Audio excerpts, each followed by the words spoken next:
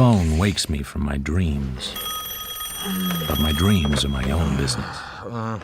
Is that Mr. Philip Marlowe? This is Clyde Umney, the lawyer. I don't hear too well. Partly because I'm only half awake and partly because I'm holding the receiver upside down. It was 6:30 a.m., not my best hour. Do you hear me? No. I said I was Clyde Umney, the lawyer. Clyde Umney, the lawyer. I thought we had several of them. You're Marlowe, aren't you? Yup, I guess so. Don't get fresh with me, young man.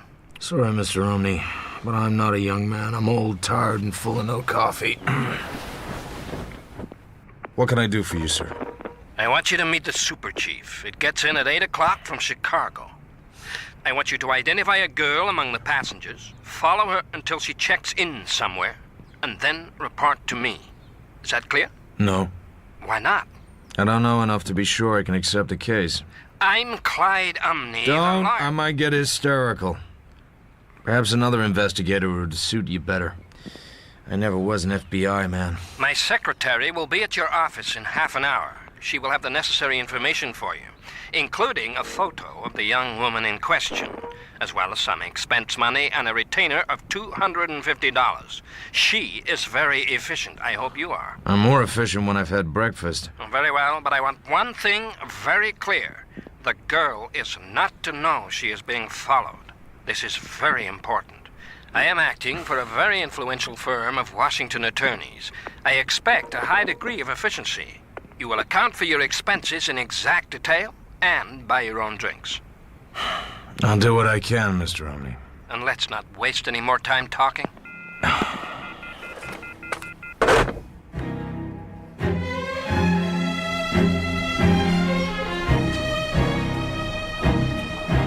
The woman I'm looking for is named Eleanor King. Height 5'4", aged about 29. Hair dark, reddish-brown, thick with natural wave. Well-dressed but not overdressed. Conservative makeup. Number 35, the super chief from Chicago has just arrived on track 11. The super chief is on time, as it almost always is, and the subject is as easy to spot as a kangaroo in a dinner jacket. She's not carrying anything but a paperback. She wears a midnight blue tailor-made suit. An unhappy girl, if ever I saw one. The subject wanders around the station. She glances at the drugstore, the newsstand, the information booth, and the clean wooden benches. She's not interested in any of them. She looks like a girl waiting between trains. She finally settles herself in the coffee shop. Excuse me. Oh, yes, sir. You work the super chief? Yeah, part of it. I was expecting someone on the Washington-San Diego through car. Anybody get off? You mean get off permanent, baggage and all? Yeah. Well, one passenger got off. What'd your friend look like? Large enough to be unmissable. Gray mustache. Smokes Havanas. Can't help you, mister. Your friend's probably still on the train. They don't have to get off the through car. If she gets hitched onto the 74 for San Diego, leaves here around 11:30. Train ain't made up yet. Thanks. I give him $1. The subject's baggage is still on the train, which is all I need to know. I buy a round-trip ticket to San Diego and trot back to the coffee shop. Your coffee, sir. Thanks. The subject is in place, but no longer alone. The guy is across the table from her, smiling and talking. About 6'1", slender, with a thin, conceited face with too many teeth. One look is enough to show she knows him and regrets it. He's twisting a piece of paper in his hand, and it's as clear as distilled water. She doesn't want him there. I'm not close enough to hear them, but I don't need to be. He opens the twisted paper and lays it carefully down in front of her. It looks like a newspaper clipping. Her eyes go down to it. Her hand moves to take it, but his is quicker. He puts it away in his pocket, still smiling. Then he takes out one of those pocket notebooks with perforated pages. He writes something, tears the sheet out, and puts it in front of her. That she could have. She takes it, reads it, and puts it in her purse. At last she smiles at him. It's quite an effort. Conclusion? The dreamboat has something on her and she has to pretend to like it. But he's gone away now, and he isn't afraid of losing her. Whatever held them together is strong enough to keep on holding them, wherever she goes next. Number 74 on track 11 is now ready to receive passengers for Santa Ana. A bunch of people get up, including the girl. I find a phone booth and tell Clyde Umney I'm heading for San Diego. Then I follow the subject onto the train on track 11.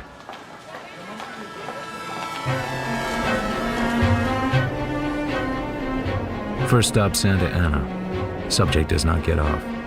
At Oceanside and Del Mar, the same. So when we get to San Diego, I hop off quickly, charter a cab, and then wait 8 minutes outside the old Spanish station for the red caps to come out with the baggage. The girl comes out too. She takes a cab. I follow it to a motel joint outside the town called the Rancho Descansado. I'd be glad to show you what we have vacant, Mr. Marlowe. The girl at the counter is an outdoorsy type, with nice, large, soft eyes, and that's what I'm counting on. In no city hotel in the world would this work. It might just work here. So, about how long would you be likely to want accommodation? Only as long as she does. The girl in the blue suit, she just registered. Using what name, I wouldn't know. Mr. Marlowe, I don't think I I'm can... tired of being cagey. I'm worn out with it. Did you notice her ring finger? Why, no, I didn't. No wedding ring. Not anymore. All gone. All broken up. All the years. God, the hell with it. I followed her all the way from... Well, never mind where. She won't even speak to me. What am I doing here? I better go somewhere else. You want to make it up and she won't? Yeah. Oh, I'm sympathetic. But you know how it is. A hotel has to be very careful. These situations can lead to anything. Even shootings. Shootings? Good God, what sort of people do that? Just what would you like to do, Mr. Marlowe? I'd like to be near her. In case she needs me. I wouldn't speak to her. I wouldn't even knock on her door. But she'd know that I was there. And she'd know why. I'd be waiting. I'll always be waiting. Like I said, I'm very sympathetic. But I don't somehow like the look of the guy who brought her here. You mean the cab driver? Oh, you mean the reservation. So she shows me the registration card. Across the corner is written diagonally the name Larry Mitchell. In a very different writing in the proper places, Miss Betty Mayfield, West Chatham, New York. Then, in the top left-hand corner, in the same writing as Larry Mitchell, a date, a time, a price, a number. I have to tell you, Mr. Mitchell, who made the booking, is a pal of the owner, Mr. Brandon. You're very kind. So, she's gone back to her maiden name. It's legal, of course. Any name is legal if there's no intent to defraud. You would like to be next door to her. Look, it's damn nice of you, but it's your job if I pulled anything. Okay. I've got to learn someday. You look all right to me. You've got the room next to hers. The room is bearable. I pour myself a drink from the bottle in my suitcase. I hear the toilet flush next door. Subject is in residence. Then I study the wall heater on the party wall. It consists of 2 long, frosted bulbs in a metal box. It doesn't look as if it'd throw much heat out, but who cares? I slip off the chromium grill guard and twist off the bulbs.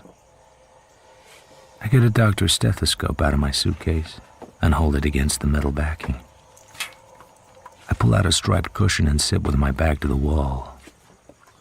For a few minutes, nothing. Then...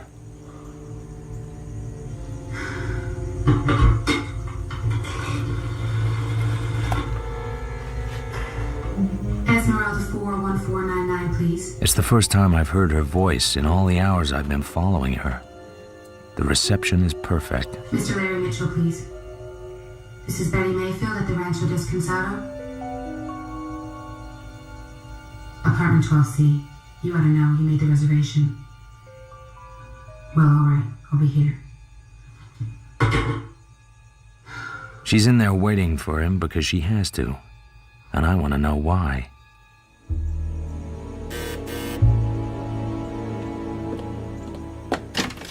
Hello, Betty. Betty Mayfield is the name, I believe. I like it. It was my name originally. I suppose you were wise to change it. But how about the initials on your luggage? I suppose that was the first thing you noticed. You were the first thing I noticed.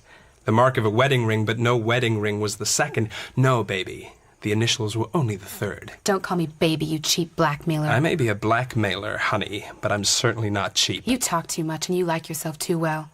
We'd better understand each other. I like Esmeralda. I've been here before and I always wanted to come back.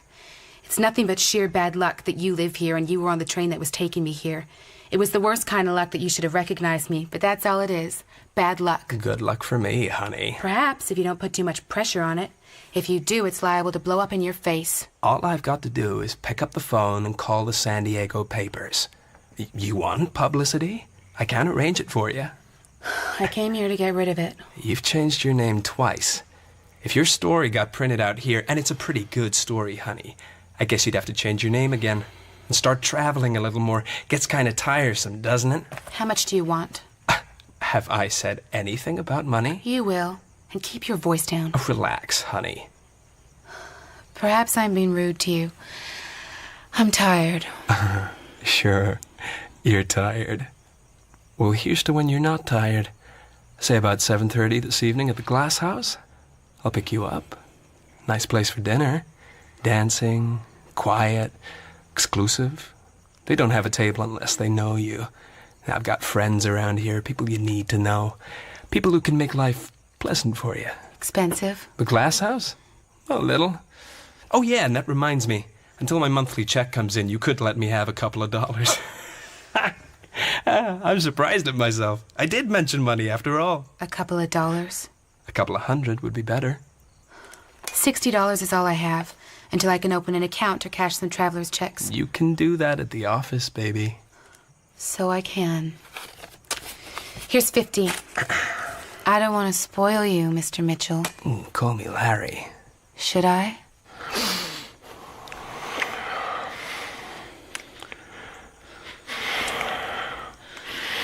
That's enough now, Larry. Be nice and run along. I'll be ready at 7:30. Me too. I'm doing a cheap, sneaky job for people I don't like, but that's what you hire out for, chum. They pay the bills, you dig the dirt. Only this time, I could taste it. What's happening now is sort of what I expected. She's packing to leave. I make my decision. Who is it? Can I borrow a cup of sugar? I haven't any sugar. Well, how about a couple of dollars until my check comes in?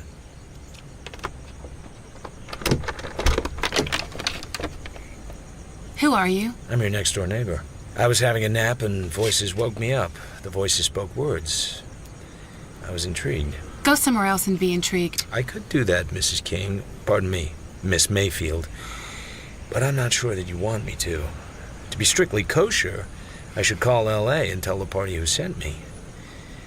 Maybe I could be talked out of that. God, 2 of them in one afternoon.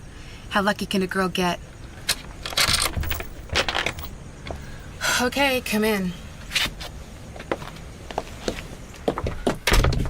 How much did you hear? The tag end of a rather nasty conversation. The walls here are as thin as a hoofer's wallet. You in show business? Just the opposite of show business. I'm in the hide-and-seek business. My name is Philip Marlowe. You've seen me before. Have I? Union Station in L.A. We waited between trains, you and I. I was interested then in what went on between you and Mr. Mitchell. That's his name, isn't it? So what interested you? How you changed after your talk with him.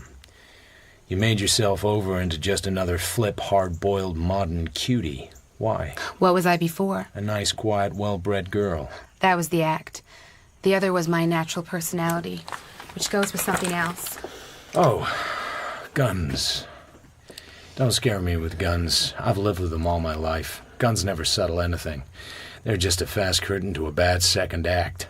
Just what are you doing to me, Mr. Marlowe? Or is it the other way round?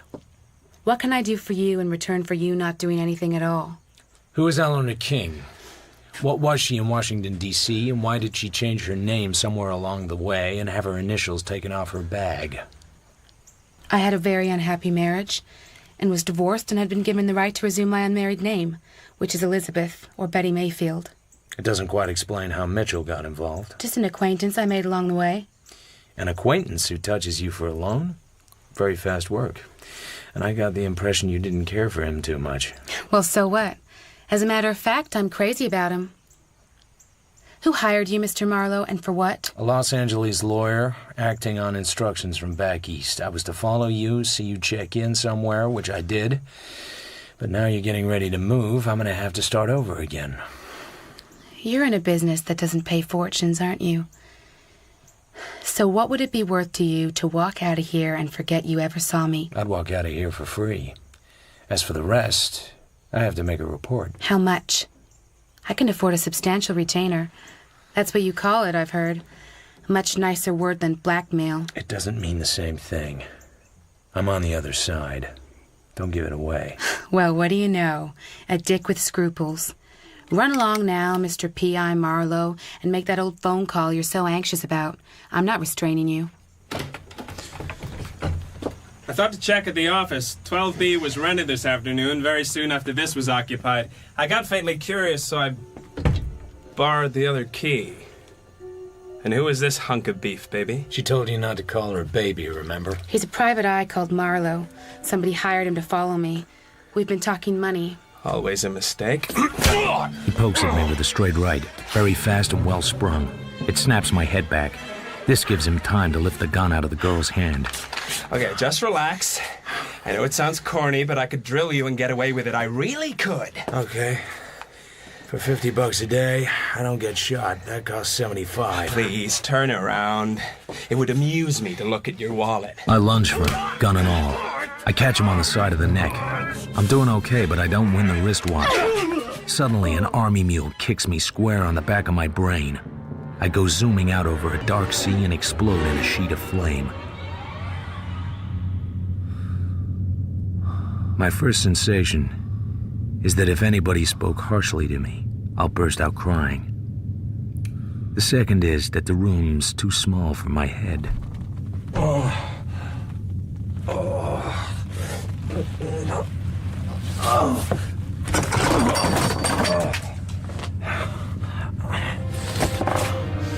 I stagger to the door to get some air.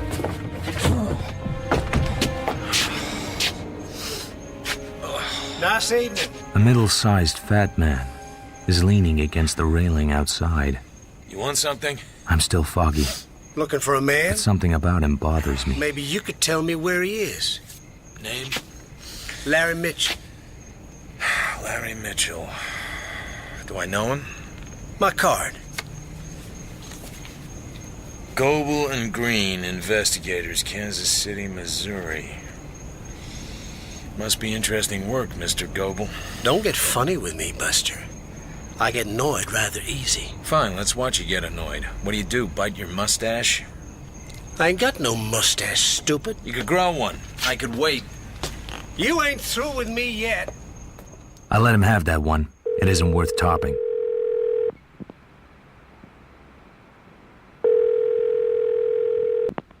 Is that you, Marlowe? Well, let's have it. I'm in San Diego. I've lost her. She slipped away while I was taking a nap. I just knew I'd picked a smart cookie. It's not as bad as it sounds, Mr. Romney. I have a rough idea where she went. Rough ideas are not good enough for me. Well, would it be possible for you to give me some notion of what this is all about? For example, can you tell me who the girl is, where she came from, and what she's supposed to have done to make this job necessary? Necessary? Who the hell are you to decide what's necessary? Find that girl, pin her down, and phone me her address. And if you expect to be paid, you'd better do it damn quick. I'll call you tomorrow. And don't worry too much about anybody losing anybody. There's 2 other guys working the same side of the street.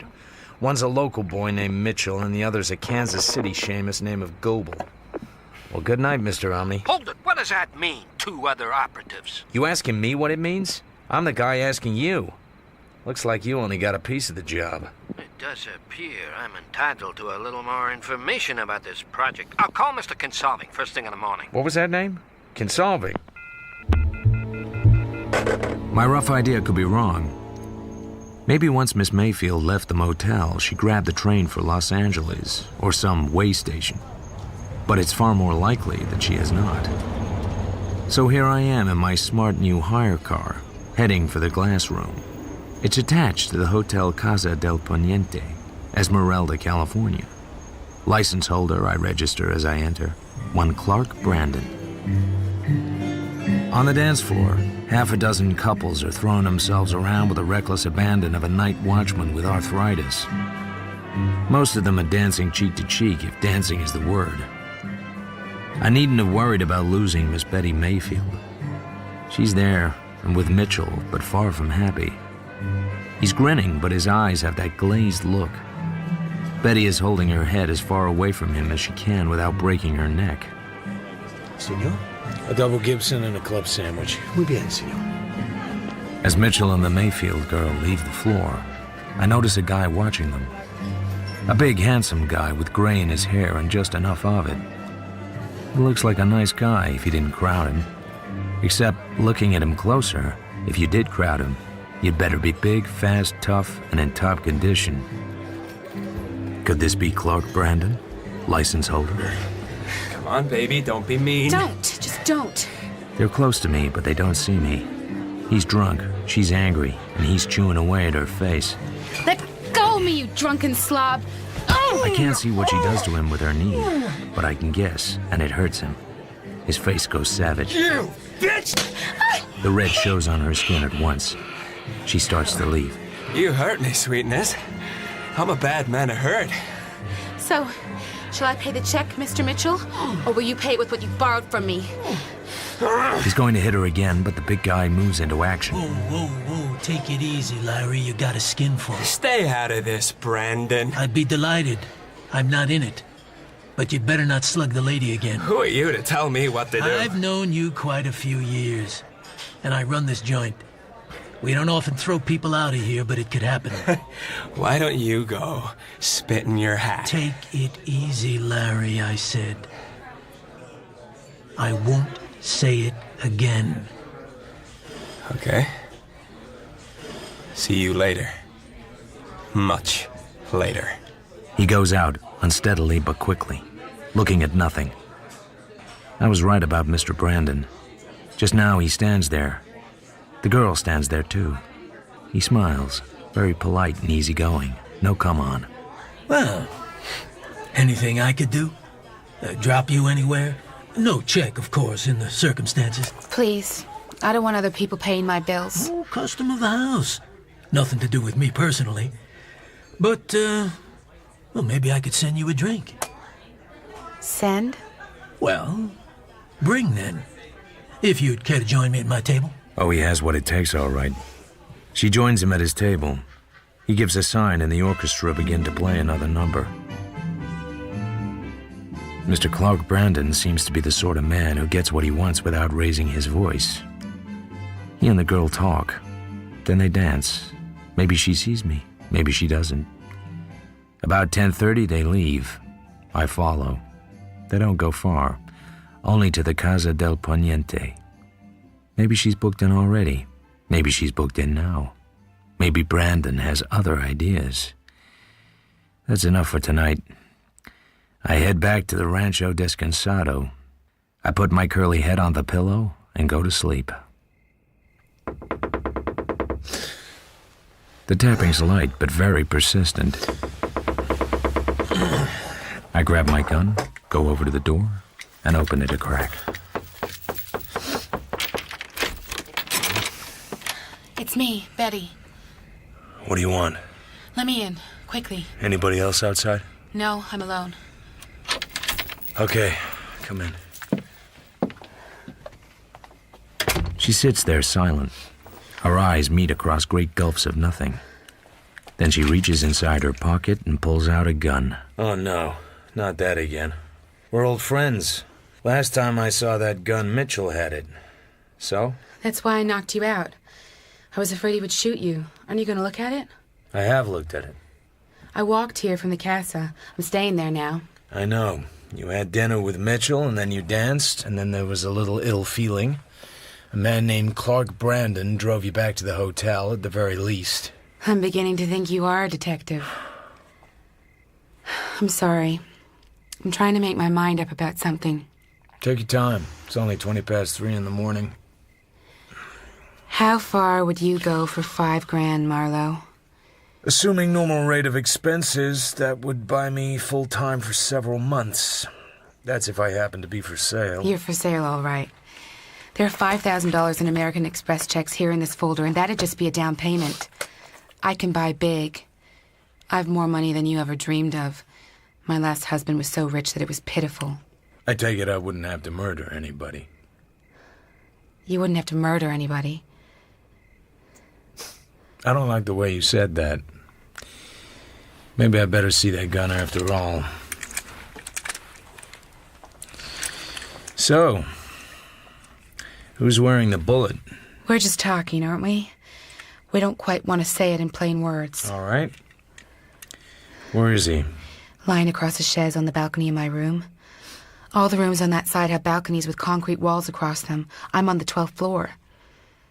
This is going to sound a little corny. He could only have got there through my room, and I didn't let him through my room. So what happened with Mr. Brandon? Nothing happened with Mr. Brandon. He fixed a room for me, that's all. He was a perfect gentleman. So this body, which is clearly not Mr. Brandon, you're quite sure he's dead? Quite sure. Stone cold dead. I don't know when it happened. Once I got to my room, I fell asleep very quickly. I didn't hear a sound, but something woke me all right. But it wasn't any sound like a shot. I couldn't go back to sleep, so I went out onto the balcony. It was quite a while before I even saw him. Guess that sounds pretty unlikely. Can't imagine the police taking it very seriously, even at first. I haven't got a chance in a million unless I get help. The man, of course, is Mitchell, right? Yes, it's Larry. And Mitchell had something on you. Yes. And you didn't kill him, you say? You know, the cops won't believe you, even at first. Shall I tell you something? You're not taking this with normal reactions. No panic, no hysteria, no nothing. You're fatalistic. My guess is that you've been here before. How do you know that? Just an instinct. You're watching a playback. What does that matter now? $500,000 is a lot of money, Marlowe. There are places in the world where you and I could have a beautiful life. In one of those apartment houses along the ocean front in Rio. I don't know how long it would last, but things can always be arranged, don't you think? Now you're making like a mall. What a lot of different girls you are. $5,000 down and a lot more to come. The police wouldn't give you 5 toothpicks. What do I have to do? The Casa del Poniente is built almost on the edge of a cliff. At the foot of the wall, there's only a very narrow walk. Below the cliffs are rocks and the sea. It's almost high tide. My balcony hangs right over that. Did you come out through the lobby? Fire stairs. There's an all-night man in the garage, but he was asleep in one of the cars. You said Mitchell is lying on the chaise. Is there a lot of blood? I didn't notice. I suppose there must be. You didn't notice? You went near enough to find out he was stone cold dead. Where was he shot? Nowhere that I saw. It must have been under him. Where was the gun? It was lying on the floor of the porch, beside his hand. Do we have to keep on talking about this? All right. I don't know a damn thing about the tides and currents around here. He might wash up on the beach tomorrow, and he might not show up for 2 weeks, assuming, of course, we can bring it off. Maybe he won't be found at all. There are barracuda in these waters, and other things. You certainly do a thorough job of making it revolting. Well, I had a running start. We have another hour or two of darkness, so we have to move fast. You play with the checks while I get dressed. The name she wrote on the checks is Elizabeth Mayfield. So the switch of names had been planned before she left Washington. The big money means nothing to me. She sits there in the car, frozen in one position, stony with despair, like somebody on the way to be hanged. She's been somewhere like this before. Can she really believe I'm gonna do what she wants? Or is she just the best little scene stealer I've come across in a long, long time? And why does this Mr. Kinsolving want her traced? Okay, here we are. I'm gonna put the car in the basement garage. I trust the all-night man is still asleep. How about you? I'm going in by the lobby. I'm too tired to climb the stairs. No law against it? What's the room number? 1224. What do we do if we get caught? Caught doing what? You know what. Putting it over the balcony wall or somewhere. I get staked out on an anthill. I don't know about you. Depends what else they have on you. How can you talk like that before breakfast? I carry on down to the basement garage. I park. In a basement garage, you can hear a very small noise. I hear nothing. Then I see the night man. He's out of circulation in the Valley of Peace, where time is slowed to a standstill. Just now he's happy. In a couple of hours, he may not have a job. 12 stories in a basement takes a lot of stairs. I prowl along to room 1224 and try the knob. The door opens at once, as if she's been waiting behind it. Have any trouble? Nightman was junk to the eyes, harmless as a kitten. So, show me the body? No, I'd rather call the police. Whatever it means for me. That's a bright idea. Why didn't we think of that before? There's no need for you to be mixed up in this. I watch her eyes. She can hardly keep them open. It's either delayed shock or some kind of dope. I can't tell which. I swallowed 2 sleeping pills. I just can't take any more trouble tonight. Go away from here. Please, I'm too tired to fight anymore. Quite sure you only took 2? Yes, I never take more than 2. Now listen. I'm gonna take a look at him. Then I'm going back to the rancho. I'm gonna keep your money. Also, I have your gun. Maybe it can't be traced to me, but... Wake up! Hey, listen to me! Listen! She sags forward. I catch her and steer her over to the bed. She flops on it any old way. She's asleep at once. She begins to snore. I open the French doors and go out onto the balcony. I look around. Nobody is dead on either of the chaises, nor on the floor, nor anywhere at all. No blood either. No blood on the balcony, no blood on the safety wall. No blood. And no sign of anything having been heaved over. I lean out as far as I can lean. There's a narrow strip of lawn, then a heavy fence with shrubs growing against it. Beyond the fence, the sea creams on some half-submerged rocks. It's at least 35 feet down.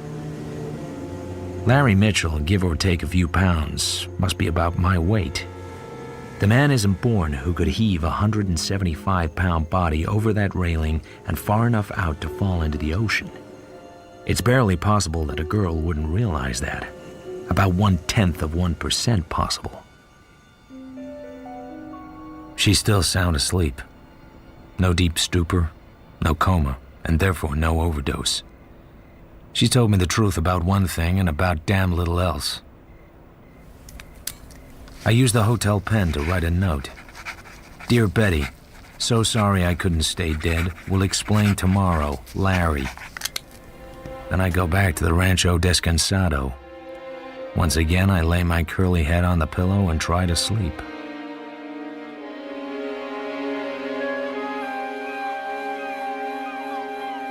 Next morning, I talk to Mr. Omni. He's no nearer telling me why I'm doing what I'm doing, or more about who's employing me. So I head back to the casa. I ask for Miss Mayfield. There's no reply. I ask for Mr. Mitchell. There's no reply either. So I sit and have a smoke. And then I see Betty Mayfield talking to the hotel clerk. She looks as fresh as a morning rose. Are you Mr. Marlowe? Miss Mayfield? Yes. The clerk here said you wanted to see me. I have a car outside. Do you have time to look at the property? Yes, I guess so. Oh, all right.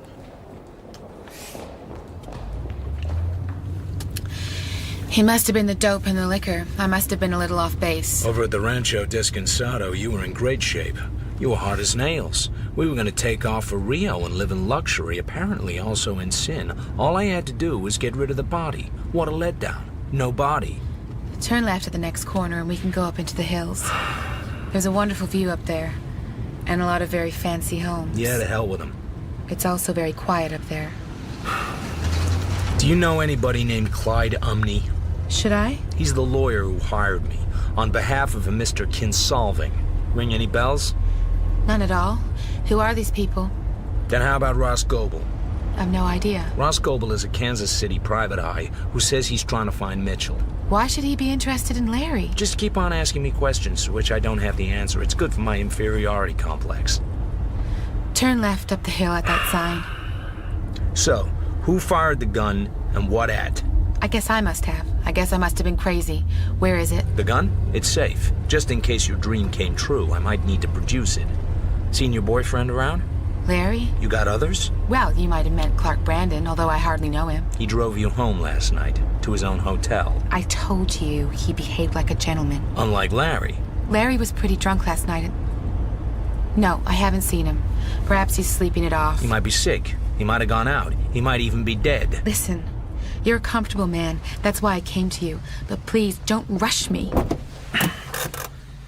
Nobody goes all gooey over a character like me and offers me a trip to Rio and a nice home complete with all the luxuries. Nobody drunk or sober does that because she dreamed a dead man was lying out on her balcony, and would I please hurry around to throw him into the ocean? All right, I'm a liar. I've always been a liar. 6 trained elephants couldn't have thrown him far enough from that balcony to land in the ocean. I told you I was a liar. But you didn't tell me why. Suppose a man had been dead on your balcony. What would you expect me to do about it? You took my money. You played up to me. That way I might find out who was crazy. You found out. You should be satisfied. I found out nothing. Not even who you are. Then just take me back to the hotel. Halfway down, a car is parked in the shade. It could be empty, but I don't think so. A hat goes down over a face, but not quick enough to hide that it belongs to Mr. Ross Goebel of Kansas City. We're being tailed. But... Wait here.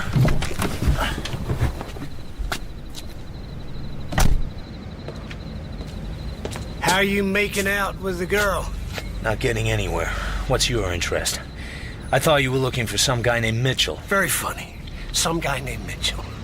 Never heard of him, I believe you said. I've heard of him since. I've seen him drunk. He damn near got himself thrown out of a place. He lives at the hotel. I know he lives at the hotel, friend. What I don't know is where he's at right now. I thought maybe you and the girl had some ideas about it. The girl's screwy. Leave her out of it. If you ask me, she's Brandon's girl. I didn't ask you. You know, me and you could get along if you had any brains. And if you had any manners and were 6 inches taller and had a different face and another name and didn't act like you could lick your weight in frog spawn. I don't think you've any interest in Mitchell. You were sent to watch the girl. That girl. You're the biggest liar I've met in 2 days, and I've met some beauties. If you got any high cards, you better play them right away. Tomorrow could be too late. Big mouth, small brain. You don't know from nothing, friend. My guess is you never will. Who was it? That was the Mr. Goebel I mentioned. He's also been paid to follow you. Get me out of here, for the love of God. Anywhere. Hide me. Somewhere where I can't be followed, hounded, and threatened. What is all this? He swore he would do this to me. He'd have me followed to the ends of the earth, to the remotest island of the Pacific. To the crest of the highest mountain, to the heart of the loneliest desert. Somebody's been reading a rather old-fashioned book. Would this be Mr. Kinsolving?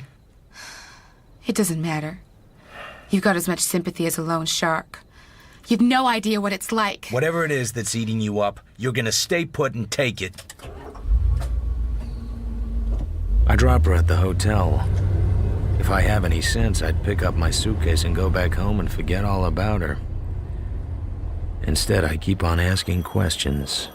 Mr. Larry Mitchell, please. I'm sorry, sir. He's checked out. Oh? When? This morning. Odd. Nobody told me earlier. Is he due back? He's paid a week's rent on his room, so I guess so, sir. Excuse me. Yes, sir? Clyde Brandon comes over. I'm in luck, or maybe not. He's holding a bunch of mail. And there's one message he doesn't seem to like. This note was handed in. Did you happen to see who left it? Yes, Mr. Brandon. A middle-aged, fat guy with glasses. Not a local type, a little shabby, a nobody. Did he ask for me? No, sir. Just asked me to put the note in your box. Anything wrong? No, not really. Some kind of nut, obviously. But his smile suggests otherwise. Then he turns to me. 6'3" of handsome, healthy male. He seems charming. I don't like to think about what he'd be like when he stops being charming. I don't believe we've met before, Mr. Marlowe. I heard you just now asking the clerk some questions. I'm looking for Larry Mitchell. No harm in that. Mr. Mitchell is well known in Esmeralda. Well, but not favorably.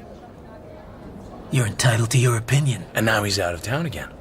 Left early this morning, which puzzles me some. He only got home yesterday, and last night he was pretty drunk. I don't intend to discuss the actions of a guest with you or anyone. I just wondered who paid his bill. From what I hear, he was not only drunk last night, but pretty short of money, too. I assume you're some sort of private op from your line of questioning. I don't welcome guys like you here. Don't make me have to request my staff to chuck you out. The clerk gives me the fisheye. I'm about to leave when I notice this elderly party in a low chair beckoning to me. So I go over. He's old, all right, but a long way from feeble and a long way from dim. Your name, sir? Philip Marlowe. I am Henry Clarendon IV. I belong to what used to be called the upper classes. I have spent many years in lobbies, in lounges and bars, on porches, terraces, and ornate gardens in hotels all over the world. I shall go on being inquisitive until the day comes when the stretcher carries me off to some nice, airy room in a hospital. You should have come to me for information, but of course you couldn't know that. So what can you tell me about Larry Mitchell? He lives on women. That's why he lives in an hotel like this. Would he blackmail a woman? He would blackmail an infant in its cradle. I'm interested in knowing why he left so soon after coming back, who paid his bill for him, and why it was necessary to pay a week in advance as well. Brandon could easily guarantee Mitchell's account by lifting the telephone. He can do most things by lifting the telephone. With Mr. Mitchell, suicide and murder both suggest themselves to me. You've noticed how the name of a big hotel is hardly ever mentioned when one of the guests falls out of the window. Forgive me, but I sense your interest in Mitchell is rather tangential. Otherwise, you wouldn't be so open about it. Could be. Run along now. I'm tired. No, just a moment more. Perhaps I could tell you something about Mr. Clark Brandon. This is a rich town. But in Esmeralda, you've got to belong, or alas, you are nothing. A certain gentleman made a lot of money in rather dubious activities in Kansas City. I believe you might hint that he had been some sort of gangster, if that term was in your vocabulary. When he came here, they wouldn't let him join the beach club. So he bought the beach club. And that's the way it's been ever since.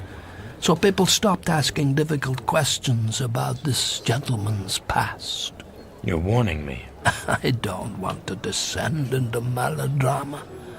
But Mr. Brandon is not a man to be crossed. A pleasure to have met you, Mr. Marlowe. Good evening.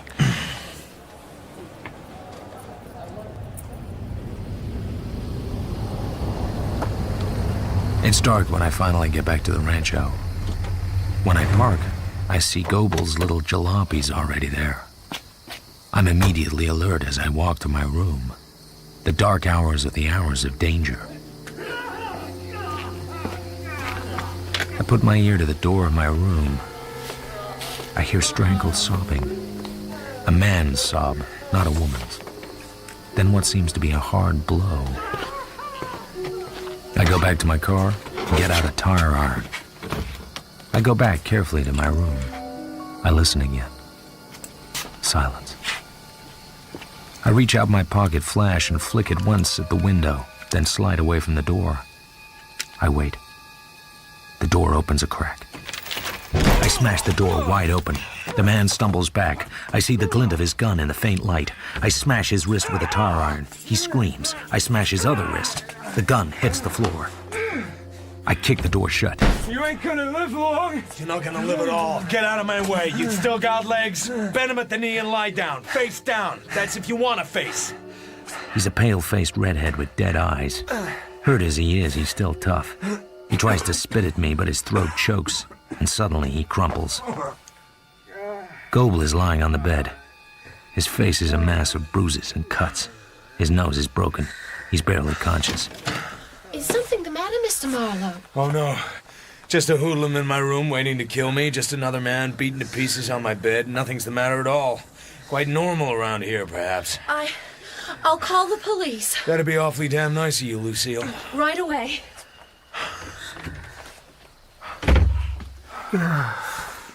Cops are on their way, Goebel. Yeah.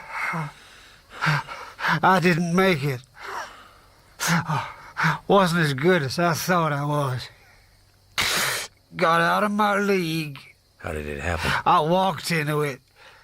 I'm lucky I'm still breathing. The redhead made me drive over here. He cooled me. He tied me up and beat me. The cops will call the hospital. I thought I was a smart cookie. Try to play Brandon as well. Things I know about him. Now all I want is to get back to Kansas City. I guess he saved my life. I don't want anybody dead. Anyway, if he brought you here to my room, I reckon he was going for 2 dead detectives for the price of 1. Oh, yeah. There's one thing I'd like to know. Did Mr. Kinsolving employ you? Yes. So? Who is he? Ask her. Ask her about Henry Kinsolving's son. That's why we're here.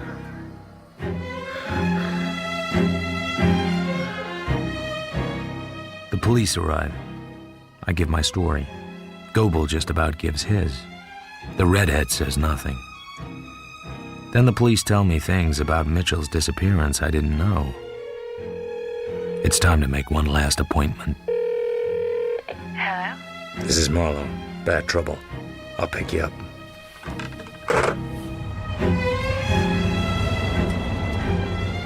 We head back once more to my humble room in the Rancho Descansado.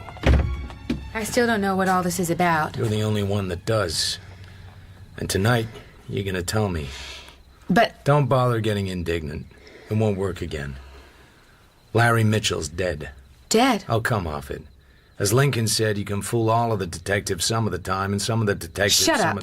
Who the hell do you think you are? Just a guy who's tried very hard to get where he could do you some good. A guy with enough experience and enough understanding to know you were in some kind of jam and wanted to help you out of it with no help from you. I'm sorry. I didn't mean to be nasty. Mitchell's dead then. Where? According to the cops, his car's been found abandoned in a place you wouldn't know. It's about 20 miles inland, on a road that's hardly used. Nothing in his car, no suitcases. Just an empty car parked at the side of a road hardly anybody ever uses. You said he was dead. What else does it mean? It seems like weeks, but it's only hours ago that you came over here and offered me the world to get rid of his body. But there wasn't... I mean, I must just have dreamed... The first thing is that you were telling the truth when you came here. Mitchell was dead on your porch. But somebody got his body out of there while you were over here making a sucker of me. And somebody got him down to his car, and then packed his suitcases and got them down. All this took time. It took more than time. It took a great big reason. Now, who would do a thing like that just to save you from the mild embarrassment of reporting a dead man on your porch? I'm tired. Do you mind if I sit down on your bed? You might not like that bed. Goebel was beaten up on it tonight. You remember Goebel, don't you? The fat sort of man that followed us up the hill? But why here? Later, if you really want to know. Just now, I want you to tell me about Henry Kinsolving. What are you talking about? This is what it's all about, isn't it? That's the man who's pursuing you. So what happened with you and his son? I suppose I might as well tell you. It's all over anyway. I was married to Lee Kinsolving. His father, Henry, was a very rich man. He practically owned Westfield, Carolina, and he always hated me. Anyway, Lee had an accident. He broke his neck and had to wear a brace to protect his spinal column. It changed him. He drank heavily. We quarreled bitterly. He couldn't let me be. One night, he removed his brace just to taunt me. I begged him not to. Then he tripped and fell. I knelt and tried to put the brace back on his neck, and then his father came in, and he... Thought you killed him. He still thinks that. That's why he won't let me alone. I was arrested and tried for murder. The jury were all Westfield people and beholden to my father-in-law. They found me guilty, although I wasn't. I swear to you. So why are you free? We have a peculiar law in our state. The judge may reserve his ruling until after the verdict. He knew everyone on the jury was scared of my father-in-law. He said they failed to consider that I might have been doing exactly what I said I was doing, trying to put the brace back on, not take it off. He voided the verdict and discharged me. And since then, you've been in flight from your father-in-law? In the memory of Lee's death. I kept thinking one day I'll get away from it all. Everywhere I go, he finds me and lets everyone know who I am. He leaves me no hiding place. But this time, I was starting to feel a bit more hopeful that I'd finally escape from him. Then Larry Mitchell recognized me on the train and... well, you know the rest. As a matter of fact, I don't. All I know is that your mood was very strange when you came back to me. Like you were reliving something. I knew I couldn't be lucky twice. It was another accident, but who was going to believe me? How did he die? We were up on Brandon's balcony having a drink, just me and Clark. Then Larry arrived, drunk and abusive. Unfortunately, Clark got called away on hotel business. Larry started goading me because Clark wasn't around. He was leaning against the end wall. It wasn't high. He goaded me into coming over near enough that he could grab me. I pushed him hard and he went over onto my balcony below. And he happens to fall and his neck snaps, just like Lee's. Just like Lee's.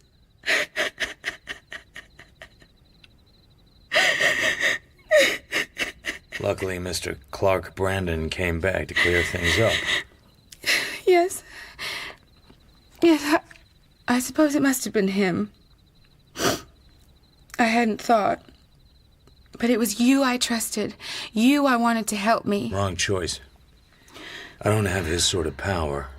Brandon can afford to get people to do things for him. Lots of people. But even he doesn't do favors like that just for anyone. I suppose not. Will you take me back to the hotel? I want to speak to him. You in love with him? I thought I was falling in love with you. It was a cry in the night. Let's not try to make it more than it is. Haven't you ever been in love? I mean, enough to want to be with a woman every day, every month, every year? Let's go. How can a hard man be so gentle? If I wasn't hard, I wouldn't be alive. If I could never be gentle, I wouldn't deserve to be alive. Here, your traveler's checks. I thought they were for your fee. I haven't done anything for you. What are you gonna do now? I have no idea. So could you be in love with Brandon now? He's helped me a great deal. He's fond of me. He's also an ex-racketeer. He hired a crazy red-headed gunman to scare Goebel off. The gunman was aiming to kill me, too. Could you really love a man like that? I don't know. I can try. I wish you were the one with the money and the power. Come on. I'll take you back. And don't forget your checks. I think you're crazy. I think you're the craziest man I've ever met.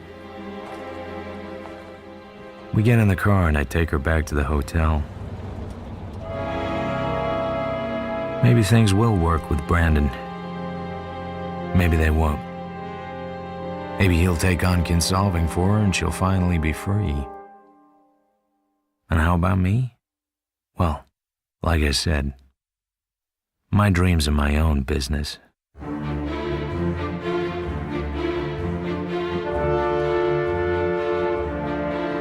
In Playback by Raymond Chandler, dramatized by Stephen Wyatt, Philip Marlowe was played by Toby Stevens, Betty Mayfield by Sarah Goldberg, Larry Mitchell, Ian Batchelor, Clyde Umney, Sean Baker, Clark Brandon by John Garasio, Goebel, Sam Dale, and Lucille by Claire Harry.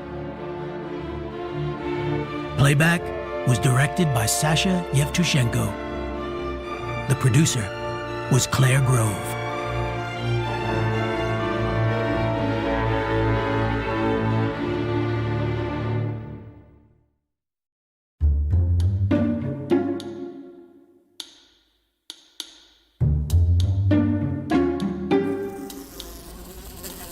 I've been stalking this blue-bottle fly for 5 minutes, waiting for him to sit down.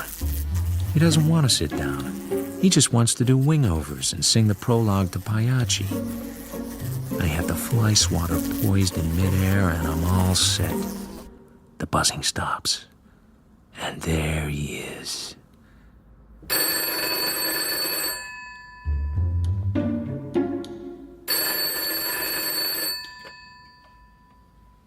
Hold the line a moment, please. I take a deep breath and swing. What's left of the fly sails halfway across the room and drops to the carpet. Hello? Thanks for waiting. Is this Mr. Marlowe, the detective? Yeah, it is. How much do you charge for your services, Mr. Marlowe? What is it you want done? Oh, I can't very well tell you over the phone. It's very confidential. Before I'd waste time coming to your office, I'd have $40 a day in expenses. Unless it's the kind of job that can be done for a flat fee. Oh, that's far too much. Why, it might cost hundreds of dollars, and I only get a small salary. Where are you now? I'm in a drugstore. It's right next to the building where your office is. Come on up and let's have a look at you. If you're in my kind of trouble, I can give you a pretty good idea how much it'll be. Oh, but I need to know before... Hey, your choice.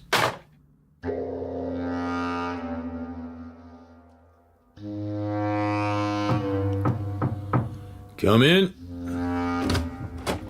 That's no way to talk to people over the telephone. You ought to be ashamed of yourself. I'm just too proud to show it. She's a small, neat, rather prissy-looking girl with rimless glasses. Over her shoulder hangs one of those awkward-looking square bags that make you think of a Sister of Mercy taking first aid to the wounded. If I talked to one of Dr. Zugsmith's patients like that, I'd lose my position. Why don't you forget about Dr. Zugsmith and take a seat? Or go away if you prefer. You're so rude. Should we get down to business? You don't look like the type that goes to see private detectives, and especially private detectives you don't know. I know that. And Orrin would be absolutely livid. Mother would be furious, too. I just picked your name out of the phone book. What's your name? Orpha Quest. I live with my mother in Manhattan. Manhattan, Kansas. You know, not Manhattan, New York. My father's dead. And Orrin? He's my brother. We've always been regular churchgoers and godly folk. A year ago, Orrin came out here to work for the Cal Western Aircraft Company in Bay City. He didn't have to. He had a good job in Wichita. I guess he just sort of wanted to come out here to California. It wasn't like Orrin not to write to us regularly. But he only wrote twice to Mother and 3 times to me in the last 6 months. And the last letter was several months ago. Mother and I got worried. So it was my vacation, and I came out to see him. He's never been away from Kansas before. Aren't you going to take any notes? I thought the detectives always wrote down things in little notebooks. I'll make the gags. You tell a story. I'd written to Orrin that I was coming, but I didn't get any answer. So all I could do was go down to where he lived. It's in Bay City, number 449 Idaho Street. All I know about Bay City is that every time I go there, I have to buy a new head. You want me to finish your story for you? What? He's moved, and you don't know where he's moved to. And you're afraid he's living a life of sin in a penthouse on top of the Regency Towers with something in a long mink coat and an interesting perfume. Well, for goodness sake. Or am I being coarse? Please, Mr. Marlowe, I don't think anything of the sort about Orrin. But I know something's happened. It was just a cheap rooming house, and I didn't like the manager. He said Orrin had moved away a couple of weeks before, and he didn't know where to, and he didn't care, and all he wanted was a good slug of gin. Did you say slug of gin? That's what the manager said. I'm just telling you. All right. Go on. Well, I called the place where he worked, and they said he'd been laid off like a lot of others, and that was all they knew. So then I went to the post office and asked if Orrin had put in a change of address to anywhere, but he hadn't. So then I began to get a little frightened. He might have had an accident or something. Did it occur to you to ask the police about that? I wouldn't dare ask the police. Just what do you think might have happened? I guess if I knew that, I wouldn't have come to see you. How much would you charge to find him? You mean alone? Without telling anybody? Yes. I told you what my rates were. I couldn't possibly afford more than $20. I've got to buy meals here, and the train going back, and the hotel is so terribly expensive. Which one are you staying at? I'd rather not tell you, if you don't mind. Why?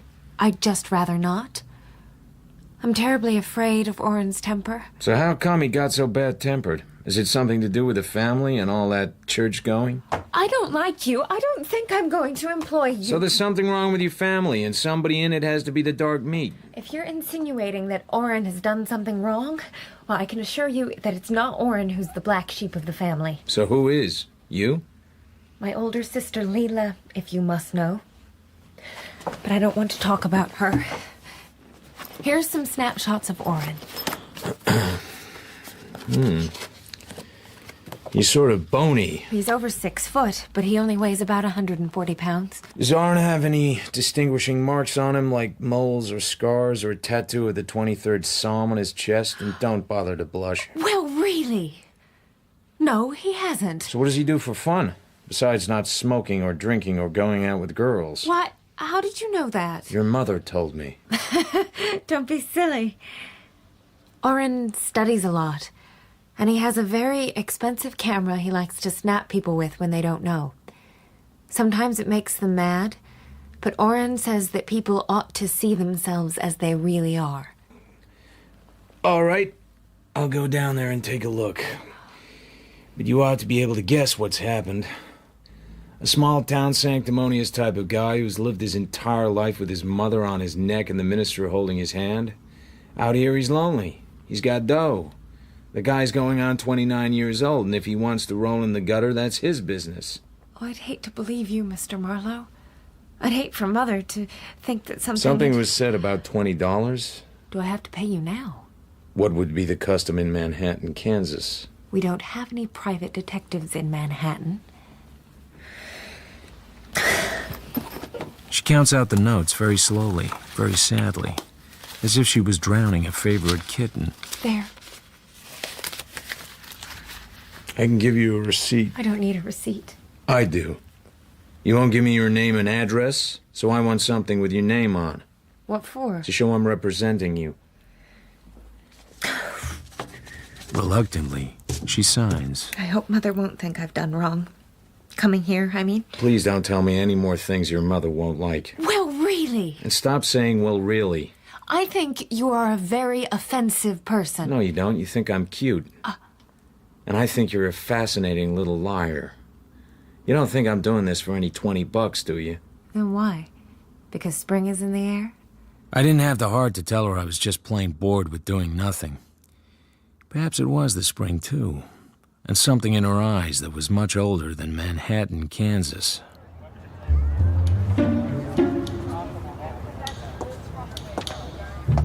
You could know Bay City a long time without knowing Idaho Street, and you could know a lot of Idaho Street without knowing number 449.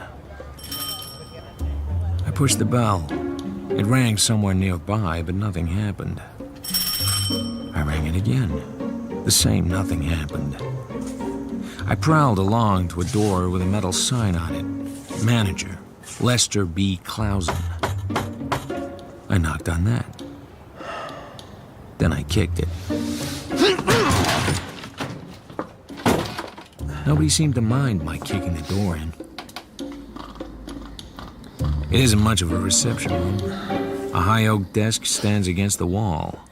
Near there's a studio couch, and on it lies a man. His mouth is open and he breathes like an old Ford with a leaky head gasket.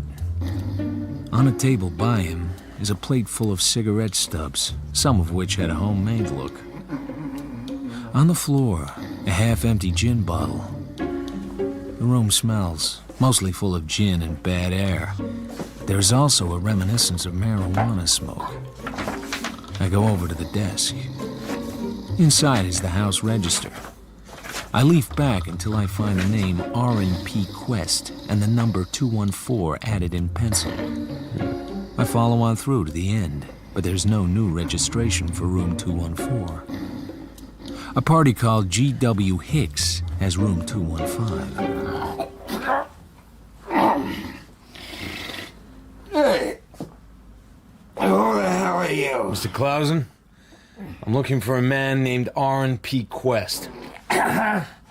R&P Quest? Moved away. Moved away? When? I need a drink. All I want is the present address of R&P Quest. Just think of that. Here's my business card.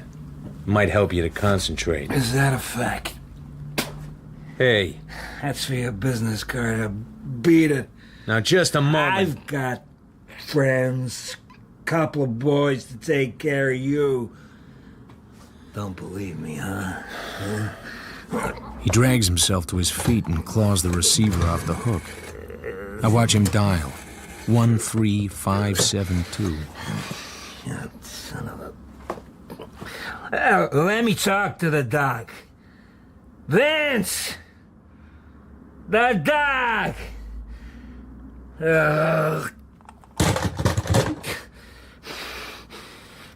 Not getting what he wants, he throws the receiver away from him. The effort seems to exhaust him. I refill his glass of gin. He drinks it with an airy flourish, lies down on the couch, and goes to sleep instantly.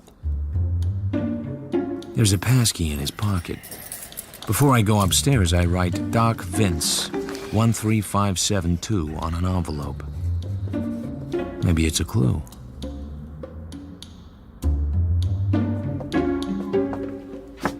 The much-filed passkey turns the lock of room 214 without noise. I push the door open. You can always try knocking. The room is not empty. I beg your pardon, the manager told me the room was vacant. A chunky, strong-built man is bending over a suitcase on the bed. He's as bald as a grapefruit. Then, his hands come up from the pillow, go to his head, and down again. Now he has hair. You can have this room in half an hour. I'm packing up.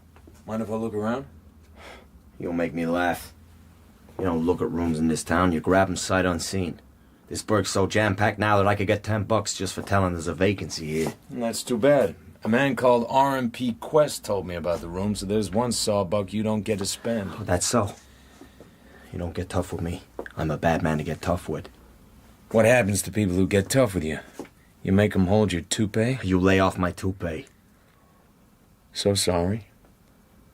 There's no vacancy sign in the house. What makes you come here and find one? You didn't catch the name? R&P Quest. Friend of yours? We grew up together. Yeah, this Quest party's been out of here 10 days. So he still thinks the room was vacant, huh? According to the register, it is vacant. I've been kind of dreamy all morning, or I'd have wised up. You're a dick. All right. Say I'm a dick. Yeah, what's the beef? No beef at all. I just wondered why you had the room. I moved from 215 across the hall. This is a better room, that's all. Simple. Satisfied? Perfectly, Mr. Hicks. How come you... George W. Hicks, it's in the register, room 215. My name's Marlowe. Philip Marlowe. You know something? You're a goddamn liar. What's your connection with R&P Quest? I have to find him, and I think you know where he went. You could have went somewhere without telling me. Your grammar's almost as loose as your toupee. Quit talking about my toupee. I wasn't gonna eat it. I'm not that hungry. Okay. I'm a careful guy myself. That's why I'm moving out. Why? Don't you like the reefer smoke? That and other things. That's why Quest left. Respectable type. Like me. I think a couple of the hard boys threw a scare into him. So, no forwarding address. Well, thanks, Mr. Hicks. Going far? Not very far. Just far enough. What's your racket? Racket? Sure. What are you shaking for? How do you make your dibs? You got me wrong, brother. I'm a retired optometrist. Uh-huh. So that wouldn't be a .45 gun in your luggage. What of it? It's been in the family for years. Okay, Mr. Hicks. Thanks for your time.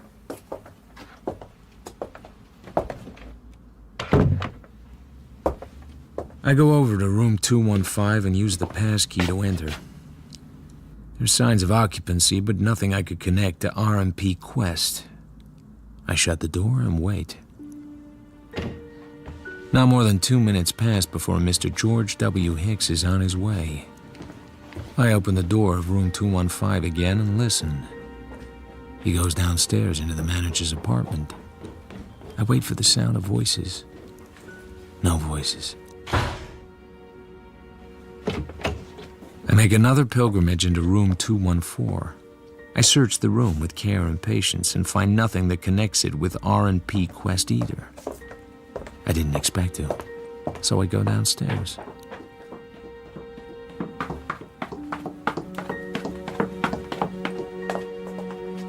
Mr. Lester B. Clausen lies on the couch with his face to the wall, dead to the world. I go to the desk. The page with R.N. Quest's registration has been torn out. A careful man, Mr. Hicks. Very careful. Then I notice something. A drunk like Clausen ought to be snoring his head off, but he isn't making any sound at all. I stand over him and look down. A brown army blanket is pulled up around his shoulders and the lower part of his head. I move it away.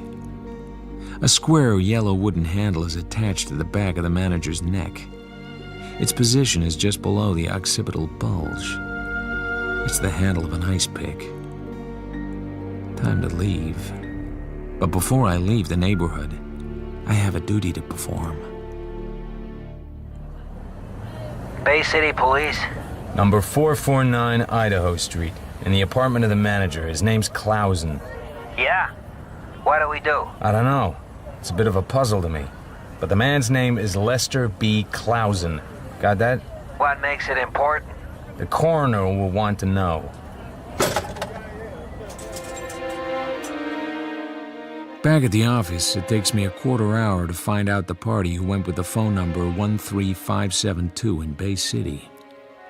A Dr. Vincent Lagarde. It takes me longer to get through to him. He's busy. What doctor isn't? Who is this speaking? The name is Hicks. George W. Hicks. Well, I'm sorry, Mr. Hicks, but I don't know this Mr. Clausen, and I have an excellent memory for names. Well, that's all right then. Just wanted to make sure. Somebody stuck an ice pick in the back of his neck. Has this been reported to the police? Naturally. But it shouldn't bother you, unless, of course, it was your ice pick. He tried to phone you this morning. He was too drunk to talk properly. But, I don't know him. Well, that's fine, and you won't meet him now. But somebody may want to know why he tried to telephone you. Unless I forget to pass the information on. I can't think of any comment to make on that. Huh. Neither can I. But I may need to call you again. I'm a mixed-up little man, and I may have need of a doctor. Well, then, please feel free to consult me. Thank you, Doctor. Thank you. If Dr. Vincent Lagarde is on the level, he'll now telephone the Bay City Police Department and tell them the story.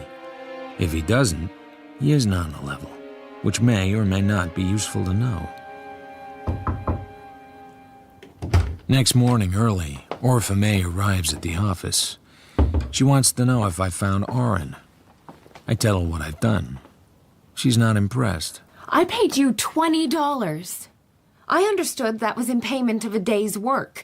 It doesn't seem to me you've done a day's work. You can have your $20 back if you like. I didn't even bruise it. I didn't mean it like that. I know you're doing what you can, Mr. Marlowe. With the facts I have. But I've told you everything I know. I don't think so. I can't help what you think. Okay, so I'll tell you what's wrong. I'll skip over that you're not telling me where you're staying, because it might just be that you're afraid I'll show up with a quart of hooch under my arm and make a pass at you. That's not a very nice way to talk. Nothing I say is nice. I'm not nice. What's wrong with the situation is that you're not scared.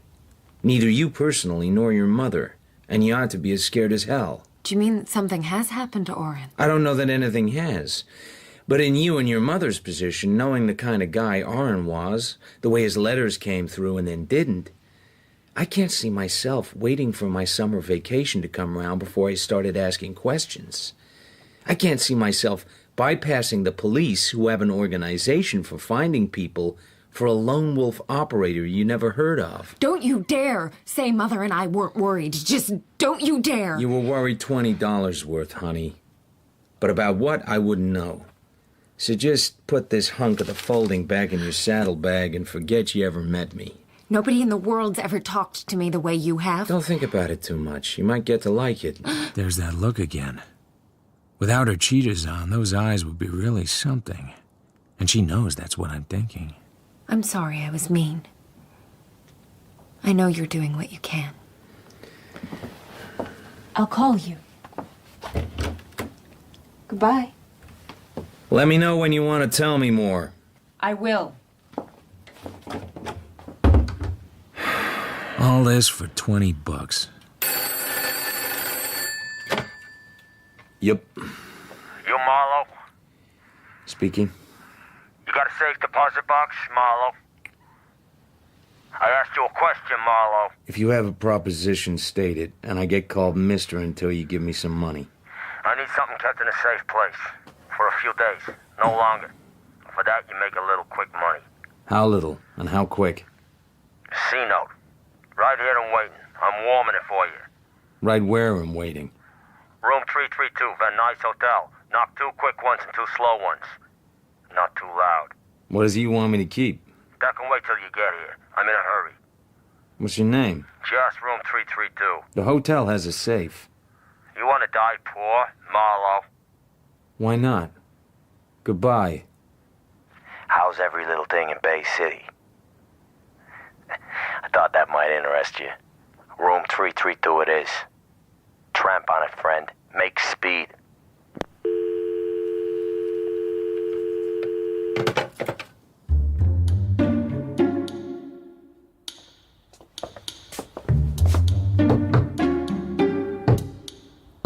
It takes me 25 minutes to get to the Van Nuys Hotel. The porter tells me that the occupant is a Dr. G.W. Hambleton. The initials sound familiar. I feel as if I've spent my whole life knocking on doors in cheap hotels that nobody bothers to open. I try the knob. The door opens, and I walk in. Dr. Hambleton? A man lies on the bed. He doesn't answer. Then the bathroom door opens and a woman comes out. A towel in front of the lower part of her face. Dark glasses above the towel. A wide-brimmed straw hat over her head. This woman does not want to be recognized. Oh, and she's also wearing gauntleted gloves. And there's an automatic in her right hand. White bone grip. Looks like a .32. Turn around and put your hands behind you. Now, just a minute. Don't ever think I'm fooling. I'll give you exactly 3 seconds to do what I say. Could you make it a minute? I like looking at you. Turn around, but fast. I like the sound of your voice, too. Turn! All right. But don't forget you're a lady.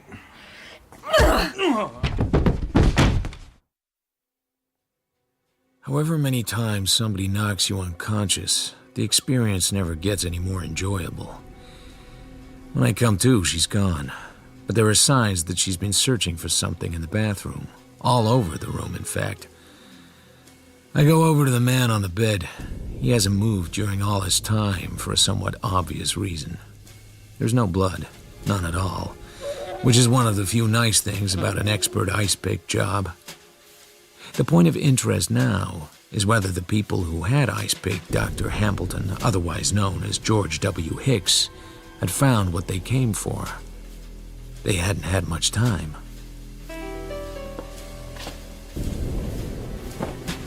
If the killers knew what they were looking for, it had to be something that could be hidden in a book. A telephone box, a tube of toothpaste, or a hat band. My head is still aching, but I search the bathroom carefully. I move the top of the toilet seat and drain it. Then I search the bureau. It's empty except for an old envelope. I'm examining the backs of one of the pictures when I have an idea so simple I suddenly grin. I pull off Dr. Hambleton's toupee and turn it inside out. A piece of orange-colored paper is fastened by scotch tape to the lining. It's a numbered claim check belonging to the Bay City Camera Shop. Yes, Mr. Hicks. We have them for you. 6 enlarged prints on glossy from your negative. What time do you close? Oh, in about 5 minutes. We open at 9 in the morning. I'll pick them up in the morning. Thanks. Soon I'd have to phone the cops. Tipping them off about dead bodies is getting monotonous, but I have to do it. First, though, I talk to the porter. Thank God for Hollywood. He has this crazy idea that the dame who left the hotel just before me looks like some movie star he's nuts about. He's got the registration number of her car. He gives the registration to me for considerably more money than Orphamay Quest ever gave me. But I have to know what's going on. Once you have the registration, it's not hard to find a name. And even when the name's the name of an up-and-coming movie star called Mavis Weld, there are people who can get you her address and phone number for a price. It's a Crestview phone number. If you don't have a Crestview phone number in Hollywood, you're a bum. Miss Weld's apartment doesn't look expensive, except that every place is expensive here. You can smell money in the air.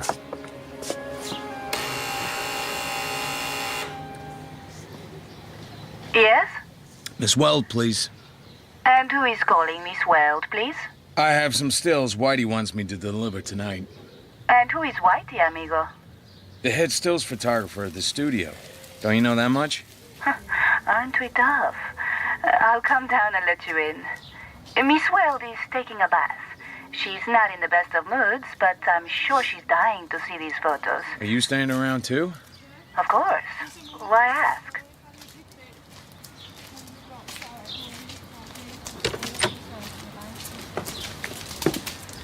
Well, what have you got for us, handsome? Some stills. So you say. She looks down sharply at my empty hands. Are you quite sure you have the stills, amigo? She's a tall, dark girl in jodhpurs. Sexy is very faint praise for her. Even I recognize her. Well? Your last picture was wonderful, Miss Gonzalez. But it was stinking. Positively goddamn stinking. You sweet, lovely man. Nothing with you and it stinks for me, Miss Gonzalez. Come up and have a drink. I adore flattery, however dishonest.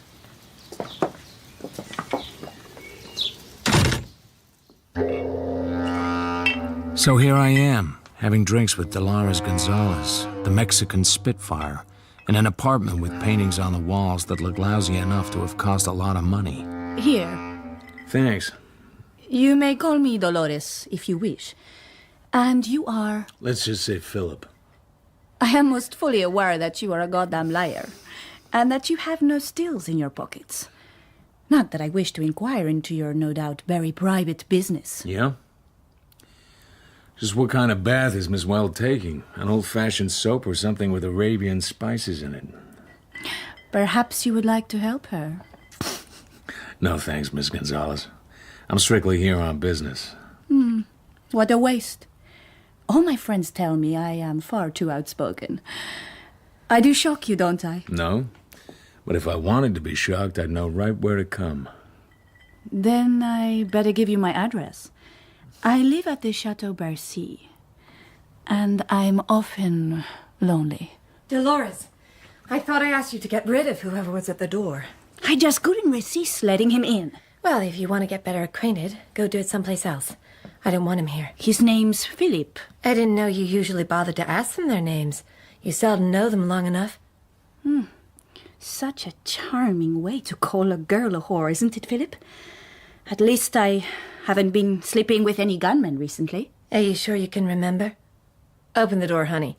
This is the day we put the garbage out. The Gonzalez looks back at her slowly, levelly, and with a knife in her eyes. Buenas noches.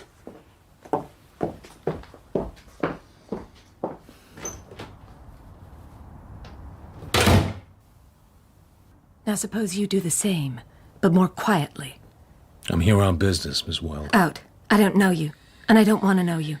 Do I have to call the manager to bounce you downstairs like a basketball? You still have your little gun with a white bone grip? My head's still aching from that knock you gave me. What are you talking about? You know what I'm talking about. So what do you want from me? Money? Money always helps. I'm sure it does. I never thought you killed Hicks. But it would help to have some sort of reason for not telling you were there. Oh, my goodness. Am I supposed to have killed somebody? How silly of me to have forgotten. Look, you're gonna find this hard to believe, but I came here with the quaint idea that you might be a girl who needed some help. I trust you have your car fare home. I'm not giving you a cent. Listen, I figured you went to that hotel room to make some kind of payoff. And the fact that you went by yourself and took chances on being recognized, and were recognized, makes me think you're in one of those Hollywood jams that really means curtains for your career. Will you shut up? Okay. You don't need me. You're so goddamn smart you could talk your way out of a safe deposit box. Go ahead. And talk your way out of whatever mess you're in. Will you go now? You slimy, blackmailing, keyhole peeper. I'm beginning to think you write your own dialogue. I've been wondering just what was the matter with it. You know where the door is. She doesn't move or breathe as I reach the door. Just stares at me. Her eyes remind me of someone. That sets me thinking. Outside, I almost bump into a slim, dark-eyed man who's standing there lighting a cigarette. Oh, excuse me. I'm afraid I'm in your way. He has a key in his other hand. Not at all. You don't need that key. The door isn't locked. Of course. How stupid of me. Yeah, we're both stupid. Anybody's stupid that bothers with that tramp. Oh, I wouldn't say that. You don't have to. I've said it for you. Thank you. By the way, I hope I'm not interrupting an interesting quarrel. I would hate to do that. And since Miss Weld is a friend in common, may I introduce myself? My name is Steelgrave. Haven't I seen you somewhere? No, I don't believe you have. My name's Marlowe.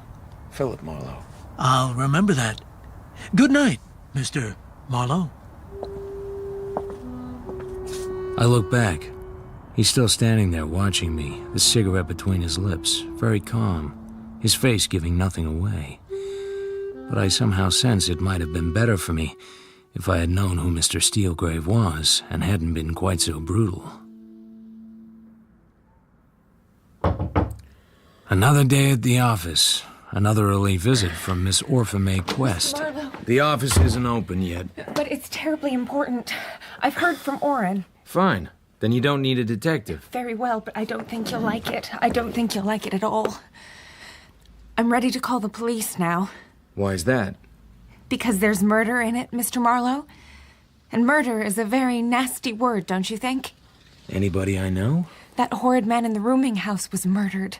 I read it in the papers. Mr. I forget his name. Let's both forget it. And please, take your money away. Endow a hospital or a research laboratory with it. It makes me nervous having it around. But I need you to find Oren for me. But I thought you said... It was all a lie. He didn't call me up. I don't know anything. Okay. I'll find him for you, honey, if he's still alive. And for free. Oh? Just one thing. What? Who was the black sheep in your family? You said it wasn't Oren, remember?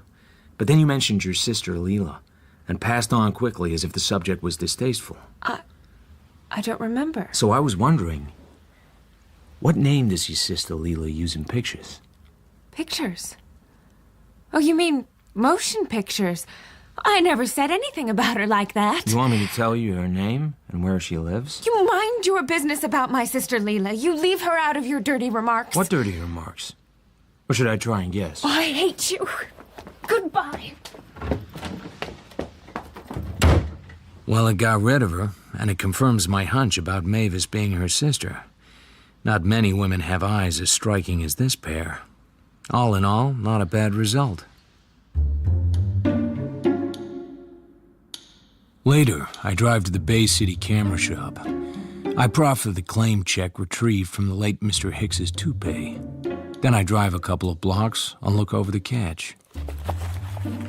The prints show a man and a blonde girl sitting in a crowded restaurant with food in front of them. They're looking up as though their attention has suddenly been attracted and they only just have time to react before the camera clicks. The restaurant is the Dancers on Sunset Boulevard. The girl is Miss Mavis Weld. The man is Mr. Steelgrave. And the photographer, I would guess, is Mr. R.M.P. Quest. Whether he had his sister's consent or not, I can't tell from the photo. Then I notice something else. An evening paper, the News Chronicle, is lying on the table in front of Mr. Steelgrave. I've brought along a magnifying glass, and now I use it. I can make out the headline. It reads, "Light heavyweight contender succumbs to ring injuries." And I know I have to talk to my good friend Todd Barrow, former reporter on the aforesaid News Chronicle. Okay, I checked just in case my memory got it wrong. Richie Bello was a popular young light heavyweight. He died just before midnight on the 19th of February as a result of ring injuries sustained the previous evening in the main event at the Hollywood Legion Stadium. So, it was the News Chronicle Noon Sports Edition for February 20th, which carried the headline. I knew I could rely on you, Todd. So what else you want to know? Anything else interesting in the news that day? Boy, was there another big story. Bigger than the Richie Bello if we'd known. So, tell me. Did you ever hear of Sonny Mo Stein? Yeah, he was a big-time gangster. Big time is the word. The night in question, he was gunned down over on Franklin Avenue, which was sort of ironic as he was a man whose gang specialized in the use of ice picks. You're interesting me. Any suspects? Yeah, a guy called Weepy Moya. Used to be next in command to Stein in the organization when they started out in Cleveland. Cleveland, Ohio? It was always a gangster town. So Moyer killed Stein? It might have been done in his orders, only he couldn't have done it personally. Why not? Because he was in jail on a gambling rap. Well, the man police suspected of being Moya, that is. They never managed to prove whether he was Moya or not. I don't think they tried too hard. The police like this guy because he's a gentleman. He has nice manners, and he keeps things sweet. And of course he had a cast-iron alibi for the shooting. Well, what better one than being in a police cell? You're talking as if this guy, who may or may not be Weepy Moyer, is still around. He's very much still around, and he's been legitimate for some time. He owns the Dancers restaurant on Sunset Boulevard, and the film stars go there, and he smells of roses. I guess he's not using the name Weepy Moyer. What guy would stick with that name if he didn't have to? For quite some time now, he's been known as Steelgrave. Thank you, Todd. Thank you very much. The photo is just two people having lunch on a certain day. But it was the day Mo Stein was shot to death on Franklin Avenue. The day a character named Steelgrave was in jail, suspected of being a Cleveland Red Hot named Weepy Moyer. But the photo says he was out of jail on the day in question. Mavis Weld took a tremendous risk when she went to the Van Nuys Hotel. Why?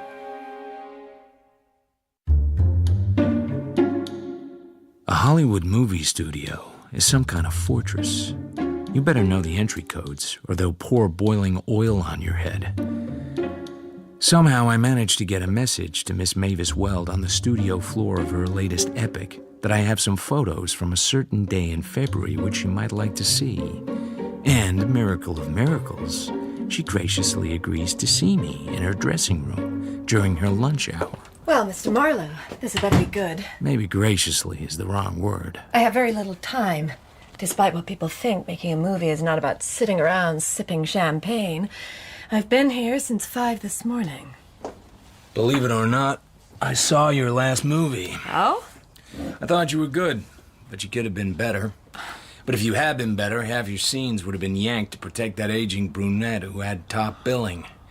But then, I don't know much about movies. You clearly know enough. Show business. There's something cheap about it. There always has been.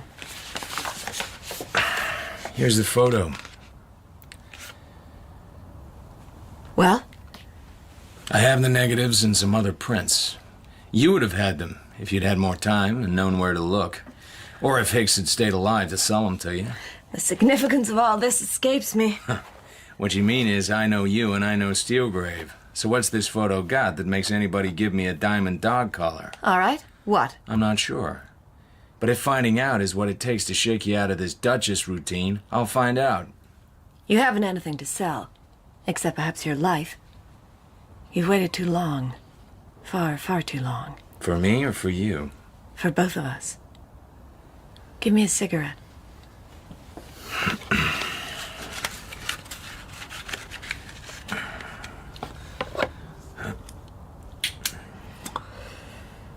How much money do you make, Marlowe? $40 a day in expenses. That's the asking price. I've taken less. $40 a day? Little lonely dollars. Are they very lonely? Lonely as lighthouses. Okay. Ask me the questions. Who's Steelgrave? A man I've known for years. And liked. He owns things. A restaurant or two. Where he comes from, that I don't know.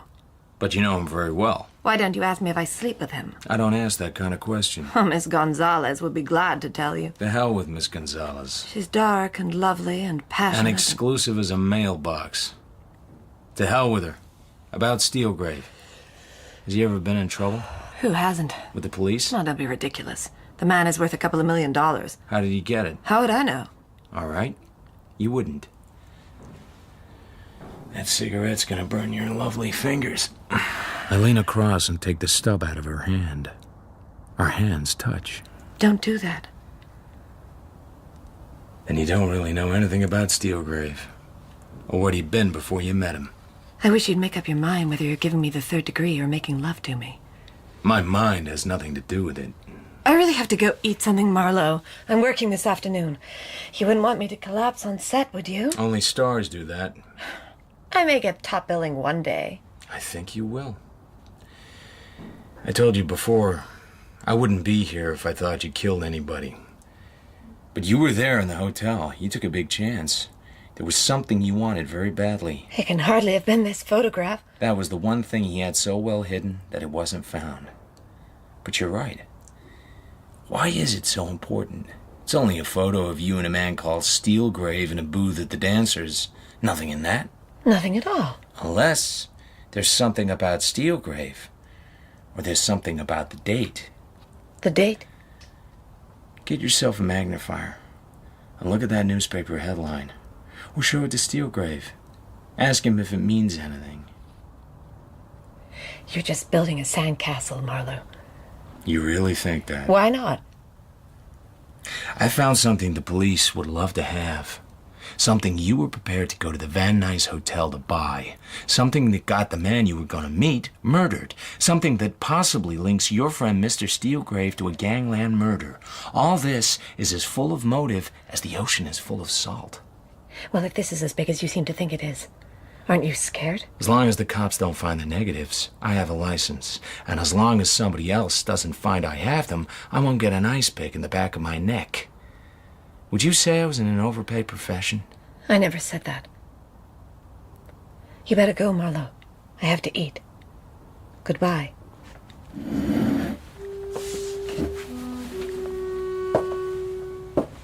All I have to do is turn the knob on the dressing room door and go on out.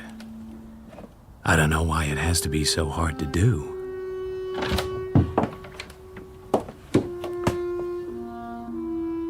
Take care.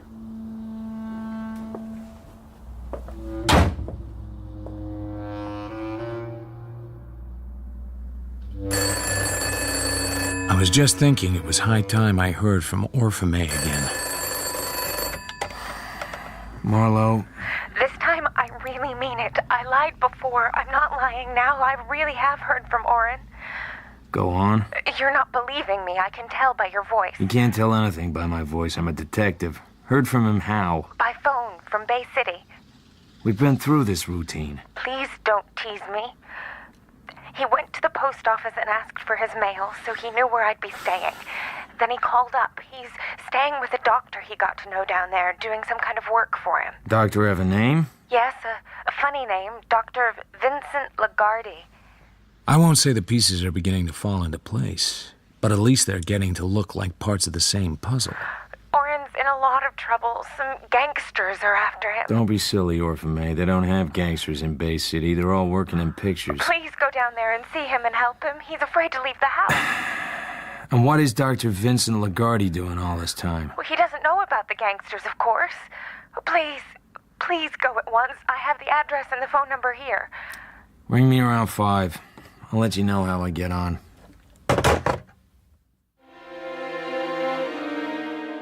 I study my face in the car mirror. I look as if I've made my mind up to drive off a cliff. Dr. Lagarde is busy and doesn't want to see me. But somehow the name of R&P Quest finally makes him see me. He's a thin, dark, haunted man. A sterilizer is working in the corner. There are a lot of needles cooking in it. I confess I am puzzled, Mr. Marlowe. I don't know anyone named Oren Quest. I can't imagine any reason in the world why a person of that name should say he was in my house. Hiding out? From what? From some guys that might want to stick an ice pick in the back of his neck. On account of he's a little too quick with his little Leica. Taking people's photographs when they want to be private and letting them know he took them. Am I talking in riddles? You're not talking much sense. So, I suppose it must have been you who called up and reported Clausen's death to the police. And it was also you who called me up and asked me if I knew Clausen. I said I did not. But it wasn't true. If you'd been on the level, you would have reported to the police what I told you. But you didn't. I've better things to do with my time. At least I never told the police you knew Clausen. Somebody did. And caused me a great deal of inconvenience. I'm under no obligation to give you any information, Mr. Marlowe. The front door opens and closes. We both listen to it carefully, but we don't say anything about the footsteps. Why so many needles in the sterilizer? Is it any of your business? Nothing's any of my business. I'm just talking and waiting. Something's going to happen in this house. It's leering at me from the corners. So why are you concerned about the number of needles? This is a doctor's surgery. But not any doctor's surgery. I've dealt with addicts. What doctor has not? It's a complete waste of time. Sure. But I've known other doctors who've made a good living out of filling dames with drugs for their bad nerves. I don't see where this is getting us. Maybe I've been jumping to the wrong conclusions. Smelling that reefer smoke over at Clausen's place yesterday and having him call your number on the telephone and call you by your first name made me think you and he might be in some kind of drug deal together. I'd say you were coming to very wrong conclusions. If you want to play it that way.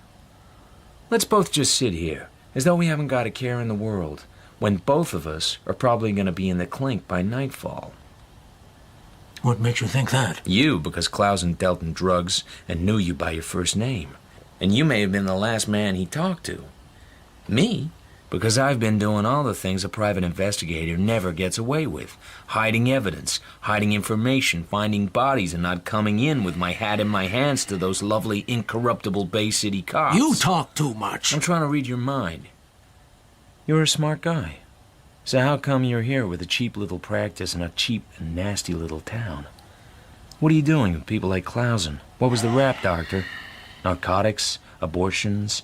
Or were you by any chance a medic for the gang boys in some hot eastern city? As for instance? As for instance, Cleveland, Ohio. A very wild suggestion, my friend. It goes like this, if you want to listen. I am listening. Clausen was killed very skillfully with an ice pick while I was upstairs talking to a grifter named Hicks. Later, Hicks was killed with an ice pick in L.A. There was a woman there who had come to buy something from him. She didn't get it. I did. Presumption A.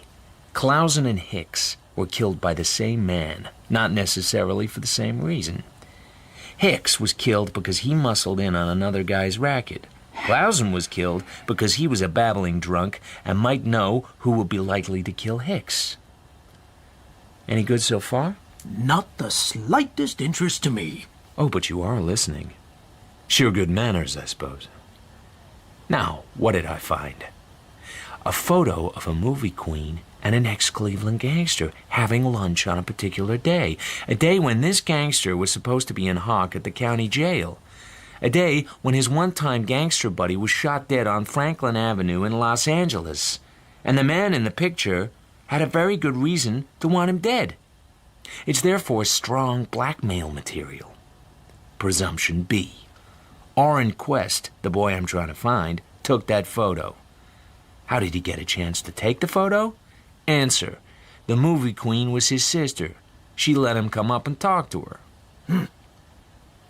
It begins to have possibilities. But why are you telling this rather dangerous story to me? Have a cigarette. He reaches a cigarette out of a box and tosses it to me. I catch it and look it over. Egyptian, oval and fat, and a little rich for my blood. But he lights up, and so do I. Shall I tie you in now? Oh, I'd be most interested. Presumption C. Orrin didn't really know the value of what he got. The L.A. cops hadn't been able to establish the identity of that ex-Cleveland character. Let's call him by his new name, Steelgrave. Maybe the police didn't want to. Maybe somebody made it worth their while. Orrin may have realized he could ruin Steelgrave's alibi, but it needed somebody else who was able to identify Steelgrave as Weepy Moyer, if that photo was worth killing people over. So, tell me, did you ever practice medicine in Cleveland, Doctor? You asked me that before. Somebody has to mastermind this deal. Clausen was a bum, and Orrin Quest a nasty-minded creep who didn't know enough to make the blackmail stick. You did, but you couldn't go up against Steelgrave directly, particularly if you had dealings with him in the past. You wouldn't have stayed alive long enough to brush your teeth. You had to work through pawns. Expendable pawns. Presumption D, Mr. Marlowe. You are an unmitigated idiot. Where? My mind is slowed to a turtle's gallop. What's going on here? A little potassium hydrocyanide. Where? Not fatal. Not even dangerous. Merely relaxing. I have to. I've been very dumb. I start to try to get off the floor, but somebody needs to nail the floor down first. A face swims towards me out of the darkness. I change direction and crawl towards the face. It's getting dark rapidly. There's no face. There's no wall, no desk. Then there's no floor. There's nothing at all. I'm not even there.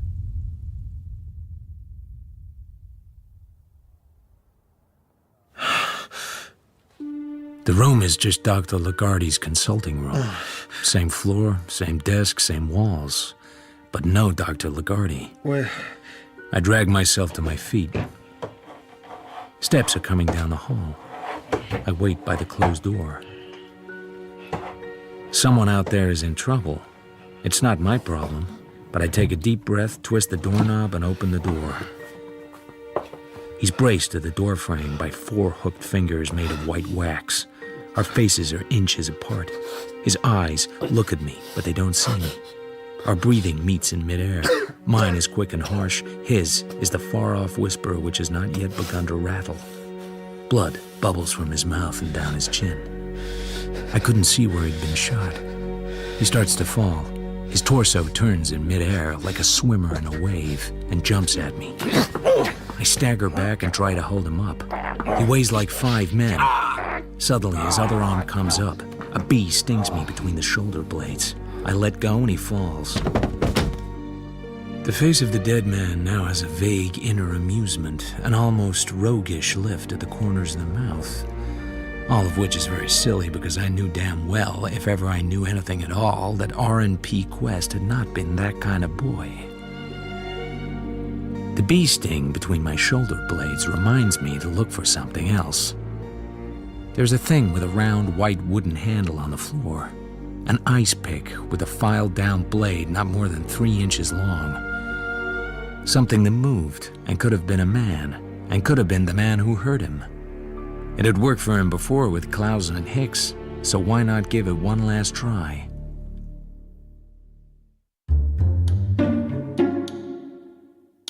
Just out of Bay City, I stop in front of the last drugstore. It's time for me to make one more of my anonymous phone calls. Come and pick up the body, fellas. Who am I? Just a lucky boy who keeps finding him for you. Modest, too. Don't even want my name mentioned. I'm far outside the law already, and my luck isn't gonna last. Then I think of Orpha-May. She has a right to know first, law or no law.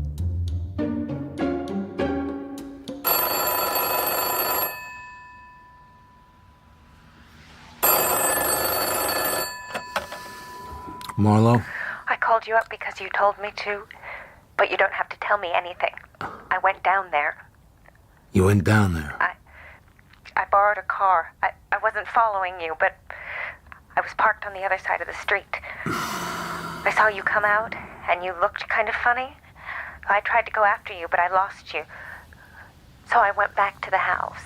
Why did you do that? I just had a bad feeling. He being my brother and all. So I went back and I rang the bell. Nobody answered. Maybe I'm psychic or something. All of a sudden I seemed to have to get into that house. So let me guess. You called the police. I told them I'd heard shots. They came and one got in through the window. Then they wouldn't let me go.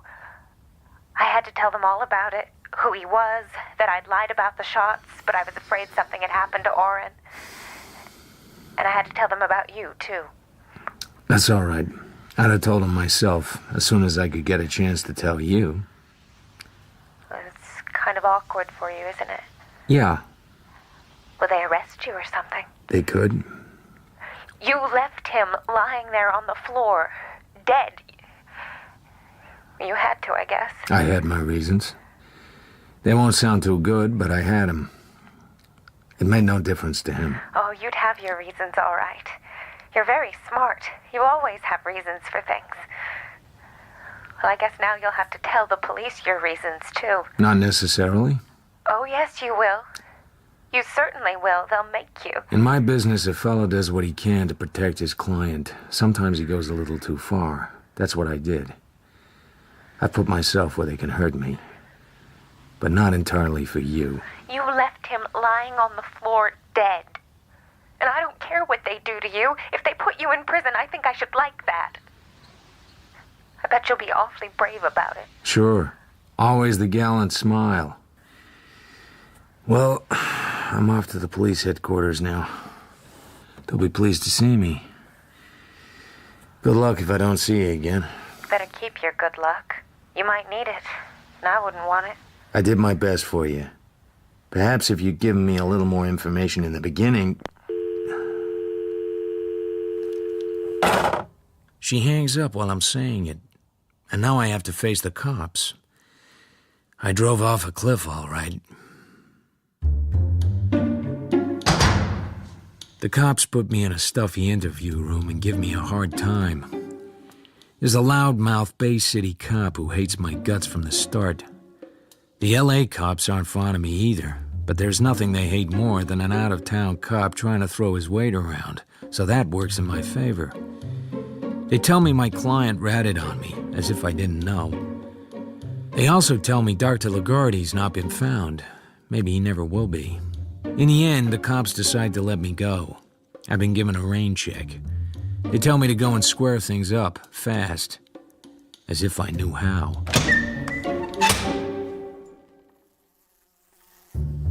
So now I'm back in my office with a distant cousin of the recently deceased Fly going for the prologue of Pagliacci again. I can't be bothered to swat him. I feel like a page from yesterday's calendar crumpled at the bottom of the wastepaper basket.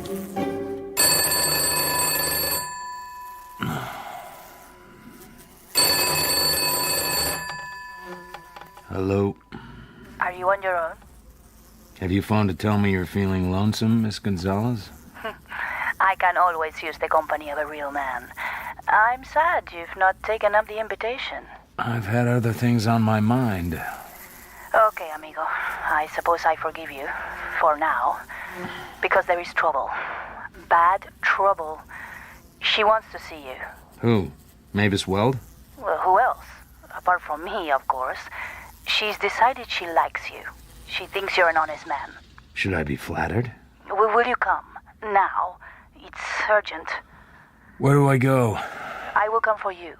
I will be before your building in 15 minutes. It is not easy to get where we go. How is it coming back? Or don't we care?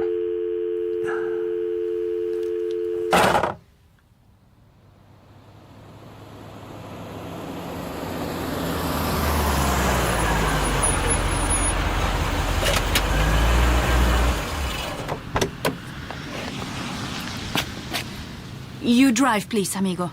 Why didn't she call me? She couldn't. She did not have the number and she had very little time. Why?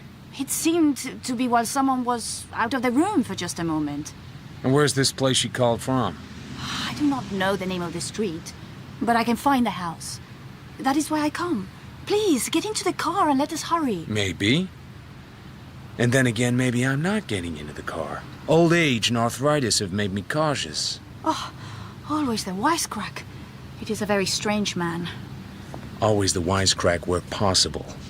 And it's a very ordinary man with only one head, which has been used rather harshly at times. Will you make love to me tonight? That's an open question. Probably not. You would not waste your time. Just for half an hour. Let's leave the sex to one side. Okay. Where are we going? We go west through the Beverly Hills and then further on.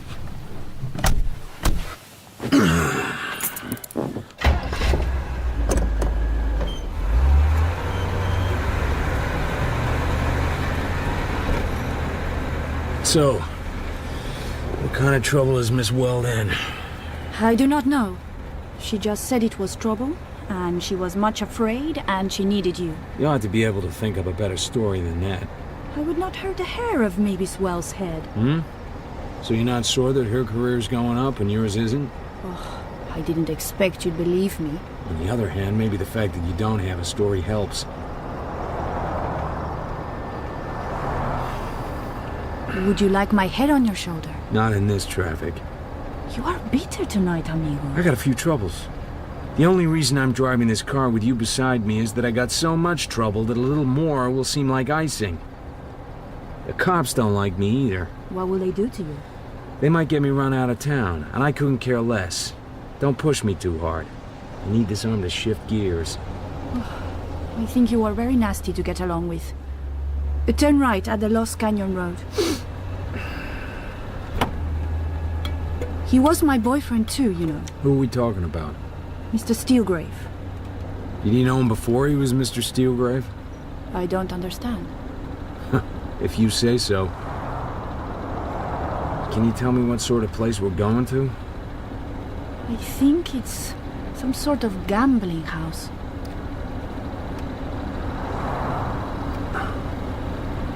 Private road. No trespassing. Is that it? Yes. It's a long, low, white house. Both the wide garage doors are closed. There's no light in the house. There's no sound. No sign of life. I stopped the car, then turned to Dolores. She's shivering. What's the matter? I am being very foolish. Steelgrave will kill me for this. Kiss me.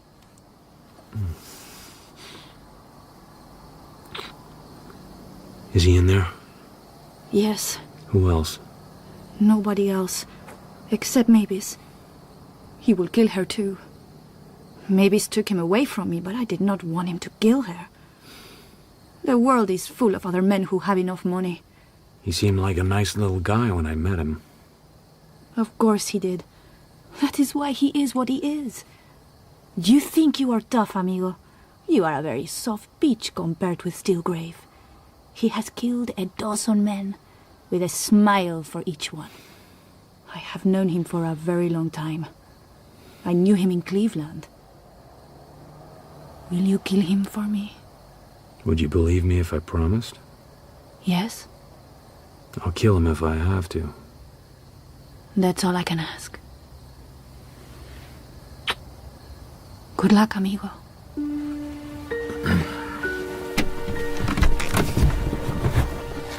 I get out of the car. She blows a kiss, shifts into the driving seat, and drives off.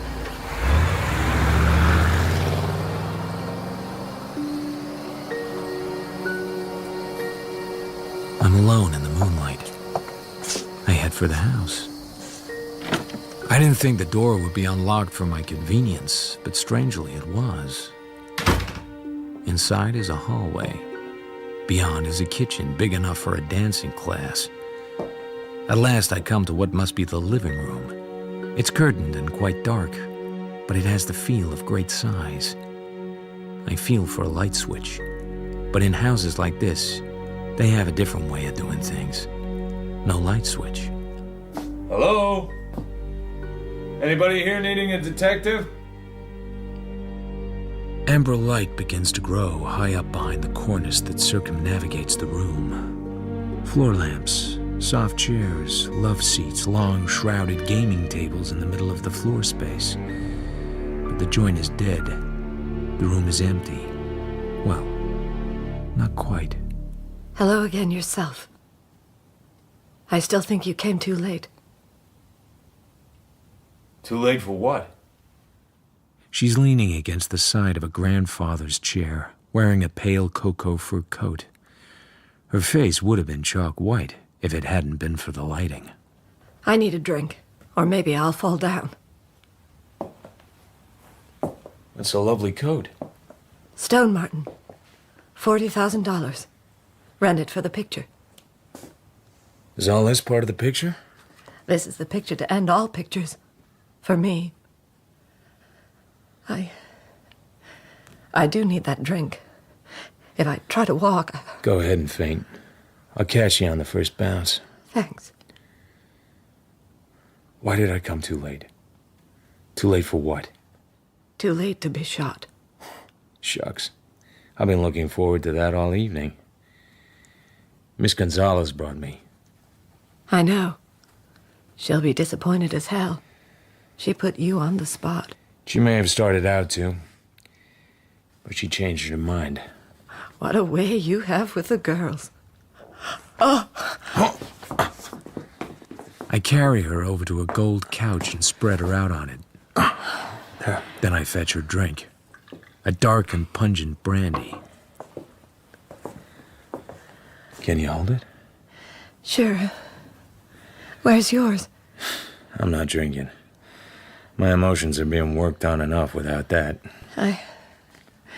I can't think of any lines tonight. It's the Technicolor dialogue.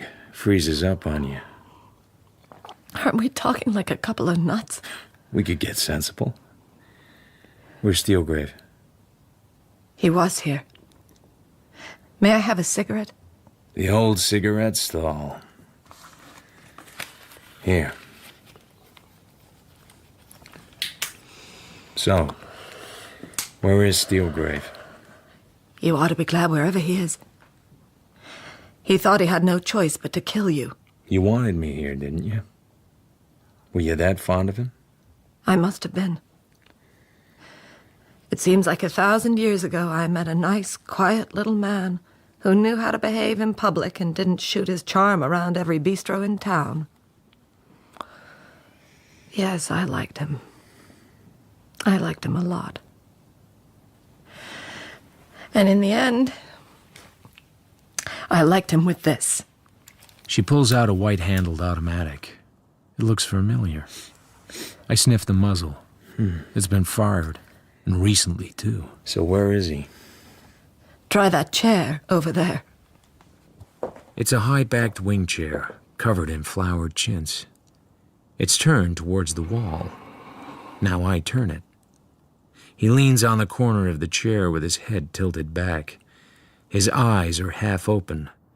The bullet has gone through the outside pocket of his double-breasted jacket. It's been fired by someone who knows where the heart is. What did you expect me to do? He killed my brother. Your brother was no angel. He was a killer himself. I don't care. Steelgrave didn't have to shoot him. Somebody had to, and quick. So how long have you known the photos existed?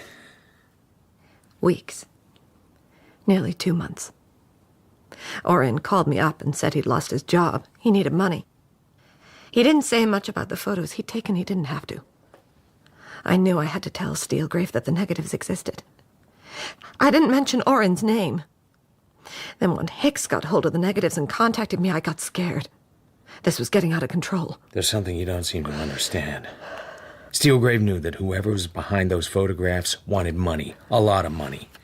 He knew that sooner or later the blackmailer would have to show himself. That's what Steelgrave was waiting for. He killed my brother. He told me so himself. The gangster showed through then, all right. It had started showing through for some time.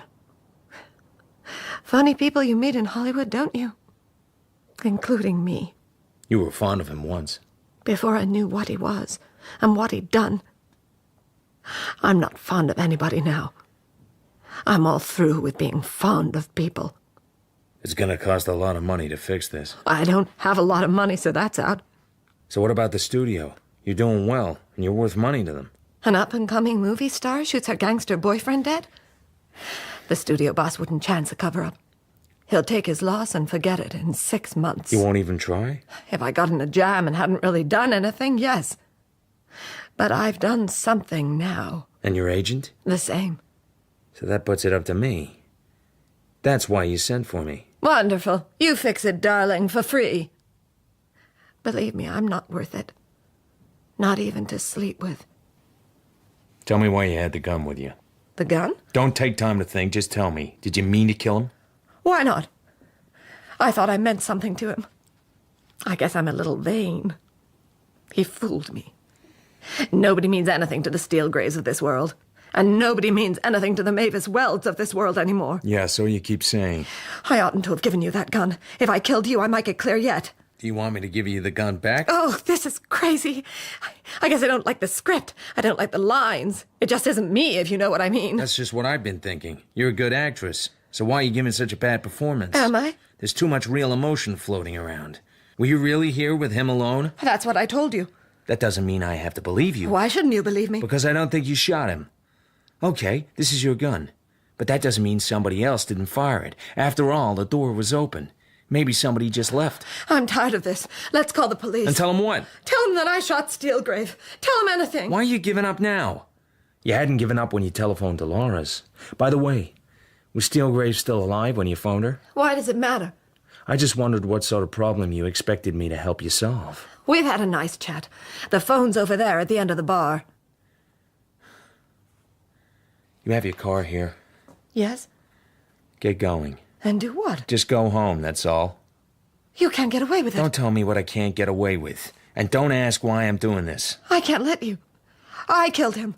Why should you be dragged into it? Don't stall. And when you leave, go the back way, not the way Dolores brought me. But I killed him. I can't hear a word you're saying. But... If you want a motive for me, then let's say it has nothing to do with you. I owe it to the cops.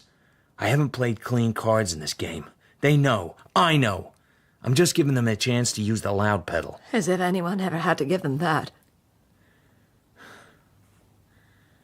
You're still here. I ought to thank you. You asked me here. Yes, but... I'm a knight errant. You're a damsel in distress. Is that corny enough? The police are gonna be on my back whatever happens. I've nothing to lose. You have. Now go. Very well. And thank you.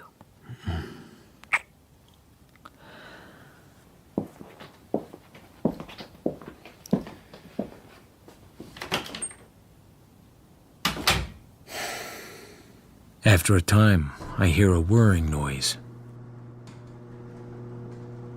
The garage door going up. Then a car starting. The motor fades away into the distance. I hear nothing now. I go back to Steelgrave. He looks as if he plans to stay dead. I take the gun Mavis has given me and wipe it off. I put his small, limp hand around the butt and let it go. The gun thuds to the carpet. The position looks natural.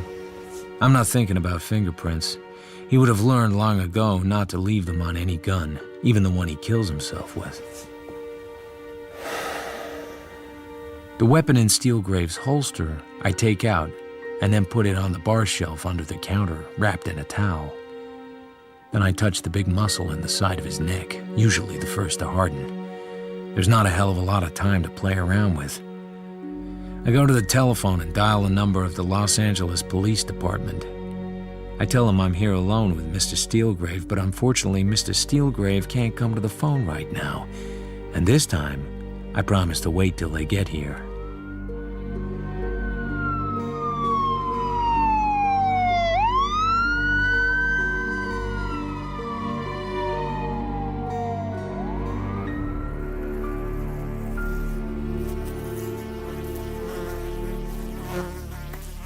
How long do flies live?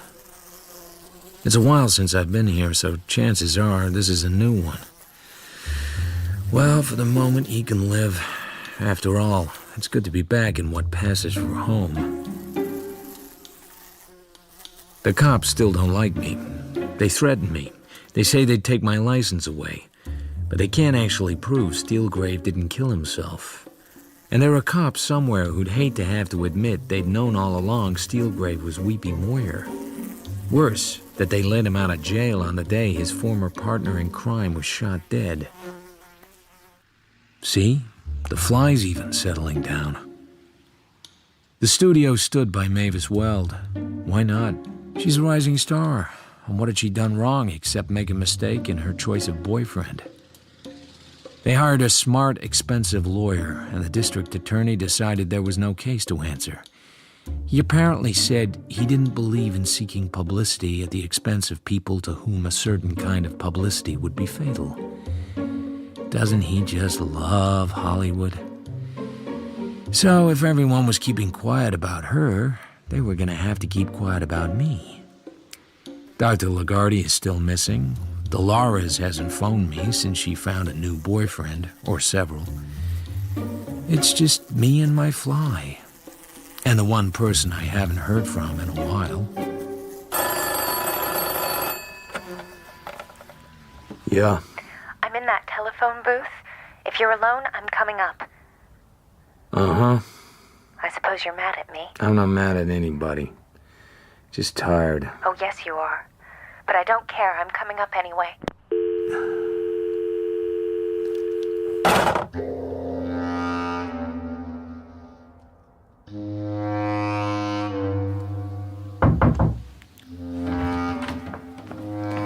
It's me. I'm going home. Would that be Manhattan, Kansas? I may have to come back, of course. Can you afford it? Why not? I can't remember whether I gave you back your $20 or not. We kept passing it back and forth until I lost count. Oh, you gave it back to me. Thank you.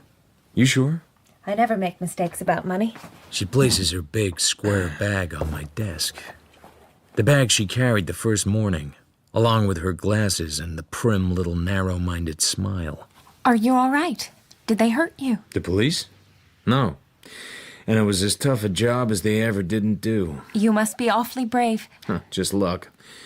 After all, I'm not used to having my client ratting on me. I pick up a pencil and feel the point. It's a good sharp point, if anybody wanted to write anything. I don't. I reach across and slip the pencil through the strap of her bag and pull it towards me. Don't touch my bag. But it's such a cute little bag. So like you. You think I'm cute, Philip? I'm so ordinary. I wouldn't say so. You wouldn't? Hell no. I think you're one of the most unusual girls I ever met. I swing the bag by its strap and set it down on the corner of the desk, on my side. I bet you've known lots of girls. Why didn't you ever get married? The ones I'd like to marry, well, I haven't got what they need. The others you don't have to marry, you just seduce them if they don't beat you to it. Oh, you're horrid when you talk like that. You wouldn't have been so hard to take yourself. Don't talk like that, please. Well, would you? Oh, I wish you'd tell me what happened to Oren before he died. I'm all confused. I told you. You probably went off the rails. The first time you came in, remember? Abnormal family life, an awful money hunger running through the whole family, apart from one. So tell me, was your father married before? Yes? Why? That helps. Leela had another mother. She's just your half-sister. That suits me fine. Tell me some more. After all, I did a lot of work for you for a very low fee of no dollars net. Why didn't you tell me who Mavis really was? I was ashamed. Mother and I were both ashamed. Orrin wasn't. He loved it. Being in pictures isn't that bad, surely. It wasn't just that. How did Orrin find out something about Steelgrave that the cops didn't know? I don't know. Could it have been that Dr. Lagarde? Oh, sure. He and Orrin got to be friends somehow. A common interest in sharp tools, maybe. And now you're just being nasty. Such a pity. I'd be a lovable character if I'd let myself alone. Nice bag. You let my bag alone. You want to go home to Manhattan, Kansas, don't you? Today? You got your ticket and everything? Don't you dare! I'm not stopping you. I just wondered how much dough you squeezed out of the deal. You're horrible. There's a zipper pocket at the back of the bag. There's a flat pack of new bills in there. 10 centuries. All new. And even $1,000. Nice traveling money. Leela gave the money to me. What size chisel did you use? You're awful. Skip it. I guess you and Orrin belong to that class of people that can convince themselves that everything they do is right. He can blackmail his sister, and then when a couple of small-time guys get in his way, he can sneak up on them and knock them off with an ice pick in the back of the neck. Probably didn't even keep him awake that night. You can do much the same. Your sister didn't give you that money. Steelgrave gave it to you. For what? You're filthy. You're vile. How dare you say such things to me? Who tipped off the law that Dr. Lagarde knew Clausen? Lagarde thought I did. I didn't. So you did. Why? To smoke out your brother, who was not cutting you in on a blackmail racket, because right then, Hicks had stolen his deck of cards, and Orrin was hiding out with the good doctor. I'd like to see some of those letters Orrin wrote home. I can see him working on it, watching his famous half-sister, trying to get her lined up for his Leica. Orrin never mentioned any names. I didn't even know Orrin had lost his negatives, but I knew they were very valuable. I came out to make sure. Sure what? That Orrin treated me right. He could be awfully mean sometimes. He might have kept all that money for himself. So why did he finally call you up? He was scared. Dr. Lagarde wasn't pleased with him anymore. He didn't have the negatives. Somebody else had them. Orrin didn't know who. But he was scared. I had him. Oh. I still do. They're in my safe. How much are they worth? How about splitting that $1,000 with me? I never thought you were a crook. Anyway, I couldn't give you this money. I really couldn't. Well, Mother and I owe money still on account, and the house isn't clear. What did you sell Steelgrave for that $1,000? You had one thing to sell. You knew where Orrin was. To Steelgrave, that information was worth $1,000. Steelgrave went down there and shot him. He paid you the money for the address. Leela told him. She's a sort of free and easy Hollywood babe who doesn't have very good morals. But when it comes to bedrock guts, she has what it takes. She's not the ice pick type. And she's not the blood money type. How dare you? Yeah, blood money. Your own brother. And you set him up so they could kill him. $1,000 blood money. One thing I regret. Not seeing your meeting back in Manhattan, Kansas with dear old Mom. Not seeing the fight over how to split that $1,000. I bet that'd be something to watch. And who are you? A cheap shyster, a nobody. Why, even $20 buys you. I could tell the police you've been suppressing evidence. They'd believe me. And I could tell them who shot Steelgrave, because I know who didn't. What do you mean? Your sister told me she did it. She was prepared to tell the world that she'd killed him, but she hadn't. How do you know? Because you shot him. You're the only person in the world who could make her feel bad enough about herself to agree to take the rap. All the guilt you could put on her about your straitened circumstances and your grief over Orrin's death. Steelgrave was a vile man. No question of that. He said horrible things to me. Just like you say horrible things to me. My comments can't have been in the same league. I think he thought it was funny. He invited me to that house of his, then he gave me a billfold wrapped in a cloth of some kind. When I unwrapped it, there was a hole in the middle, and the hole was stained with blood. I felt sick. No one likes to be reminded of what they're responsible for. Then he gave me a pile of fresh notes. He thought that was the end, but... But? My sister arrived. She saw what had happened. She took out her gun. To defend you. I don't know, maybe.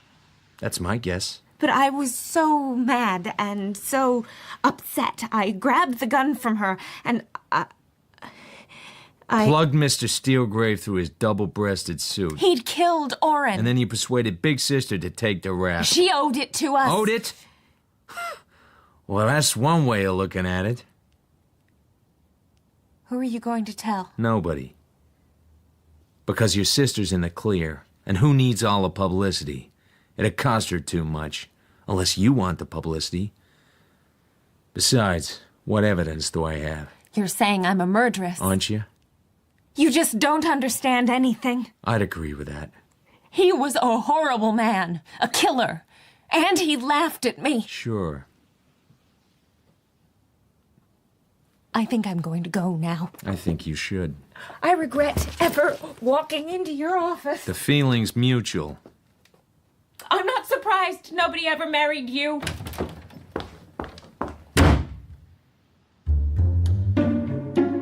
The play is over. I'm sitting in the empty theater. Some of the actors are getting vague and unreal. I think of the little sister tripping back to Manhattan, Kansas, and dear old Mom with that fat little $1,000 in her purse. A few people had been killed so she could get it, but I don't think that'll bother her for long. Then I think of Dr. Zugsmith, her employer back home, and I frame some advice. If that little girl wants anything from you, Dr. Zugsmith, give it to her quick. Just wrap yourself in a smile and shell out. Don't get involved in any discussions about what belongs to who. Just keep the little girl happy. That's the main thing. Good luck to you, Doctor. And don't leave any harpoons lying around the office. Sorry, Fly. Wrong moment.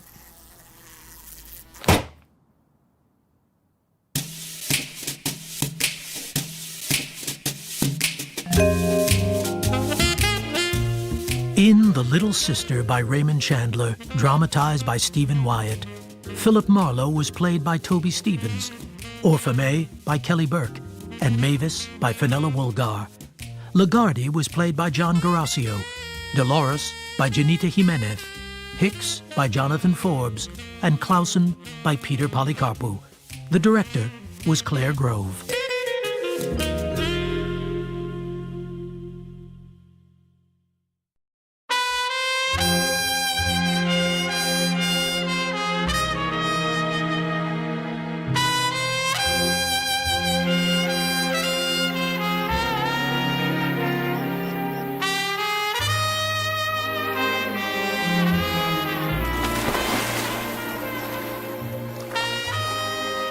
Our first home.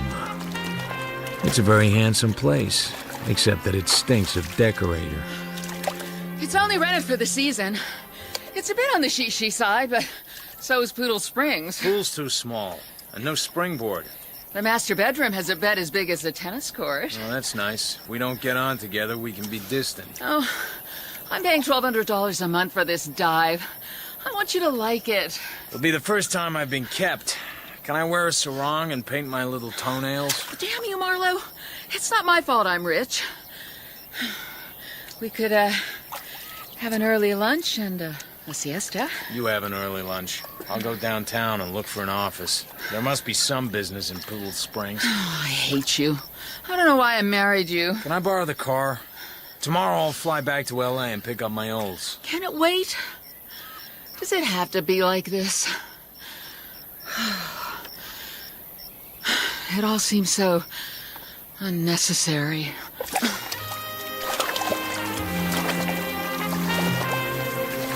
I've been married to Linda for just 3 weeks and 4 days.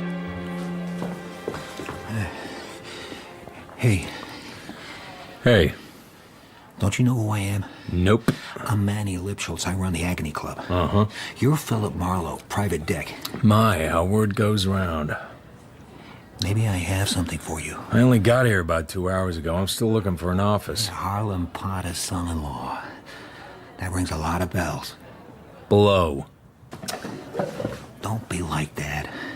I'm in trouble. I need a good man. When I get an office, Mr. Lipschultz, come and see me. I'm not in a position to wait around, Marlowe. Call me later. I gotta go. And your business? Private investigator. Oh, I see. Offices are hard to find, Mr. Marlowe, and not cheap. Present address? It's the new place up on Romanov Drive. You mean... You're that Marlowe? Your wife is... She's Harlem Potter's daughter. Uh-huh. I'm sure we can fix you up, Mr. Marlowe, sir. Absolutely. But why do you want a side street? I can't afford a showy layout. But your wife... I'm paying with my own money. Very good, Mr. Marlowe, sir. I'll see what we can do right away. On the way back to Marlowe Mansions, a big Buick is behind me, taking it easy. At a stretch of road that seems empty, it suddenly pulls past and cuts across. 2 men jump out. A couple of guns flash into their busy hands. I reach for the glove compartment, but there isn't time. Lippy wants to talk to you. Let me guess. Lippy would be Mr. Lipschultz of the Agony Club. Why does he want to see me so badly that he sends a couple of schnooks after me? Big stuff. I didn't think we were such close friends that he couldn't eat lunch without me. One of the boys moves around and reaches for the right-hand door of my car. It has to be now if it's going to be at all. The boys go reeling. I smash hard into the rear of the Buick. I can't see what it does to Linda's car. I yank the glove compartment open and grab my .38. The smaller hood is running. The other one's still on his ass. I fire a shot over their heads. If Lippy wants to talk to me, he can't do it with me full of lead. Never show a gun unless you're prepared to use it. I am, you're not. Maybe I will go see Lippy. I need some advice about his staff.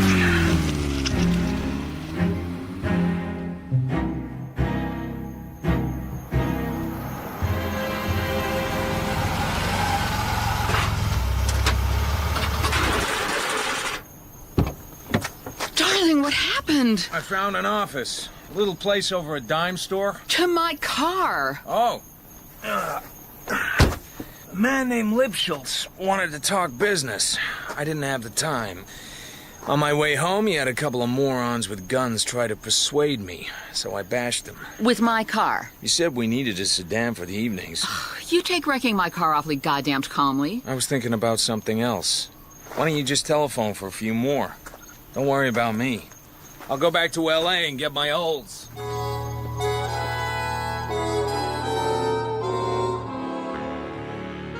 The Agony Club is northeast of Poodle Springs, just over the line in Riverside County. The hoods frisk me for my gun and take me into a big office that belongs to Manny Lipschultz. Glad you could make it. Gotta make a living. Yeah, sorry about the boys. Uh-huh. See, I got a problem, Marlowe. What we do here ain't, quite legal. Gambling. I wonder why we don't get the arm laid on us? No, but if I did, I'd figure you had backing with money. I knew you were smart. So what do you need me for? Fact is, if you don't help me out, that backing is gonna maybe send some people out to see me. What do you want me to do? Take a look at this. I owe you $100,000. Les Valentine. Me? Taking a guy's marker for 100 G's. I must be getting old. How come you did? He's got money in the family. Always made good before. And when your backing looked at the books, he noticed you were 100,000 short. Mr. Blackstone came to see me. Told me I got 30 days to cover the loss. Or? There ain't no or with Mr. Blackstone. So you want me to find the guy who stuck you? Yeah. I find people, Mr. Lipschultz. I don't shake them down. That's all I'm asking you. I'm out 100 grand. I don't get it back and I'm dead. You find the guy, talk to him. What if he doesn't have it? He's got it. His wife is worth $20 million. So ask her. She don't believe me. She said Lester wouldn't do that. How come you didn't shake her down? She's a lady. And you're a gentleman? Yeah. Sure. Can I have the IOU?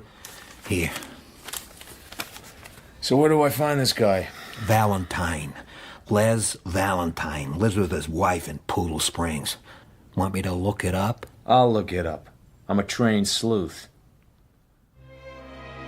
The Valentine house was out near the racket club. A Japanese houseboy took my hat and parked me in the front parlor. On the end wall was a series of photographs, full of arty lighting and odd over-the-shoulder poses of young women. On an easel near the doors to the patio was a big blow-up of a man and a woman in her late 30s. The man was balding, with rimless glasses and a smile that said, "Don't pay attention to me." The woman had a mouth that said, "I won't give you a damn thing," and a body that said, "You can have anything that you can take." Mr. Marlowe. Nice photo. Is that your husband? That's Les. He set the timer and joined me. He's very clever. I'm trying to locate your husband, Mrs. Valentine. Really? I've been employed by a man who claims your husband owes him $100,000. That's ridiculous. My employer says your husband ran up gambling debts at his casino and left him holding IOUs. IOUs for illegal gambling are not enforceable. But it has put my client in a difficult position with his employer. Mr. Marlowe, this is no doubt of some interest to someone, but not to me or to anyone who knows my husband. My husband does not gamble. He pays for what he buys. He makes a good living. Could you tell me where your husband is now? Les is on location in San Benedict with a film company. He's doing publicity photographs. He is a very accomplished and well-regarded photographer. Which studio is he working for? I don't keep track. And I am not going to have him bothered with wild accusations from a known criminal. I didn't say who my employer was. I know who it is. It's Mr. Lipschultz. He approached me directly. That your husband's signature on the photo? My husband signs all his work. Here's the IOU with the signature. Oh, look at that. Oh, forgive me if I've not been entirely straight with you, Mr. Marlowe. Uh-huh. My husband enjoys gambling, and I have been happy to indulge him in his little weakness. Les is an artistic man.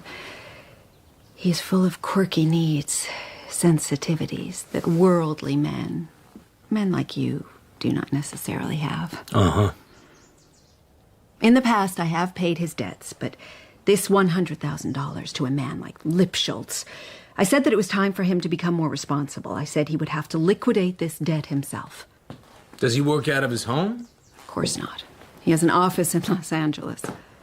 Do you have the address? I don't need to know his address. Don't need to? Our marriage is founded on trust. There's starlets on the wall. Isn't that Sandra Lee? You think I fear those women? You think I can't keep him at home? If you want to play your little boy games, you go ahead. Goodbye, Mr. Marlowe. I went home. Mrs. Marlowe was out by the pool with a one-piece white bathing suit and a drinks trolley. Oh, did my big detective get all worn out? Talked with Lipschultz. I also talked with Mrs. Les Valentine. Muffy? Do you mean Muffy Blackstone? Woman, maybe 40, mean little mouth, body of a Varga girl. That's Muffy. She's Clayton Blackstone's daughter. He's a friend of Daddy's. I think he's wealthier than Daddy. Heavens. Muffy married not long ago. No one ever thought she'd make it. Whenever she had a boyfriend, something always went wrong. Who's the lucky man? Nobody. It is assumed he married her for her money. Yeah? Probably has a rundown office someplace over a dime store. Oh, don't be such a bastard. What are you doing talking to Muffy? Her husband's into Lippy for 100 G's. Mrs. Valentine has always bailed him out before. This time she won't. Good for her. I'm sure he's been a dreadful trial. She seems a little trying herself. She was single all that time and devoted to Daddy. She drinks too much. Anyway, the guy Lippy works for is unhappy. Lippy has 30 days to get the money back, so Lippy hired me to find him. Well, if anyone can do it, I'm sure you can. Funny thing, the big boss, the man putting the heat on Lippy, his name's Blackstone. Clayton Blackstone? I don't know. No, probably a different Blackstone. Uh-huh. Next morning, I head north along the coast to San Benedict to look for a movie company shooting there. It's a simple transaction. We give her the money, she turns up on time. It's called working. Yes, Mr. King. Excuse me. Yeah, what? Name's Marlowe. Looking for a photographer named Les Valentine. Can't say I know him. She's awake, Mr. King. She's asked for a cup of coffee, a cream, 1 sugar. Give her a bucket of cold water. I was led to believe he was here on assignment. No, we have a regular does that. Gus Johnson. I don't know any Les whatever. If he were here, would you know it? Certainly. Okay. Thanks for your time. I'd say stick around, watch some shooting. But there is no shooting because Sandra Lee can't get her fat ass out of bed. There are several things I think as I drive back down the coast. The most important one is that Les Valentine is not who his wife says he is. He isn't shooting stills in San Benedict. After 2 days hot in his trail, I know less than when I started. I watch Muffy Valentine's house for a week. Every morning she heads out for her exercise class, and the houseboy takes the dogs for a walk. On the 8th day, I wait for them to go, then walk up to the front door with a clipboard and a pencil behind my ear, and a collection of master keys on my belt. I find nothing in the house. The only sign of a man is a drawer full of socks and a box on the bureau containing a couple of pairs of cufflinks and a checkbook. The checkbook is Valentine's. I go through the stubs. Dues at the racket club, clothes, photographic equipment, and a parking ticket made out to the parking clerk, City of Los Angeles. I decide this is a clue. Office of Parking. This is Marlowe, Sheriff's Substation in Encino. I need a location on a ticket. We're busy. Put it through on a requisition form. Listen, sis, you're not talking to some biscuit kicker from Fresno. This is police business, so get off your whitest part and get me the address. What's the number on the ticket? 41701. Hubba hubba, sis. I don't have all day. One moment. Biscuit kicker from Fresno. The violation occurred in front of 1254 Western Avenue, and I must say I don't appreciate your manner. Why don't you go kiss a walrus, sis? It's on the west side of the block between Hollywood and Sunset Boulevard. A 3-story building looking like an ugly bread box. On the wall of the lobby is a directory. There is no Les Valentine listed, but there is a photographer, Larry Victor. Photo portraits, same initials. No one answers my knock. I spring the lock and open it. The place looks like the kind of office I've spent half my life in. Old roll-top desk, wobbly swivel chair, filing cabinet. In the bottom drawer is a half-empty bottle of cheap scotch and a big box file. In the file are about 100 glossy prints of naked women doing a variety of tricks, some of them quite old. One of these women is a young Sandra Lee. I roll up her photo and slip it into my coat pocket. The coincidences are piling up. What? Don't be confused. I am not you. I can see that. So what the hell are you doing here? You first. Me first? This is my office. Aha, you must be Larry Victor. But who are you? Why are you sitting in my chair? Kind of like a nursery story, isn't it? Are you gonna tell me? Marlowe, I'm looking for a guy named Les Valentine. You a cop? Nope. I met him at a card game. He took my marker for half a G and gave me this address. Yeah, funny thing, I know Les Valentine. Amazing. No, well, not really. We're both in the same line. Both do a lot of movie stills work. He's a good photographer. Where is he now? Heard he was out of the country. Heard of a guy named Manny Lipschultz? No. Swell name, though. Uh-huh. We're all swell. Just a couple of swell guys lying to each other on a pleasant afternoon. I go out onto Western Avenue and sit in my car and wait to tail a guy who isn't the man I'm looking for. But there's something about him that bothers me. After about 20 minutes, he comes out of his office on foot, and I follow him 2 blocks into a bar called Reno's. I let him settle at the bar and sidle into a booth. You want a drink?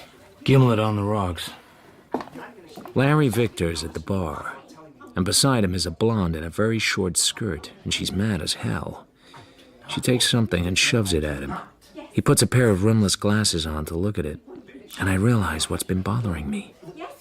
Except for the hair, he looks like a picture I saw of Les Valentine. And hair can be arranged. He shoves the photo back at the blonde and heads for the door like a man leaving his wife for good.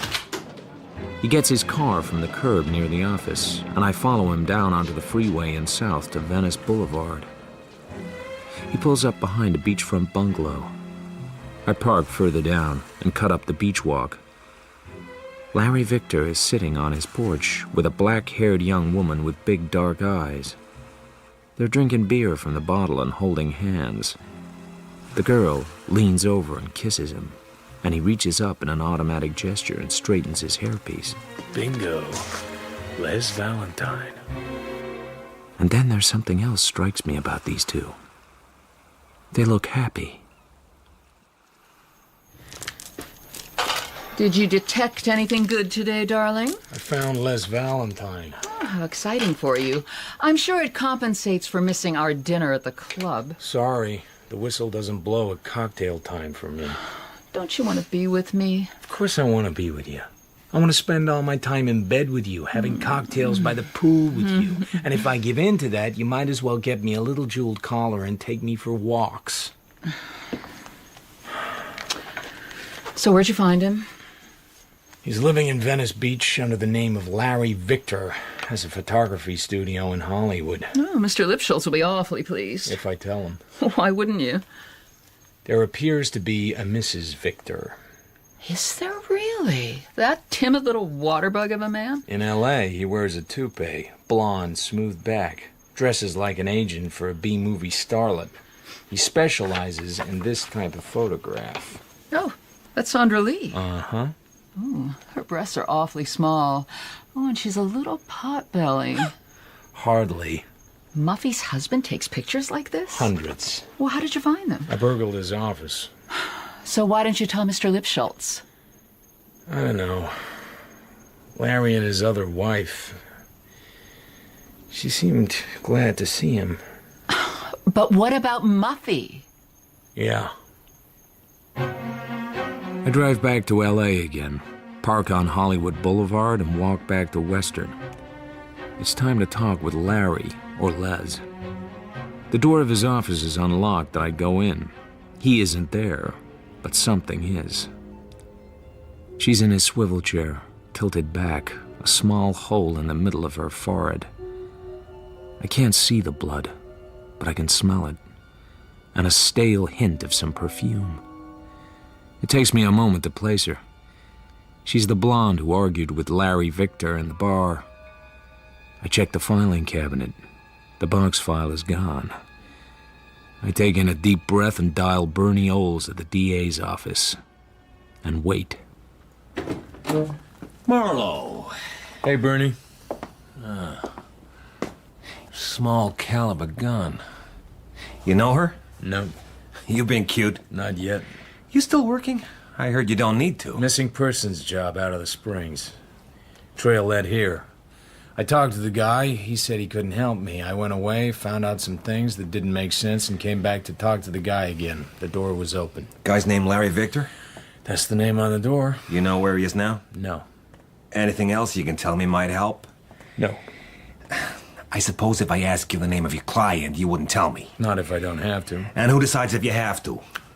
We work it out, right? Stay in touch, Marlowe. I go west down Santa Monica Boulevard with my foot heavy on the gas pedal. It won't take the cops very long to find out where Larry Victor lives, and I want to get there first.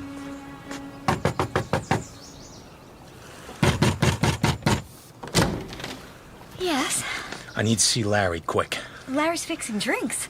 Would you like one? In a minute, we'll all need one. Angel? What's this? What the hell do you want? There's a dead woman in your office, Larry. The cops are on the way. A dead woman? Come on, Larry, get in the car. Angel, tell the cops you don't know where he is. Hold on. Larry, it's me or a long night downtown. Dump the drinks. Larry, call me. Get rid of the 2 glasses, Angel. You don't know where he is. I didn't kill her. But you knew her. What the hell you say? You just had a fight with her at Reno's bar. How'd you... I followed you. Followed me? Try not to say everything I say. I followed you to Reno's, and then I followed you home. Is Angel your wife? Yes. And is Muffy Valentine your wife? Muffy Valentine? Told you not to do that. Who's Muffy Valentine? Les Valentine's wife. I saw a picture of Les in her house. If you put on your glasses and took off your rug, you'd look just like him. So, do I call you Larry or Les?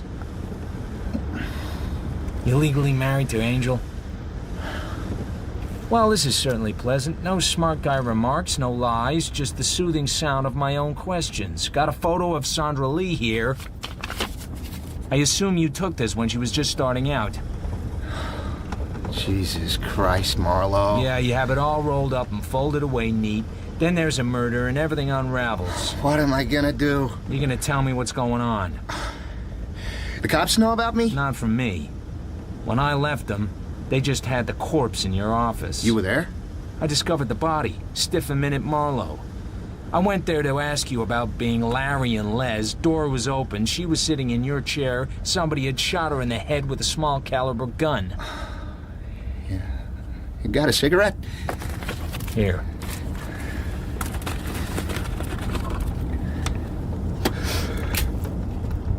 What's your racket, Marlowe? Private license. I was hired to find you. Who by? Muffy? Lipschultz. Lippy? Uh-huh. For the markers. Uh-huh.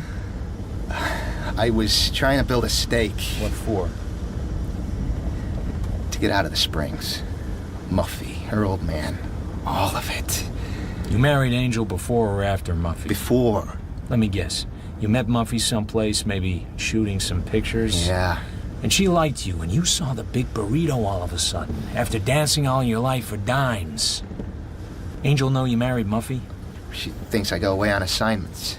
So, you're gonna get your hand in Muffy's trust fund, and then you were gonna scoot back to L.A. and disappear. With Angel? Something like that. Except you couldn't get the dough. No. So, you tried to parlay it at the Agony Club, and found out that it's hard to beat the house. I think the game was rigged. Yeah, sure. So, well, how come you didn't tell the cops? How come you came tearing out here to save me? I'm a romantic. A what? I saw you and Angel together the other night. You looked happy. You're a piece of work, Marlowe. Uh-huh. I didn't kill her. Then tell me how she ends up at your office sitting at your desk with a bullet hole in her forehead. I don't know. What was her name? Lola something. I hardly knew her. What were you arguing about? But I used to date her. But you don't know her last name? I can't remember every name, huh? Remember this one, pal, or I'll drive you straight downtown. Don't do that! Jesus Christ! Faithful. Her name was Lola Faithful. Stage name. That's how she was in the book when I was dating her. And she was mad because you weren't dating her anymore? She was mad as hell.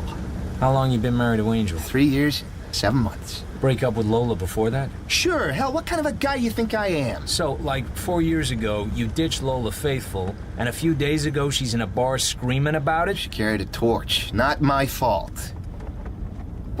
If you don't believe me, why are we here? 2 things. 1, I don't think you got the iron in your bones to kill a man. You ever kill anybody, tough guy? 2, why would you kill her right there in your office and leave her and not even lock the door? Hey, that's true. You got a place to go? No place the cops wouldn't think of. They know about Muffy? No, Jesus, nobody knows about her. Go there. Muffy's? Why not? She's your wife. It's your house. How am I gonna get there? I'll drive you. All the way? I live there. Marlowe. Holy Christ, are you the guy that married Harlan Potter's daughter? She married me. You live right down the street from me. In a small world. The big burrito. Ha! You just keep your mouth shut and hide out with your Poodle Springs wife until I figure this out. I drop him in front of Muffy's place, put the olds in gear, and drive on towards the house I share with my own poor little rich girl. So obviously Les, or Larry, or whatever he calls himself, is a compulsive gambler. Obviously he's a fortune hunter. Obviously he's dishonest. Why are you protecting him? Why not simply turn him in? He doesn't understand either. I should think he wouldn't, the worm. What kind of a man would get himself into this kind of mess? I think he's addicted. To drugs? To risk. Why does someone feel that way about gambling? It's the danger of losing. It gets the juices going. He likes to lose? He likes the chance of losing. It excites him. So he gambles and commits bigamy and takes pornographic pictures and maybe murders someone? Well, things got out of hand. And I don't think he killed the woman in his office. You seem to understand him well enough. I'm a detective. Maybe you do the work you do because it's dangerous. Maybe it gives you a thrill. Like Larry? There must be some reason why you don't stay home and spend the afternoon with me, you bastard.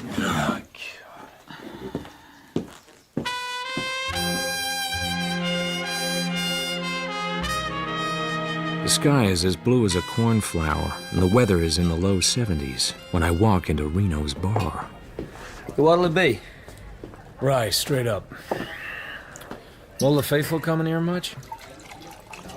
I might run a tab. Here's 20. Okay. Lola Faithful coming here much? Oh, Lola, sure, yeah. I didn't get you the first time. Hell, Lola comes in here all the time. Christ, that's what she does. She comes in here. What can you tell me about her? Well, I think she used to be some kind of hoochie-coochie dancer.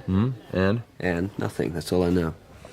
Know a guy named Larry Victor? Sure. Lola and Larry were hollering at each other here at the bar just the other day. What were they fighting about? She had something on him. She was gonna get even, I guess. She had something on him. She was gonna make him pay. What did she have? Hell, I don't know. That's all I know. There's always something. Where's Lola live? Kenmore. 222 Kenmore. Want another drink? Not just now. Keep the change. 222 Kenmore is on the left side as you drive up toward Franklin. The lawn has gone to hell. The house needs paint. The front door is locked, but the frame is shrunk up so that it doesn't take much to get in. I'm hoping to see something the cops wouldn't have seen, or that didn't mean anything to them. I look behind the refrigerator and examine the linoleum around the edges, and pull over a chair and climb up and look inside the kitchen light. Hold that pose, sailor. Uh-huh.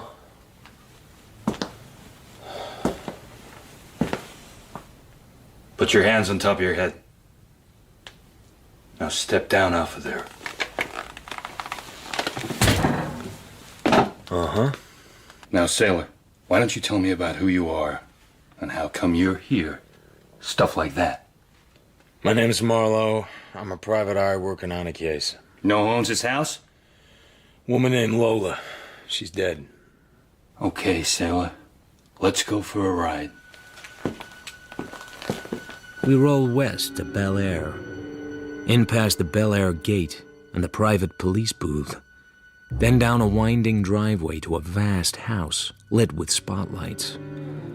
A butler shows us into a library.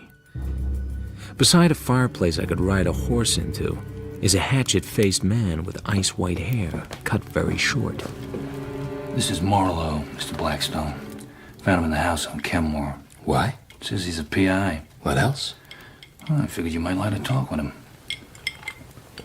Marlowe? I was told a woman named Lola Faithful lived there. And? And what's your interest? Perhaps I should have Eddie teach you some manners. Perhaps you should stop trying to scare me to death and share a little information. Maybe we're not adversaries. Adversaries? An intellectual people. You know that Lola Faithful is dead? I found the body. I would like to know who murdered her. I had a sense you might be interested. Cops like the photographer. Cops like the obvious. Usually they're right. You like him? No. Why not? He doesn't seem the type. Did you know I know your daughter? I didn't know that. She's married to the photographer. Eddie, pour Mr. Marlowe a drink.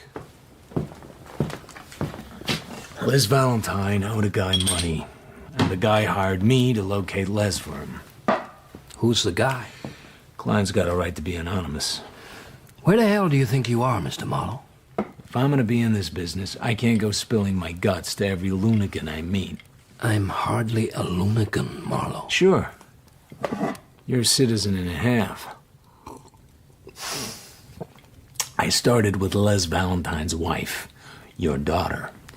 She said he was on location doing stills for a movie production. But the movie company had never heard of him. Eddie's been busy. Nothing to it. So, I went back and searched his house. My daughter's house?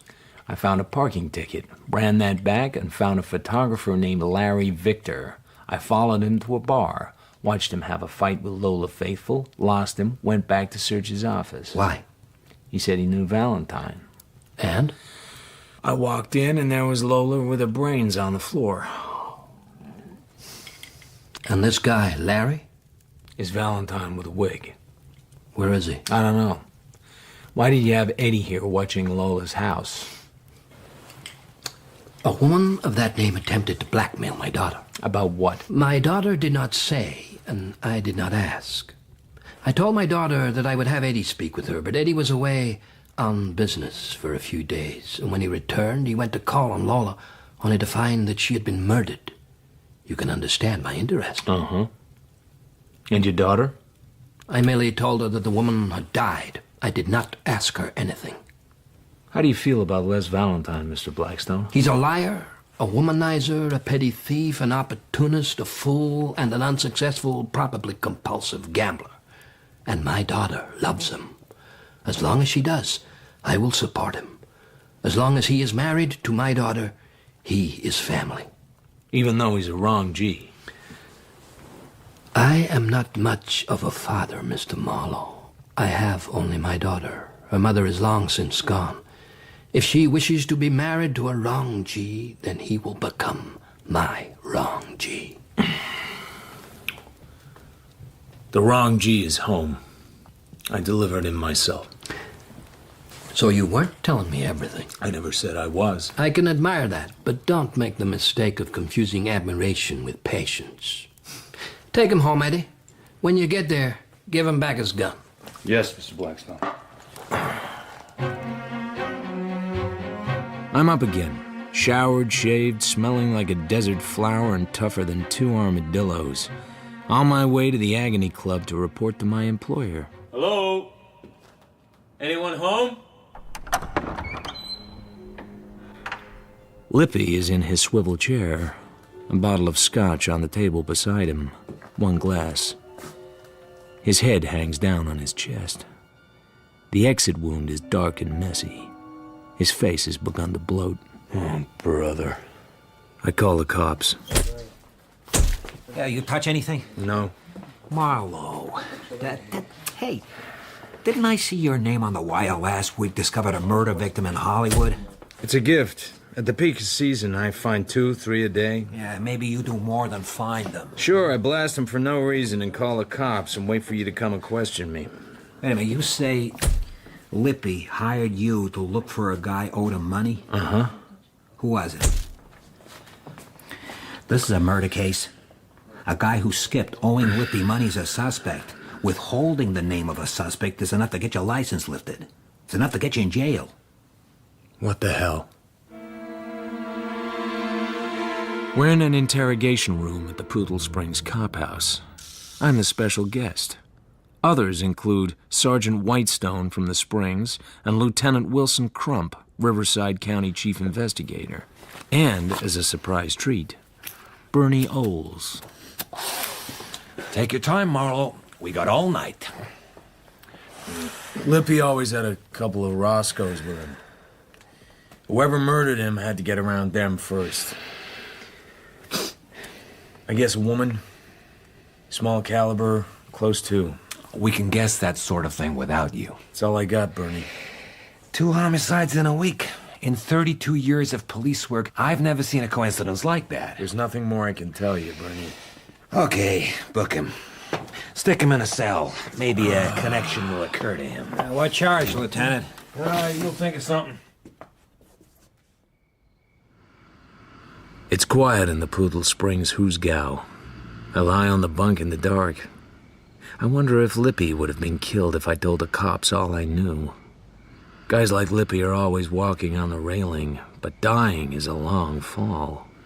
Blackstone had no reason to kill Lippy, but Les had a reason.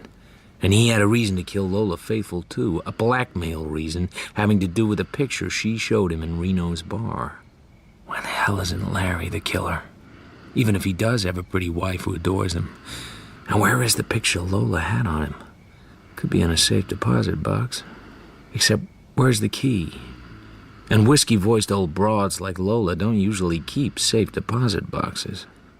The safest answer is Larry's the shooter. Les and Larry did it. Okay, Marlowe, you're sprung. This is Harry Simpson, darling. I'm sorry we took so long, Mr. Marlowe. I had to wait until the court opened this morning to get a writ. Uh-huh. I'll drive you home.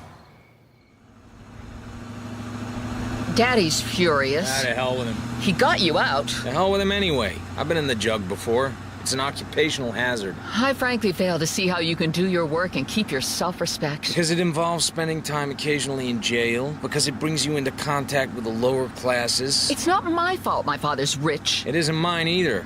But you don't get as rich as Harlan Potter without spending time with some people you wouldn't care to break a crumpet with. Oh, this is no kind of a marriage. You're out all night half the time. I don't know where you are or what you're doing. You might be getting killed. What will they say at lunch? Damn it! Don't be so poor, snob, high and mighty. I spend the night in the guest room. In the morning, I drive over to Muffy Valentine's house. Les isn't here. I don't know where he is. You know Lipschultz is dead? Yes? Did you know he worked for your father? Your father owns the Agony Club. She stepped back as if I poked a live snake at her. She didn't say anything. I find Angel sitting on her front porch, looking at the beach. Larry's not here. You waiting for him? I didn't go to work. I have to be here in case he comes. He's not worth it. He's got no spine. I love him. He'll come back here sooner or later. Angel, I'm not so sure that he didn't kill Lippy. He wouldn't. And if he killed Lippy, he might have killed Lola. No. No. I drive downtown to see Bernie Oles. Harlan Potter spring you, or you just tunnel out? Huh. You're not looking too good, Marlowe. Bernie, Les Valentine and Larry Victor are the same guy. Is that a fact? You've known this for a while. Yeah. You think that maybe you played it a little too tight this time, Marlowe? Lippy didn't deserve it. Not from this guy. Nobody deserves it. Yeah, sure. Let your heart bleed a little. I don't think he did it. You don't think he did it? Who appointed you? He's a spineless creep, but he's got a nice little girl who loves everything about him. You covered for some guy you barely know because he's got a nice wife? They looked happy, Bernie. You don't see too much of that. Okay, Marlowe. You can tell me everything, from the beginning, real slow. A lot of small words. I tell him everything, leaving out the fact that I have a picture of Sandra Lee in the trunk of my car from before she was famous, when she didn't mind so much getting outside of her clothes. You still think Larry, Les, whatever his name is, didn't do it? I don't know. I've told you what I know. You and I both know how long this guy will be around if Clayton Blackstone finds out his daughter's married to a bigamist. A little jump of Fast Eddie. Damn little. Get out of here. Huh? Shoo, Marlowe. Go on. Shoo. I drive up Kenmore to Lola Faithful's house. She was blackmailing Larry with a picture, so where is it? I tossed her house like a Caesar salad and found nothing. So where would she hide it? I have a thought. Her mailbox is stuffed with catalogs and flyers. I take the envelopes out. Most of them are bills. After a while, I find it. An envelope hand-addressed and inside a receipt from the parcel room at Union Station. An ancient attendant shuffles off into the catacombs and emerges maybe 3 weeks later with a flat manila envelope.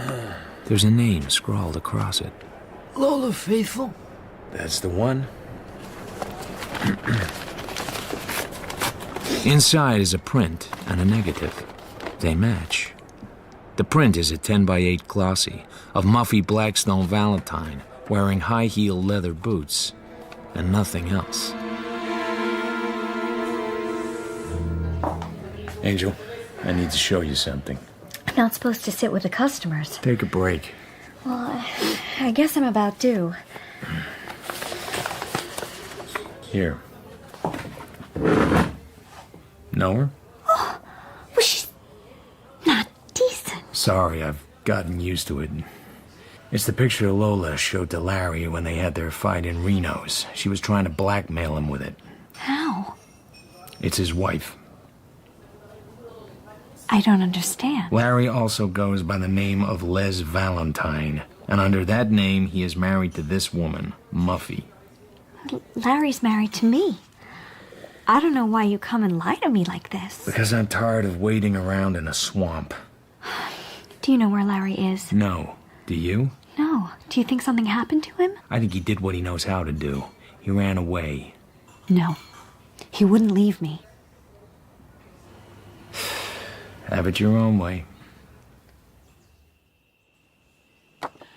Muffy Blackstone. I had no idea. Really, Philip, why do you have to be the one to dig this thing up? Aren't you embarrassed? This is awful. I'm a detective. You knew that when you married me. Well, I guess I didn't think you'd always be a detective. Damn you, Marlowe, can't you see how it is for me? This is what I am. A guy who ends up with dirty pictures in his possession. I could tear it up right now. Sure you could, but I've made copies. Damn you, it's embarrassing digging up the dirt on people we know. Oh, shoot. I'm terrified when you're not home and humiliated when I don't even know where you are.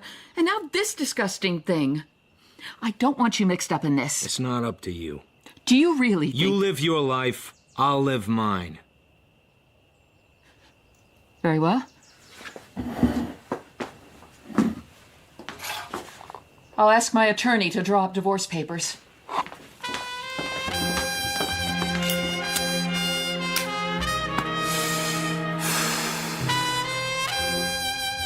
My old office in the Coanga building is still empty, so I moved back in. I'm putting a fresh bottle of bourbon in the bottom drawer when Clayton Blackstone walks in. $500. You wish to employ me? I want you to find out where my son-in-law is. I wish my daughter's life to be orderly and pleasant again. What if the orderly conclusion is that your son-in-law is responsible for 2 murders? If you wish to reach me, call Eddie Garcia. He will put us in touch. He has my complete confidence. Mine too. I get the picture of Muffy and slide it into a manila envelope. I put one of my cards in with it, and on the card I write, "Do you wish to tell me about this picture?" I seal and address the envelope, go down to the post office and mail it special delivery. Then go back and reward myself with a first drink from the office bottle. I'm just starting to enjoy it when Larry, or Les, walks in. That was easy. Huh? Someone just hired me to find you. Who? Uh-huh. I called your wife. She said you were back here working. I've been on the go. I haven't had a chance to clean up today. Want a drink? I sure could use one.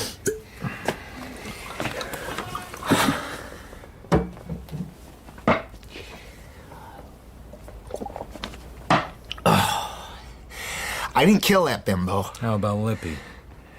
Lippy? What? Lippy's dead? You didn't know? How would I know? Jesus, Marlowe, you're the only guy I can level with. Like when you said you'd stay where I could find you? I had to get away from there. You don't know what she's like. I got some idea. Tell me about this picture. Sheesh. Where'd you get that? The Tooth Fairy left it. That's how I met her. Posing for dirty pictures. She liked it. Kinky, rich girl. Funny thing is, she had to know the pictures would be used. She wanted them sold. So you proposed at once. You're a sarcastic bastard, Marlowe. It was my chance. I'd been nickel and diming it. Here's a broad with more dough than Howard Hughes. For me, sure, but for Angel, too. Kid deserves everything. Now look what she got. Here's a C-note. Huh? There's a flop house on Wilcox.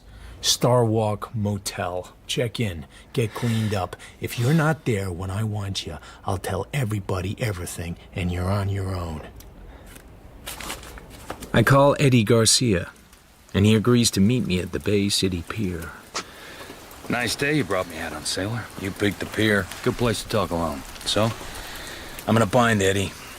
I can probably find Les Valentine okay, but I don't know for sure it's the best idea for everybody. No? Does Blackstone know his daughter's kinky? Kinky? Look at this.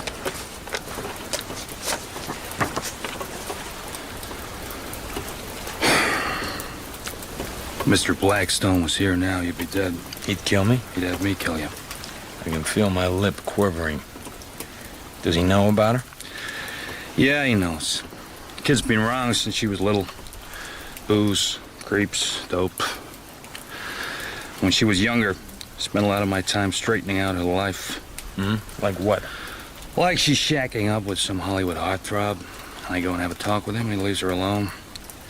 There was a magazine, kind you buy in a wrapper. They were going to do a photo spread with her. Had to go and talk to the publisher. Where'd you get this one? Lola Faithful stashed it at Union Station. Where'd she get it? I don't know. She was dead when I met her. She tried to blackmail Larry with it. Uh-huh. You carry a small caliber? If I was you, I'd find myself Les Valentine, bring him back to Muffy, take Mr. Blackstone's dough, and move on. You finally got him married. The guy's a creep, but she's off the streets, safe.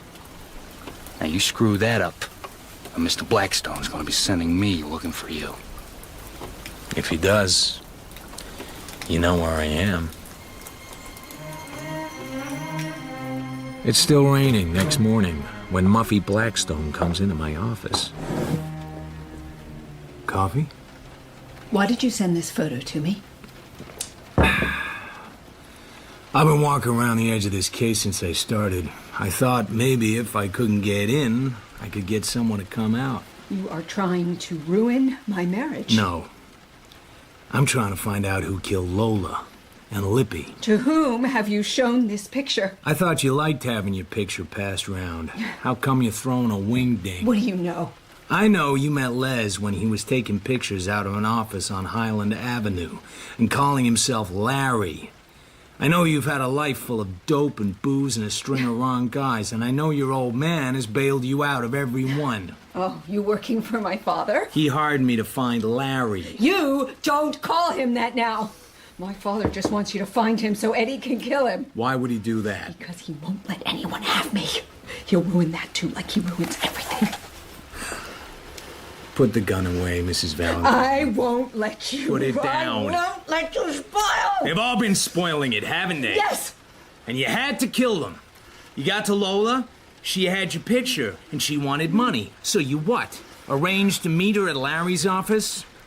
I think I recognized the perfume. Yes. Yes. Lippy, he knew his killer, whoever it was. He was off guard. How'd you get him off guard? I said I didn't have the money, but there were other ways I could pay. So, he grins and sends the help away, and then turns and pours himself a whiskey, and then, bam! That about right? I still love Les. You won't spoil it. You must... Spilt my coffee. I follow my cup down behind my desk and dig out my .38 on the way. Her bullets go into the wall where I was sitting. I fire one into the ceiling to let her know I have a gun. Then I stay down behind the desk, waiting. I don't want to shoot you. I'm pretty sure where she'll go. There isn't any place else. Blackstone is beside his big fireplace. Eddie Garcia stands by the door. Muffy's at the bar with a drink in her hand. So what have you to tell me?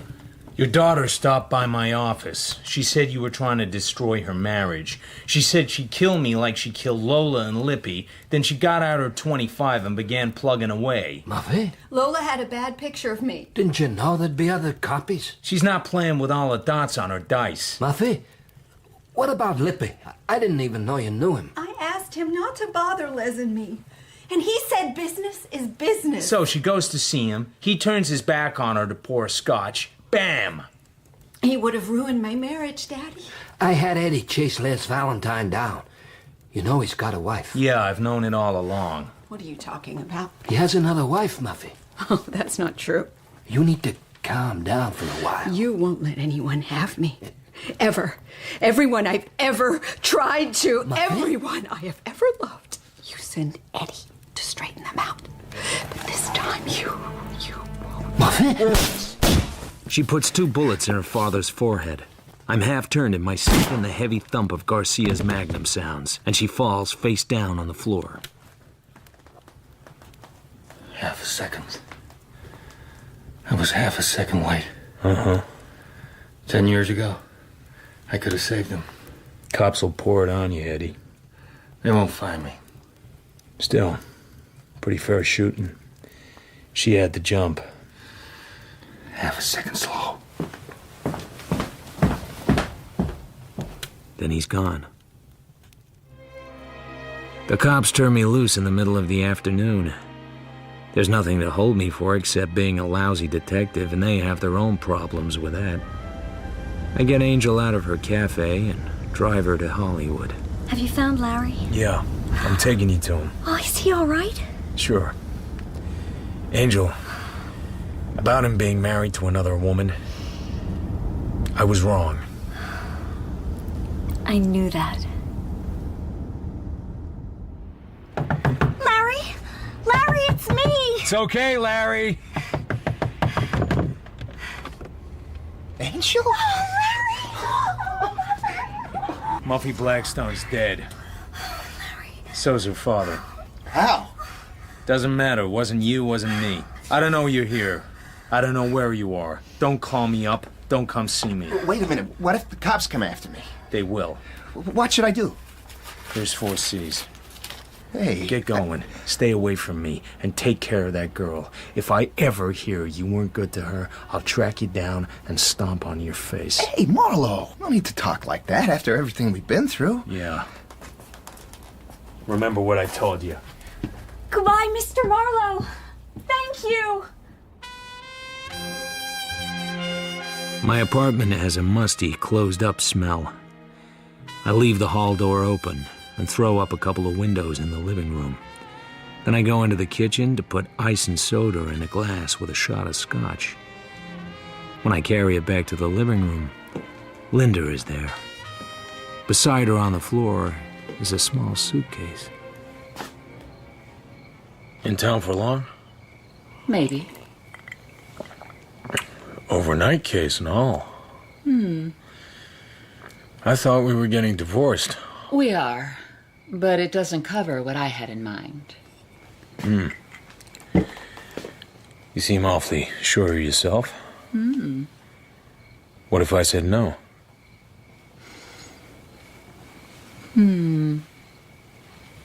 You're right. I probably won't say no. Hello. So how long are you staying? Maybe the night?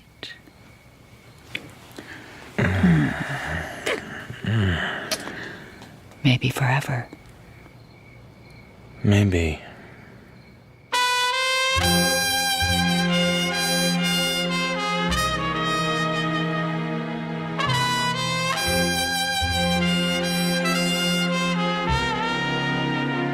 Poodle Springs, by Raymond Chandler and Robert B. Parker, was adapted for radio by Robin Brooks. Philip Marlowe was played by Toby Stevens. Linda Marlowe by Lorelei King. Larry Victor, Stephen Campbell Moore, and Muffy Valentine by Laurel Lefkoe. Manny Lipschultz was Peter Polycarpou. Angel, Sasha Pick. Bernie Oles, Gerard McDermott. Eddie Garcia, Alan Raglan, and Clayton Blackstone was Sean Baker. The film director was James Lally. Leonard, Carl Prekop. And the turnkey, Simon Bubb. Poodle Springs was directed by Sasha Yevtushenko. The producer was Claire Grove.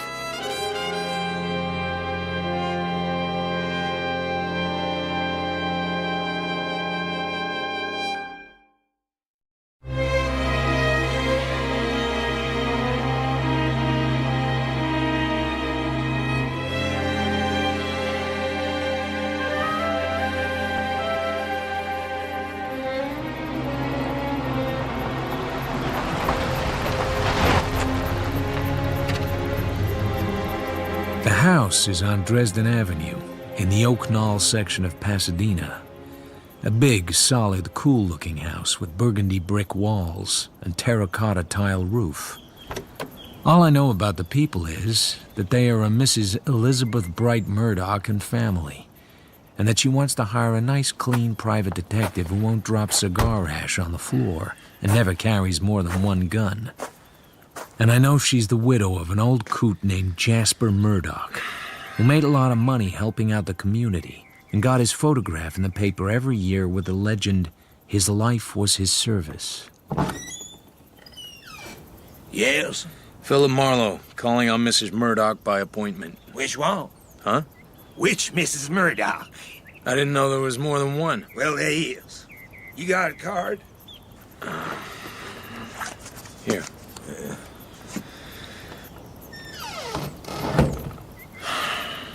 Brother. This way. He leads me to a small room furnished as an office. A thin, fragile-looking blondish girl in shell glasses is sitting behind a desk. I'm Miss Davis, Mrs. Murdoch's secretary. Do you have your references? Sure. Here. This is from Bernie Oles of the DA's staff, and this is from Detective Lieutenant Carl Randall of the Central Homicide Bureau. You think that'll be enough? Please don't laugh at me. I'm only doing what I'm told. I'm not laughing at you. Hot, isn't it? It's not hot for Pasadena. If you'll just wait a few minutes. Halfway to the door, she turns back and pushes the top drawer of her desk shut. Then she goes out. I stick a cigarette in my mouth, but don't light it. I go around the desk. I'm just curious. It isn't any of my business that she has a small Colt automatic in the drawer. Mrs. Murdoch will see you now. The room is a sort of sun porch that has been allowed to get completely overgrown outside. There's a chaise longue over by the window. It has a curved back and enough cushions to stuff an elephant. And there's a woman leaning back on it with a wine glass in her hand. Please do not light that cigarette. I'm asthmatic. Sit down, Mr. Marlowe. I've never had any dealings with private detectives, Mr. Marlowe. I don't know anything about them. Your references seem satisfactory. What are your charges? $25 a day. And, of course, expenses. It seems high. And how much retainer would you expect? $100 would hold me. I should hope it would.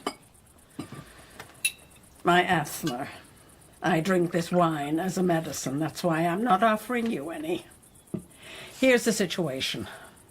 About a year ago, my son made an idiotic marriage without my consent. This was foolish of him, as he has no money except what I give him, and I am not generous with money. The lady was a nightclub singer called, appropriately enough, Linda Conquest. They lived here. We didn't quarrel, because I don't allow people to quarrel with me in my own house. But there has not been good feeling between us. No doubt she found my son dull. I find him dull myself. At any rate, she moved out a week or so ago without saying goodbye.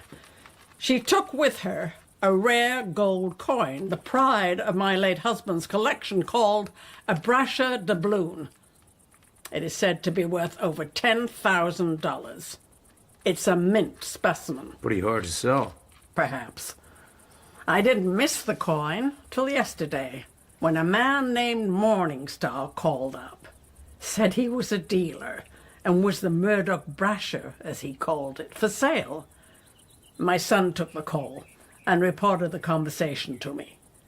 I had Miss Davis call him back. I was curious. Why? If the man was a dealer of any repute, he would know that the coin was not for sale. My husband provided in his will that no part of his collection might be sold.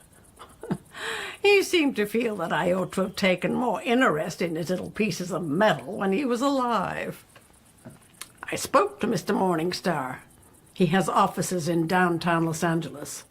I told him the coin was not for sale. He asked if he might examine it. I said certainly not. He hung up. So I went upstairs to examine the coin myself. It was gone. Somebody offered him the coin for sale, and he guessed where it had come from. I had the same idea. How do you establish that your daughter-in-law took it? I don't, in a strictly evidential sense, but I'm quite sure of it. No signs of a burglar? Maybe I'd better look the room over. I have told you, Mr. Marlowe, that my daughter-in-law took the brasher doubloon. Assuming that is so, just what do you want done? I want it back, and I want an uncontested divorce for my son. Does he know where she went? Oh, he knows nothing. He doesn't even know of the theft. I don't want him to know anything. This is a delicate family matter, Mr. Marlowe, and it must be handled with delicacy. If you hire me, you'll get all the delicacy I have. If I don't have enough delicacy, maybe you'd better not hire me. Miss Davis, my checkbook right away. Yes, Mrs. Murdoch?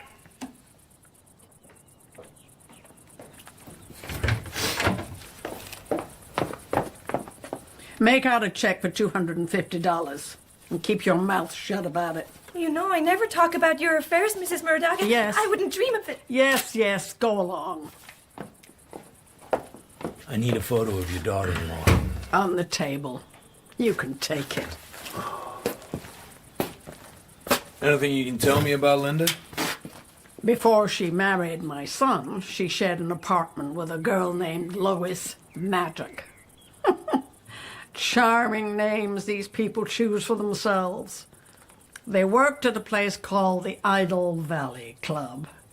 My son knows it far too well. It's possible your son is still in touch with his wife. I don't think so. He must know something about her. You leave my son out of this. Okay. She take a car? Steel gray Mercury, a coupe. Miss Davis can give you the license number. If I find she didn't steal the coin, that ends the investigation. She stole it all right, and I don't intend to let her get away with it. Paste that in your hat, young man. And I hope you're even half as rough as you act, because these nightclub girls are apt to have some very nasty friends. I'll try the coin dealer first. He sounds like a lead. You don't like me very well, do you? Does anybody?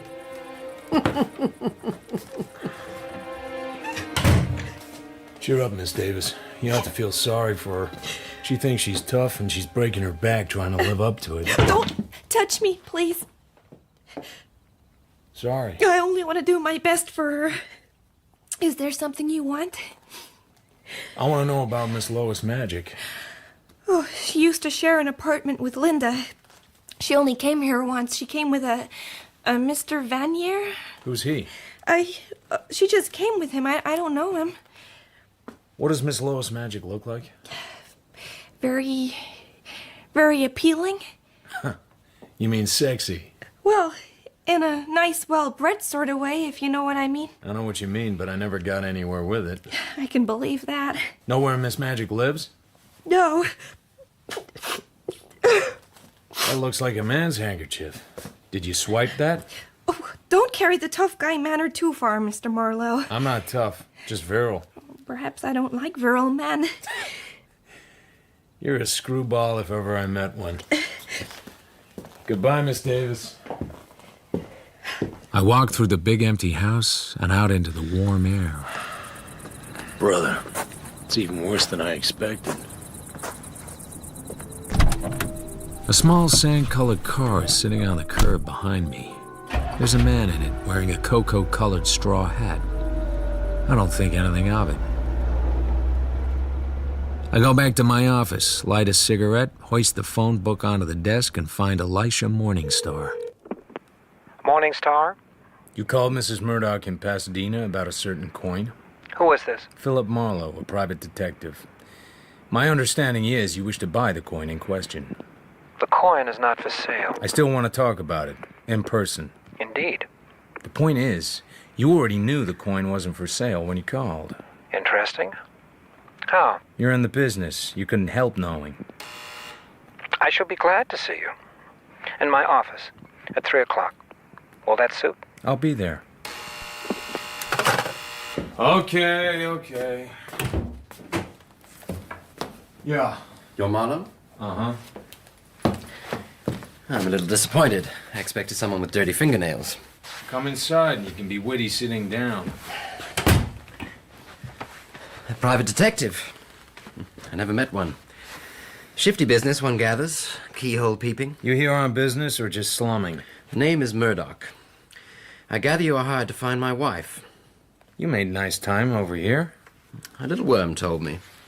A simple garden worm, often trodden on, but surviving, like myself. Uh-huh. I don't think I'm going to like you. Ooh. Your tough guy act stinks. Coming from you, that's bitter. Why should my mother want Linda found? She hates to spend money. Who said she did? Merle Davis. Miss Davis is just a romantic. She probably made it up. Hell, she blows her nose with a man's handkerchief, probably yours. Look, Marlowe, be reasonable. Give me an idea of what it's all about.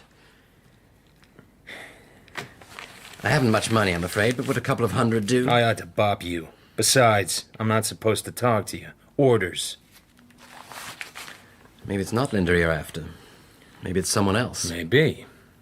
Maybe it's Nash. Nash? Runs the Idle Valley nightclub? Uh-huh. Maybe it's him. I'm in a spot here. Nash must have called her up. He promised not to. How much you into him for? Maybe it isn't Nash. Maybe it isn't. Maybe the cook's with child by the Iceman. But if it was Nash, how much? 12,000. Threats? Is he tough? I suppose. He used to be a screen heavy, good-looking in a flashy way, but don't get any ideas. Linda just worked the nightclub. And if you are looking for her, you'll have a hard time finding her. Why? She's not buried in the backyard, I hope. It's a waste of time talking to you. I don't think you're worried about your wife. I think you know where she is. She didn't run away from you. She ran away from your mother. Perhaps she'll get a job and make enough money to support you. He looks down at the floor, turns his body to the right, and his fist makes a tight, unrelaxed arc through the air towards my jaw. I move my jaw out of the way and catch his wrist. How come your old man didn't leave you any money? Or did you blow it all?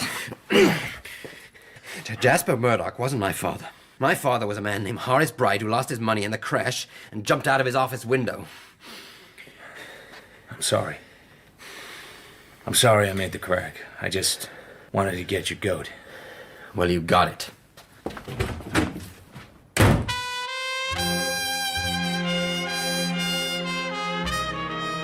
So I know that Alex Nash runs the Idle Valley nightclub, and it doesn't take me very long to find out that he has recently married a gaudy young blonde named Lois Magic and is now living in Bel Air.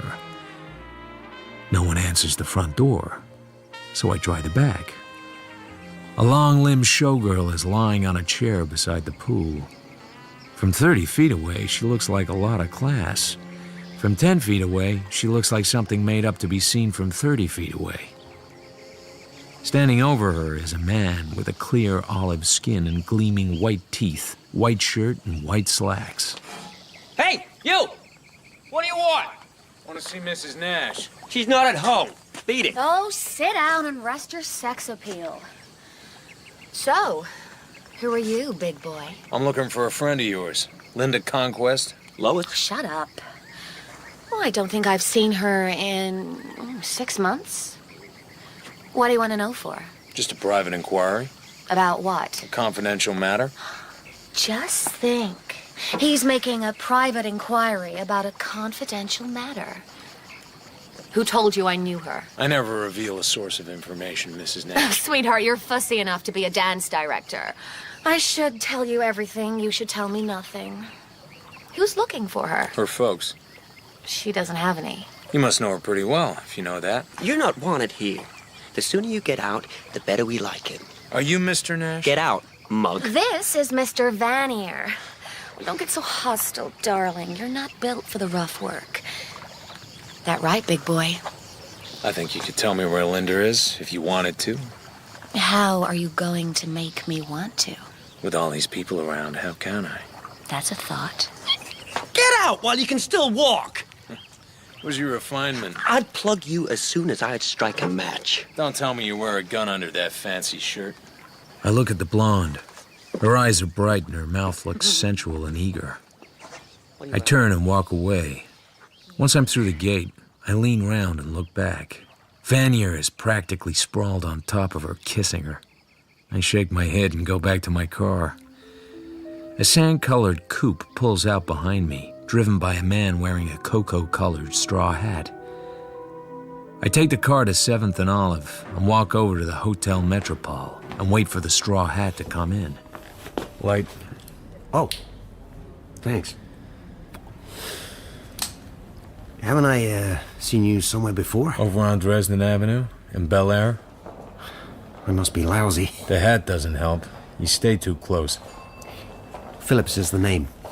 We're in the same racket. I'm a private investigator. Do you want something, or are you just practicing? I know who you are. I was a deputy at Ventura when you were working on the Gregson case. Really, I was just trying to screw up the courage to talk.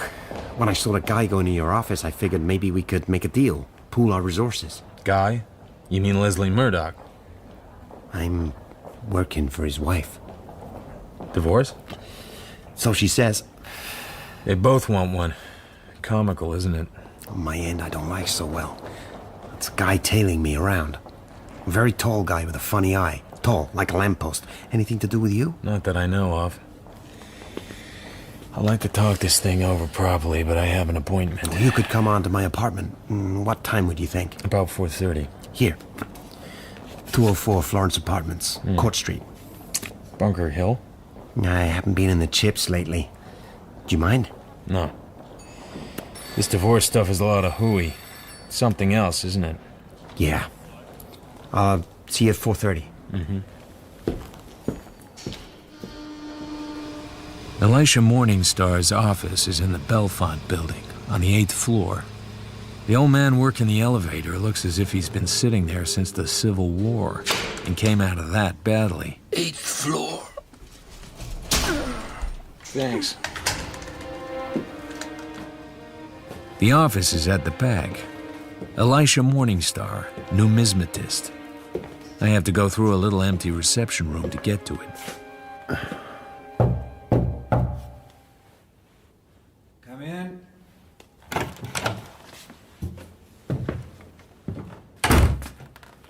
You are Mr. Marlowe? Yeah. Pray be seated. Well, Mr. Marlowe, what can I do for you? Tell me about the Brasher doubloon. Ah, yes. The Brasher doubloon. In some ways, the most interesting and valuable of all early American coins. It was a gold coin made for the state of New York in the year 1787. It was not minted. It was coined by the pressure molding process, and its maker was a private goldsmith named Ephraim Brasher. How many of these coins are there? A few hundred. But of these, very few indeed are uncirculated specimens in what is called mint condition.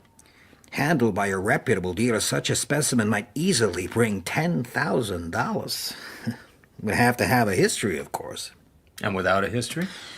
There would be the implication that the coin was illegally acquired. So, let's talk about the Brasher doubloon that somebody tried to sell you. Did they? Why would they do that? They needed the money. You'd want to buy it, if you could get it cheap and had the money to handle it, but you would want to know where it came from. And if you were quite sure it was stolen, you could still buy it if you could get it cheap enough. You'd be protecting the owner, or his insurer. They'd be glad to pay you back your outlay. It's done all the time. Then the Murdoch Brasher has been stolen. Don't quote me. It's a secret. And how much will your principal pay for the return of the coin? $1 grand. What did you pay? $800. Fine. That leaves $200. Got it with you?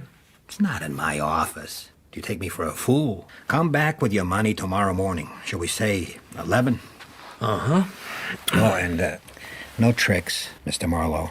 Don't think I don't know how to protect myself. I hope you do, because what you're handling is dynamite.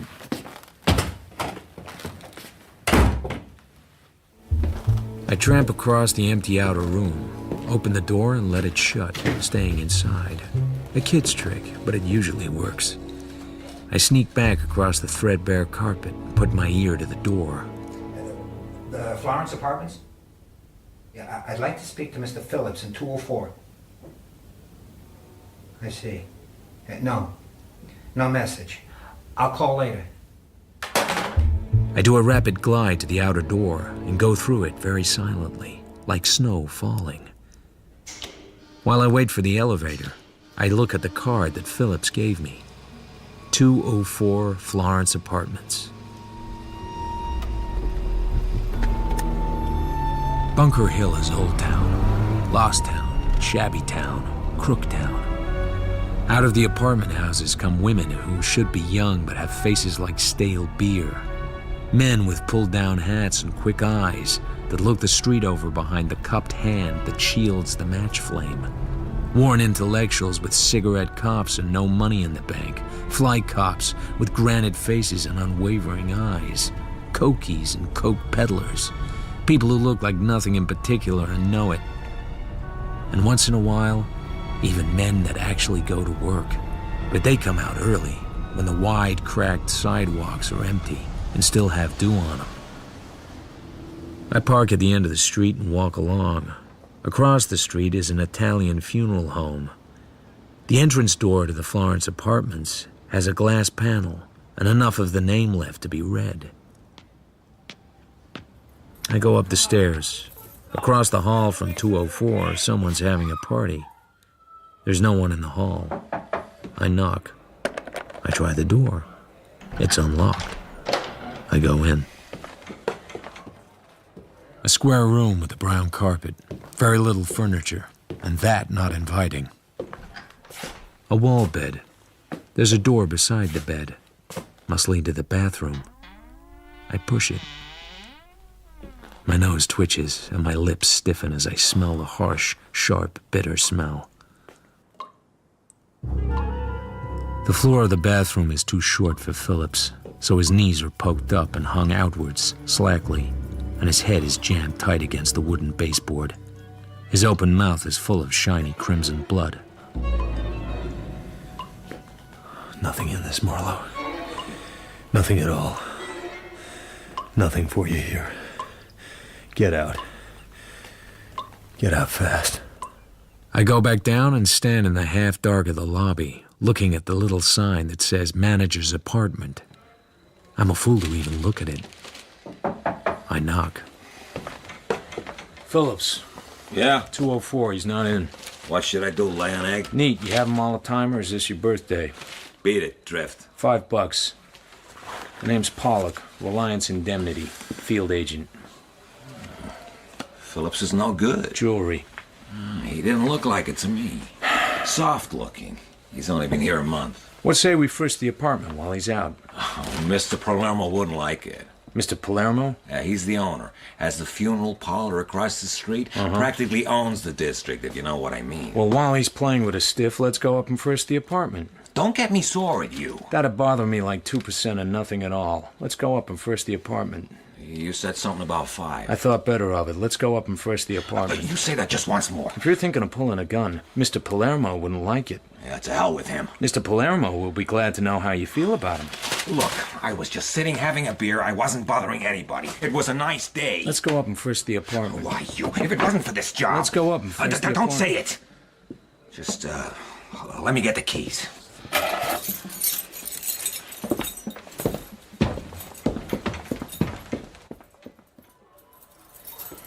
Come on, I can't hear it. Oh, come on, girl, let the window. Sounds like they're having a party across the way.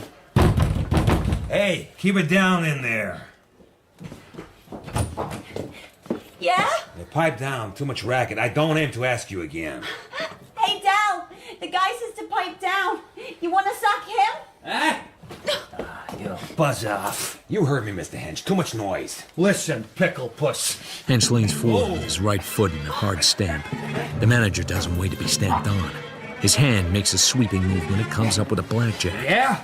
Hench swings hard at nothing. The manager hits him on top of the head. Hench turns, runs back to the bed, feels under the pillow. Look out. Gun. Yeah, I can fade that too. Hench comes up with a gun. He's staring down at it, not holding it by the grip at all, holding it in the flat of his palm. Drop it. Get him, Dal. The blonde jumps on the manager's back and wraps her arms around him. Get him good. This ain't my gun. This ain't mine. Okay. I step around the manager and relieve him of the gun he's trying to pull. Hey! Okay, drop it, Hench. This ain't my gun. Mine's a Colt 32 belly gun. I take the gun off him. It's been fired. Hey, better get some law. This gun's been fired, and there's a dead man across the hall. What? Brother, that simply ain't my gun.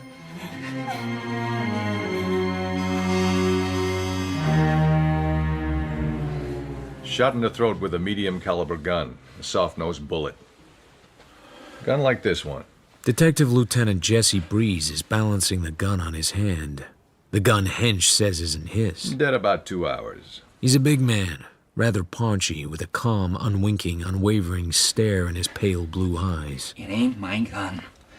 And nothing you boys can think of is going to make me say this. We're sitting in Hench's apartment.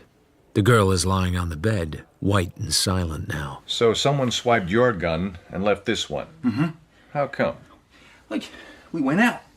We went out to get some lunch about 3:30. We must have left the door unlocked. You remember, honey? Honey, you remember? She doesn't look at him. Mine's a revolver. It's not an automatic. I don't have no permit. I don't carry it around, so... Hitting the hooch like you birds been and having a gun under the pillow, sooner or later somebody was going to get shot. We didn't even know the guy. We don't know anything about him. I guess he got shot just before you went out. The radio would kill the noise. Maybe you left your door open. Maybe. Yeah, you remember that, honey? You left your door open. The killer heard you go out. He got into your apartment, wanting to ditch the gun. Slipped it under your pillow, and then imagine his surprise. Found another gun, so he took it along. But if he meant to ditch his gun, why not do it where he did the killing? Why the fancy pants? Maybe he only thought of ditching it when he got out in the hall. Didn't want to go back in there. Saw the door open here. I'm not saying it isn't so. I'm just considering. So, mister, now we got to try and trace your gun. While we do that, we've got to have you and the young lady handy. Understand? We don't have any boys that can bounce me hard enough to make me tell that any different. We can always try.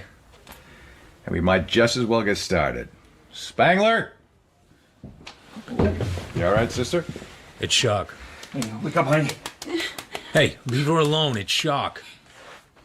Lieutenant Spangler will take you down, all right? You know what, babe? We gotta take a ride. The blonde gets up slowly. It's tough, kid, but you know how it is. She looks at him blankly, then draws back her hand. Oh. Hench follows her out. The door closes. Breeze and I sit looking at each other, heavily. You and me are going to get along. That's fine.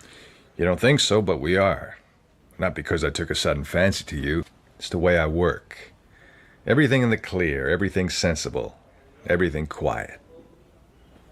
Tell what you know about the dead guy. I already told you. Tell me again. His name is George Anson Phillips. He claims to be a private detective. He followed me around today. He said it was because he wanted to do business with me. He said he was on a job he got leery of and wanted someone with a little more experience than he had, if he had any at all. He didn't act as if he had. And the only reason he picked you is that 6 years ago you worked on a case in Ventura while he was a deputy there? That's my story. It's bad enough to be true. So, what's your idea of all this?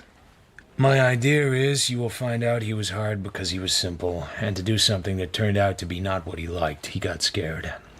And as a result of this, he asked you to meet him in his apartment? Yeah. Why couldn't you talk to him right then? I had an appointment. Who with? What you working on?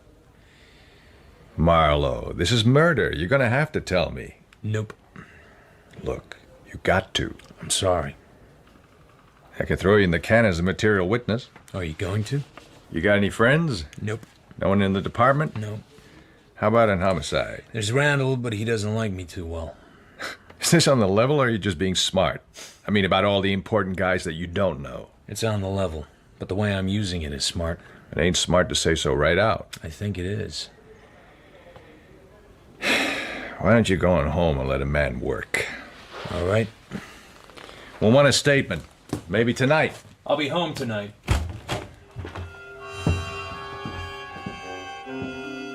I take in my office on the way home. There's a boy in a uniform cap behind me on the stairs. Marlowe? Uh-huh. Delivery. Here. Gee, thanks, mister.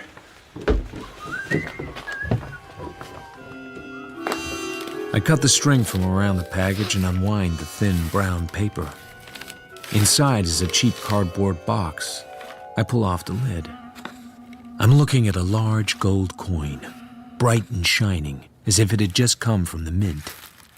The side facing me shows an eagle with a shield for a breast and the initials EB punched into the left wing. I'm looking at the Brasher doubloon. Yeah. Yeah? Too bad for you, Marlowe.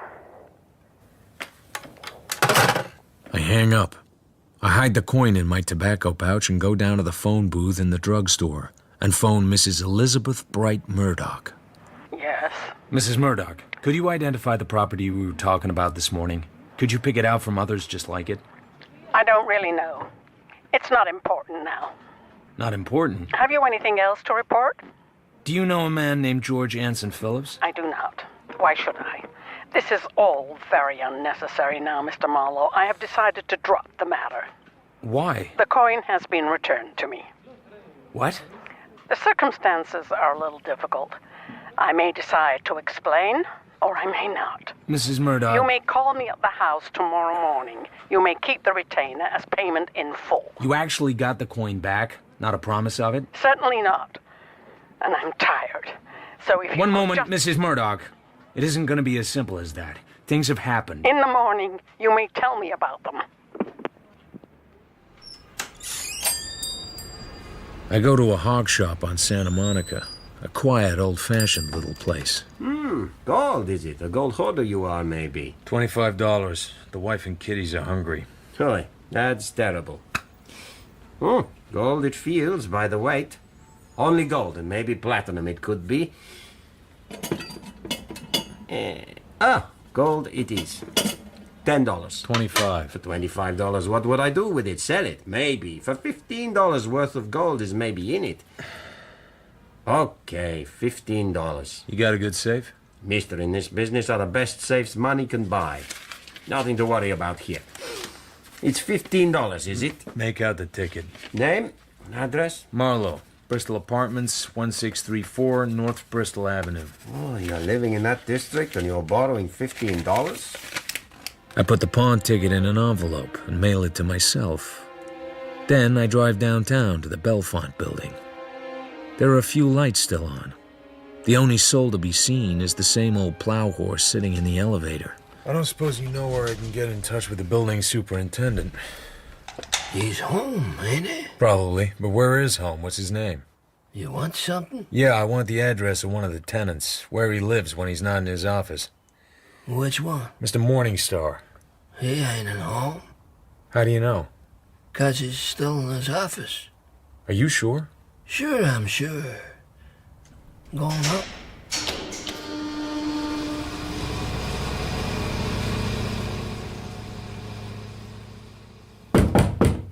Mr. Morningstar?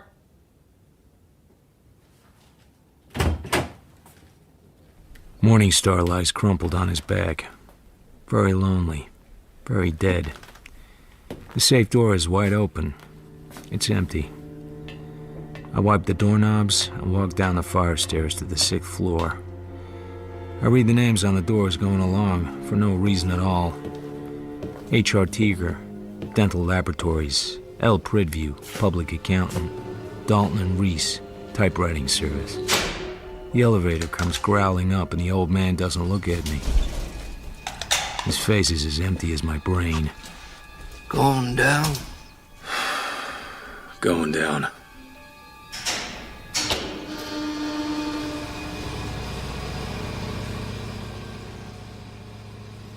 The chessmen are lined up and ready to go. It's 10 o'clock in the evening. I'm at my apartment with a drink at my elbow and nothing on my mind except 2 murders. And the mystery of how Mrs. Elizabeth Bright Murdoch has got her Brasher doubloon back, while I still had it in my pocket. Who is it?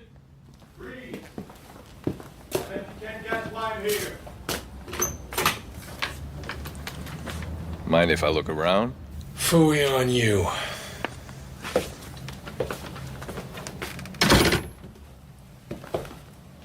Play a lot of chess? Not a lot. I was just setting the pieces out before you called. Once in a while, I fool around with a game, thinking things out. Don't it take two guys to play chess? I play over tournament games, like in that book. Games by a guy called Capablanca, a grandmaster. Once in a while, I think out problems. What are we talking about chess for? I talked to Randall about you. He says you wouldn't murder anybody. That was friendly of him. He says we should look out for you. He says you're not as smart as you think you are, but that you're a guy things happen to, and a guy like that could be a lot more trouble than a very smart guy. That's what he says. You look all right to me. That's nice of you. You found Phillips's body. You talked to the guy. You said you didn't know what he wanted to see you about. I figure that maybe with time to think back, you could have remembered. This your gun? Uh-huh. A little dust. What were you expecting, rubies? I look at Breeze. He looks about as excited as a hole in the wall. He's lighting his cigar in the exact same way as when he lit it in Hench's apartment. Every motion the same as it always will be whenever he lights a cigar. He's that kind of man, and that's what makes him dangerous. You're on a job. We don't know what it is. Phillips was playing at being a private dick. He was on a job. How can we know that his job and your job don't tie in somewhere? And if they do, that is our business. That's one way to look at it. This is a murder case, Marlowe. I have a right to listen to my conscience. I have a right to protect my client until I'm sure you won't do him more harm than you'll do the truth good. Or until I'm hauled before somebody who can make me talk.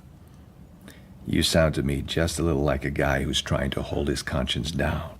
What did you find out about Phillips? He came into a little money. Not much, but enough to get a license and put up a bond and get himself a piece of an office. He shared a room with a guy named Marsh. Says he never had any customers. That's all we know about George so far. Kind of a pathetic case. What about Hench? Him and the girl were having a liquor party. I guess it'd been going on for days. What about the gun? You believe someone planted it under Hench's pillow? Sure. The killer went in and ditched his gun and found another. What about Hench's gun? I doubt we'll ever find it. It's a dead end. I don't know what to make of you. I can't see you deliberately covering up on a murder, and neither can I see you knowing as little about all this as you pretend. How long do you expect to stay dummied up? I don't know. Let me help you. I'll give you till tomorrow noon. I won't get my postmortem report before that anyway. Then I pull you in fast enough to singe your breeches. You know any tall blondes? I hope so. How tall? A wop named Palermo says he saw a tall blonde come out of Phillips's building about 3:30. Says she was a looker. He gave us a good description of you, too. Didn't see her go in, just saw her come out. Nothing comes to me. But I just remembered. I wrote down the license of Philip's car. Might help. Might of that. Here. So, just thought of this, huh? That's right. Well, well. Well, well, well, well. I make myself a drink, stand in the kitchen and look out of the window at the eucalyptus trees tossing their tops against the bluish dark sky. 12 hours to tie up a situation which I don't even begin to understand. Either that, or turn up a client and let the cops go to work on her and her whole family. Hire Marlowe and get your house full of law. Why worry? Why be doubtful and confused? Consult cockeyed, careless, club-footed, dissipated investigator Philip Marlowe. See me, and you meet the best cops in town. Yeah. Marlowe. All right, talk it up, whoever you are. Maybe you're a smart guy. Maybe you'd like to do yourself some good. How much good? About 5 C's worth. Doing what? Keeping your nose clean. Want to talk about it? Where? When? Who to? Idle Valley Club. Nash. Anytime you get here. Who are you? Just ask at the bar for Eddie Prue. Oh, these gorgeous eyes, dark and glorious eyes, burn with passion eyes. How you hypnotize, how I adore you so, how I fear you though, since I saw you glow. Now my spirit's low. I want to talk to a fella named Eddie Prue. Your name? Marlowe. Drink while you wait? Dry martini, dude. Okay. Mighty fires real, they my fate will seal. Burn my soul with zeal, but my love for you, when the time is due, will refresh anew, like the morning dew.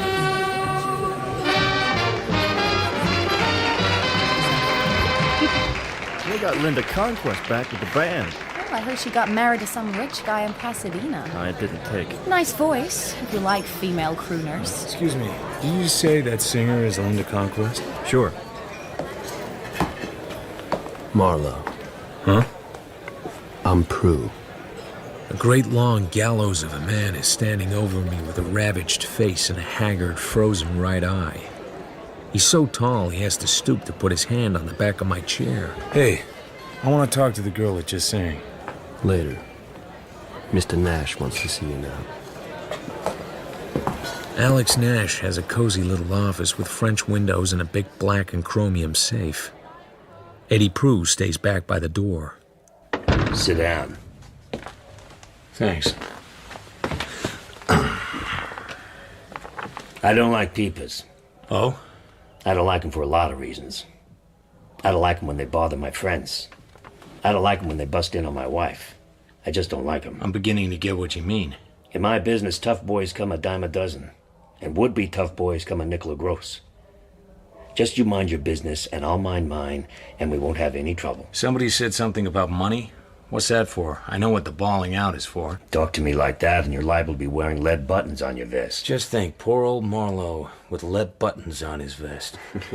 Shut up, Eddie. As for me minding my own business and not minding yours, Mr. Nash, it might be that my business and your business might get a little mixed up together. In what way? Your hard boy here calling me up on the phone and trying to scare me to death. And, for instance, that same hard boy or somebody who looks just like him following around after a guy who happened to get shot this afternoon. Who got shot? A fellow named Phillips. You wouldn't like him. He was a peeper. I never heard of him. And also, for instance, a tall blonde who was seen coming out of the apartment house just after he was killed. What tall blonde? We don't know. Why was he killed? We don't know. Who is we? The police. I found him, so I had to stick around. What'd you tell the cops? Very little. They didn't think it was quite the whole story. I have until tomorrow noon to fill it out. You wasted your time coming here. I got the idea I was invited. You can go to hell and back anytime you want to. Or you can do a little job for me. What's the nature of the job? You were at my house this morning. You ought to have an idea. Mr. Vanier? She's a swell girl, but she's playing a wrong number at the moment.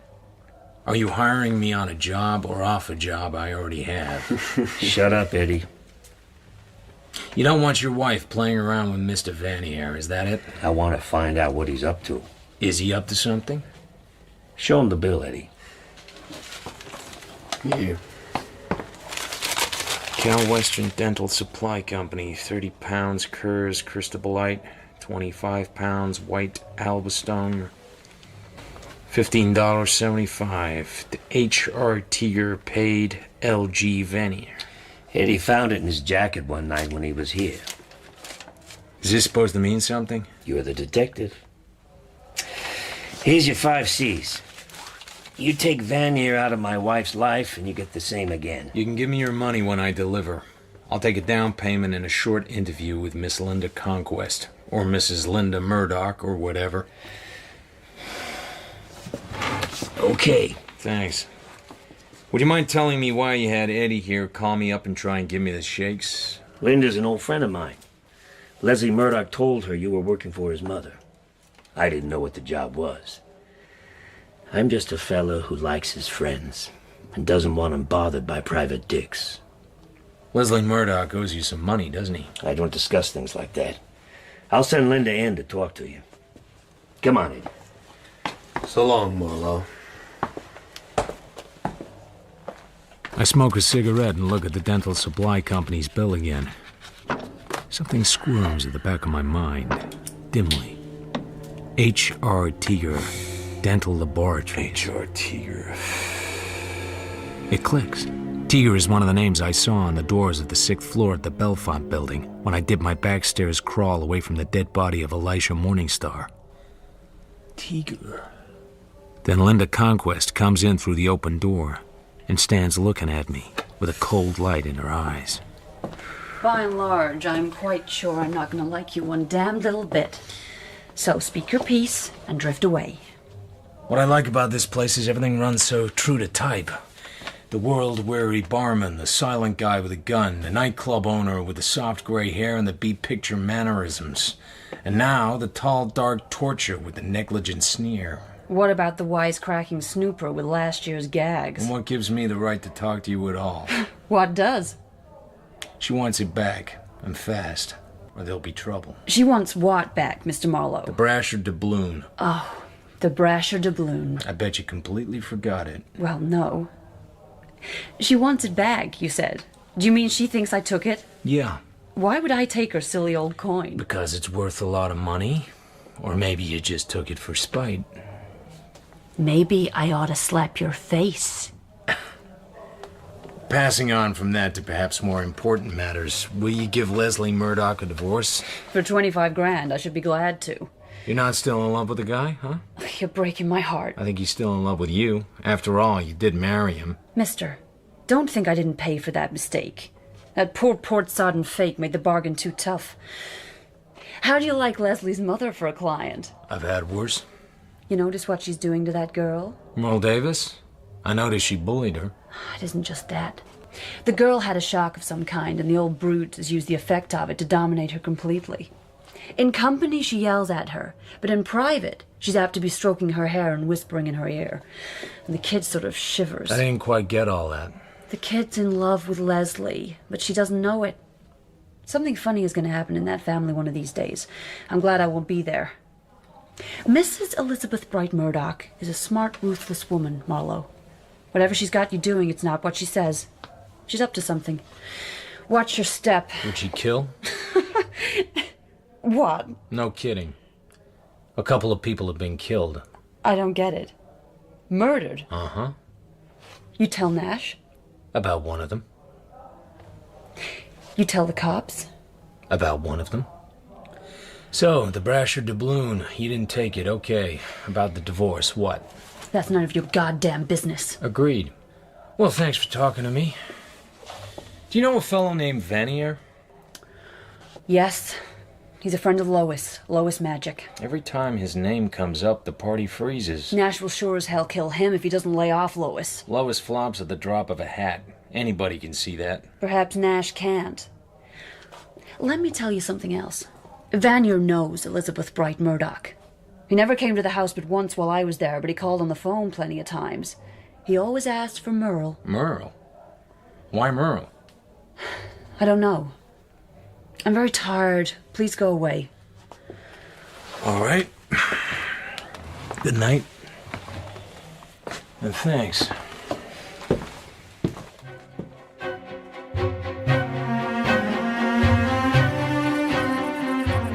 It's just as hot in Pasadena the next morning, and the big house on Dresden Avenue looks just as cool. And when they show me into Mrs. Murdoch's sun porch, she's sitting in the same chaise longue, pouring herself a slug of what looks like the same port bottle, but probably isn't. Well, Things are bad. The cops are after me. I thought you were more competent than that. When I left here yesterday morning, a man followed me. I invited him to explain why, and he said he knew who I was and he needed help, and he asked me to come to his apartment and talk to him. I went, after I had seen Mr. Morningstar, and found the man shot to death on the floor of his bathroom. Go on. His name is George Anson Phillips. He claimed to be a private detective. I never heard of him. He gave me the impression he was working for some member of your family. He wasn't. You can be quite definite on that. I don't think you know quite as much about your family as you think you do. You are involved with the police on account of this? That's only half of it. How's your asthma? Bad. Get on with your story. I saw Morningstar. He admitted the Brasher doubloon had been offered to him and said he could get it. Then you told me it had been returned to you. I tried to get in touch with him to tell him the deal was off. I went to his office. This was quite late. He was lying on his back on the floor, dead, killed by a blow on the head. I walked away and called the hospital from the street. I didn't give my name. That was wise of you. It was considerate, but I don't think I'd call it wise. You take all this very calmly. What do you want me to do? I'm connected with one murder already. I may presently be connected with another. Even as far as it goes, I have until noon today to reveal the name of my client. That would be a breach of confidence. I wish you'd leave that damn port alone and make some effort to understand the position. I beg you. The police insist on knowing what I'm doing, who I'm working for. You'll find a way out of all that. To keep my job, I have to be on reasonably good terms with the police. They don't have to love me, but they have to be fairly sure that I'm not cheating on them. Doesn't the law give you the right to protect a client? If it doesn't, what is the use of hiring a private detective? I value your business, Mrs. Murdoch, but I'm not going to cut my throat and bleed in your lap. You seem to have made a nice mess of the whole thing. What's our story to the police going to be? The police mean nothing to me. If you give them my name, I shall regard it as a thoroughly disgusting breach of faith. Murder changes everything. You can't dummy up on a murder. As long as they think you're holding something, they'll never let up. Give them a reasonable story, and they go away cheerful. Any objection to telling it? Every possible objection. Do we have to tell them I suspected my daughter-in-law of stealing the coin? It'd be better. And that it has been returned? It would be better. You're a callous brute. I deeply regret ever having met you. Mutual. Merle, ask my son to come in here at once. You may as well come in with him. Yes, Mrs. Murdoch. He's right. My son took the coin, Mr. Marlowe. My own son. I told you yesterday I owe Nash a lot of money. I didn't want Mother to know. I took the doubloon and gave it to Nash, and he agreed to hold it as security. He agreed not to convert it without notice. When this man Morningstar called up, I thought Nash was thinking of selling it. I was badly scared. And then when Merle had told me Mother had employed a detective, I was sure she had missed the doubloon and hired you on that account. I went to see Nash and told him that even my mother couldn't sell the coin without violating the terms of the will. He loosened up, he gave me back the coin and tore up the receipt. So I brought the coin home and told Mother all about it. Did Nash threaten you? He said he wanted his money and I'd better get busy, but he wasn't threatening. He was very decent under the circumstances. Where was this? At his office. Was Eddie Prue there? Who is Eddie Prue? Nash's bodyguard. I didn't waste all my time yesterday, Mrs. Murdoch. I didn't see him there. Where's the coin now? Where would you expect it to be? I nearly tell her, just to see her jump, but I managed to hold it in. That seems to take care of that, then. Kiss your mother, Leslie, and run along. Yes, Mother. You too, Merle. If I ever catch you violating my confidence, you know what will happen. I never will, Mrs. Murdoch. Never. You can trust me. I hope so. Get out.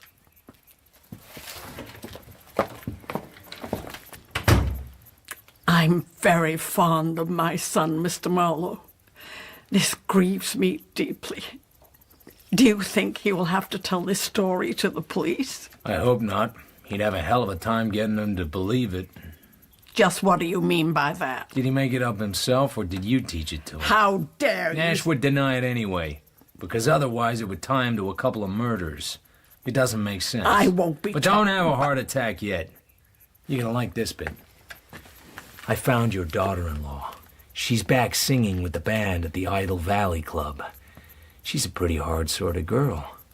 I don't find it impossible to think that she took the coin and that Leslie found it out and cooked up that yarn to protect her. He says he's still in love with her. Yes, poor Leslie. He would do just that. And in that case... In that case, my dear daughter-in-law may be involved in murder. And you just love that. I don't like your tone. I don't like it myself. I don't like anything. I don't like this house, or the air of repression, or the squeezed-down face of that little girl, Merle, or your twerp of a son, or the lies I'm told. Get out! Get out of my home! I'd be glad to.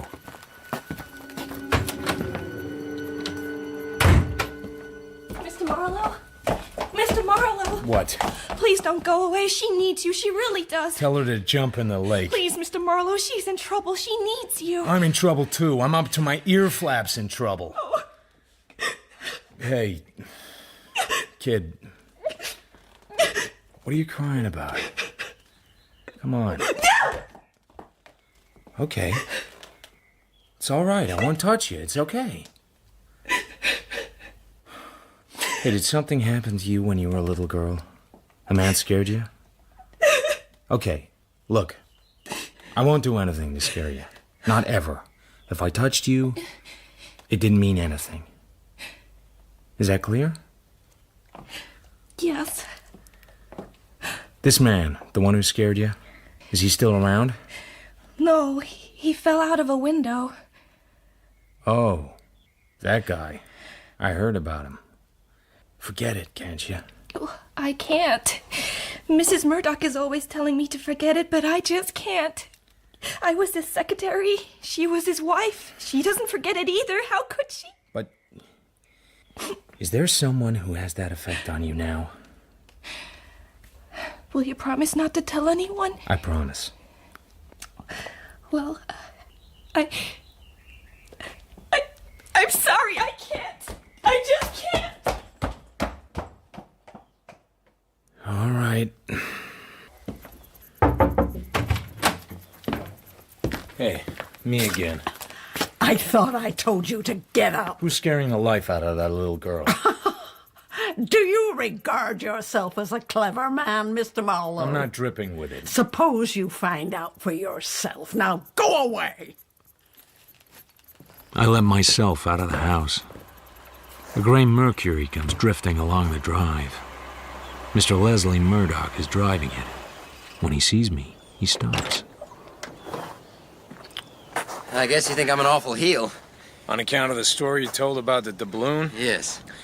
That didn't affect my way of thinking about you in the least. Well... Just what do you want me to say? I suppose I like to be liked. I'm sorry, Murdoch. I like your being that devoted to your wife, if that's what it is. Oh, didn't you think I was telling the truth? Did you think I was saying all that just to protect her? There was that possibility. I see. Well, I guess I can take it that you don't like me. It's a silly subject and damned unimportant to both of us. I see. Pardon me for being crude enough to bring it up.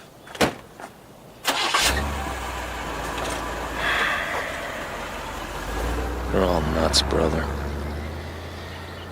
Nuts. Detective Lieutenant? You're late. I had to go to the dentist. I don't need to hear your story anyhow. What?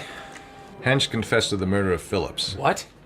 What do you use on him, a pickaxe? Nope. He's a psycho case. Drunk but screwy drunk. He'd been living on it for weeks. He got to the point where liquor wasn't making him drunk, it was keeping him sober. When a guy gets like that and you take his liquor away, he's a lost cuckoo. So they drag him over to the hospital and shoot him full of hop. Well, this AM, he's fine. Pale but peaceful. I go see him. How you doing, kid? Anything you need, be glad to get it for you. You know the line. Yeah, I know the line. So after a while, he opens his trap just enough to say, Palermo. The guy who owns the funeral parlor. This Palermo is important. I asked around. He gets the vote out up there. I say to Hench, you mean Palermo's a friend of yours? He says, get Palermo. So I phone Palermo and I tell him. He's a poor guy, says Palermo, a nice guy. He wanted to see me, that's fine. I see him. I see him alone. So he goes in to see Hench, and after a while he comes out and he says, okay, copper, he make the confess. I pay the lawyer. Maybe. I like the poor guy. Just like that. Just like that. You thought he was innocent. That was last night. That's a lovely touch. Him putting the gun under his own pillow. Every pinch is a good pinch. Will he cop a plea? Sure, I think so. I figure Palermo could get him off with manslaughter. I see. So as it is, I don't figure I have an absolute right to insist on hearing your story. That's very kind of you, Breeze. Maybe later. Maybe.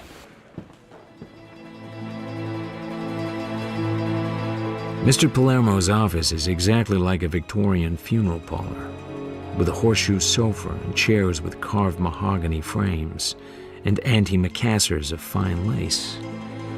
Through the long curtains, across the street, I can see the windows of the apartment where George Anson Phillips was killed. Now, what do you want, Mr. Marlowe? I'm the man who found the dead man across the street yesterday. He was a friend of mine. I got business. What do you want, Mr. Marlowe? This morning, you saw Hench. The coppers tell you that, huh? They told me you got Hench to confess. They said he was a friend of yours. Hench make the confess, huh? Only Hench didn't do the killing. No? No. That's interesting. Confession is a lot of baloney. You got him to make it for some reason of your own. Yeah, Tony! Yeah. Tony, this a man, Mr. Marlowe. You look at this man, not forget him, huh? Leave it to me, Mr. Palermo. So, this dead guy is a friend to you, huh? Yeah. Okay. Then I tell you, but you don't tell nobody else. Not the damn coppers, huh? No, not the coppers. Tony, not forget you, huh? You get the idea? I give you my word. Okay. I have a brother, Mr. Marlowe, very bad. Almost as bad as Tony. This brother live across the street. Very quiet.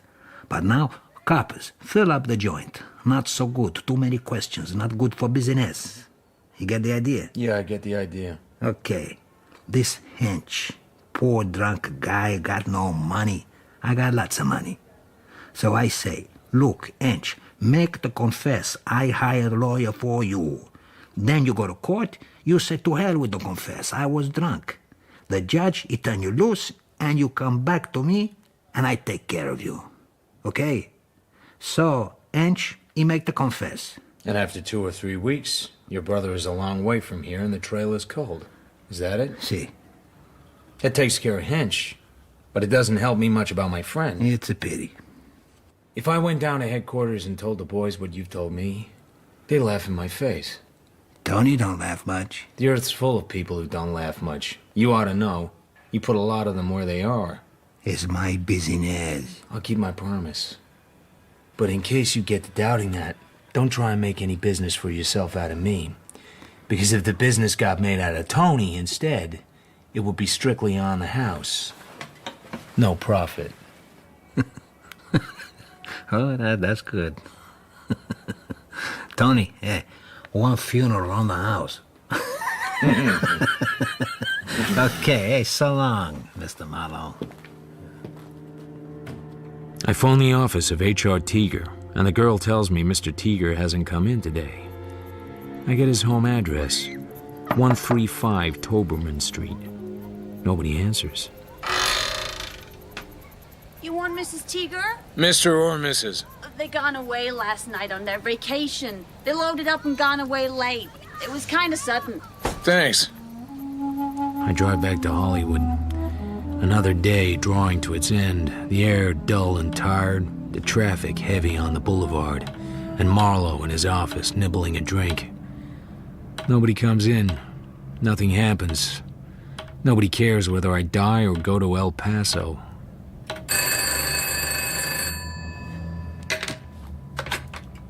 Marlowe? Mr. Marlowe, this is Mr. Shaw. How are you, Mr. Shaw? I'm very well, thanks, Mr. Marlowe. I hope you are the same. There's a young lady here asking to be let into your apartment. I don't know why. Me neither, Mr. Shaw. I didn't order anything like that. Did she give a name? Oh yes. Her name is Miss Merle Davis. She is, what should I say, quite hysterical. Let her in. I'll be there in 10 minutes. It's a business matter. Oh, yes, quite.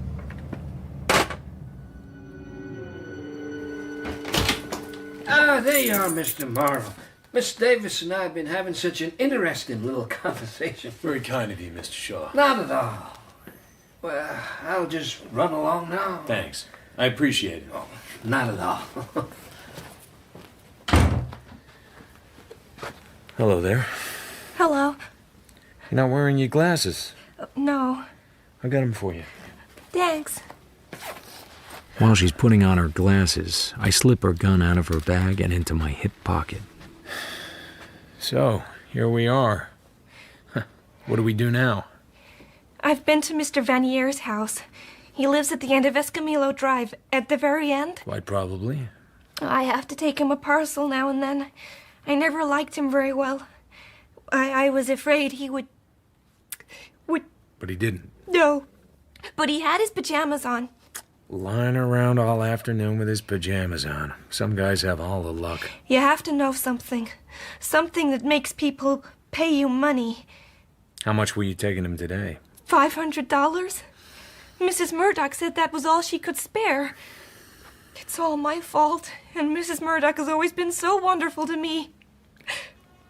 So I did it. He was there in his pajamas. He didn't even get up to let me in. He was leering at me. I went over close to him, so I couldn't miss. And what did Mr. Vanier do? He didn't do anything. Did you touch anything while you were there? Oh, I remember one thing.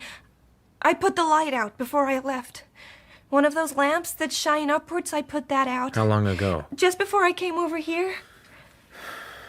Where is your home? I live with Mrs. Murdoch in Pasadena. I mean your real home, your folks. Oh, my parents live in Wichita, but I haven't seen them for a while. Excuse me. I go to the kitchen and pretend to make a drink and look at her gun. It hasn't been fired. When I come back, she's out cold, fainted dead away on the sofa. I call Doc Moss and get him over quick. While I'm waiting, I check her bag. Tucked inside the zipper pocket is a fat pack of 10 $50 bills, folded into a receipt. $500, payment on account. It doesn't seem as if it'll ever be signed now. I'm Dr. Moss. How are you? Aren't you the police? Where does it hurt, Miss Davis? Oh, nothing hurts me. Well, I don't even know why I'm lying here like this. I thought you were the police. You see, I killed a man. Well, that's a normal human impulse. I've killed dozens. I'm just going to talk to my friend Philip in the kitchen. All right.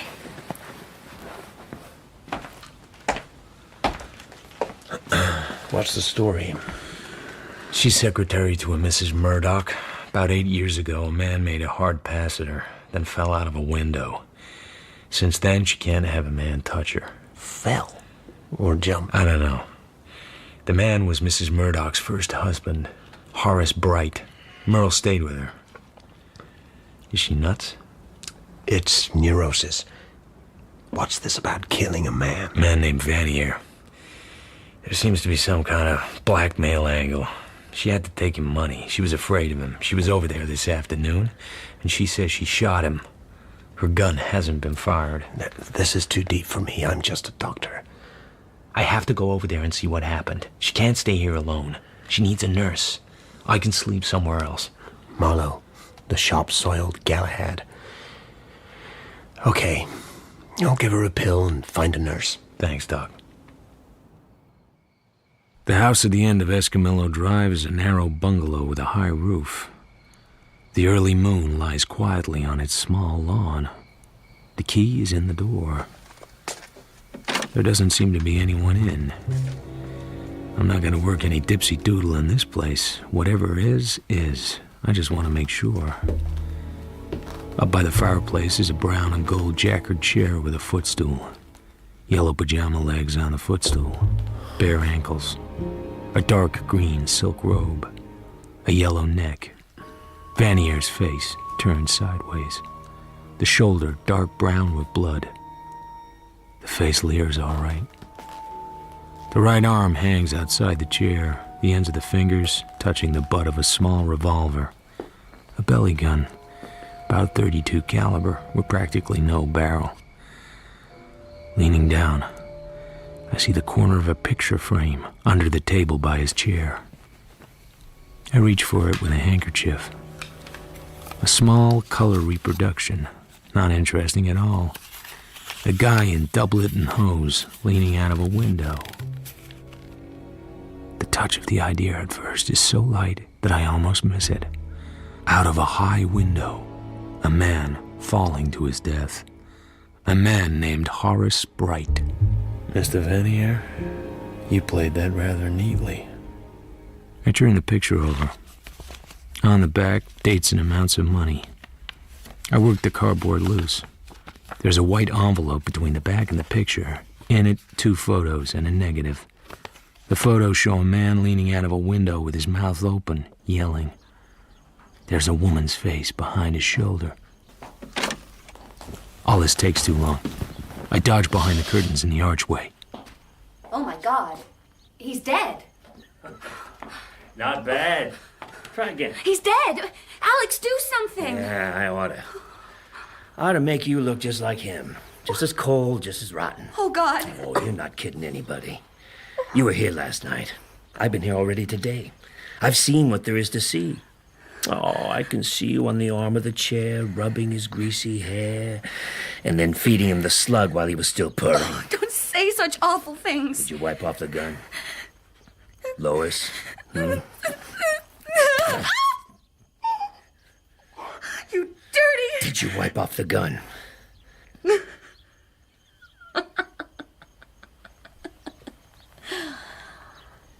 Yes. And the glass you were using? Of course. And you put his prints on the gun? Yes. Pick it up. Show me how you shot him. No. Pick it up. I should shoot you. Go ahead, honey. I can't. No, you can't. I emptied the chamber. But now, give me that. I'm going to put the bullets back, because now we've got your prints on the butt again. You're going to turn me in? Oh, yes, Angel, I'm going to turn you in. Well, what's my motive? I don't know. I don't care. I knew he was dead. That's my key in the door. I'll talk to the Johns, but don't lay your paw on me again. You'll go through with it, all right. But what was my motive? A lover's quarrel. Maybe. When he was drunk, he looked a little bit like you. Perhaps that was the motive. Younger, with less belly, but the same self-satisfied smirk. I'm going downtown. Now. Come on.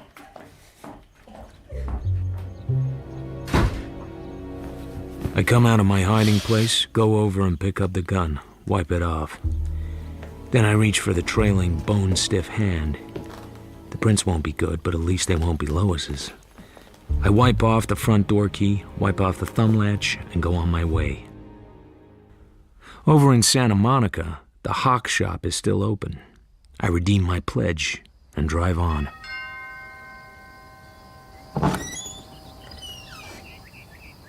It's late. Mrs. Murdoch is not receiving. Tell her it's about Miss Davis. It's important. I'll see.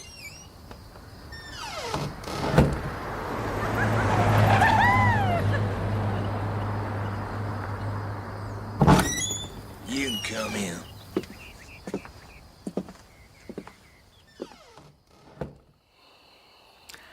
Well... Merle's at my apartment. She threw an ing-bing. And just what is an ing-bing, Mr. Marlowe? No need to worry about her. She's got a doctor and a nurse. She was over to see Vanier. I made a mistake calling you in the first place. The loss of the doubloon would have been much easier to bear than you are. I haven't done so badly for you, Mrs. Murdoch. You told me you got your doubloon back. I kept the police away from you so far. I found Linda, and I don't think you'll have any trouble with her. So what's this about Merle? You sent Merle to Vanier's place this afternoon with $500. And if I did? Your son told me how his father died. I looked up the records today. There was an accident in the street under his office, and a lot of people were craning out of windows. He just craned out too far. Well? Merle was his secretary. He made a pass at her one time and scared her out of her socks. Yes? She brooded, got her chance, and passed right back at him while he was leaning out of a window, murdered him, and got away with it with your help. Did Vanier have any evidence? He talked about a photograph, but I never believed it. He couldn't have taken one. How much have you paid him? $11,100, not counting this afternoon. Anybody else know? Nobody. Only Vanier. Well, it's all over now. Vanier is through. How? Merle told me she shot him. She didn't. He was dead long before she got there. I phoned her father long distance. He wants her to come home. That all right with you? He doesn't know anything. I'll need that last $500 for expenses. And how much more? Don't say that. You know better. Who killed Vanier? Nash and his wife walked in on me while I was right there. He's trying to pin it on her. She probably thinks he did it. Now it shapes up like suicide. Men like Vanier don't commit suicide. That's like saying girls like Merle don't push people out of windows. Have Merle's clothes packed and sent to my apartment in the morning. What? You don't need Merle anymore, now that Vanier is dead. One thing I wanted to ask you, this doubloon business is a little cloudy on account of a couple of murders which don't seem to make sense now that you have your coin back. Is there anything about the Murdoch brasher that might identify it to an expert? Yes. The maker's initials are on the left wing of the eagle. I'm told they're usually on the right. You did actually get the coin back. That wasn't just something you said. It's in the strong room this moment. If you can find my son, he will show it to you. I'd like to speak to him. I'd like that very much. Mother said you wanted to talk to me? You got a gun? Not with me. Have it with you last night when you called on Vanier? Oh, did I call on Vanier last night? I think so. Your mother still thinks Linda took the doubloon, and that your story about giving it to Alex Nash is just a cover to protect her. Leave my wife out of this. I'm willing to. But I don't believe your story for a different reason. What? This. This was sent to me by a would-be detective named George Phillips. I think he'd been hired to peddle a rare coin to a dealer named Morningstar, who suspected where the coin came from and hinted to Phillips that it was stolen. But he may be wrong about that. If your brasher doubloon is really upstairs, then this isn't a stolen coin. It's a counterfeit. Is this going to take long? I'm sorry, I'll try and organize it a little better. It's not a pretty story. A man named Vanier and a man named Teeger had an idea. The idea was to counterfeit a rare and valuable gold coin. The method they thought of was what a dental technician uses to make a gold inlay. You get the idea? Yes. But they had to have a model. That's where you come in. You took the doubloon, all right, but not to give to Nash. You took it to give to Vanier. I don't believe it's okay. I know he had a hold over you. I'm not just talking about gambling debts.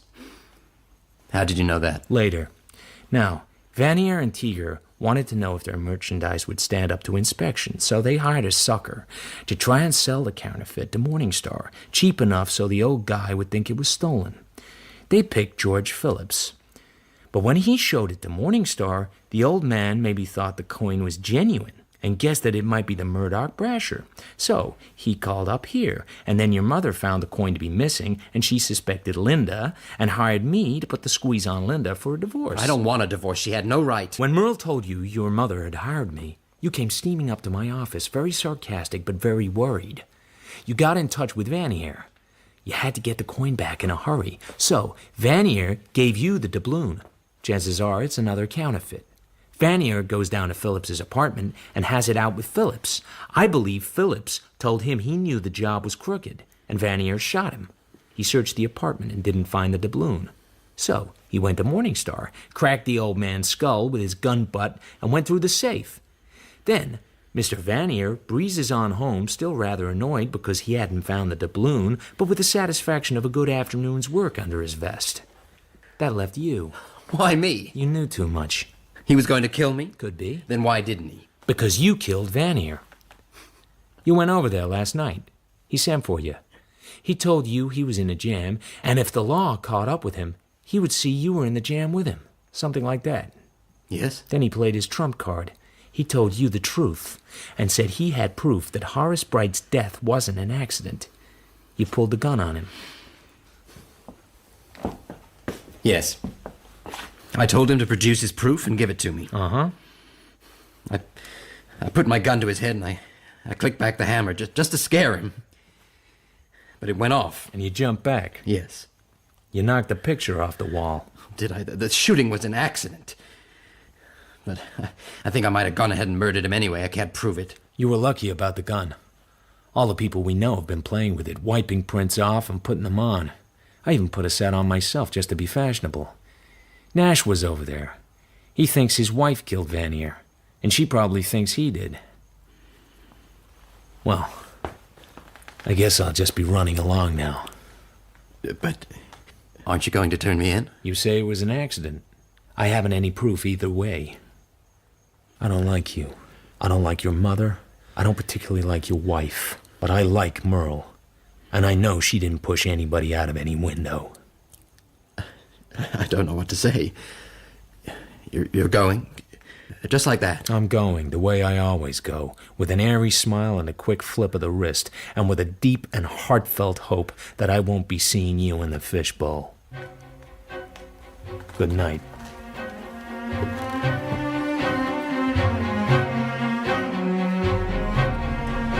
I talked to your father and mother both.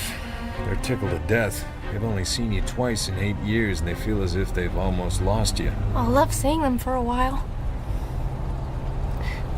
Last night... I know. You didn't kill Vanier. That's settled. You got a shock seeing his face, and you just dramatized it in your screwy way. Oh. And you didn't push Horace Bright out of any window. Dr. Moss said I might as well hand it to you. You think you killed Horace Bright.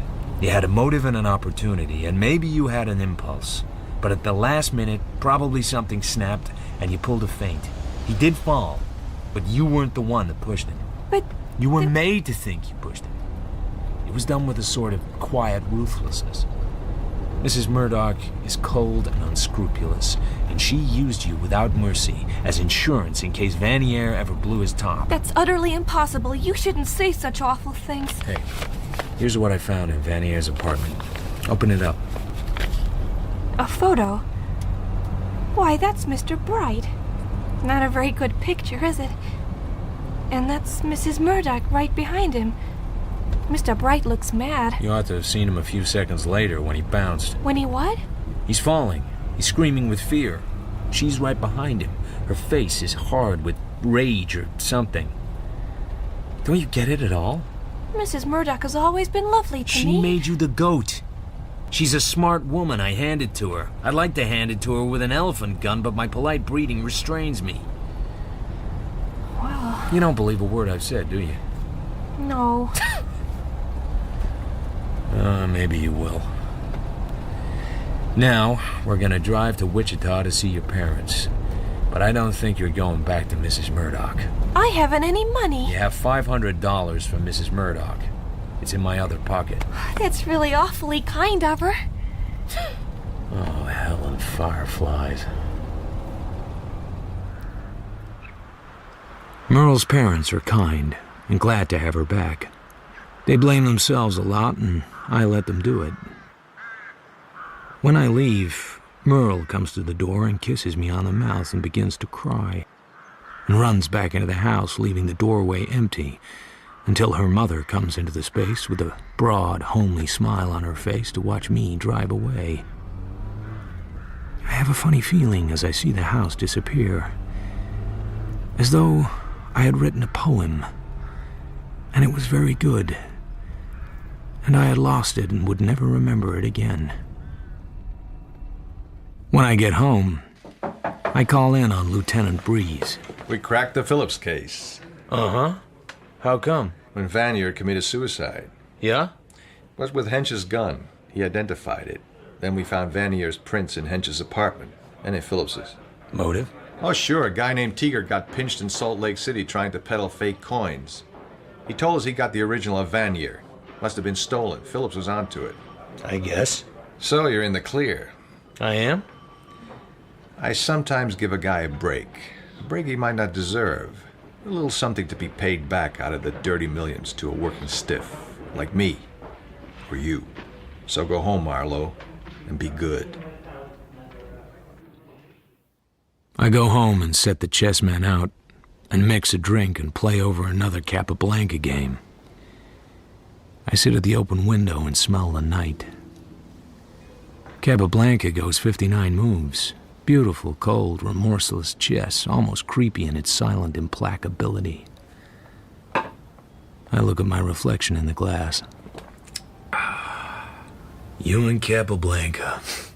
Yeah, right.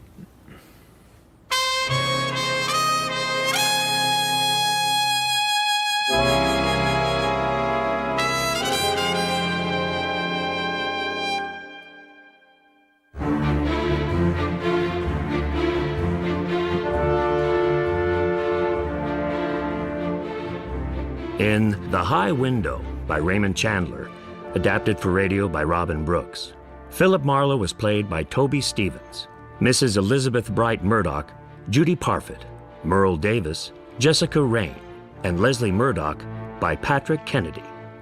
Linda Conquest was Susie Riddell, Detective Breeze, Joe Montana, Alex Nash, Stuart Milligan, Elijah Morningstar, Peter Polycarpou, the manager, Jared McDermott, Lou Vanier, Carl Prekop, and Lois Nash was Alex Tregear. Phillips was James Lally, Mr. Shaw, Sean Baker, Hench, Alan Raglan, and John was Simon Bubb. The High Window was directed by Sasha Yevtushenko and produced by Claire Grove.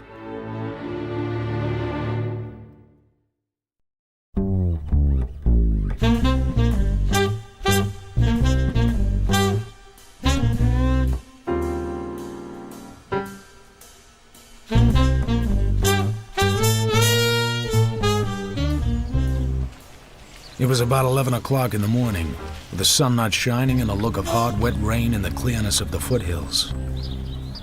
I was wearing my powder blue suit with a dark blue shirt, tie, and display handkerchief. I was neat, clean, shaved, and sober, and I didn't care who knew it. I was everything the well-dressed private detective ought to be. I was calling out $4 million.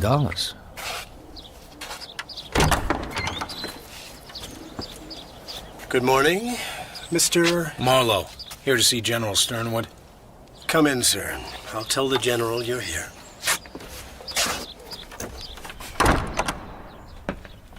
The main hallway of the Sternwood place was 2 stories high. Over the entrance was a broad stained glass panel showing a knight in dark armor rescuing a lady who was tied to a tree and didn't have any clothes on but some very long and convenient hair. The knight had pushed the visor of his helmet back to be sociable, and he was fiddling with the knots on the ropes that tied the lady to the tree and not getting anywhere. I stood there and thought that if I lived in the house, I would sooner or later have to climb up there and help him. He didn't seem to be really trying. Hello. Hello. Tall, aren't you? I didn't mean to be. Handsome, too. And I bet you know it. What's your name? Riley. Doghouse Riley. That's a funny name. Are you a prize fighter? Not exactly. I'm a sleuth. Uh-huh. You're making fun of me. Uh-huh. What? Get on with you. You heard me. You're just a big tease. You're awfully tall. Oh! Whoops-a-daisy. You want to watch that? One day some guy will drop you and you'll end up on the floor. You got me. You're cute. I'm cute, too. The General will see you now, Mr. Marlowe. Let me put this down somewhere first.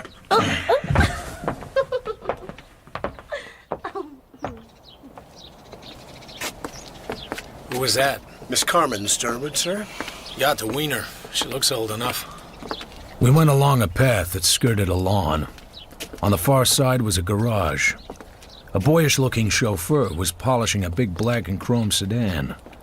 The path took us to the side of a greenhouse.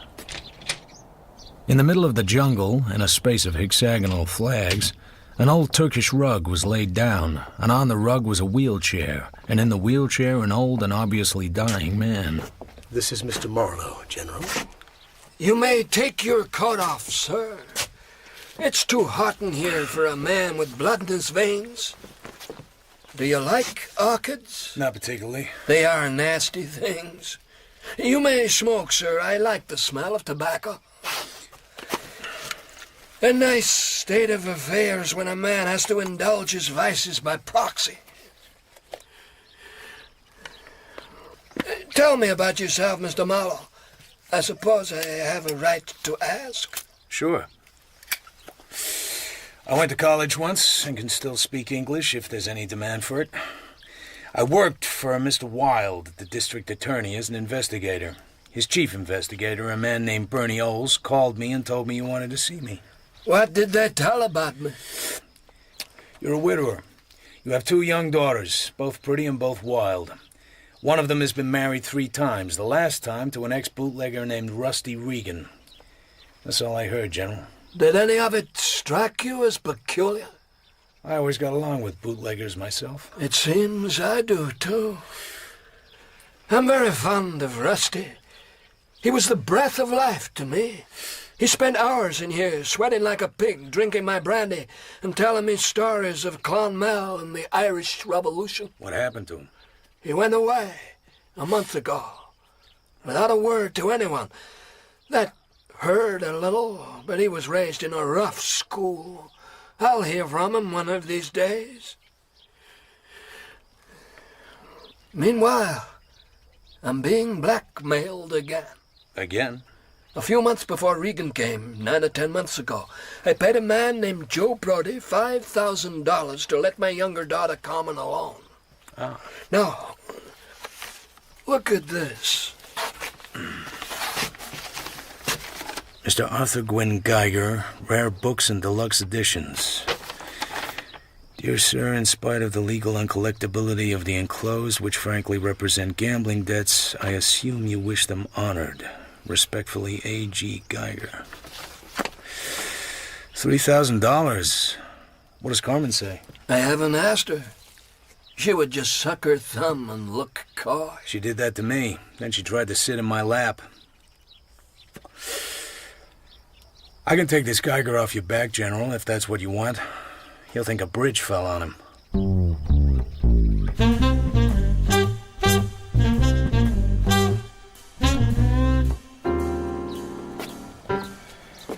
The General has instructed me to give you a check for whatever seems desirable.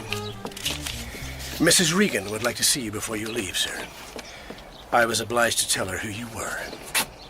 I don't like that. Are you attempting to tell me my duties, sir? No, but I'm having a lot of fun trying to guess what they are. This way, please, sir. Do sit down, Mr. Marlowe. I sat down on the edge of a deep, soft chair and looked at Mrs. Regan. She was worth a stare. She was trouble. So, you're a private detective. I didn't know they really existed except in books. Or else they were greasy little men snooping around hotels. There was nothing in that for me, so I let it drift with the current. How'd you like Dad? I liked him. He liked Rusty. I suppose you know who Rusty is? Uh-huh. He's your husband. He shouldn't have gone off like that. Dad feels very badly about it, although he won't say so. Or did he? Uh-huh.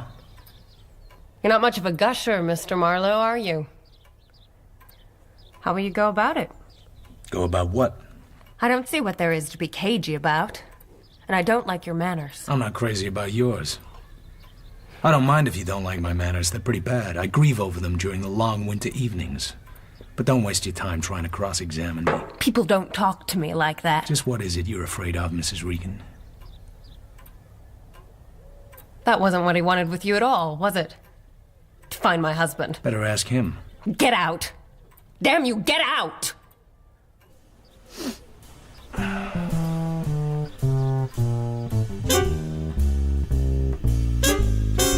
They were a couple of smooth citizens, she and her father. She had nice legs. He was probably just trying me out. The job he'd given me about this blackmailing Geiger was a lawyer's job, unless there was more to it that met the eye. I'd heard of Geiger. I knew he was a small-time pornographer and that his rare and deluxe editions were smut. I sat outside his shop. It was getting dark by the time he came out. I followed him home. It was pitch black by then. While I waited, a car drew up and a woman got out and went into the house. I waited some more. Then I went over and checked the car. The license holder read, Carmen Sternwood, 3765 Alta Brea Crescent.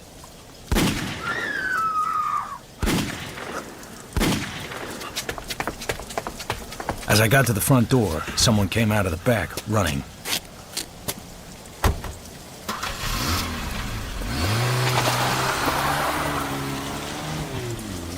Then nothing. The house was silent. There wasn't any hurry. What was in there was in there. I kicked the French window in, climbed through, and pulled the drapes off my face. Neither of the two people in the room paid any attention to me, although only one of them was dead. Carmen Sternwood was sitting on a high-backed chair at one end of the room. She was wearing a pair of long jade earrings. She wasn't wearing anything else. Geiger was on his back on the floor, in front of a camera. He was very dead. Come on. Let's be nice. Go to hell. What's this? Ether? Laudanum? Go to hell. Let's get you dressed.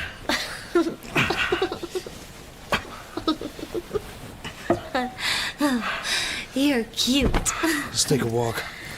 Let's take a nice little walk. I got as many clothes on her as I could and stuffed the rest into my pockets. You're so cute. Come and lie down. I checked the camera. The plate holder was gone. I didn't like this development. I checked the desk. There was nothing in it but a blue leather notebook with a lot of writing in code. So cute.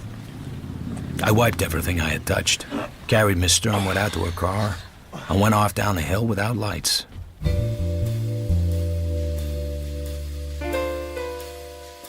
I dumped Carmen and her Packard on the butler. He didn't seem too surprised. I made it back to Geiger's in half an hour of nimble walking. There was nobody there, and the body was gone. That froze me. Everything was exactly as it had been, but there were two parallel grooves in the rug pointing to the front door, as though heels had been dragged. Whoever had done it had meant business. Dead men are heavier than broken hearts. It was all right with me if someone wanted Geiger to be missing instead of murdered. It gave me a chance to find out if I could tell it to the cops and leave Carmen Sternwood out.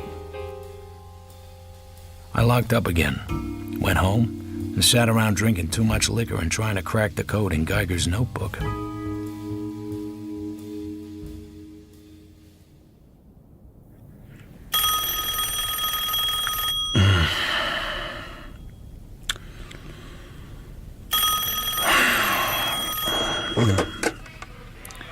Marlowe. It's Bernie. Bernie Oles. Hey! I got a hangover. You seen General Sternwood yet? Uh-huh. They seem to be a family things happen to. Big Buick belonging to one of them was washing about in the surf off Lido Fish Pier this morning. Anyone in it? The chauffeur, Owen Taylor. Murder or suicide? He'd been sapped before he went in the water. Doc couldn't say how long before. I gotta go up to Sternwood Place now. Leave the old man out if you can. He has enough troubles. You mean Rusty Regan? Are you looking I don't know anything about Regan. I'm not looking for Regan.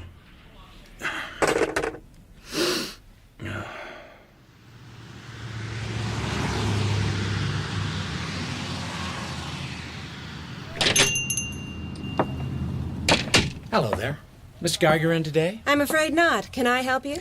I've got something he'll want. Oh, a salesman. Come back tomorrow. I could go up the house. No, he's out of town. Come back tomorrow. The door at the back of the store opened, and I caught a glimpse of boxes lined with newspapers. A tall, dark, handsome boy looked out, saw me, and shut the door again. Tomorrow it is, then. I'd like to give you a card, but you know how it is. Yes.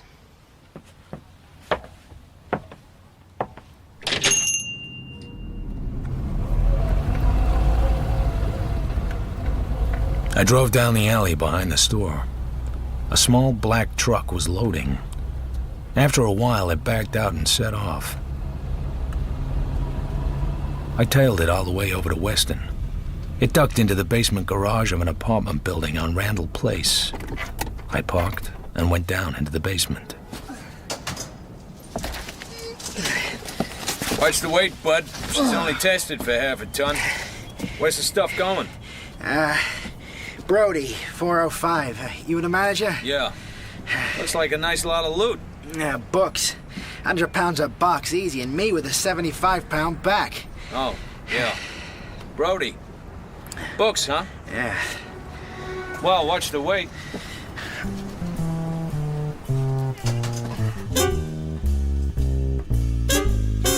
So Brody had the smut books. This must be the same Brody who'd blackmailed the general. I went back to my office. I always left the reception unlocked in case I had a client and the client cared to wait. I had a client. It was Carmen's big sister, Mrs. Vivian Regan.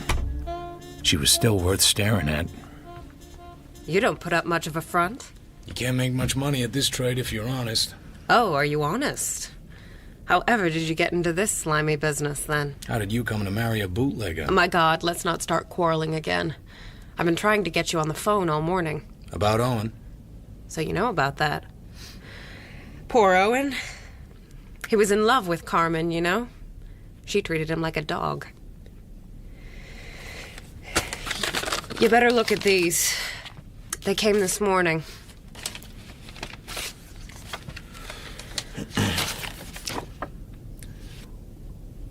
My sister has a beautiful little body, hasn't she? I was just admiring the earrings. How much do they want for the negative? 5,000. Or it goes to a scandal sheet. A woman telephoned me. What else? Does there have to be something else? Yes. The woman said there was a police jam connected with it, and I better lay it on the line or I'd be talking to my little sister through a wire screen. Were you around last night? I was down at Eddie Marr's Cypress Club playing roulette. Can you get 5,000 in cash? Not unless I tell Dad. Lost my shirt. In fact, I could borrow it from Eddie Marr's. He ought to be generous, heaven knows. Can you do anything? I think I can, but I can't tell you why or how. I like you. You believe in miracles. Would you have a drink in the office?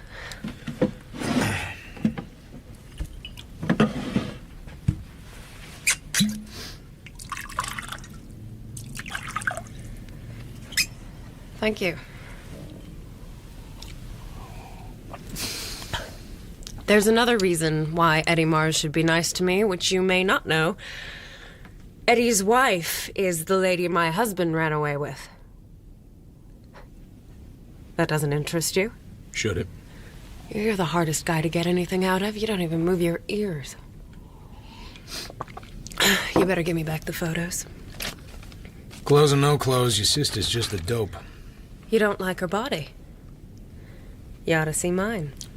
Can it be arranged? You're as cold-blooded a beast as I ever met, Marlowe. Can I call you Phil? Sure.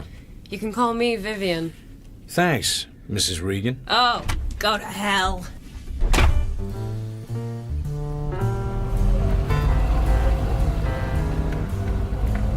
I drove past the front of Geiger's house, slowly, gnawing at an idea.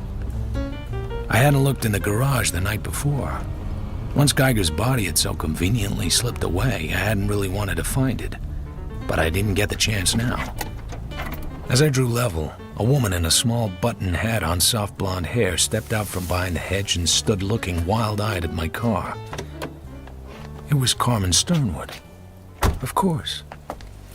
Hello? Hello? What? Remember me? Doghouse Riley, the man who grew too tall. Oh. Let's go in. What? What are you doing here? How much do you remember of last night? I was sick last night. I was home. Before you went home, in that chair. Are you the police? No? Who killed him? Who else knows? Who killed him? Killed who? Don't get clever, for God's sake. Your name isn't Riley. You're a private detective, my sister told me. You've come back to look for the photo, haven't you? It's gone. Maybe Brody's got it. You know Brody? Oh, I hate him. Don't give it another thought. Just don't tell anyone you were here. Leave it to Riley. Your name isn't... Oh, I have to go home now. Sure. What? Keep quiet.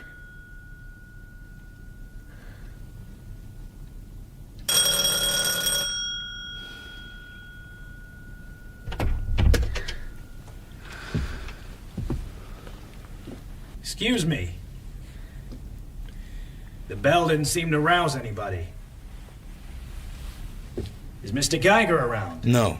We don't know where he is. Friends of his? We just dropped by for a book. I'd like to talk to you a little, soldier. We'll trot along. I got 2 boys in the car, always do just what I want. The girl can dust. Oh, I'm going to go now.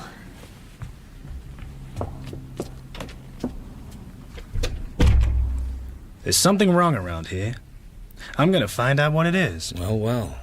A tough guy. Only when necessary, soldier. Blood. Blood on the floor here. Quite a lot of blood. Old blood. Dried blood. Just who the hell are you, soldier? Marlowe's the name. Private investigator. Who's the girl? Client. What are you doing here? Geiger was trying to throw a loop with some kind of blackmail. We came to talk it over. What are you doing here? I own this house. Geiger is my tenant. You know such lovely people.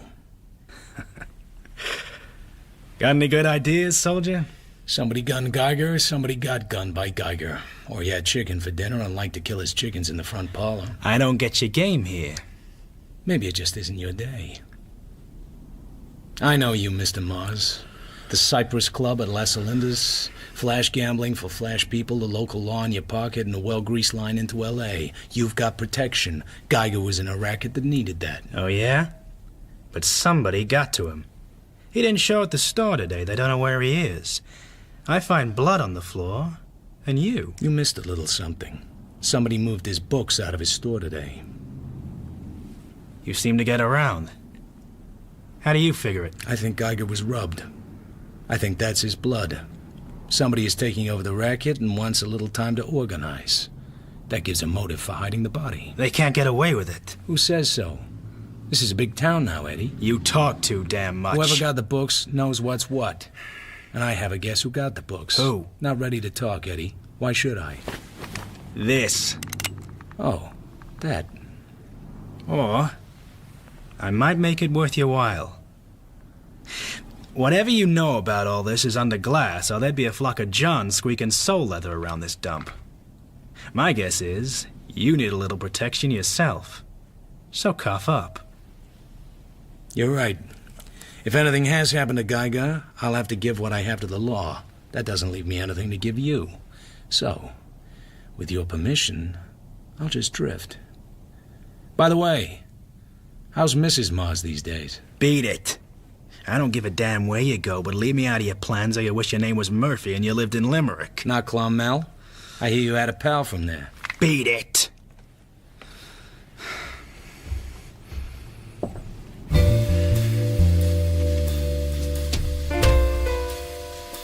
I got into my car and drove away. Nobody shot at me. Nobody followed me. I drove back into Hollywood and parked near the entrance of the apartment house on Randall Place and went up to 405.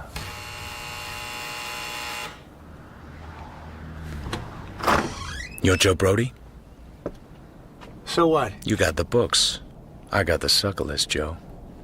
We ought to talk. Why not? Grab some air. Such a lot of guns around town and so few brains. Here's a second guy I've met today who seems to think a gat in the hand means the world by the tail. The other guy's name is Eddie Mars. Ever heard of him, Joe? No. If he ever gets wise to where you were last night, he'll wipe you off. What would I be to Eddie Mars? Not even a memory. Don't get me wrong. I'm not a tough guy, just careful. I don't know hell's first whisper about you. You could be a life-taker. Why don't you have your friend in the open-toed shoes come out from behind the curtain? She's getting tired of holding her breath. Come on out, Agnes. I knew you were trouble when you came in the store. Put some light on so I can see to pop this guy if it works out that way. What's your story? Geiger's sucker list is in code. I haven't cracked it yet. There are about 500 names. Must be as many books. If each name reads each book, $1 a rental, that's 500 times $500, and you still have your capital. Say, split it 50-50? You're crazy. Pipe down, for Christ's sake, Agnes. Joe! Pipe down! It's no racket for bums. It takes a smooth worker like you, Joe. Who has this lovely record? You have, almost. Get rid of him, Joe. You shot Geiger to get it. The trouble is, he wasn't alone when you whiffed him. You take chances, mister. It's kind of goddamn lucky for you that I didn't pop Geiger. You can step off for it just the same. How come? There's somebody who'll tell it that way. I told you there was a witness. That goddamn little hot pants. She would. Swell. So, you got the photos of her? What photos? You were either there last night or you got the nude photo from somebody that was. You know, she was there because you had your girlfriend here threaten Mrs. Regan with a police rap. The only ways you could know enough to do that would be by seeing what happened or holding the photo. Cough up and be sensible. So she says I gunned him. Carmen Sternwood hates my guts. We had a thing, but I bounced her out. She's too screwy. Hey, how about a little dough? I'm down to nickels. Not from my club. Listen. Get the pictures, Brody. Oh, hell, you win. Joe! I only...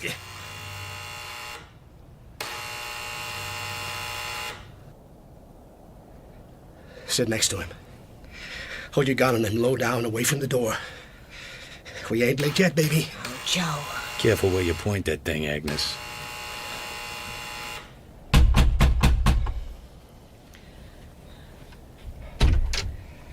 Yeah?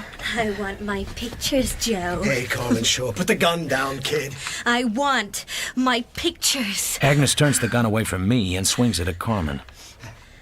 I reach out and close my fingers down over her hand and take the gun. She ducks her head and sinks her teeth into my thumb. I want my pictures. Listen, kid. Agnes spits at me and tries to bite my leg. I crack her on the head with a gun and try to stand up. She wraps her arms around my legs. Brody grabs for Carmen's gun and misses. The bullet breaks the glass in the window. Brody ducks down and jerks Carmen's feet from under her. Her little revolver goes skidding off. Brody gets up on his knees and reaches for his pocket. I hit Agnes on the head with less delicacy than before.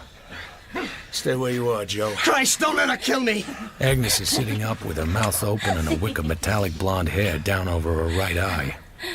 Carmen is crawling on her hands and knees towards her little revolver. Stay put, you're all right. I got a gun. Get up, Angel, you look like a Pekingese. I take the Colt out of Brody's pocket. I've got all the guns now. The photos, Brody, give. Here, take them. These all? Uh-huh. Give them to me. I'll take care of them. You go home. Home? Go on and wait for me. You're so cute. What you see is nothing. I got a Balinese dancing girl tattooed on my right thigh. Can I have my gun? Later. I like you. I like you a lot.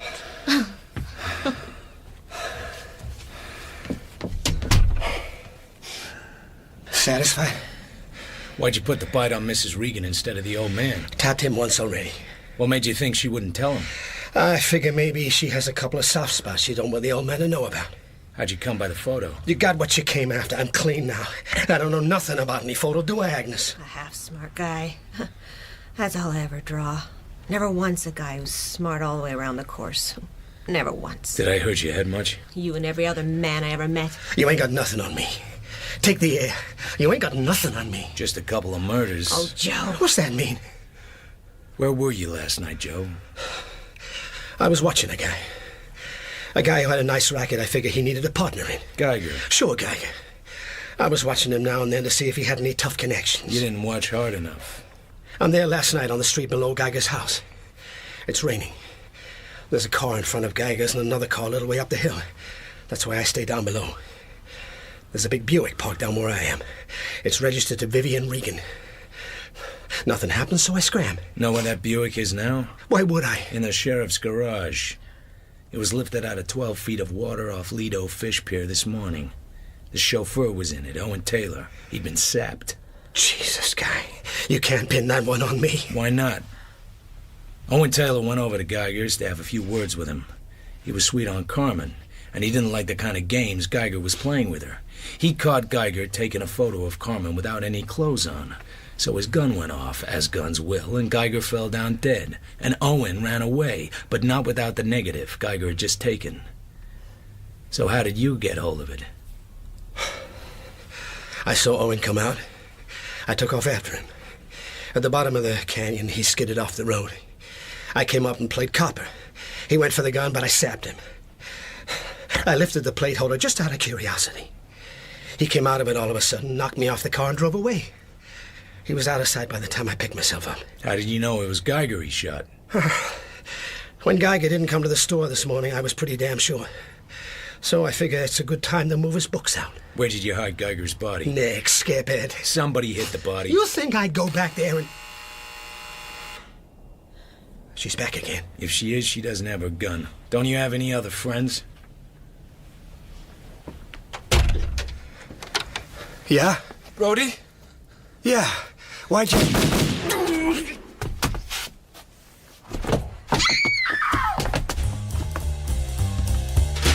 I jump over Brody's body and run down the hall and race the elevator down to the lobby. By the time I get outside, a tall, hatless figure in a leather jerkin is running diagonally across the street between the parked cars. The figure turns. Then it runs on. Hey, what happened? Shooting going on. Jesus. I got in my car, rode down a block and a half, stopped at the intersection. I double parked, slid between two cars, went down low. I took Carmen's little revolver out of my pocket. It was the boy, the very handsome boy from Geiger's store. Got a match, buddy? You must have thought a lot of that, Queen. Go screw yourself. Me or the cops? Who are you? Friend of Geiger's. Go screw yourself. This is a small gun, kid. I'll give it you through the navel, and it'll take you 3 months to get well enough to walk. But you'll get well, so you can walk to the nice new gas chamber up in Quentin. What you want? You shot the wrong guy. Joe Brody didn't kill your queen. Go screw yourself. Get into my car, kid. You drive to Geiger's place.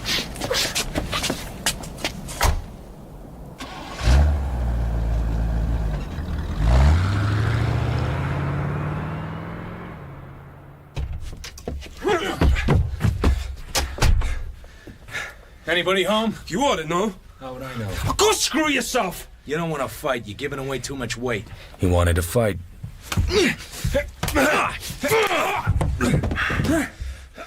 Keep quiet. You'll get the same and more of it.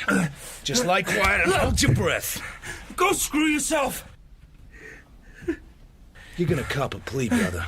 Don't even think you're not. And you're gonna say just what we want you to say and nothing we don't want you to say. Go screw yourself!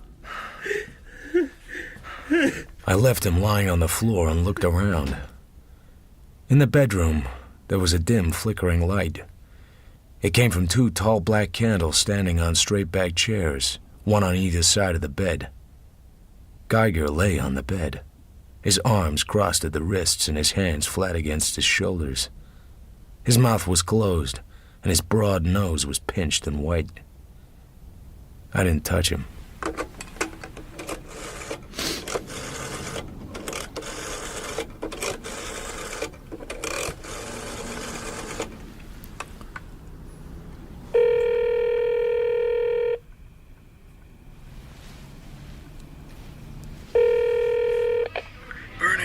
This is Marlowe. Yeah?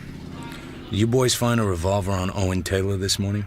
That would come under the heading of police business? If they did, it had 3 empty shells in it. How the hell did you know that? Come over to Laverne Terrace, 7244. I'll show you what the slugs went into. Just like that, huh? Just like that.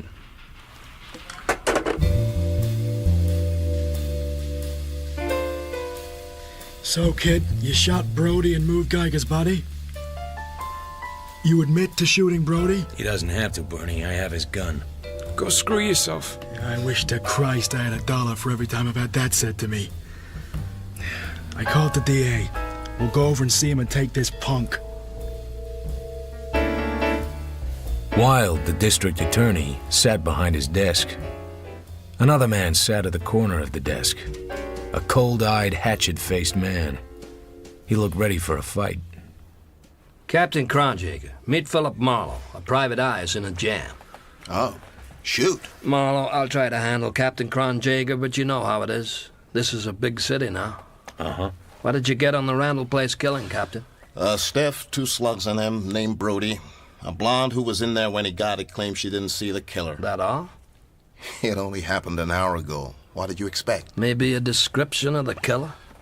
Tall guy in a leather jerkin. He's outside. Marlowe put the arm on him for you. Here's his gun. There's a couple more deaths involved. What? A car came out of the ocean this morning with a dead guy in it. The guy was chauffeur to a family. The family was being blackmailed. I recommended Marlowe to the family. Marlowe played it kind of close to the waistcoat. I love private dicks who do that. Give it to him, Marlowe. I gave it to him. I left out 2 things. I left out Carmen's visit to Brody's apartment and Eddie Mars's visit to Geiger's. I told the rest of it just as it happened. So all you did was not report a murder that happened last night, and then spend today foxing around so this kid of Geiger's could commit a second murder this evening. That's all. I hadn't any reason to think the boy would go gunning for Brody. That kind of thinking is police business. If Geiger's death had been reported last night, the books could never have been moved, and the kid wouldn't have been led to Brody and wouldn't have killed him. A life's a life, Marlowe. Tell that to your coppers the next time they shoot down some scared petty crook running away up an alley. What? That's enough of that. Marlowe, what makes you so sure that Owen Taylor shot Geiger? Taylor had the motive, jealousy, and the opportunity. He killed Geiger in front of Carmen Sternwood. I can't see anyone with a purely commercial interest doing that. But Taylor would have done it. The nude photo of Carmen was just what would have made him do it. What's this business about hiding Geiger's body? The kid must have done it. Why? When he came home, he found the body. He probably thought it was a good idea to hide it in the garage while he got his own effects out of the house. But then... Later on, he had a revulsion of feeling and thought he hadn't treated his dead friend very nicely. So he went back and laid him out in the bed. Then he goes down to the store and finds out that Brody's taken the books and figures him for the killer. Sure. We'll find out. But that doesn't help Captain Kronjager's troubles. All this happened last night, and he's only just been rung in on it. I think I can find some way to deal with that angle. So, the note that Geiger sent to General Sternwood, I guess that was just a come-on. If the general had paid him, it would have been through fear of something worse. Then Geiger would have tightened the screws. Do you know what the general was afraid of, Marlowe? I've left out a couple of personal matters. My client's entitled to some protection. Captain Kronjager has 2 murders on his hands, both solved. We have both killers. The blackmail angle has got to be suppressed. The Hollywood Police Division are good at suppressing things. Okay. They allowed Geiger to operate a smut business in broad day. I dare say they had their reasons. Okay. Captain. That's okay. We're glad to stooge for a Seamus of his standing. Thank you, Captain. You ought to understand, Marlowe, how any officer would feel about a cover-up like this. But I think it may be possible to keep General Sternwood's name out. Do you know why I'm not tearing your ear off? No. What are you getting for it all? $25 a day, plus expenses. And for that, you're willing to get yourself in Dutch with half the law enforcement of this country? What the hell am I to do?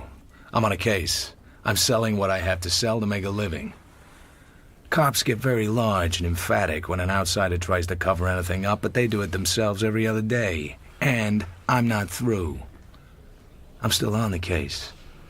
I'd do the same thing again if I had to. Providing Kronjager doesn't get you licensed. Let me tell you something, son. My father was a friend of the General's. I've done all I can to save the old man from grief, but in the end, it can't be done.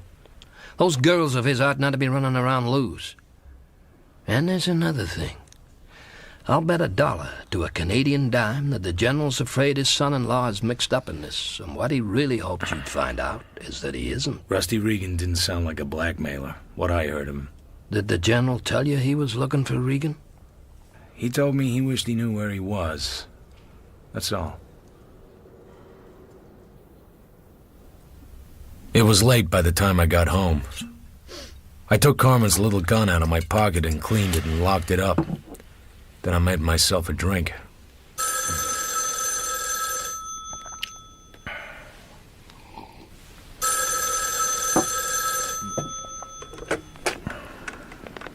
Marlowe? Eddie Mars. What can I do for you? Cops over at Geiger's place. You keep me out of it. Why should I? I'm nice to be nice to, soldier. I'm not nice to be not nice to. Listen hard and you'll hear my teeth chattering. Did you? What? Keep me out of it. As it happens, I did. Thanks, soldier. Know who gunned him? Read it in the paper tomorrow. I want to know now. Do you get everything you want? Somebody you never heard of. Let it go at that. If that's on the level, soldier, someday I may be able to do you a real favor. Then hang up and let me go to bed. You're looking for Rusty Regan. A lot of people seem to think I am, but I'm not. Drop in and see me. Down at the club sometime. Maybe.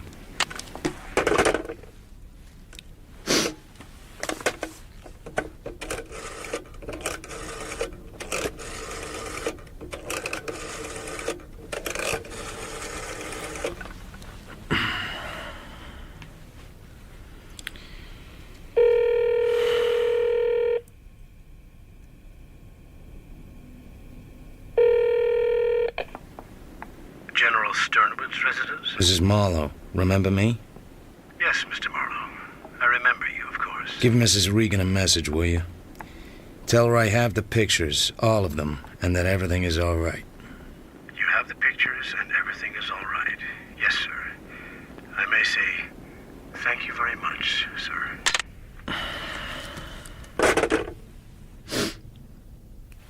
5 minutes later, the phone rang. I let it ring and went to bed.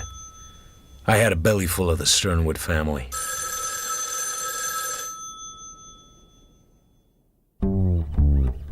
I read the papers next morning over my eggs and bacon. It was a nice write-up. Captain Kronjager got all the credit for solving the 2 slayings in his district.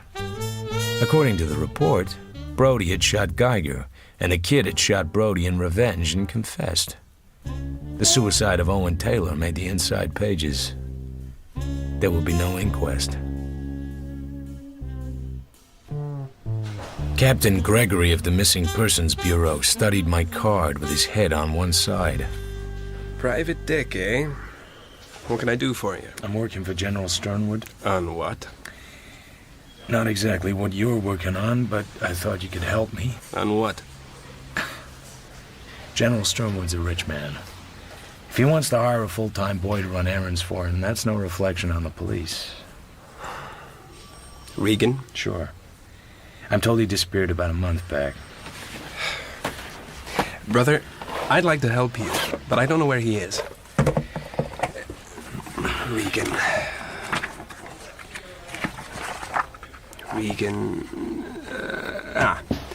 He blew on the 16th of September. We found the car 4 days later. There's an angle to that. It was near an apartment belonging to Eddie Mars's wife. Huh. You know. Yeah. She left about the same time Regan did. She and Eddie didn't live together, but they were friendly, Eddie says. She was a blonde then, but she won't be now. We don't find her car, so they probably left in it. I don't see nothing to do but wait. They'll run out of dough someday. They've got new names, but they've got the same old appetites. What did the girl do before she married Eddie Mars? Singer. Photo? Not here. We'll find them. Could take a year or 2. General Sternwood may not live that long. We've done all we could, brother. You think maybe Eddie put them both down? No. I think that Regan ran away with a woman who meant more to him than a rich wife he didn't get along with. You met her? Vivian Regan? Yeah. She'd make for a jazzy weekend, but she'd be worrying for a steady diet.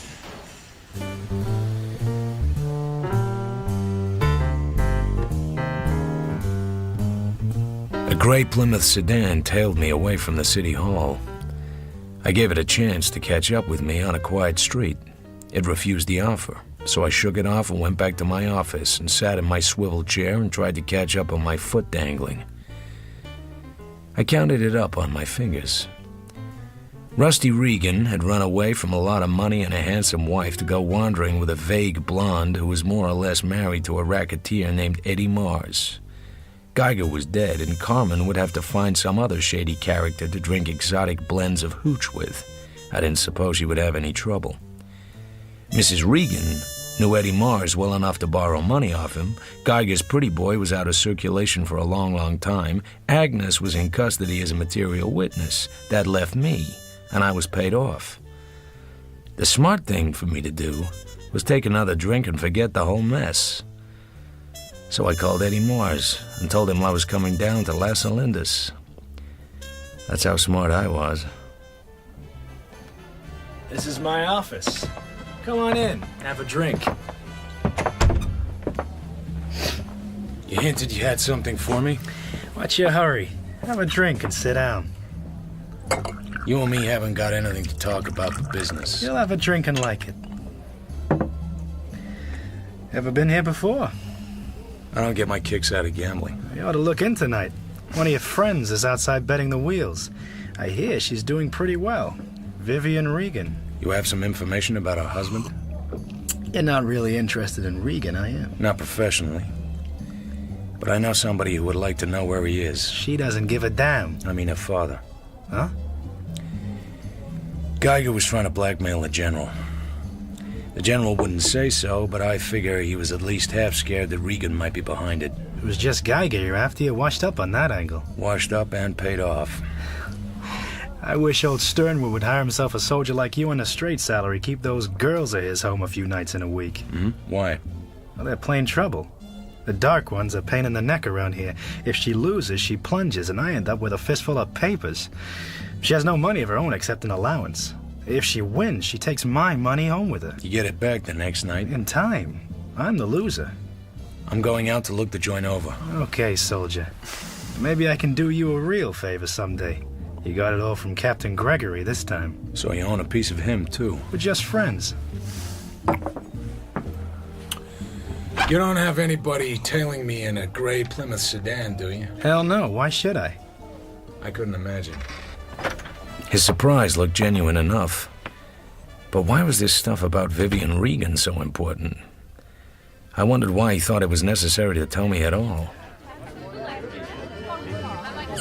Mr. Mars says drink on the house. Uh-huh. She's picking him tonight. Right on the nose. That tall, dark-haired frail. Who is she? She comes here a lot. I wouldn't know her name. The hell you wouldn't. I just work here, mister. She's all alone, too. That guy was with her, passed out. They took him out to his car. Maybe I'll take her home. Hell you will. 2 scotch and soda? Sir?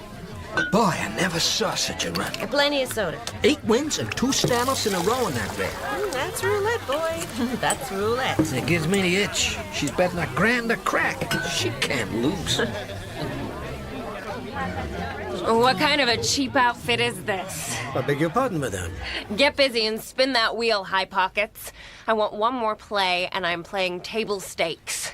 You take it away fast enough, I've noticed, but when it comes to dishing it out, you start to whine. The table cannot cover your bet, madame. You have over $16,000 there. It's your money. Don't you want it back? Mr. Mars. What's the matter, Michelle? Mrs. Regan. If you're not playing anymore, you must let me send someone home with you. One more play, Eddie. Everything I have on the red. I like red. It's the color of blood. Michelle. Mr. Mars. Cover her bet in even thousands. No one objects to this turn of the wheel being just for the lady.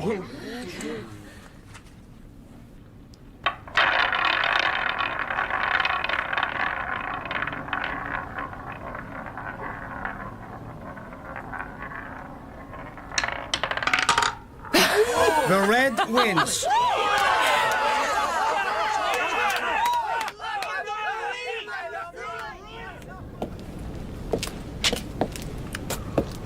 Can I get your car, sir? I'm just getting some air. Awful foggy, sir. If I get lost, I'll holler. You could see a scant dozen yards in the fog. I circled to the left and drifted back to the old stables where they parked the cars. There was someone there before me. I made him out, a vague shadow close to the path.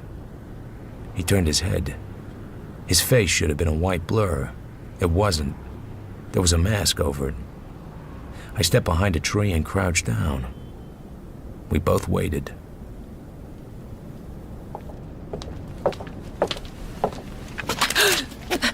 This is a gun, lady. Oh. Gentle now. Sound carries in the fog. Make a noise and I'll cut you in half. Just hand me the bag. Hi, soldier, you're covered. Put the bag down. Slow and easy. Now the gun. Now beat it. On your way, soldier. No hard feelings. You keep it quiet and I'll keep it quiet, okay? Okay. People keep giving me guns. Here, this is your bag, I believe. Nice work, Marlowe. Are you my bodyguard now? Looks that way. What are you doing here? Eddie Moss wanted to see me. Why? He thought I was looking for somebody he thought had run away with his wife. Were you? No. And what'd you come for? To find out why he thought I was looking for somebody he thought had run away with his wife. Did you find out? No.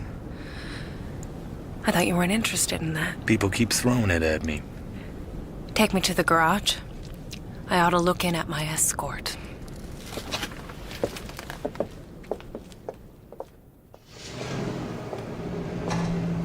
Is my boyfriend still blotto? I'm afraid he is, miss. He's on the back seat to put a rug over him. Meet my escort, Mr. Larry Cobb. You should see him sober. I should see him sober. Somebody should see him sober, just for the record. Yeah? I even thought of marrying him. At odd times, when nothing pleasant would come into my mind. Lots of money. A yacht, a place on Long Island, a place at Bermuda. Yeah? Does he have a driver to take him home? Don't say yeah, it's common. Undoubtedly a whole platoon of drivers. They probably do squads right in front of the garage every morning. Buttons gleaming, white gloves immaculate, a sort of West Point elegance about them. He drove himself tonight. I could call his home and have somebody come down for him. Oh, that would be lovely. Would you do that? You'll take care of him, I'm sure. Well, jeez. I sure will, miss. Thanks. Thanks, miss. Let's ride in your car. Sure. It's outside on the street. Quite all right with me, Marlowe. I love a nice walk in the fog. You meet such interesting people. You better have a drink. I could get drunk as two sailors and love it. I found a drugstore, bought a pint of rye at the liquor counter, and carried it over to the stools. 2 coffees, black and strong. You can't drink liquor in here. Marlowe, you want a cigarette? It's against the law to drink liquor in here. Thanks. Okay, I'll watch the street while you pour. My heart's in my mouth doing this. You have wicked eyes.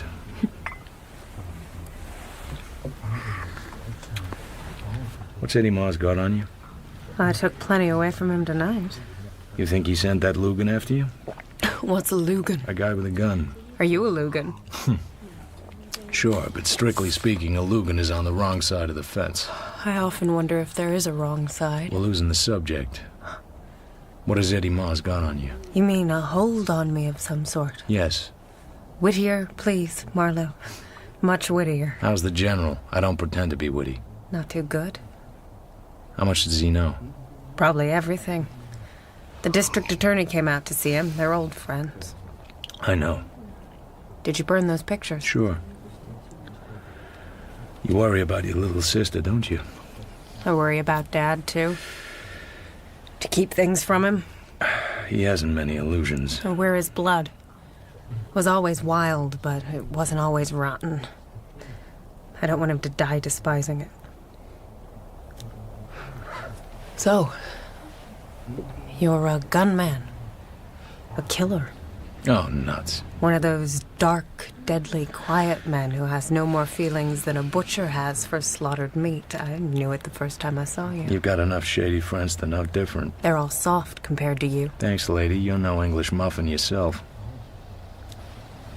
Let's get out of this rotten little place.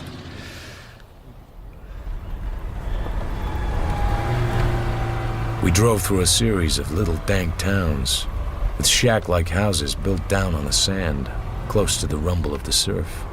Drive down by the Delray Beach Club. I want to look at the water. Sure.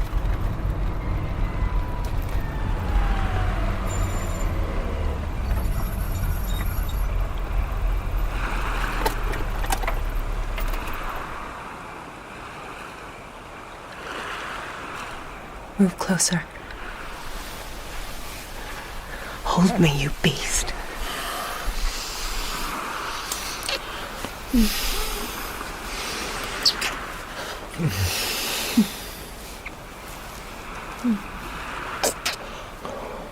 Killer.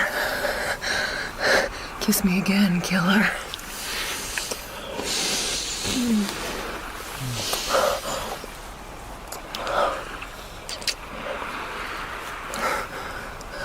Where do you live? Franklin, near Kenmore. I've never seen it. Want to? Yes. What has Eddie Mars got on you?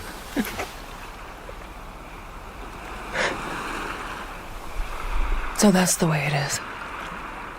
Kissing is nice, but your father didn't hire me to sleep with you. You son of a bitch. Don't think I'm an icicle.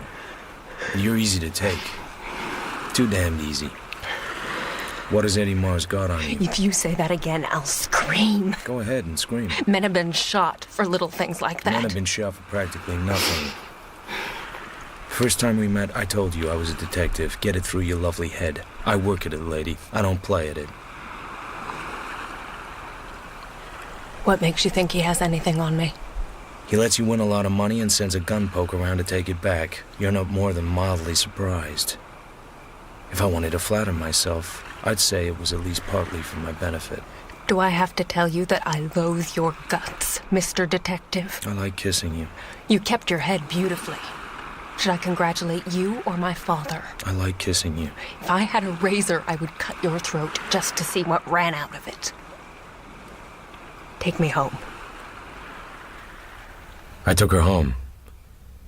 I got back to my apartment, but before I switched on the light, I knew something was wrong. Something in the air. A scent. Something across the floor that shouldn't have been there. Something on my bed.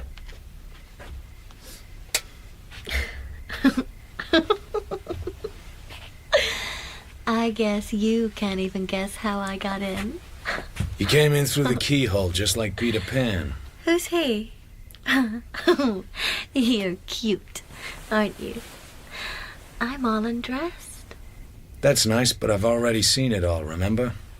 I'm the guy that keeps finding you without any clothes on. So how did you get in? The manager let me. I was mysterious. Managers are like that. Now, tell me how you're gonna go out. I like it here. Listen, Carmen, Doghouse appreciates all you're offering, but you and he have to keep on being friends, and this isn't the way to do it. Now, will you dress like a nice little girl? No. I'm working for your father. He's a sick man. He sort of trusts me not to pull any stunts. Won't you please get dressed, Carmen? Your name isn't Doghouse Riley. It's Philip Marlowe. You can't fool me. I'm gonna fix a drink. Want one? Uh-huh. When you're dressed, you'll get it, okay? No. Now. When you're dressed. Not until you're dressed. Get dressed! Are you queer? I'm drinking my drink. I'll give you 3 minutes to get dressed and get out of here, or I'll throw you out just the way you are, and I'll throw your clothes out after you. Now get started. You must be queer. Should have known you were dirty queer. Dirty queer.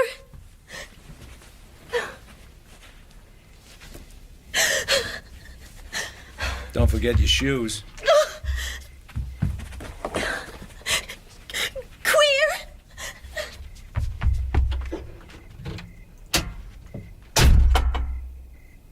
I went over to the bed and looked down at it. The imprint of her head was still in the pillow. Of her small, corrupt body still on the sheets. I put my glass down and tore the bed to pieces, savagely.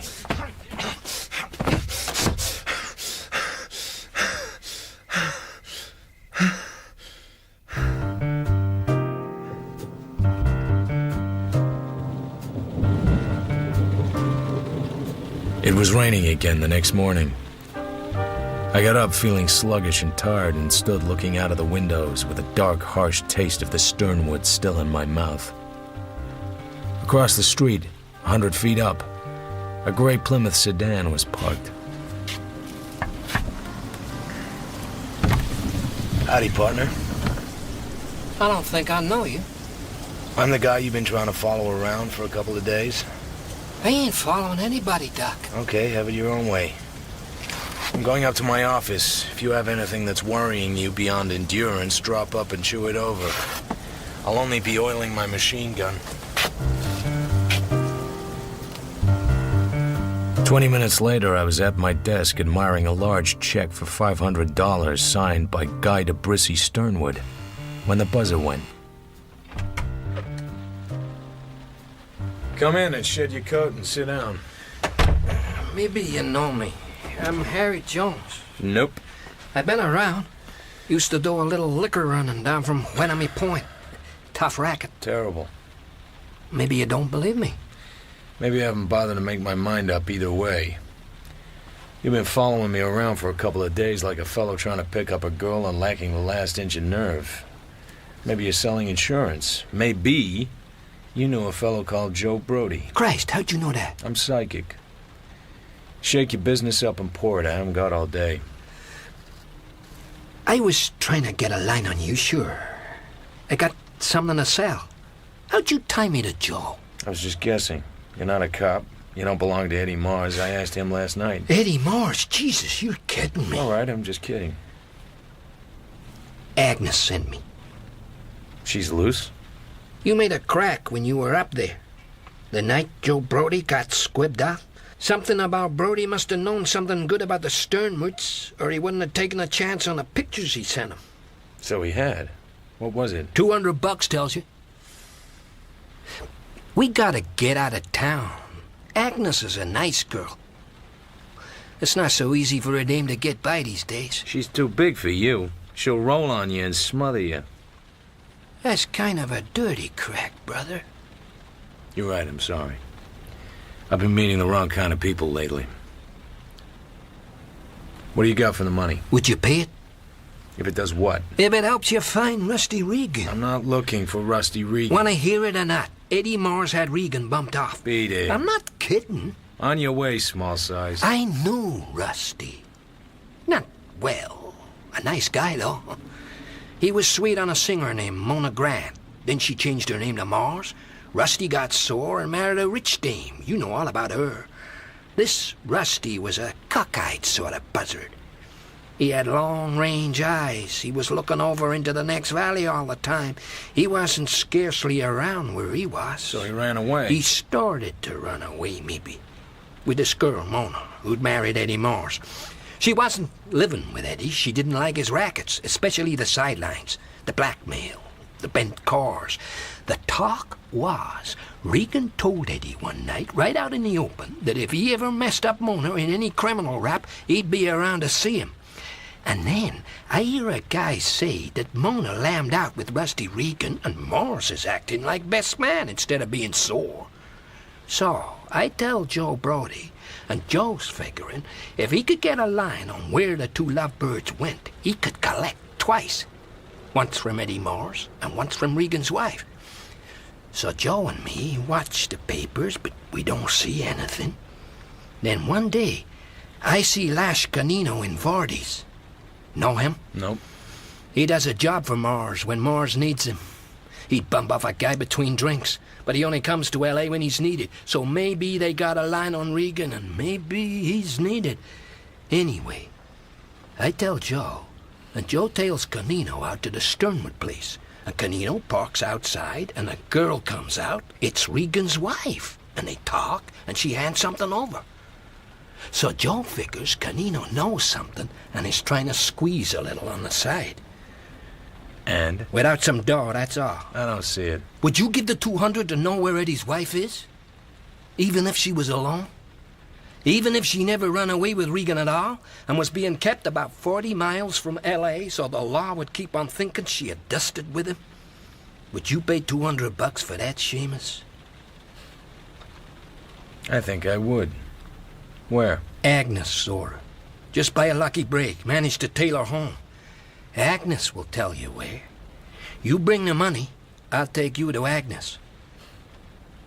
Come over to the Fullwider building. 428 at the back. After dark.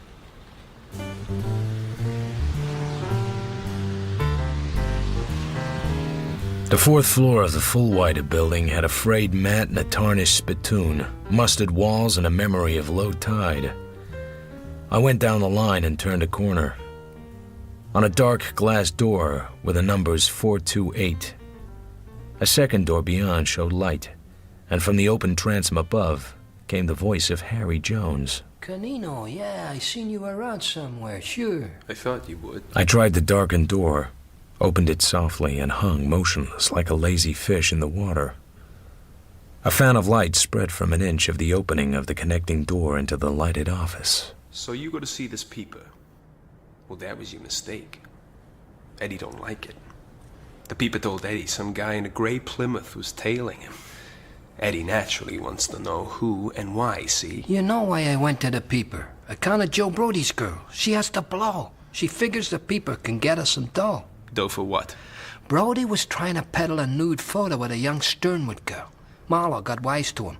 While they were arguing about it, the young Sternwood girl dropped round with a gat and took a shot at Brody. The peeper didn't tell the coppers about that, and Agnes didn't neither. She figures it's railway fare for her not to. Where's this Agnes at? Nothing doing. You'll tell me, little man, here or in the back room. She's my girl now, Canino. I don't put my girl in the middle for nobody. How much you tap the peeper for? 2 centuries. Get it? I'm seeing him tomorrow. I have hopes. Where's Agnes? Listen. Where's Agnes? Look at it, little man. I'm looking at it. Go ahead and blast me and see what it gets you. Where's Agnes? Okay. 28 Court Street, up on Bunker Hill, apartment 301. I guess I'm yellow, all right. You got good sense. If it's the way you say it is, everything is Jake-a-loo. No hard feelings? No hard feelings. Fine. Let's step the bill. We got a glass. This is Bond stuff.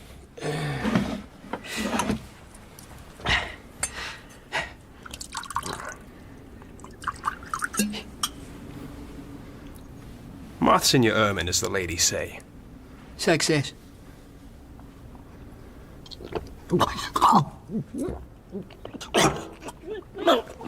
You ain't sick from just one drink, are you, pal? So long, little man.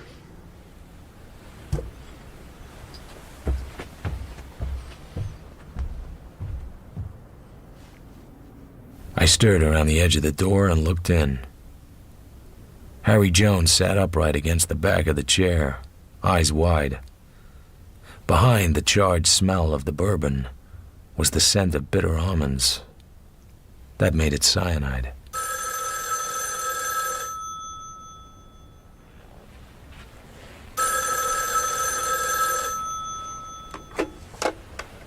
Hello? Is Harry around? Not for a minute, Agnes. Who's talking? Marlowe. Agnes, are you at Bunker Hill? 28 Court Street? No. Why should I be? Okay, I didn't think you were. Where's Harry? I came over to give him $200 in return for certain information. The offer holds. I have the money. Where are you? Didn't he tell you? No. Do you want the 2 C's or not? I want it pretty bad. Then tell me where to bring it. I'll meet you in half an hour. Bullocks, Wilshire. East entrance to the parking lot.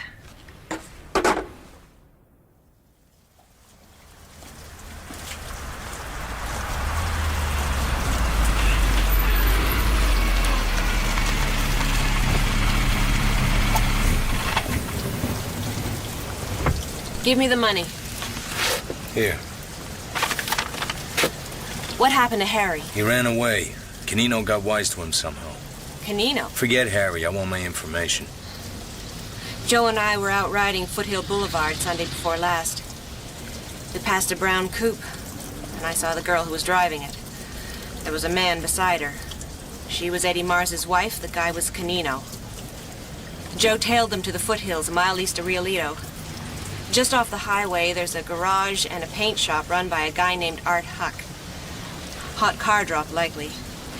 There's a frame house behind it. That's where she's holed up. Sure you knew her? If you ever see her, you won't make a mistake the second time. Goodbye, Copper. Wish me luck. I got a raw deal. Like hell you did.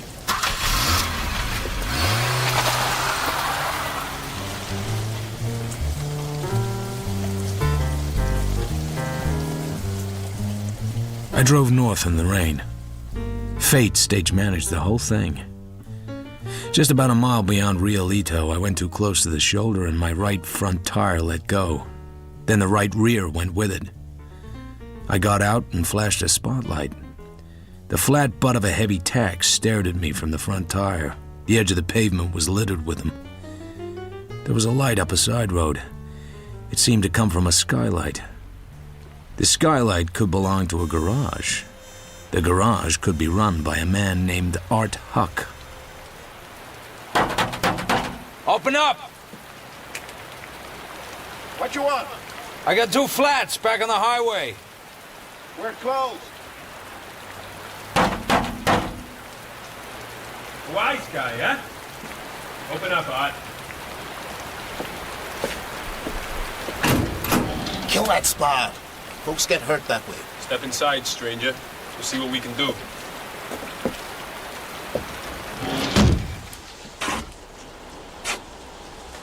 Ain't you got no sense?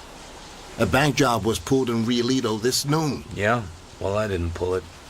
Some say it was a couple of punk kids. They got cornered back here in the hills. I suppose they threw tax out. I got some of them. Don't you want the business? You didn't ever get socked in a kisser, did you? Not by anybody your weight. The guy's in a jam, Art. You run a garage, don't you? I got a spray job. Too damn for a good spray job, Art. Get moving. Front and rear on the right side. You could use the spare for one if you're busy. You're gonna need 2 jacks, Art. Teach me my job. I bet you could use a drink. Uh-huh. That Art. He's like all mechanics. Always got his face in a job he ought to have done last week. Here's moths in your ermine, as the ladies say. Uh-huh. I rolled it around my tongue. No cyanide. I walked over to a half-painted sedan, the paint gun lying on its fender. Just a panel job to start with. But the guy had dough and his driver needed a few bucks. You know the racket. There's only one that's older. I lit a cigarette. The minutes passed on tiptoe. He and I were 2 strangers chance met, looking at each other across a little dead man named Harry Jones. Only he didn't know it yet. He took a roll of nickels out of his pocket and tossed it up and down on the palm of his hand. You sure pick spots for a jack to stand on. Don't crab so much. Fix those flats. I'm fixing them, ain't I? Art put a tire on the spreader and tore the tube out. The teamwork must have been very nice. I saw no signal. Art takes a quick step and slams down the tube over my head and shoulders. Canino comes almost dancing toward me across the floor. He comes up to me without expression. His fist goes through my spread hands like a stone through a cloud of dust. He hits me again. There's no sensation in my head. There's nothing but hard, aching white light. Then there's darkness, in which something red wiggles like a germ under a microscope. Then there's nothing.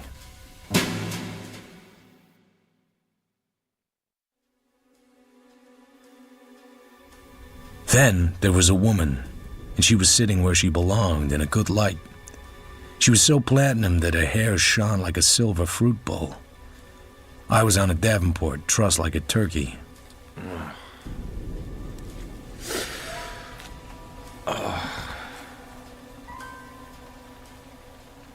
Hello. How do you feel? Great. Somebody built a filling station on my jaw. What did you expect? Orchids? Just a plain pine box, and don't scatter my ashes over the blue Pacific. I like worms better. Did you know that worms are of both sexes, and that any worm can love any other worm? You're a little light-headed. Ah. I don't think you're so dangerous, Mr. Marlowe. Ah. They went through your pockets. So you're a detective. Is that all they have on me? What time is it? 10:17. You have a date? I wouldn't be surprised. Is this the house next to Art Huck's garage? Yes. What are the boys doing? Digging a grave? They had to go somewhere. You mean they left you here alone? I thought they were keeping you prisoner. What made you think that? I know who you are. Then I'm afraid you're in a bad spot. And I hate killing. And you Eddie Maz's wife. Shame on you. You might spare me a little of that drink you're neglecting. Your face looks like a collision mat. Make the most of it. It won't last long, even this good. Why did you come here and stick your neck out?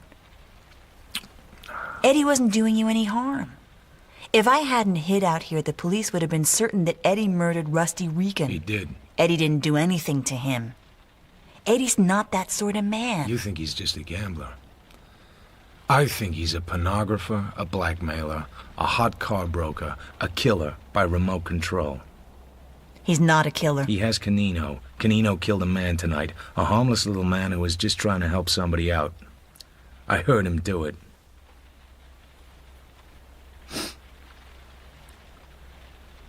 I thought platinum hair was out of style. It's a wig, silly, while mine grows out. Cut mine off, see? Why? To show Eddie I was willing to do what he wanted me to do. I love him. Good grief. And you have me right here in the room with you. You're a kick. I can get the ropes off. I can't do anything about the handcuffs. You can run. Kidding with every breath? The spot you're in? I thought Eddie wasn't a killer. Lean forward, can you?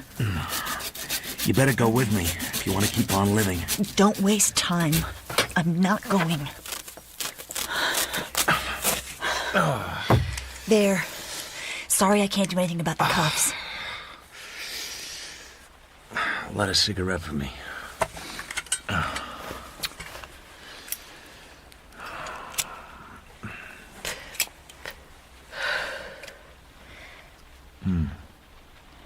Okay? Hello, Silverwig. Don't waste time. How long will you last after turning me loose? I'm not going. Kiss me, Silverwig. Please go. There's no hurry. All this was arranged in advance. Timed with a split second, just like a radio program. No hurry at all. Kiss me.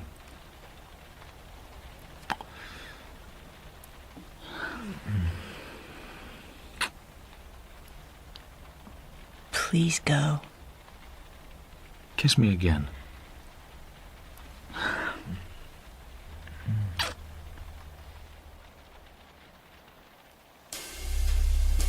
I made it back to my car, took my gun from the pocket under the wheel and started back. I flopped into a ditch as a car hummed by. When I reached the house, the car was parked and empty, the keys hanging in the dash. All I had to do was wait for him to come out. Canino! Hey! Canino!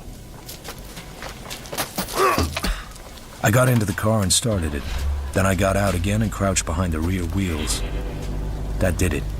He needed that car. A darkened window slid down. Glass shattered in the coupe. I let out a scream. I let it die off gradually. It was nice work. I liked it. Canino liked it very much.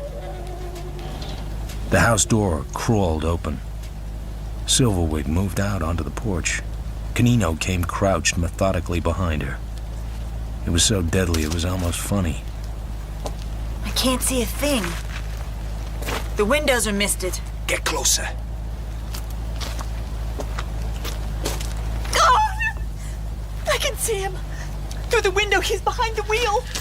He fell for it like a bucket of lead.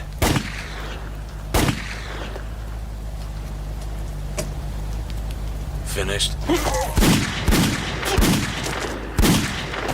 I shot him 4 times. He leaned forward, holding himself together with his broad hands. Then he fell face down on the broad gravel. I was afraid you'd come back. I told you. We had a date.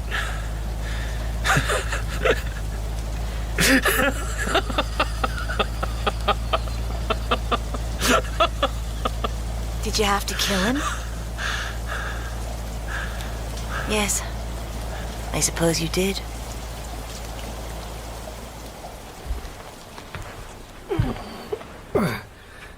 I hear there's been some killing.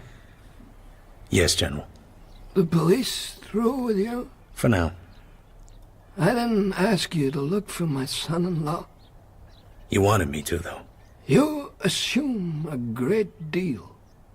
Is that what you wanted to see me about? I do want you to find Rusty. I'll pay you another $1,000 to find him. He doesn't have to come back. I just want to know that he is all right, wherever he is. Am I clear? Yes, General.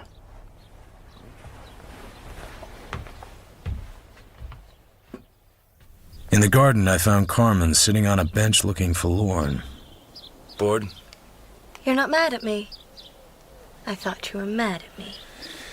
I brought you back your gun. I cleaned it and loaded it for you. Take my tip. Don't shoot it at people unless you get to be a better shot. Teach me to shoot. Teach me to shoot, I'd like that. Here. It's against the law. I know where. Down by some of the old wells. We reached the place she meant in 10 minutes. 6 stained wooden derricks, a pile of rusted pipe, dusty eucalyptus, stagnant oil-scummed water. The smell of that sump would poison a herd of goats. Take it easy now. It's loaded in all 5. Let's use that wheel. I'll put a can on it. Don't start shooting until I get back beside you, okay? Okay.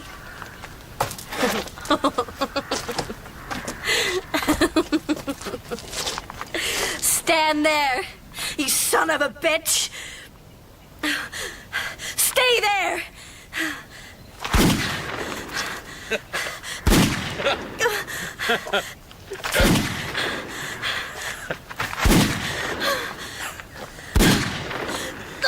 My, but you're cute.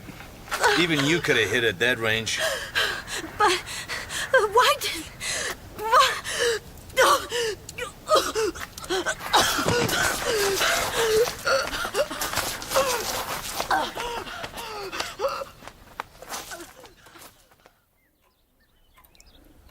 You're a callous brute.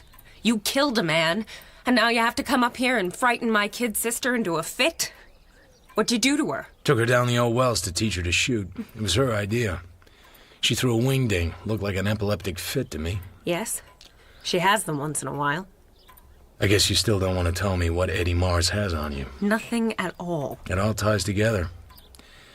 Geiger and his cute blackmail tricks, Brody and his pictures, Eddie Mars and his roulette tables, Lash Canino and the girl Rusty Regan didn't run away with.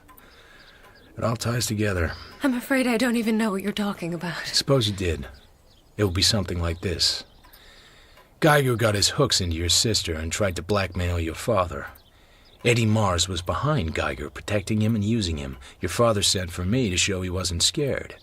Eddie knew that your sister was a killer, so he had something on you. But he wanted to know if he had it on the general, too. If the general knew about it, Eddie could put the fix on him and collect a lot of money in a hurry. If not, he'd have to wait until the general died and you got your share. Because Eddie knew where Regan had gone, and that your sister had killed him, and that he could collect $1 million on it. And naturally, he didn't want the police to find out. So Eddie sent his wife into hiding and set Canino to guard her, so that it would look as if she'd run away with Regan. Give me a cigarette. Am I boring you?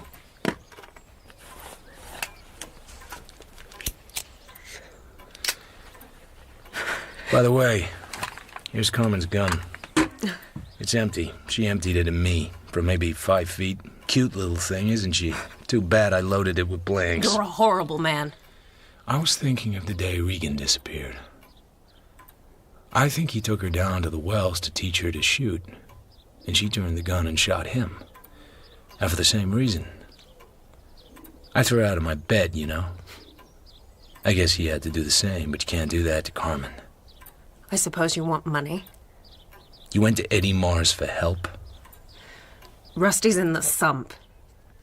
The horrible, decayed thing. She came home and told me about it. She's not normal. I knew Eddie would bleed me white, but I had to have help. I could only get it from someone like him. Take her away somewhere.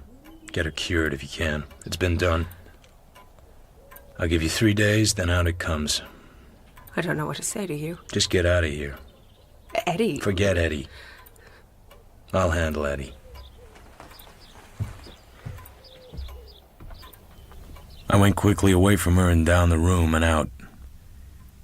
I drove downtown. I stopped at a bar. I had a couple of double scotches.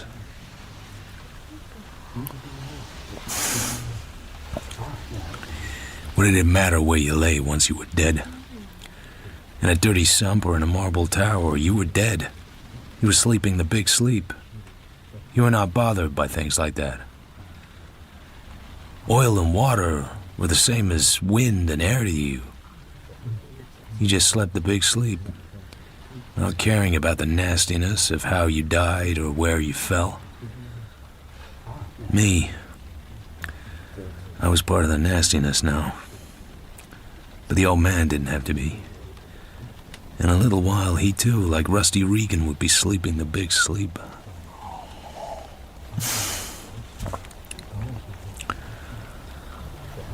The scotches didn't do me any good. All they did was make me think of Silverwig. And I never saw her again.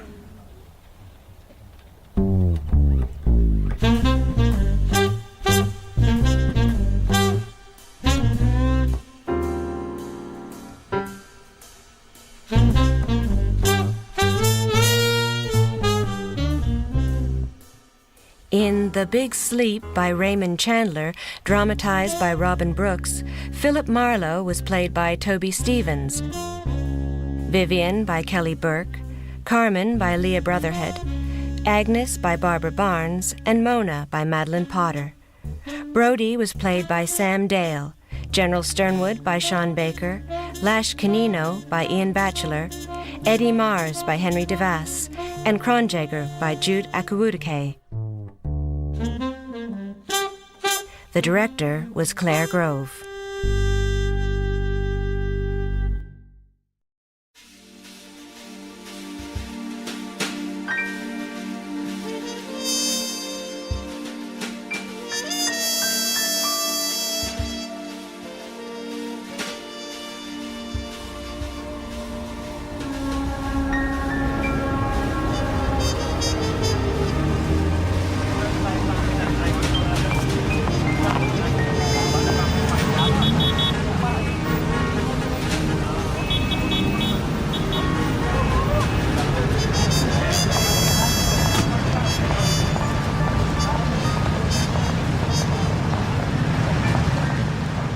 It was one of the mixed blocks over on Central Avenue, the blocks that are not yet all Negro. A white man was standing outside the barber shop, looking up at the neon sign of a second-floor diamond dice emporium with a sort of ecstatic fixity of expression, like a hunky immigrant catching his first sight of the Statue of Liberty. Florians! He was a big man, but not more than 6 feet 5 inches tall and not wider than a beer truck. He wore a rough gray sports coat with white golf balls for buttons, a yellow tie, and alligator shoes with white explosions on the toes. He looked about as inconspicuous as a tarantula on a slice of angel food. His eyes had a shine close to tears, and after a long time, he smiled. Florians. He pushed open the doors and moved inside. If he had been more quietly dressed, I might have thought he was going to pull a stick up. Before the doors had stopped swinging, they opened violently, and something came sailing out and landed in the gutter between two parked cars. It was a narrow-shouldered brown youth in a lilac-colored suit. He retrieved his hat and sidled over to the wall. I walked along to the double doors. It wasn't any of my business, so I pushed them open and walked in. A hand came out of the dimness and started wrecking my shoulder. A dinge. I just throwed him out. You see me throw him out? It's that kind of place. What did you expect? Don't say that, pal. Velma used to work here. Little Velma. My shoulder. Little Velma. I ain't seen her in 8 years. You say this here is a dinge joint? Yeah. Let's you and me going up, or maybe nibble a couple. They won't serve you. It's a colored joint. 8 long years. She ain't wrote to me in 6, but she'll have a reason. She used to work here. Cute she was. Let's you and me going up, huh? All right, just let go of my shoulder. Little Velma used to work here.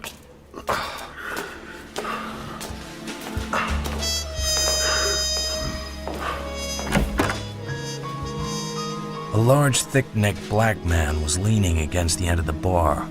He had bouncer written all over it. No white folks, brother. Just for the colored people. I'm sorry. Shinebox, where's Velma at? No Velma here, brother. No hooch, no girls, no nothing. Just a scram, white boy. Just a scram. Velma used to work here. But she don't work here no more. She done retired. Gotta take your mitts off my shirt. The bouncer had his reputation to consider. He considered it for a second and made a mistake. He swung a fist very hard and hit the big man on the side of the jaw. It was a good punch. The big man took it, shook himself lightly, took hold of the bouncer and heaved him clear across the room. His legs twitched, then he lay still. Yeah, let's you and me nibble one. Whiskey sour. Call yours. Whiskey sour. Yes, sir. You know where little Velma is? Not right lately, no, sir. This fellow wouldn't know anything about a white girl named Velma. Nobody here would. There was a little stage in a band. Huh? Velma did some warbling. Redhead she was. Cute as lace pants. We was to be married when they hung the frame on me. What frame? Where'd you figure I'd been them 8 years I said about? Catching butterflies? In the caboose. Malloy's the name. They call me Moose on account of I'm large. The Great Bend bank job. 40 grand. Solo job. Ain't that something? You gonna spend it now? He gave me a sharp look. The bouncer was on his feet again. He had his hand on the knob of a dark door over behind the crap table. He got the door open and fell through. You? Where's that go? That's the boss's office back there, Mr. Montgomery. He might know. He crossed the room light-footed, not a care in the world. He went through and shut the door behind him. The barman leaned down with his right arm behind the counter. I took hold of the arm. What you got down there, Bo? You got me a sawed off. This isn't the time to pull any artillery. Well, says you, I'll sit. What was that? Someone slammed the door. No, I don't think so. Nobody try any fancy pants? I got me a 45. Freezy mitts on the bar. Well, so long, punks. Gotta catch a streetcar. You didn't pay for the drinks. Maybe you got something there. But I wouldn't squeeze it too hard. Through the door behind the crap table was a corridor. The bouncer was on the floor out cold with a knife in his hand. Down the corridor was a door marked office. Behind the small, scarred desk, a man was sitting. Jesus. His head was folded back over the high back of his chair. just folded, like a handkerchief or a hinge. A drawer of the desk was open. The gun would have come from there. To go for his gun had probably seemed like a good idea at the time, but the position of Mr. Montgomery's head proved that the idea had been wrong. Another shine killing. That's what I read after 18 years in this police department. Philip Marlowe, private investigator. One of those guys, huh? What was you doing all that time? All what time? All the time Moose Malloy was twisting the neck of the smoke. He hadn't promised me he wasn't gonna break anybody's neck. Go ahead, ride me. Everybody else does. Poor old Nolte. Always good for a laugh, Nolte is. It happened in another room. I didn't know he had killed anybody until after he left. You'll get him. I'll get him about the time I get my third set of teeth. How many guys is put on it? One. Poor old Nolte. Try looking for the girl, Velma. That's a good idea you got there. You might pick something up. Me? What do I get out of it? It ain't doing you any harm to have a pal in the department. I wouldn't forget it, pal. Okay. If I think of anything, it's yours. It was 2 hours since Moose Malloy had left Florian's. I ate lunch at a drugstore and bought a pint of bourbon. Nothing made it my business except curiosity. The hunch I had was as vague as the heat waves that danced above the sidewalk. I checked the phone book. There was only one Florian. Jessie, widow, at 1644 West 54th Place. You're the Mrs. Florian whose husband once ran a place of entertainment on Central Avenue? Who did you say you was? I'm a detective. I'd like a little information. The radio was a large, brand-new cabinet. Everything else was junk. I leaned back on the sofa against something hard, felt for it, and brought out an empty quart gin bottle. Mike's been gone these 5 years. Hope to Christ there's cheap enough blondes where he is. He never got enough of them here. I was thinking more about a redhead. I guess he could use a few of them, too. A girl named Velma? Kind of hot today, ain't it? I got a pint of bourbon. Hey, you ain't no copper. What's the gag, mister? This Velma was an entertainer, a singer. You wouldn't know her? Man, that's liquor. I don't give a damn who you are, just hold it careful, mister.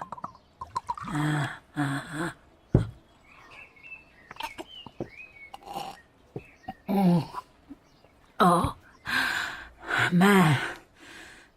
This stuff dies painless with me. What was we talking about? A red-haired girl named Velma. Yeah.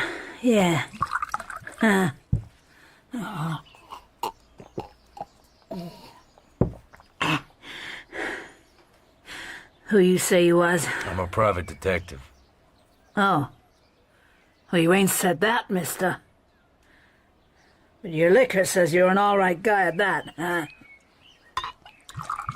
Here's to crime.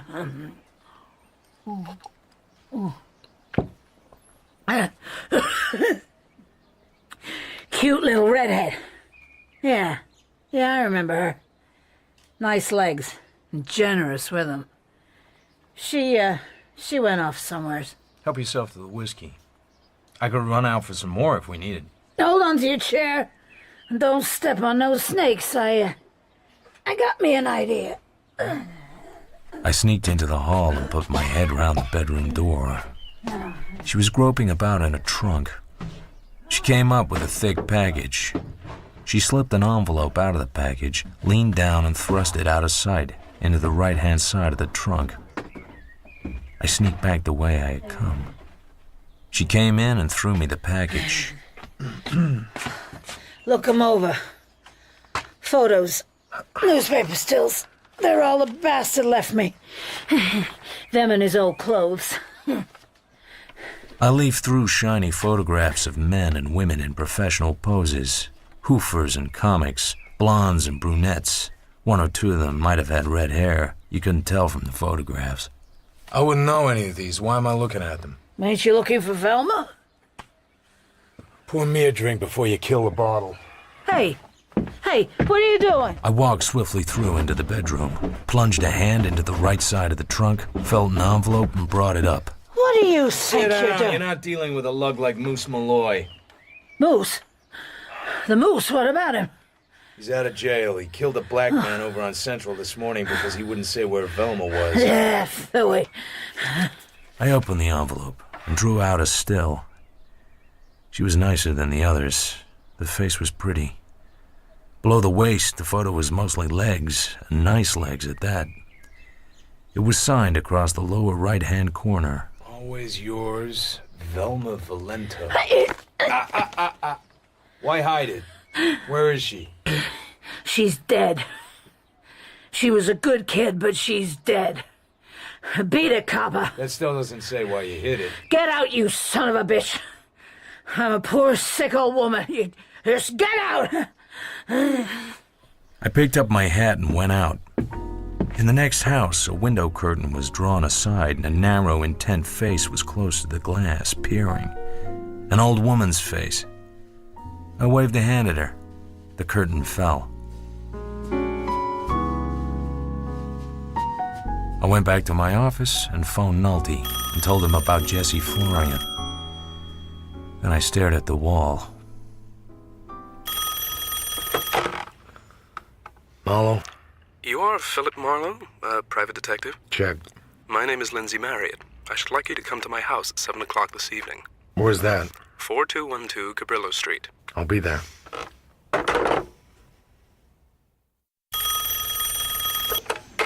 Yeah? It's Nolte.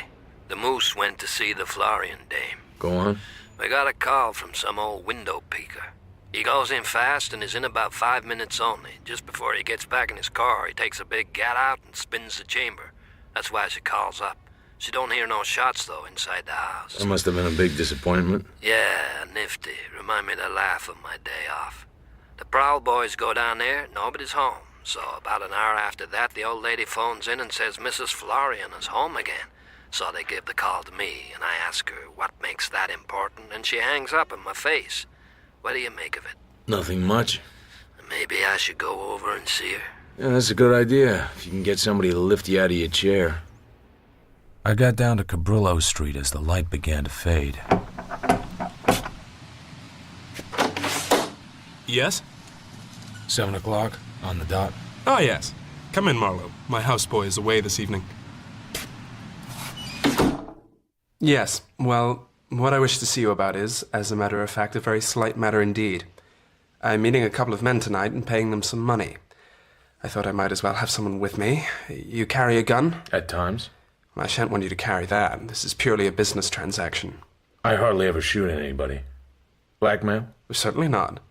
I expect a call giving me particulars. I have to be ready to leave at once. It won't be very far away from here. That's the understanding. You left your bodyguard problem until pretty late. I had some difficulty making my mind up.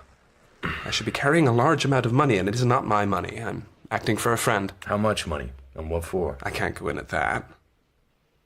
You just want me to go along and hold your hat. I don't like your manner. I've had complaints, but nothing seems to do any good. You want a bodyguard, but he can't wear a gun. You want to help her, but he isn't supposed to know what he's supposed to do. What are you offering for all this? $100. There's no risk. Some jewels were taken from a friend of mine in a holdup. I'm buying them back. Have you ever heard of Fate Suede Jade? No. It's the only really valuable kind. My friend owns a necklace worth about $80,000. It was taken in a holdup a few nights ago. I was present. They said to wait for a phone call and we could pay a ransom. We've been negotiating by telephone for several days. It is to be some time tonight. There's nothing to prevent them double-crossing you. I suppose that's really why I wanted someone with me. Why'd you pick me? I have to confess, I merely picked your name at random out of the phone book. Okay. But I drive the car and carry the money. You can hide in the back. The call came at 8 minutes past 10. Purissima Canyon, off the Foothill Boulevard. I made Marriott sit in the back of the car. Those lights off to the right of the Belvedere Beach Club. The canyon is the next on the left. Keep your head down. We found a dirt road that narrowed and dropped slowly downhill between walls of brush. The acrid smell of sage filled the night. The lights of the Belvedere Beach Club hung in the air to the right. Then a white-painted barrier loomed across the track. I don't think you can get past it. Sit tight. I'm gonna go down there and have a look. Okay. Keep your head down.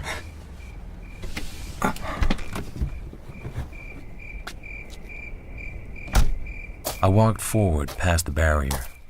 There was more room than I thought. The road ended in a shallow bowl entirely surrounded by brush. I stood there in silence and listened. Minutes passed. I seemed to have that hollow pretty much to myself. I turned to go back up the hill. Still nothing. The black car stood dimly shining against a grayness which was neither darkness nor light. I went over to it. Looks like a tryout. Just to see if you obey orders. Marriott?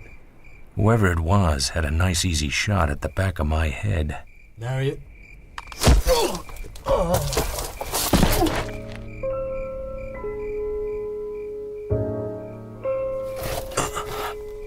I was lying on my back. I felt sick. This voice was talking. 4 minutes, possibly 5. It could have been a little longer. They must have been in the bush, right where the car stopped. I opened my eyes and looked fuzzily at a cold star. The guy scared easily. They must have thrown a small light in his face and he passed out just from panic, the pansy. I got up on one knee. Pain shot from the back of my head clean to my ankles. Oh, then they hit again and waited for you to come back. They must have figured he would have been afraid to come along. I balanced myself on the flat of my hands, listening to the voice. Yeah, that's how it was. It was my voice. I was talking to myself, coming out of it, trying to figure the thing out. Oh, shut up, you dimwit. My hand went to the inside pocket of my overcoat. The money was gone. I felt my head. Good old head. I'd had it a long time. It was a little soft now, a little pulpy, but I could use it another year anyway. I looked at my watch. I'd been out for 20 minutes. I got up.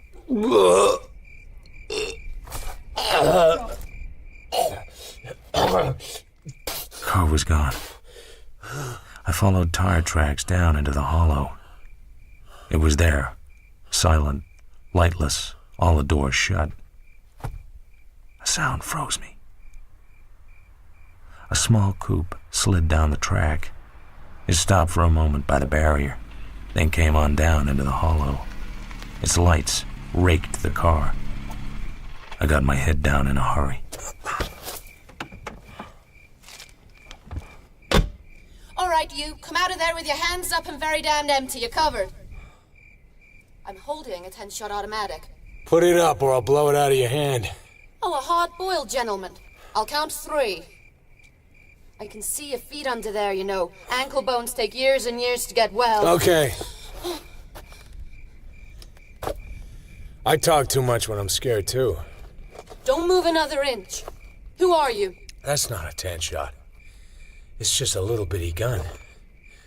Shame on you for telling a deliberate lie like that. Are you crazy? I've been sapped. I might be a little woozy. Is that your car? No.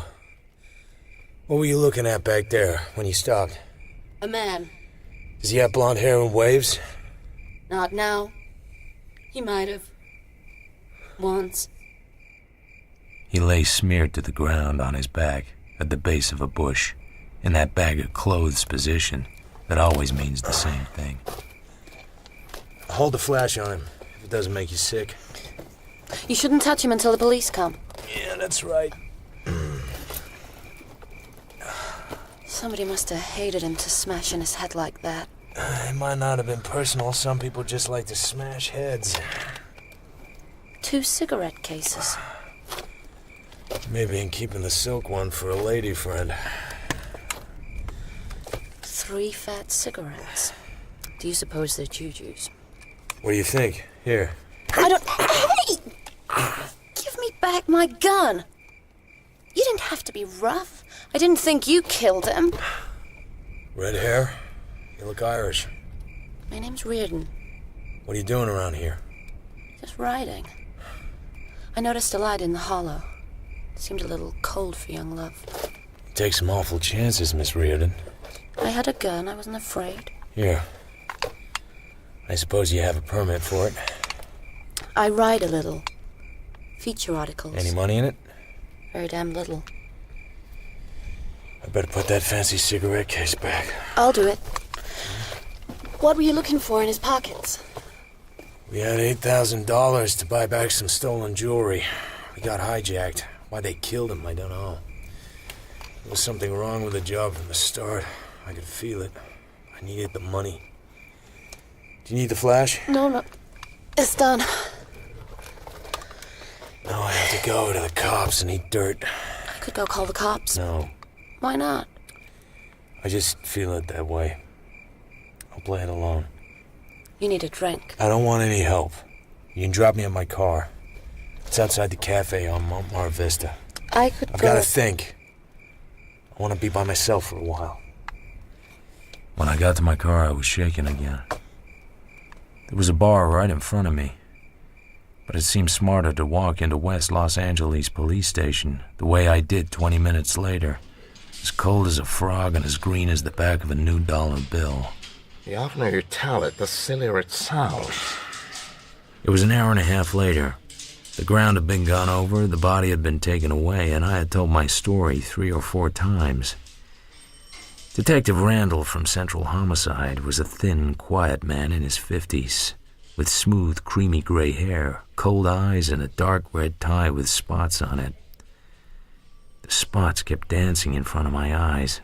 This man, Marriott, had been negotiating for days about this payoff, and then just a few hours before the meeting, he calls up a perfect stranger and hires him to go with him as a bodyguard. Yeah. Where did he hear of you? First he said a mutual friend, then that he just picked my name out of the book. He had your card, your business card. It was in his wallet. Oh. He let you carry the money, $8,000. I don't have it. Sorry. You wouldn't be here if you did.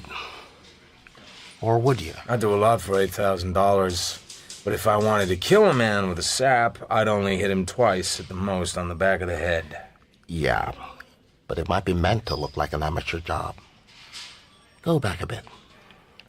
Somebody had stuck up Marriott and a lady and taken this jade necklace and had later offered to sell it back for what seemed like a pretty small amount. Marriott was to handle the payoff. He decided it was all right to have you along. Both of you figured that you were dealing with an organized gang and that they would play ball. Marriott was scared. He wants company, so he hires you, a complete stranger. Then at the last minute, you decide to carry the money and do the talking while he hides in the car. He didn't like the idea at first. But he gave in. Yeah. So, finally, he gets the call and off you go. When you get there seems to be nobody about. You're supposed to drive down into the hollow, but there doesn't seem to be room enough for the big car. So you get out and walk down, wait a few minutes, come back to the car, and then somebody socks you on the back of the head. Suppose Marriott wanted that money and wanted to make you the fall guy. Oh, so Marriott socked me, took the money, then he got sorry and beat his own brains out after first burying the money under a bush. He had an accomplice, of course. Only the accomplice double-crossed Marriott by killing him. Why not assume he was telling the truth? And that he perhaps recognized one of the stick-up men? You heard no struggle, no cry. He could have been too scared to cry out when they jumped him. Somebody sticks a gun in his face and makes him get out quietly. But something he says, or some way he looks, makes them think he's recognized somebody. If this was an organized gang, they wouldn't kill without a lot of provocation. Another thing, how did you get here? I drove my car. Where was your car? Down at Montmar Vista. I walked back to the highway and flagged the car. I didn't get the license number.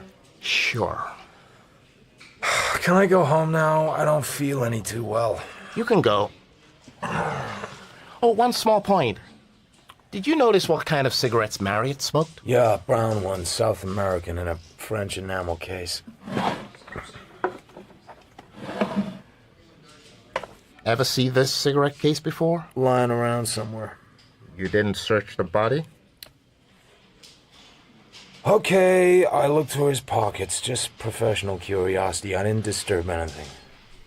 Randall opened the silk cigarette case. It was empty. The 3 cigarettes had gone. I bet hard on my teeth and kept the tired look in my eyes. It was not easy. Did you see him smoke a cigarette out of this? No. There's a little dust in it. I'm gonna have it examined. I have an idea it's marijuana. He needed something to cheer him up. That's all. And keep your nose clean.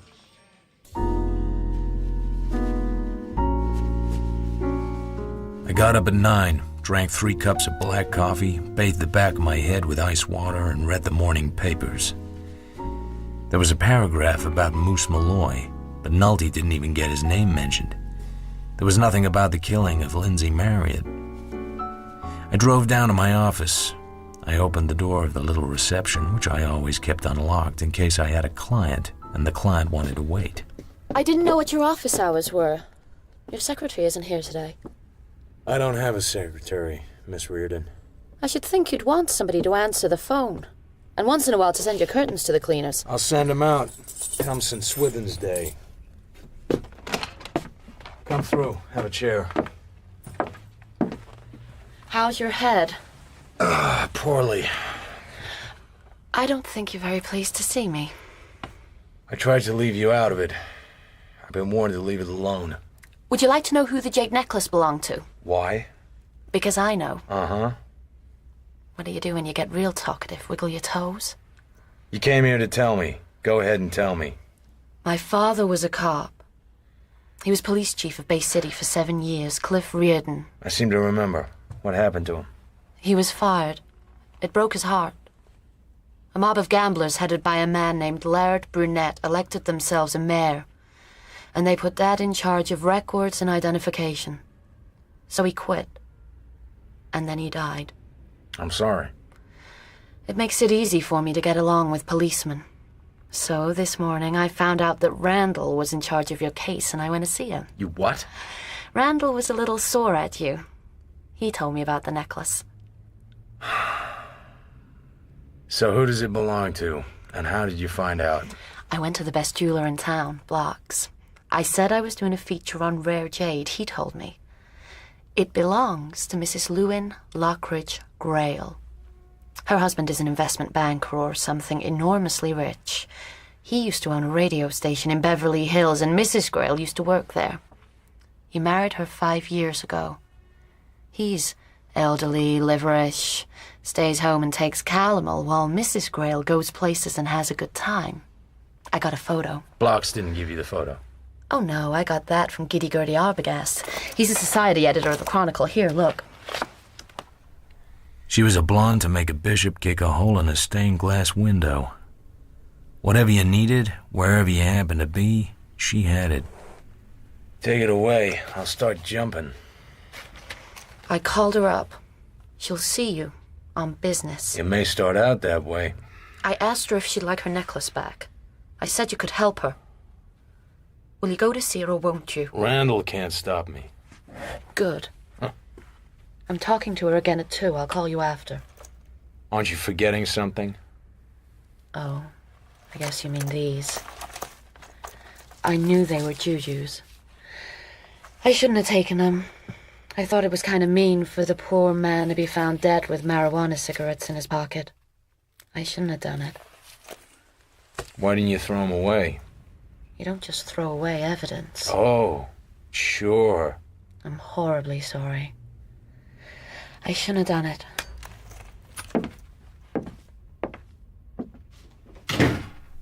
I laid the cigarettes in a neat row. They were pretty big cigarettes. Evidence. God. My head ached. I got my penknife open and slit one down the middle. The mouthpiece part was pretty tough to slit. Okay, I was a tough guy. I slid it anyway. See? Can you stop me? It opened out, and there was a card, rolled up. By appointment only. Psychic consultant, Jules Amther.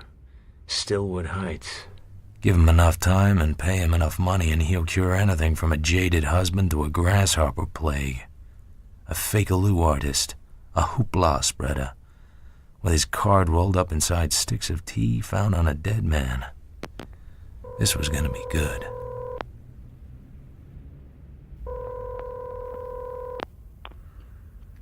Hello? May I talk to Mr. Jules Amther? He is very busy. When you wish to see him? Right away. Next week, perhaps. I will look at the book. Never mind the book. My name is Philip Marlowe. My number is Glenview 7537. Got that?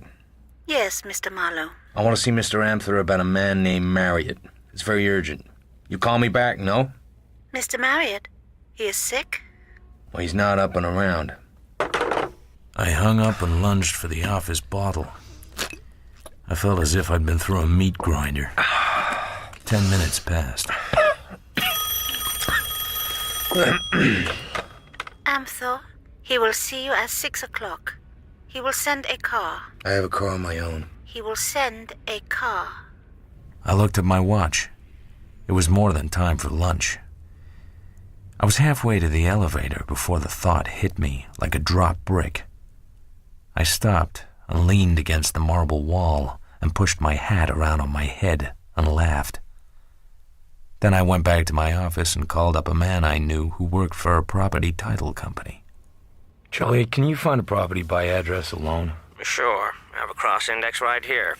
What is it? 1644 West 54th Place. I'd like to know a little something about the condition of the title. Hold on. Get your pencil out. Uh-huh. Lot 8 of Block 11 of the Maplewood Tract. Owner of the record. Subject to certain things. Jessie Pierce Florian, widow. Yeah, subject to what things? Second half taxes, first trust deed. It's very high for that neighborhood. Unless it's a new house. It's a very old house. And that's odd.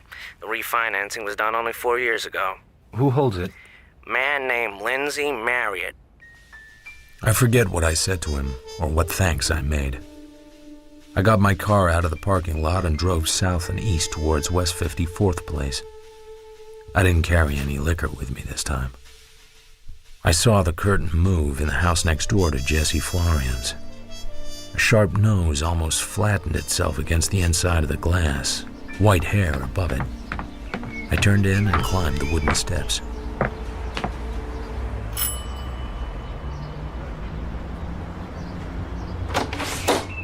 Yes? Are you the lady who called the police about Mrs. Florian? I ain't saying that I am, young man. And I ain't saying that I ain't. Who are you? I'm a detective. For land's sake. Well, why didn't you say so? Well, what's she done now? I ain't missed a minute. What do you know about Mrs. Florian? She ain't neighborly. She plays that radio loud late nights. My opinion is that she drinks liquor. She have many visitors? She don't have no visitors at all. The big man you saw. This man's a murderer. Oh, land's sake. Folks ain't safe a minute in this town. When I come here 22 years ago, we didn't lock our doors hardly. She gets a registered letter first of every month. I see the mailman go up to the door and get her to sign. First day of every month. Dresses up then and goes out. He don't come home till all hours. You're one of 1,000, ma'am.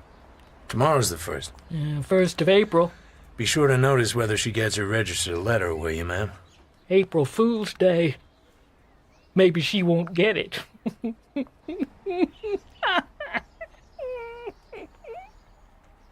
Nobody answered my ring or knock next door. Mrs. Florian? Mrs. Florian?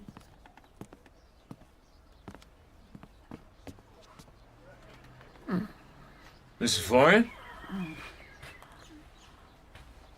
Good afternoon, Mrs. Florian.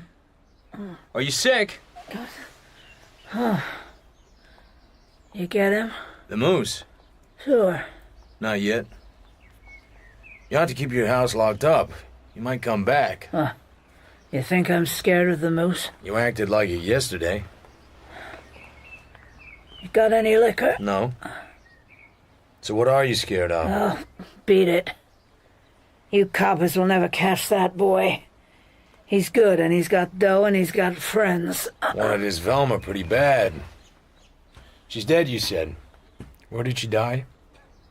Ballard, Texas. Got a cold, and it went to the chest. You were there? Hell no. Who told you? I forget the name. Maybe a good stiff drink would help some. I looked up the title on your house. I don't know just why. There's a rather large trust deed on it. Held by a man named Lindsay Marriott. I used to work for him. I used to be a servant in his family. He kind of takes care of me a little. I want to see him last night.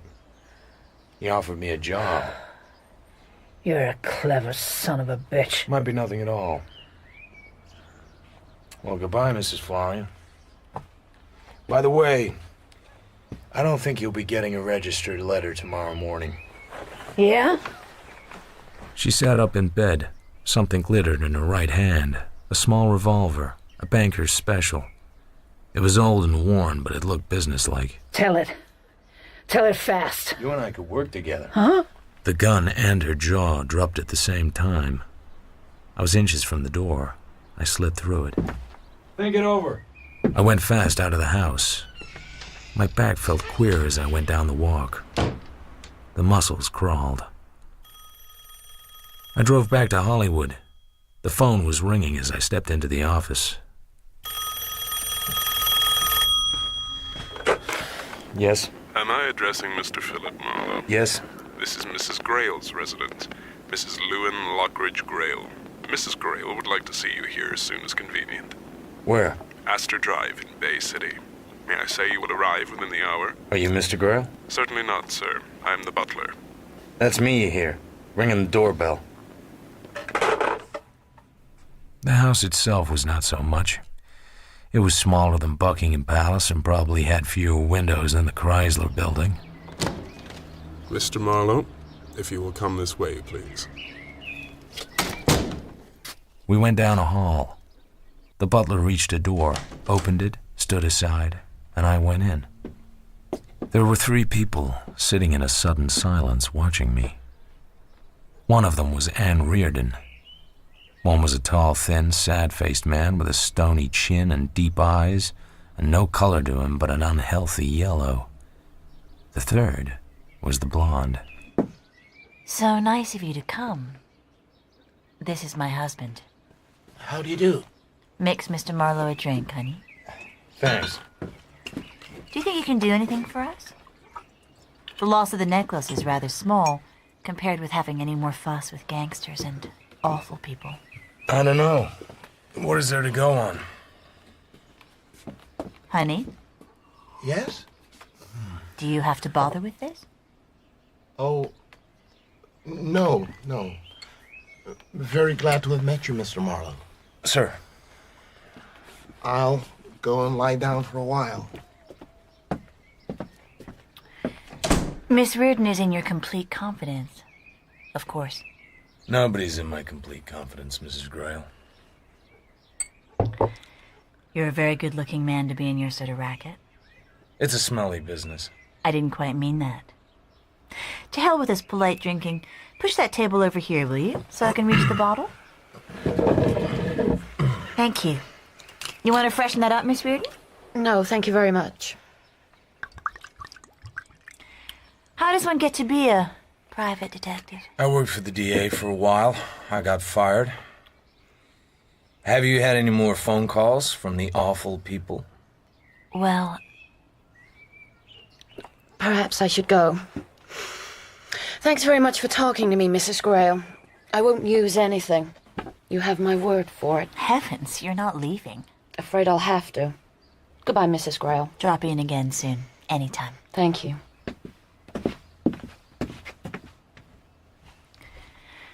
It's much better this way, don't you think? She came by last night to the dell where Marriott was killed. She happened to see a light and came down there. It's horrible to think of. Poor Lynn, he was rather a heel. But to die like that is awful. You're not drinking. I'm doing what I call drinking. Did Lynn tell you how my holdup happened? He didn't say exactly. There was something rather funny about that holdup. I hardly ever wore the jade, yet they snapped at it. Who knew you'd be wearing it that night? My maid. Then there's Newton, the butler. He might have seen it. But it hangs down rather low, and I was wearing a white fox fur wrap. I bet you looked a dream. You're not getting a little tight, are you? I've been known to be sober.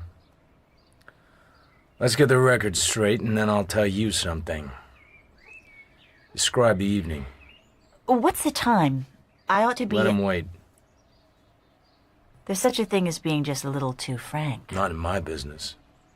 Describe the evening, or have me thrown out on my ear, one or the other. Make your lovely mind up.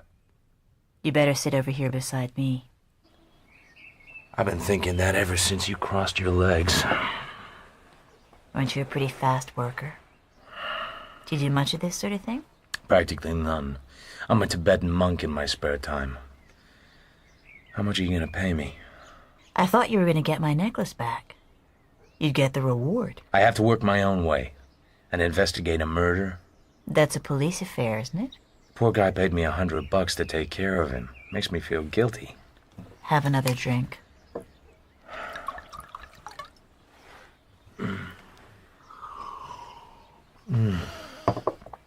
Well, where have we got to?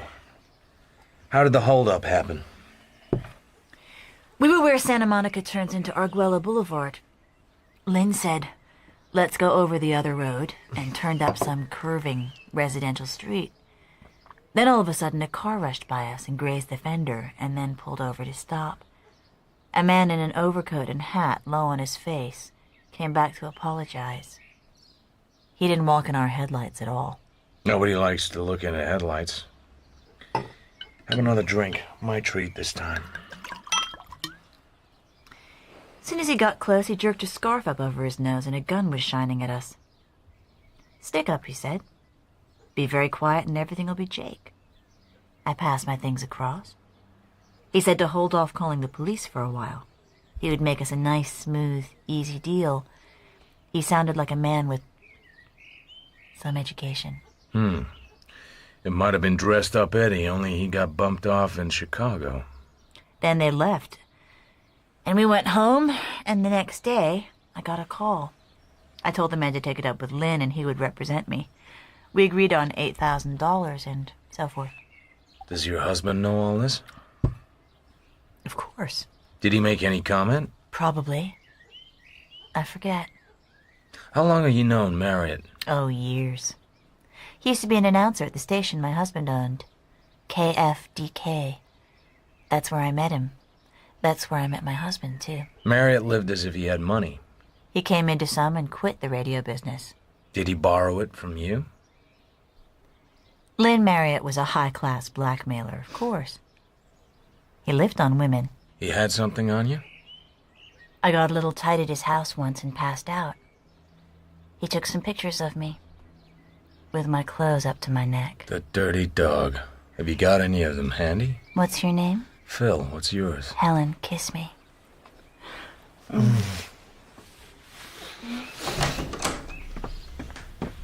I beg your pardon, I'm sure. Who was that? Mr. Grail. Forget him. Come back here, it's all right. He's a sick man. What the hell can he expect? I guess he knows. I tell you it's all right. Isn't that enough? Don't go shrill on me. Just too much scotch. Tonight at the Belvedere Club. 10 o'clock. Is that a good place? Laird Burnett owns it. I know him pretty well. Right. What's the matter? Nothing. 10 o'clock at the Belvedere Club. Don't be too magnificent. All I have is a dinner suit. In the bar? Sure. in the bar. I went across the room and out, without looking back. I walked down the drive and through the gates. Miss Reardon's coupe was drawn up behind my car. I waited. I suppose it was none of my business. What did you think of her? I bet she snaps a mean garter. Do you always have to say things like that? Sometimes I hate men, gigolos. And especially heels who are private detectives. Who told you he was a gigolo? Who? Don't be obtuse, marry it. It was a cinch guess. You'd like me to mind my own business, is that it? And not have any ideas you don't have first. I thought I was helping a little. I don't need any help. There's nothing I can do for Mrs. Grail. This was a high-class mob. One of them could tell fate swayed Jade when he saw it. If he wasn't tipped off. There's that too. Either way, there's nothing in it for me. Not even about psychics? Psychics? My God. And I thought you were a detective. There's a hush on part of this. I've got to watch my step. This Grail packs a lot of dough, and law is where you buy it in this town. Look at the funny way the cops are acting. No build-up, no newspaper handout, no chance for the innocent stranger to step in with a trifling clue that turns out to be all-important. Nothing but silence and warnings to me to lay off. I don't like it at all. You got most of the lipstick off. I mentioned psychics. Well, goodbye. It was pleasant to know you, in a way.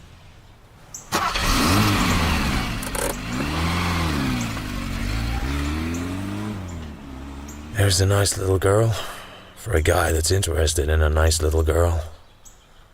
But I'm not. 10 o'clock, the Belvedere Club. Phooey.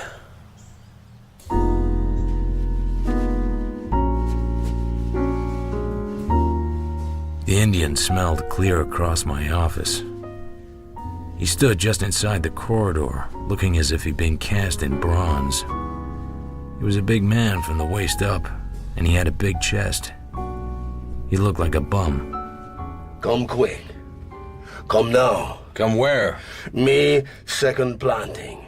Me, Hollywood Indian. Have a chair, Mr. Planting. What can I do for you? You say, come quick. Great White Father say me bring you and fire a chariot. Yeah, cut the pig Latin. I'm no schoolmarm at the snake dances. Nuts. Dr. Amtor wants you come quick. Come and fire Nuts. Also, it'll cost him $100 as a retainer. Huh? $100. Iron Men. Me no money, me no come. Big shot. Here. $100. You always have a C note in your hat? He sent you with $100? Psychic is right. A guy that smart I'm afraid of. Not got all day. At the top of Stillwood Heights, lonely as a lighthouse, stood an eyrie, an eagle's nest, an angular building of stucco and glass brick, raw and modernistic, and yet not ugly, and altogether a swell place for a psychic to hang out his shingle. Nobody would be able to hear my screams. Ah, Mr. Marlowe. So very good of you to come. Dr. Amthor, he will be so very pleased. I will conduct you. She pressed a button and a door slid open. I went through. The door slid shut behind me. There was nobody in the room. It was octagonal, draped in black. In the middle of a coal-black rug stood an octagonal white table, and in the middle of it, a milk-white globe. On either side of the table was a white octagonal stool. There was one more stool against the wall. There were no windows. There was nothing else in the room. Nothing at all. Please, be seated. Opposite me. Try to relax. Now, how may I serve you? I sat down and looked him over. His eyes were deep, far too deep, without expression, without soul. Please, do not fidget. It disturbs my concentration. It makes the butter run and the cat squawk. You didn't come here to be impertinent, I'm sure. I came to ask about some Russian cigarettes filled with marijuana, with your card rolled in the hollow mouthpieces. The answer is simple. There are things I do not know. This is one of them. Then why send a tough Indian in a car? By the way, doesn't the Indian have to stink? If he's working for you, couldn't you sort of get him to take a bath? He is a natural medium. They are rare, like diamonds, and like diamonds, sometimes found in dirty places. You are a private detective? Yep. I think you are a very stupid person. You look stupid. You are in a stupid business. You came here on a stupid mission. I get it, I'm stupid. It sank in after a while. And I think I need not detain you any longer. You're not detaining me. I'm detaining you. I want to know why those cards were in those cigarettes. My cards are available to anybody. They were found on a man named Lindsay Marriott. Ever heard of him? I tried to treat him for camera shyness. He was trying to get into pictures. It was a waste of time. Why'd you send me $100? My dear Mr. Marlowe, I am in a very sensitive profession. You mean you get a lot of blackmailers? I am in danger at all times from people like you. I merely wish to estimate the danger before dealing with it. But pretty trivial in my case, huh? It hardly exists. He made a peculiar motion with his left hand, which made my eyes jump at it. Then he put his hand down slowly. I turned my head. The Indian was sitting on the white stool against the black velvet wall. He had some kind of white smock on over his other clothes. He was sitting with his eyes closed, as if he had been asleep for an hour. His dark, strong face was full of shadows. I bet that makes the dowagers shed their false teeth. What does he do for real money? Sit on your knee and sing French songs? Get to the point, please. Last night, Marriott hired me to go with him to pay some money to some crooks. I got knocked on the head. When I came out of it, Marriott had been murdered. The cigarettes were found on him. Not by the police, or they would have been here. Correct. Not so trivial now, huh? The $100 was hardly enough. You have these cigarettes with you? As you said, anybody could get your cards. I'm just wondering why they were where they were. Any ideas? By the way, did you ever meet a Mrs. Grayle, a wealthy lady lives in Bay City? Yes, I treated her sentence of speech. She had a slight impediment. You did a sweet job on her. She talks as good as I do now.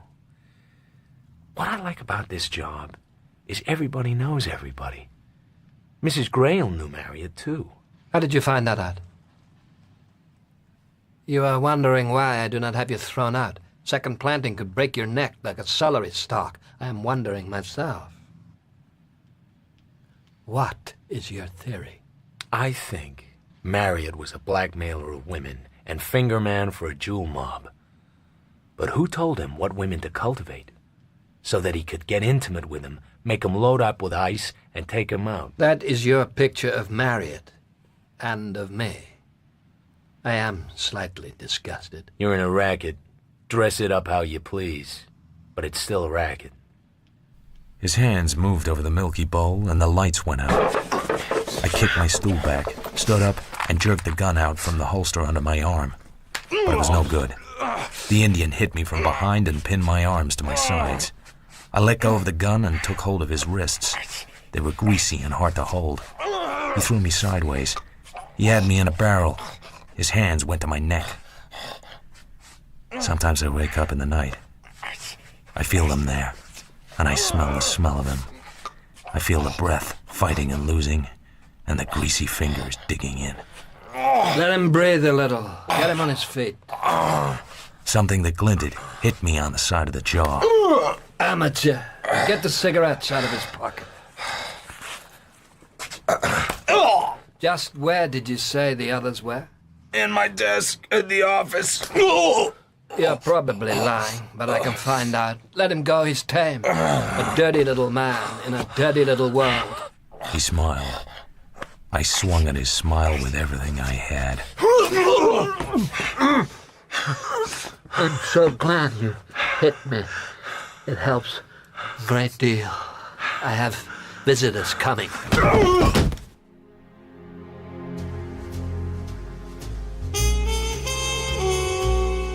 I came to sitting on a chair in reception. Amther was by the window. The blood had been washed off his face, but his nose wasn't the nose I had first met.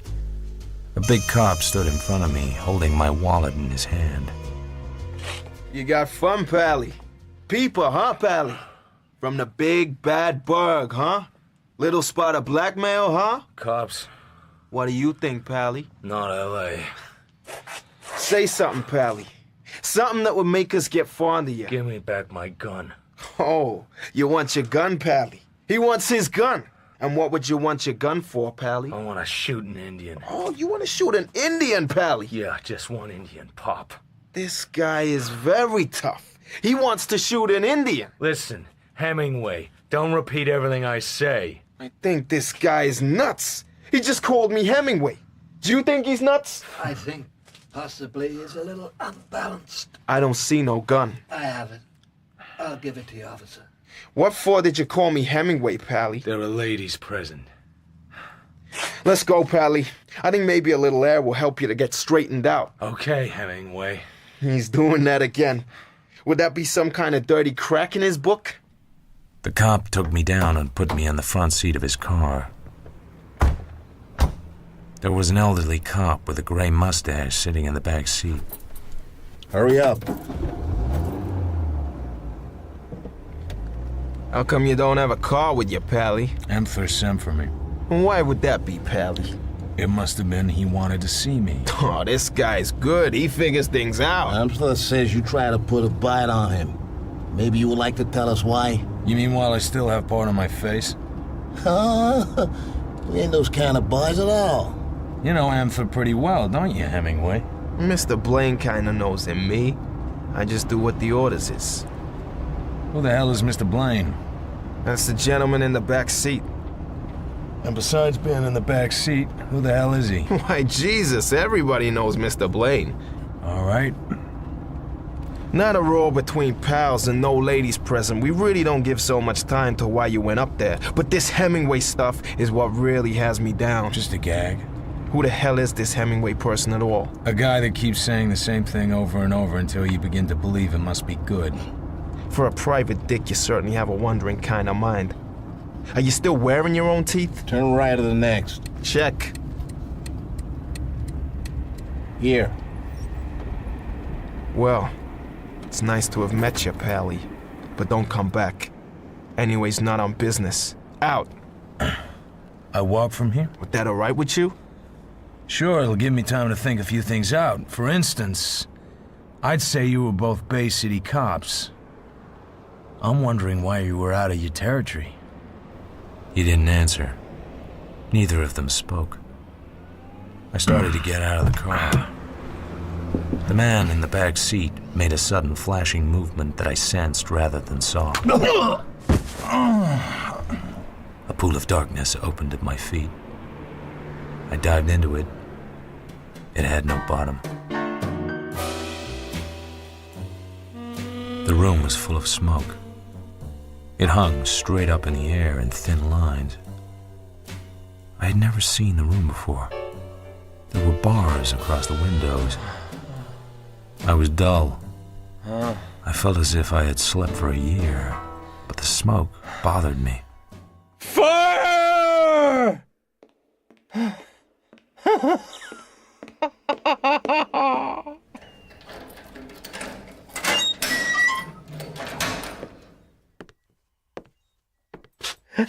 What is it? Don't count that one, Jack. It's sort of slipped out.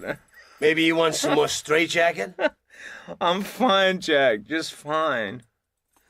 Where am I? Where you belong.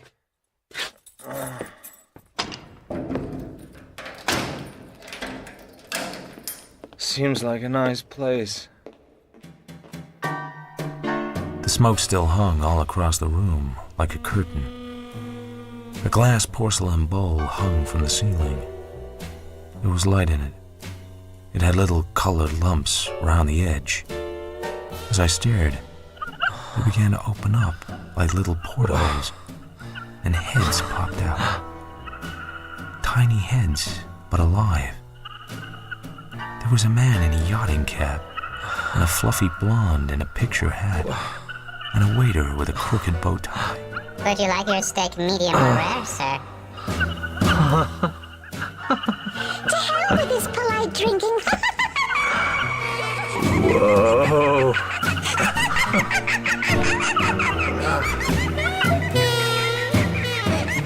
I closed my eyes tight and winked them hard. And when I opened them again, it was just a sham porcelain bowl. Soreness in my head and throat and my arm. I rolled up the sleeve of my rough cotton pajamas and looked at my arm. It was covered with pinpricks all the way from the elbow to the shoulder. Dope. That accounted for the smoke and the little heads. Okay, Marlowe. You've been sat down twice, had your throat choked, and been beaten half silly on the jaw with a gun barrel.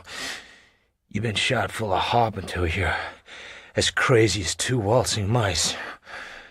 Now let's see you do something really tough. Like putting your pants on.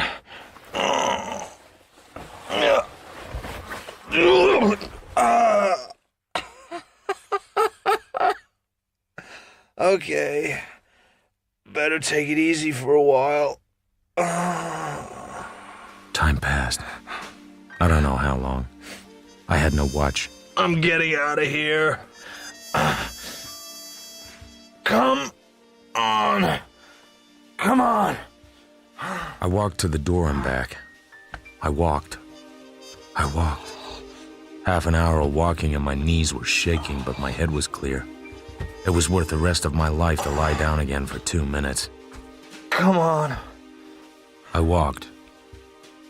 They built the pyramids and got tired of them and pulled them down and ground the stone up to make concrete for the Boulder Dam. I walked through all of it. I stopped walking. I was ready to talk to somebody. I found heavy metal springs under the mattress, about 9 inches long. I went to work on them. Fire! Fire!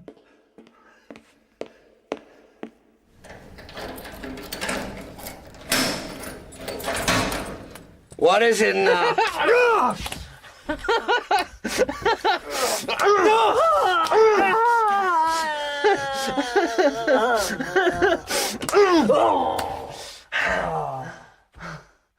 All my clothes were in the closet.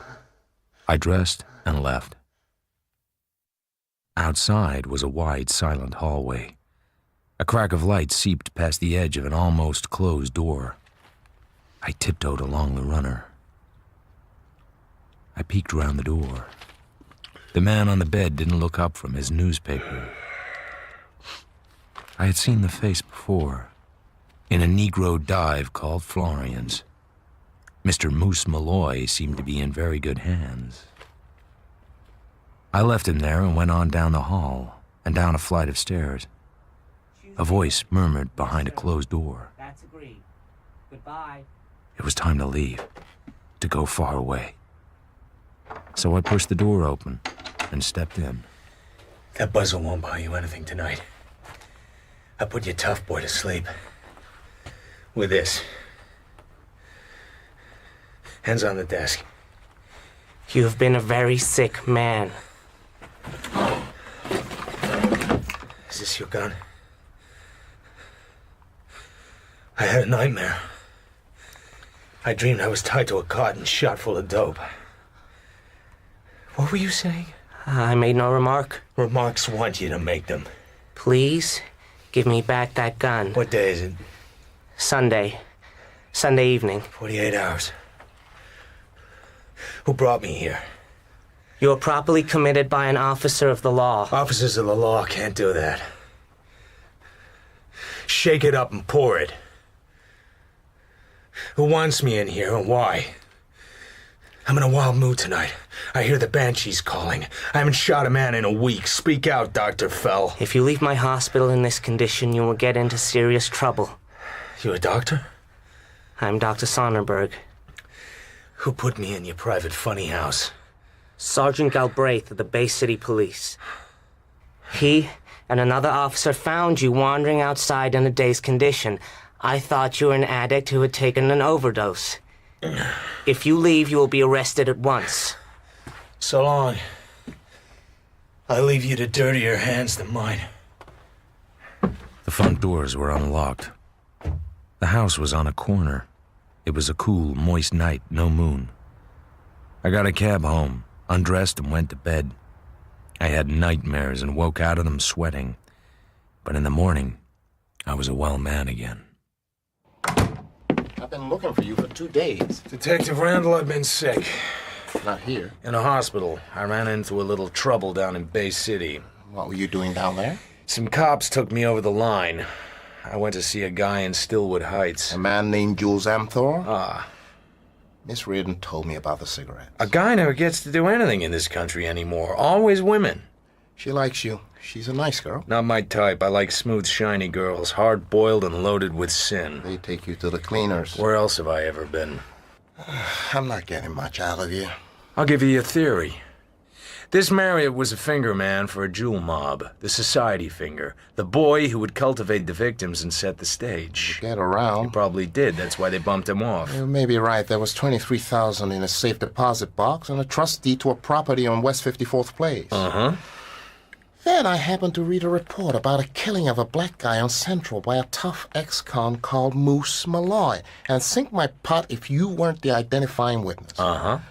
So I talked to Nolte, and he said you had an idea about some girl called Velma that Malloy was sweet on, and that you went to see the widow of the guy that used to own the dive on Central, and her address was 1644... West 54th Place. Let's go see her, shall we?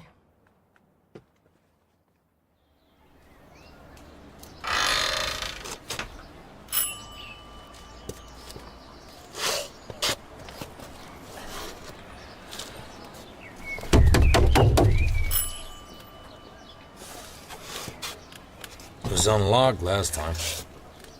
Should we do a neat job? Kick it in. Who cares around here?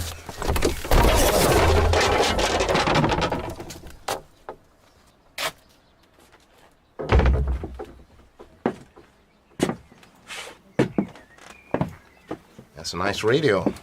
Costs money. If it's paid for. Oh, here's something. Someone pulled the plug. Where'll she be? The bedroom.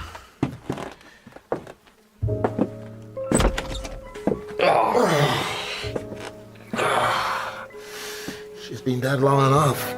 This was done with just a pair of hands. Jesus. Oh. What a pair of hands. Look at the neck bruises. You look at him. Poor old Nolte. It's not just a shine killing anymore.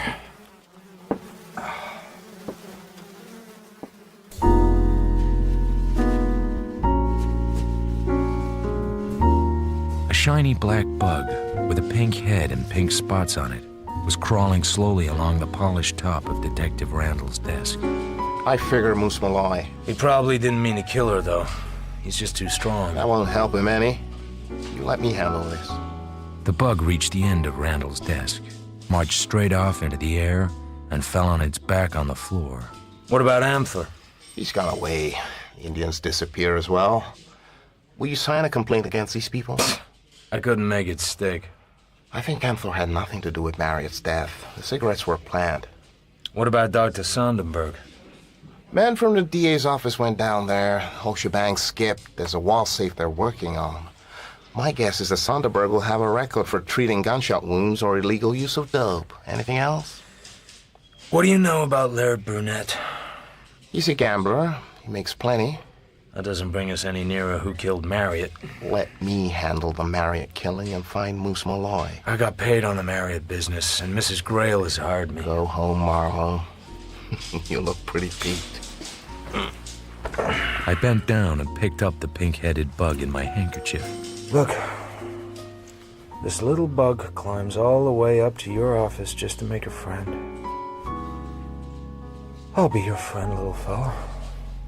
Go home and lie down, Marlowe. And have a nice rest. I tucked the handkerchief into my pocket and rode the elevator down to the Spring Street entrance. I put the bug down carefully in a flower bed and wondered how long it would take him to climb back up to the Homicide Bureau again. Then I got in my car and went down to Bay City to look for my favorite cop. Hey, Hemingway. Jesus, you again. What do you want? I want you to tell me why you put me in that funny house. That's Blaine. I didn't mean for him to sap you. Oh, that's okay then. It was just an act. On account of we're friends with this psychic guy, Amthor, and we kinda keep people from bothering him. Them old cops get sap hungry once in a while. You drop like a sack of cement. Then we run you over to Dr. Sondenberg's clinic on account of he was a nice guy to take care of you. Does Amthor know you took me there? Hell no. It was our idea. You gonna get tough? Maybe. What's Dr. Sonderberg's real racket? You want to tell me that, Hemingway? Okay, listen, Pally. Around here, a cop can't stay honest if he wants to. You gotta play dirty or you don't eat. I got a wife and 2 kids, and I do what the big shots say. So you do know.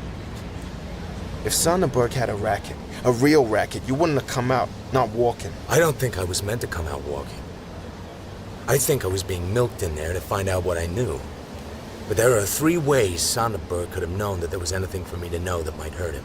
Amthor might have told him, or Moose Malloy, or you. Who the hell is Moose Malloy? He's on your teletype if you ever read it. Killed a man over on Central a few days ago. I saw him at Dr. Sonderberg's. It figures. Sonderberg was hiding hot boys at his clinic. If they have dough. It's a hideout. Hiding them for who? Who runs this town? You mean the chief? It's Laird Brunette, isn't it? He owns the Belvedere Club. He put up 30 grand to elect the mayor.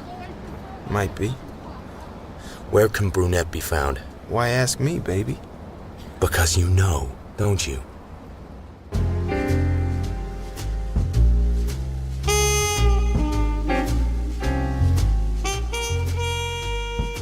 You take a lot of chances coming to speak to me, Mr. Marlowe.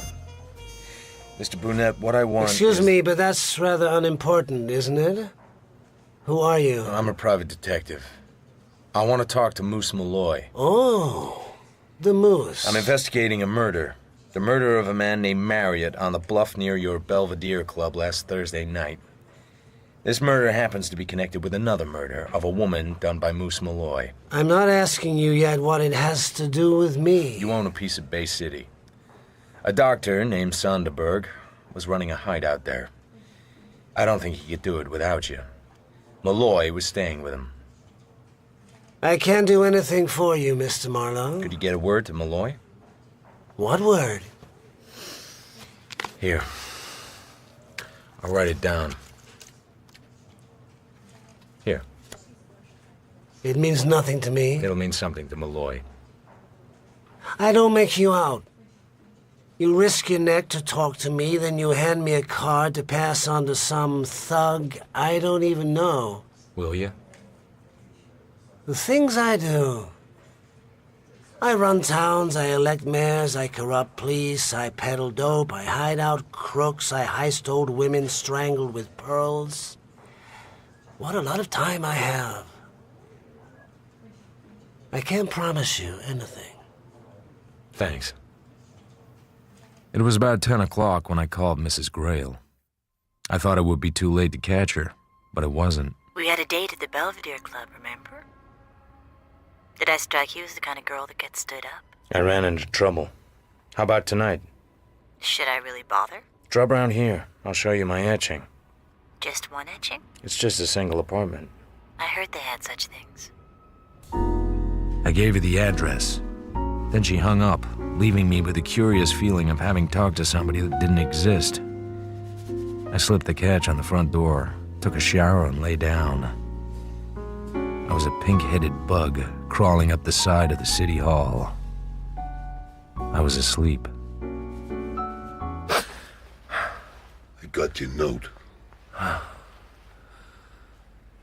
Moose. Huh. I hoped you'd drop by. No cop knows anything about this. I just wanted to see you. Door was open. Expecting someone? A dame? If she comes, I'll get rid of her. I'd rather talk to you. What for? You killed a woman, Jessie Florian. I dropped that one. The other one, over on Central, you could have squeezed out of, but not Jessie. You take some awful chances, brother. You didn't mean to kill her, did you? You wanted her to tell you something. You took hold of her neck and shook her. I know what you wanted her to tell you. What? You thought she might know where Velma was. Uh-huh. But she didn't. Velma was too smart for her. Who is it? Open up, silly. It's me. Just a second, Mrs. Grail. Go in the dressing room. I'll get rid of her. Okay.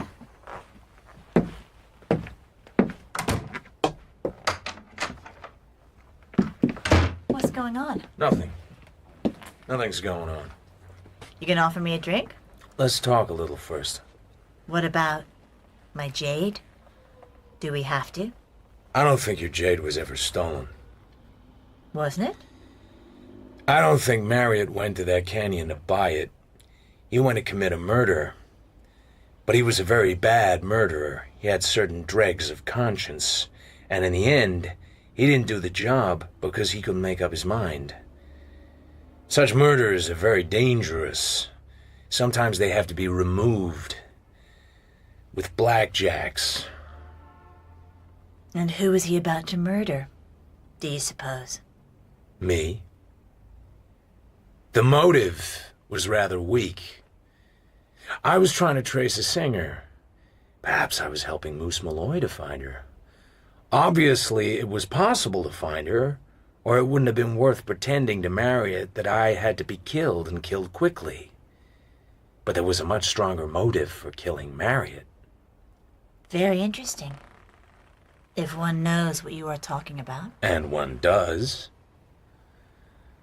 A girl who started in the gutter became the wife of a multi-millionaire. On the way up, a shabby old woman recognized her, probably heard her singing at the radio station, and this old woman had to be kept quiet. She only knew a little. But the man who dealt with her and made her monthly payments and owned a trust deed on her home, that man knew it all. That didn't matter either, as long as nobody else knew.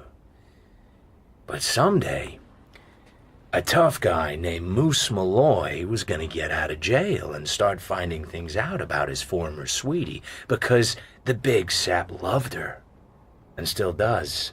That's what makes it funny, tragic funny. And then, a private dick started nosing in also, so the weak link in the chain, Marriott, is no longer a luxury. He's become a menace. The cops will get to him and take him apart. He's that kind of lad, melts under heat. So he was murdered before he could melt. With a blackjack. By you. I thought I knew the voice. I listened to that voice for 8 years. All I could remember of it. Hiya, babe. Long time no see. You look swell. I kind of like your hair red, though. Get away from me, you son of a bitch. I never thought. It just came to me out of the blue. You turned me in. You, little Velma. She shot him 5 times in the stomach. Then she turned the gun and shot at me, but it was empty. She dived for Malloy's gun on the floor, but I knocked it away, picked it up and went away round the bed with it. Malloy was still standing, but he was swaying. She ran for the door, and I didn't try to stop her. I turned him over and put a pillow under his head. Then I phoned Randall.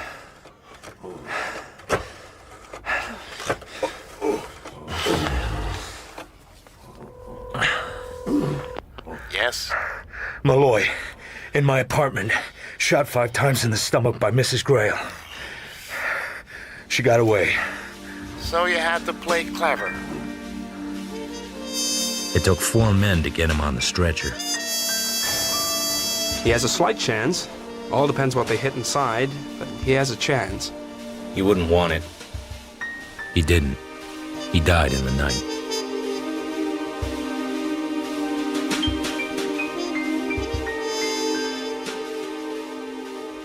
You ought to have given a dinner party. The women in their vestibules and the men in white ties, the suspects with their brittle smiles and restless hands, And you at the head of the table telling all about it in a phony English accent. How about a little drink, Miss Reardon, while you go on being clever? The liquor bills of your lady friends must be something fierce. Anyway, it's not that kind of story. It's not lithe and clever, it's dark and full of blood. So she got away. So far? She must have a little hideout where she can change her clothes and her appearance. How did you know? Those 2 photos, the society plate I got and the publicity still you got off Jessie Florian, they weren't of the same 2 women. Mary had switched Jessie's. Put Velma's name on another woman's picture. And when Mary had called me up and gave me a song and dance about a jewel ransom payoff, it was because I had been to see Mrs. Florian asking about Velma. Mrs. Florian didn't even know that Velma had become Mrs. Grail. They bought her too cheap, and Mr. Grail won't tell what her real name was. Why not? He's so crazy about her, he doesn't care whose lap she sat in. I hope she enjoyed sitting in yours. She was playing me. I bet it's fun to be played by handsome blondes. Do you think she meant to kill Malloy? I think she meant to kill anybody she had to kill. He was in love with her. It didn't matter to him she hadn't written to him in 6 years. He just bought some fine clothes and started to look for her the minute he got out. So she pumped 5 bullets into him by way of saying hello. What a world. I finished my drink.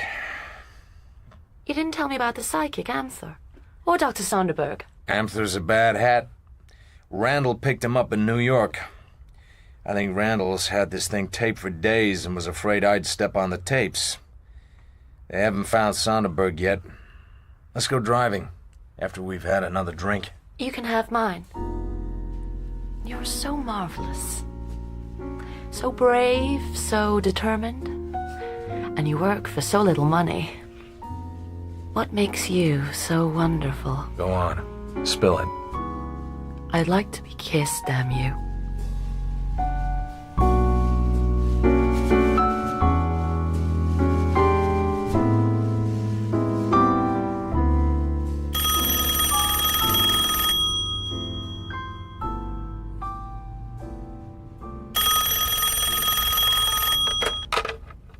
Yeah. Little Velma's dead. Randall? Baltimore detective wandered into a nightclub and recognized her. He went backstage and told her he'd seen the wanted file. He said, "Let's go," and went to help her into a coat. She shot him through it 3 times and then turned the gun on herself. He lived until the next day. That's how we know. She shot herself clean through the heart. She was stupid. Why? We'd never have convicted her, not with her looks and money. Grail would have got her off. Maybe she was tired of dodging. Maybe she wanted to give Grail a break. She didn't have to shoot a cop to do that. Who would that trial have hurt most? An old man who loved not wisely but too well. That's just sentimental. Sure. Probably all a mistake anyway. Did my bug ever get back up there? What? My little pink bug. Marlowe, I don't know what you're talking about. So long.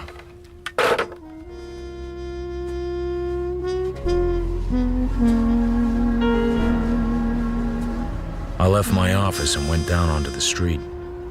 It was a cool day and very clear.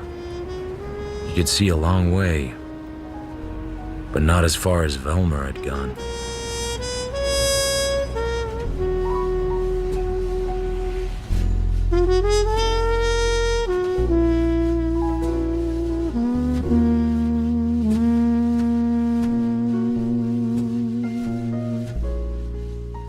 Farewell, My Lovely, by Raymond Chandler, was adapted for radio by Robin Brooks. Philip Marlowe was played by Toby Stevens, Moose Malloy by Richard Ridings, and Mrs. Grail by Madeleine Potter. Morrison was played by Pat Starr, Anne Reardon by Claire Harry, Randall by Jude Akawuduke, Nolte by Sean Baker, and Jessie Florian by Joanna Monroe. Galbraith was played by Lloyd Thomas, Marriott by Ian Batchelor, Sonderberg by Adil Akhtar, and Laird Brunette by Sam Dale. Other parts were played by members of the cast. Farewell, My Lovely was directed by Mary Peet. The producer was Claire Grove.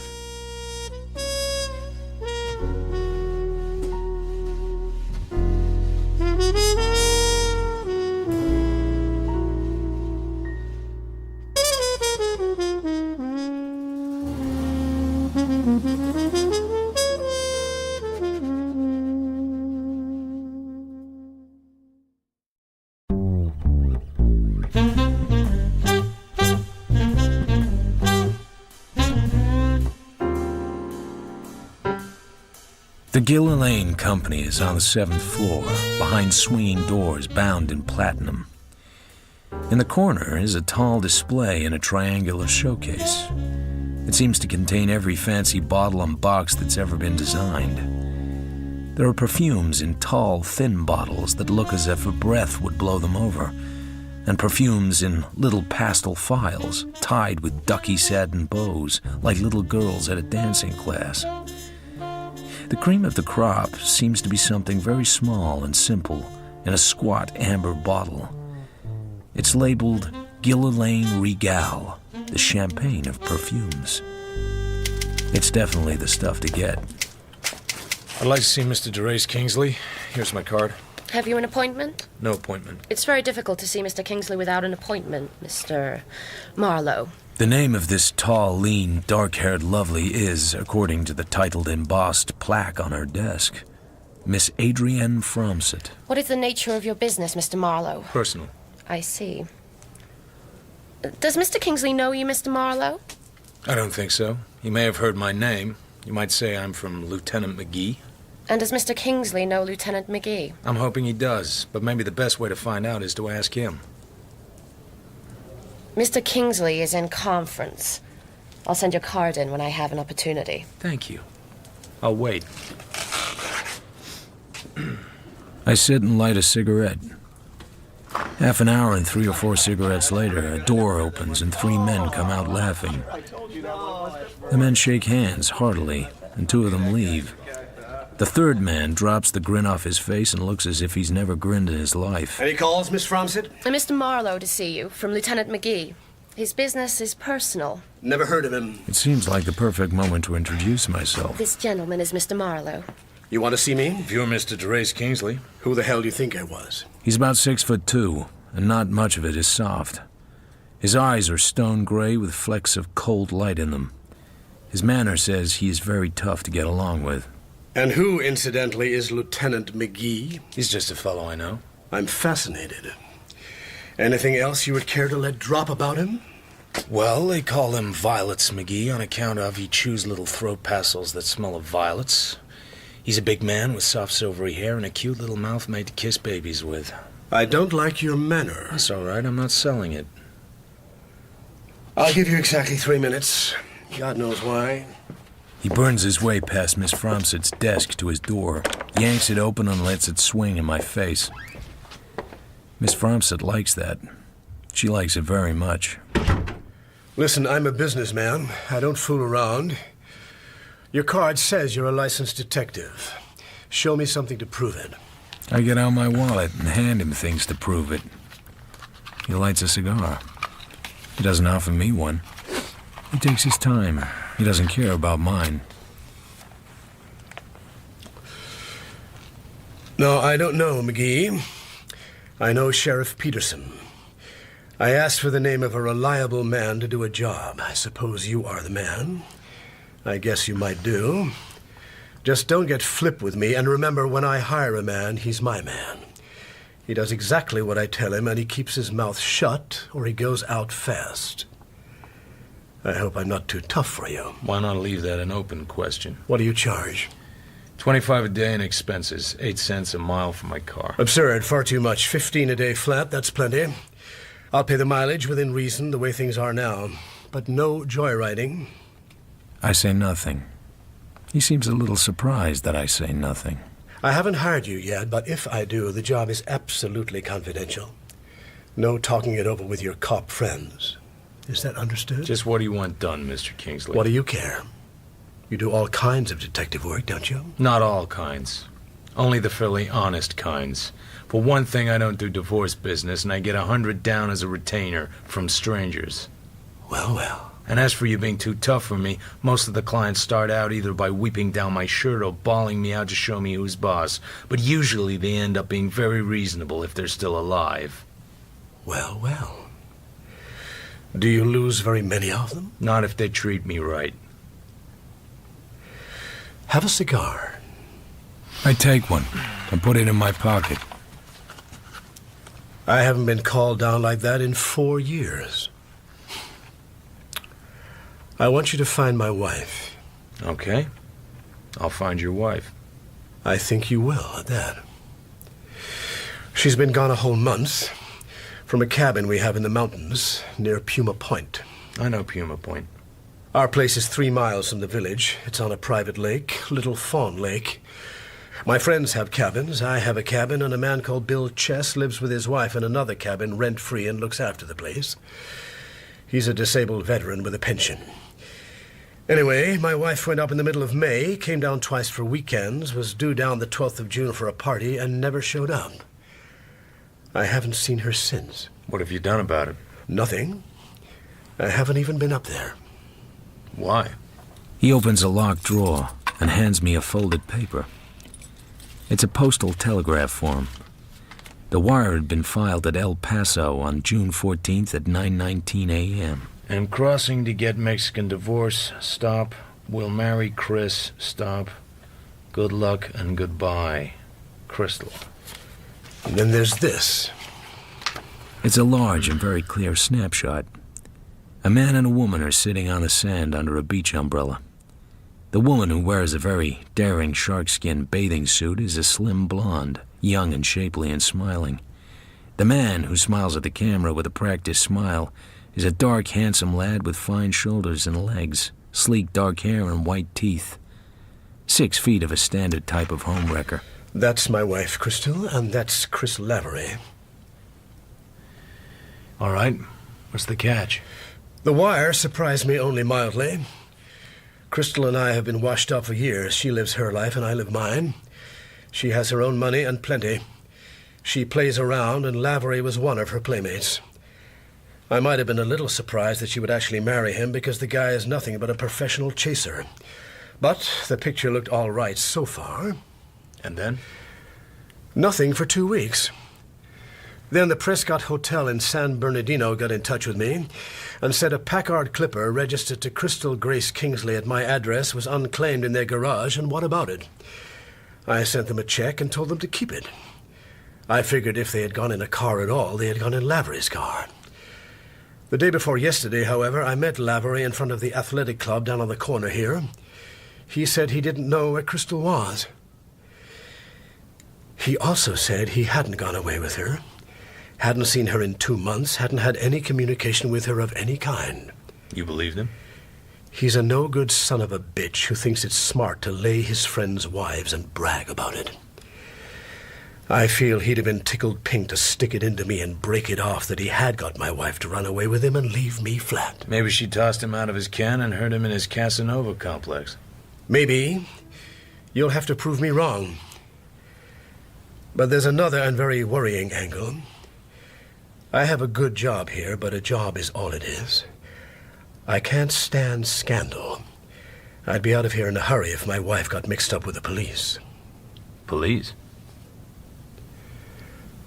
My wife occasionally finds time to lift things in department stores. Usually when she's been hitting the bottle too hard, which is far too often.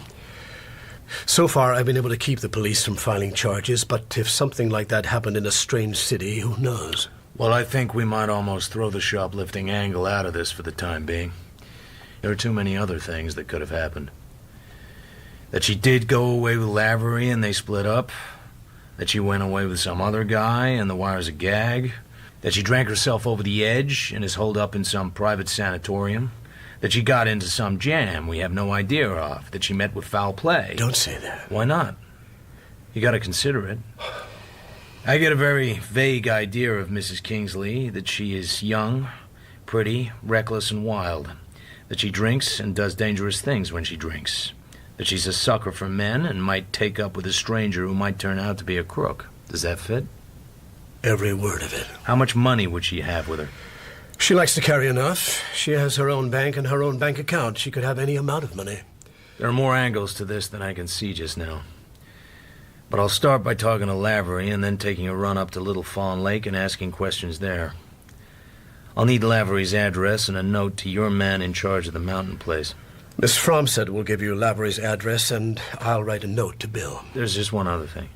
The $100 down? That's just something I said when you were tramping on me. It's just... You're not holding anything back, are you? Anything important? No, I'm not holding anything back.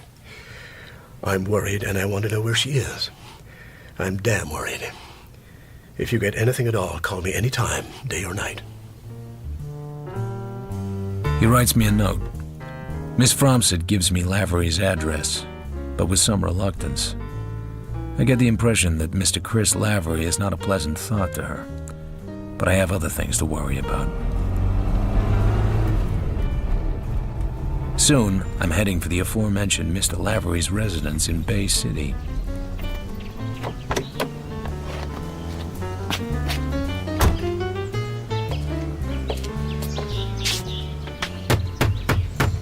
I work on the knocker.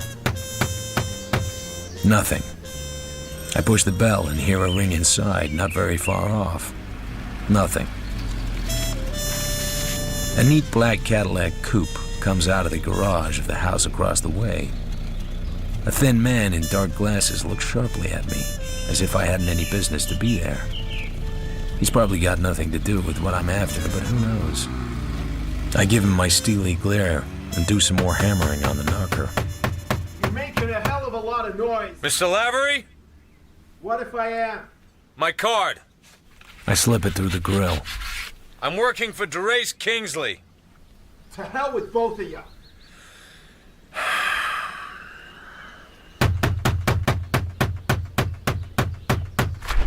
Do that again, and I'll throw you clear across the street. Don't be childish. You know perfectly well I'm going to talk to you, and you're going to talk to me. I take the telegram out of my pocket and hold it in front of his bright brown eyes. He reads it morosely. Oh, for Christ's sake. Come on in, then.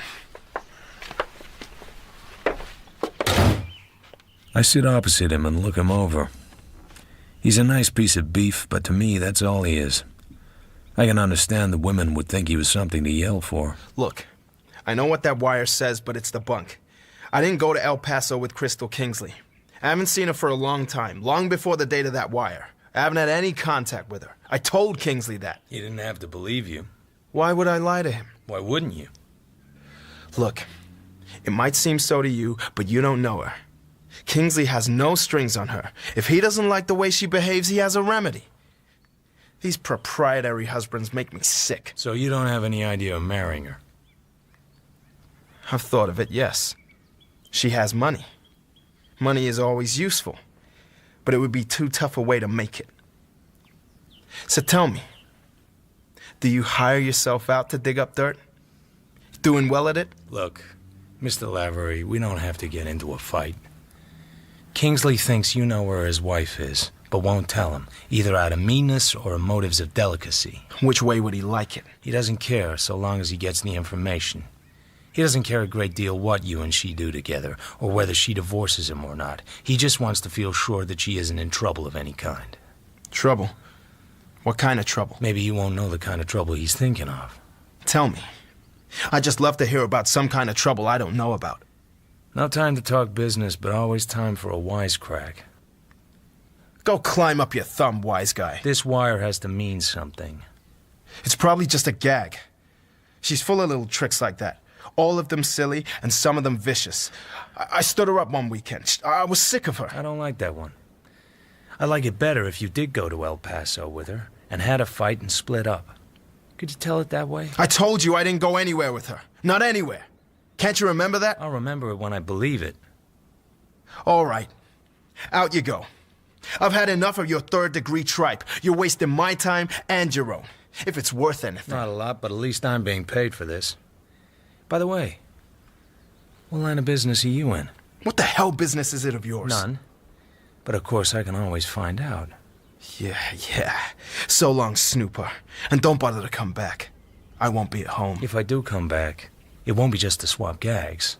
It'll be because I find out something that needs talking over. So you still think I'm lying? I think you may have something on your mind. I've looked at too many faces not to know. Well, next time, bring somebody to drive you home. In case you land on your fanny and knock your brains out. Now get out! Sure. So long, handsome.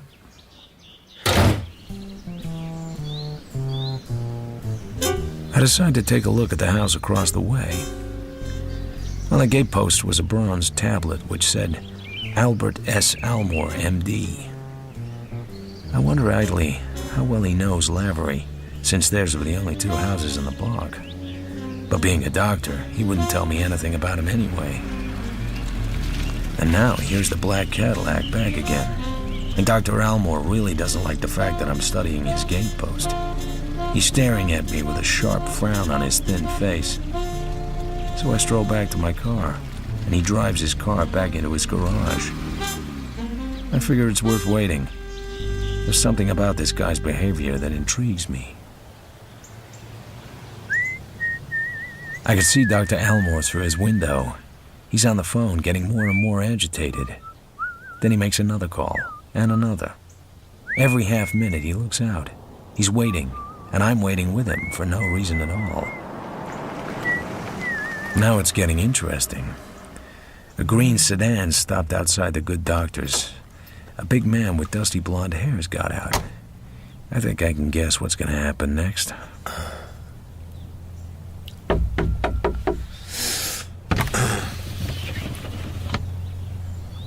Waiting for somebody?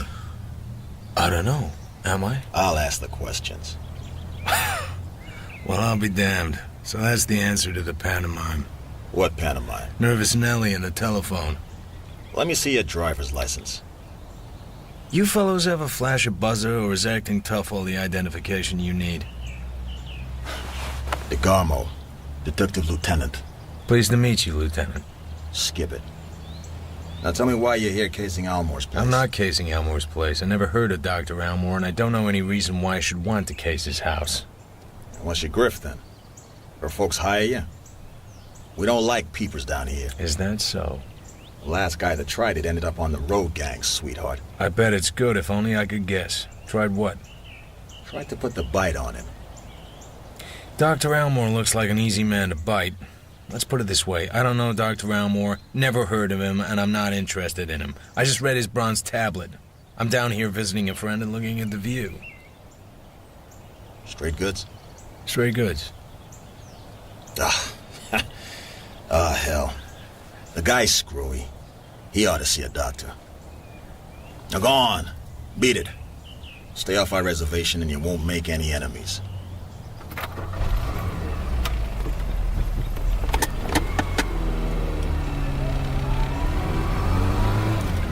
On the way back to Los Angeles, I listened to my thoughts.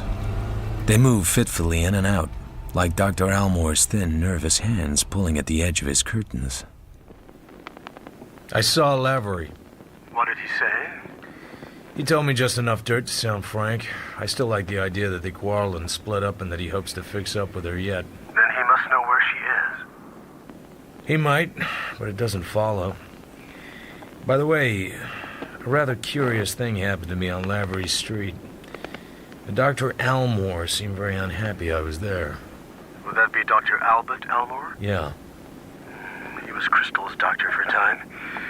He came to the house several times when she was... well, when she'd been over-drinking. I thought him a little too quick with a hypodermic needle.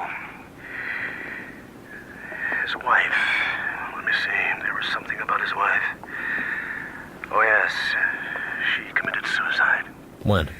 I don't remember. Quite a long time ago. I never knew them socially. What are you going to do now? I'm going up to Little Fawn Lake, even though it's a little late in the day to start.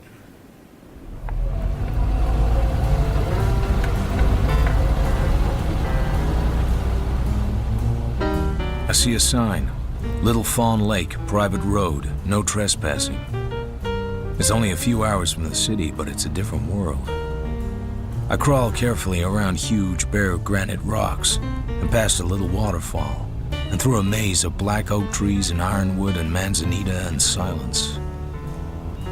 Beyond the sign, the road winds for a couple of 100 yards, and then suddenly below me is a small oval lake, deep in trees and rocks and wild grass. like a drop of dew caught in a curled leaf. Along the lake, a large redwood cabin overhangs the water, and farther along, each well separated from the others, are two other cabins.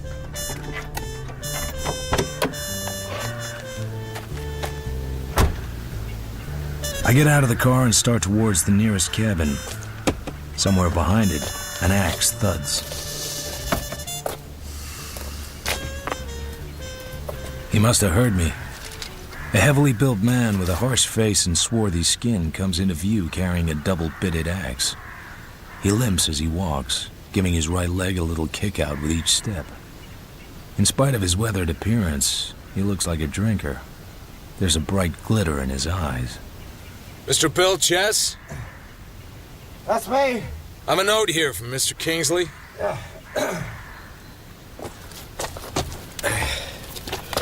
Okay, Mr. Marlowe. So, you want to see Kingsley's cabin, huh? Glad to show you. He ain't selling, for Christ's sake. He might. Everything's for sale in California. Well, ain't that the truth, though? Well, that's his over there, the redwood job. Cost about $8,000, and that's money for a mountain cabin. How about electric light and telephone? Electric light, sure, no phone. Anybody living there now? Nope. Mrs. Kingsley was here a few weeks back. She went down to hell back any day, I guess. Didn't he say? Why? Does she go with the cabin? Very funny. Yeah, it's a swell cabin. The bed's comfortable? How would I know if the beds are comfortable? I don't know why you wouldn't know.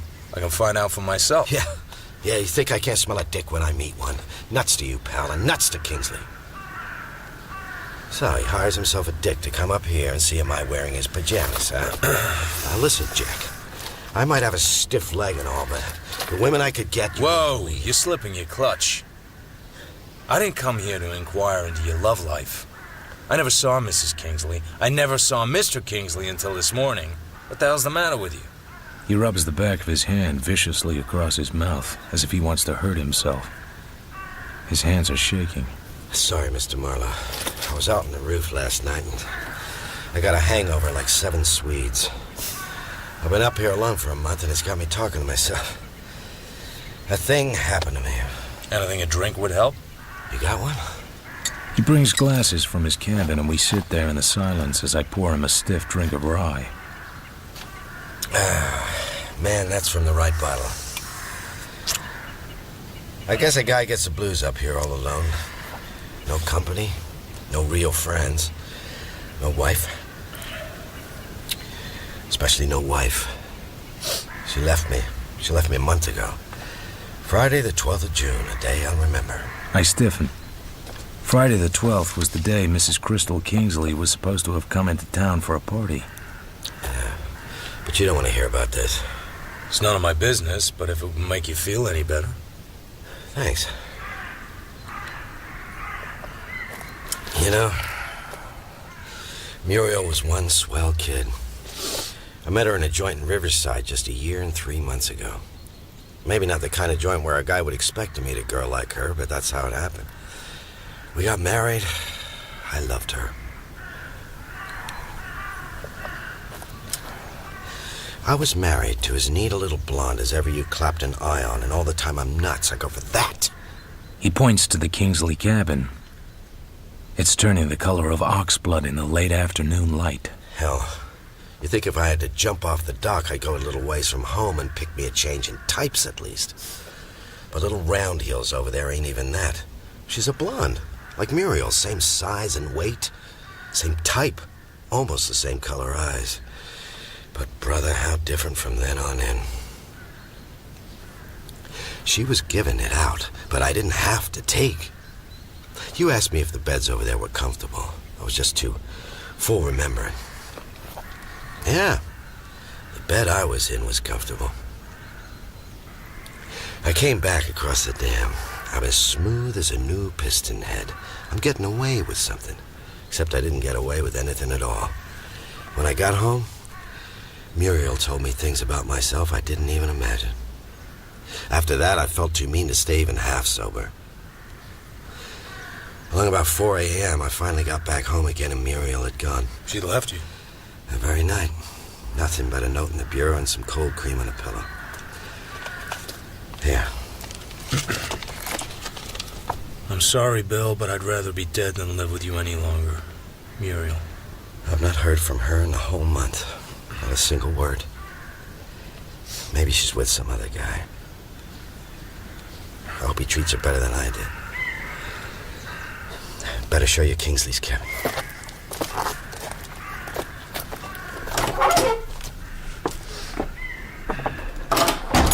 There aren't many signs of somebody leaving at short notice. It's all neat and clean. Even the kitchen is in apple pie order. We go into the master bedroom. One whole side of the room consists of closets with sliding doors. I slide one open and peek inside. So why do you want to look at the lady's clothes? Reasons? For instance, Mrs. Kingsley didn't go home when she left here. Her husband hadn't seen her since. He doesn't know where she is. So you are a dick. The first guess is always right. Boy, am I a smart little egg opening up to you. I didn't ask you to take your heart out and squeeze it for me. And Kingsley doesn't have to know his wife made a pass at you, unless there's a lot more behind this than I can see now. The hell with you. All right, to hell with me. Any chance your wife and Kingsley's wife went away together? Maybe they could have had a fight and made up and cried down each other's necks. Then Mrs. Kingsley might have driven your wife down the hill. Nope. They left the weeps out of Muriel. And if she did want to cry on a shoulder, she wouldn't have picked little round heels. And as for transportation, Muriel has a Ford of her own. She couldn't drive mine easily on account of the way the controls are switched over for my stiff leg. It was just a passing thought. If any more like that pass you, let them go right on. Look, pal, I'm working hard to think you're a fundamentally nice guy. Help me out a little, can't you? Boy, I can brighten up anyone's afternoon. Want to walk back around the lake? Sure, if your leg will stand it.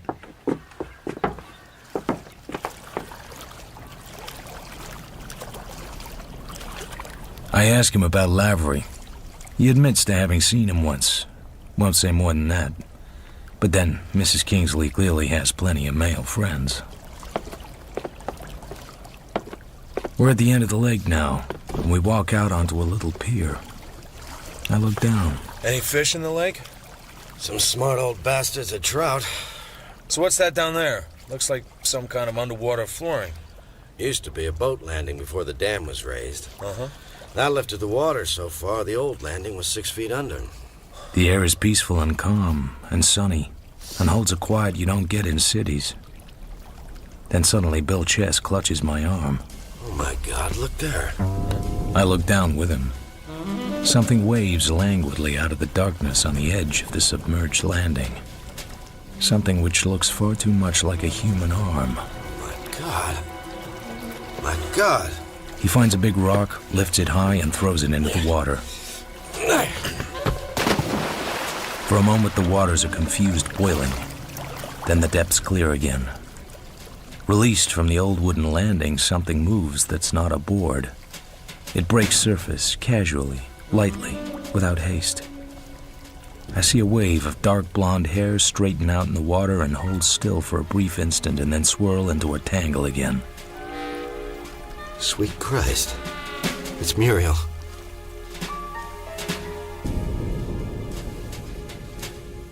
I go and fetch the local sheriff. He has large ears and friendly eyes, and he looks as dangerous as a squirrel and much less nervous. On his vehicle, there's a white card which reads, "Voters, attention, keep Jim Patton sheriff. He's too old to go to work." I like everything about this guy. We drive back to the lake.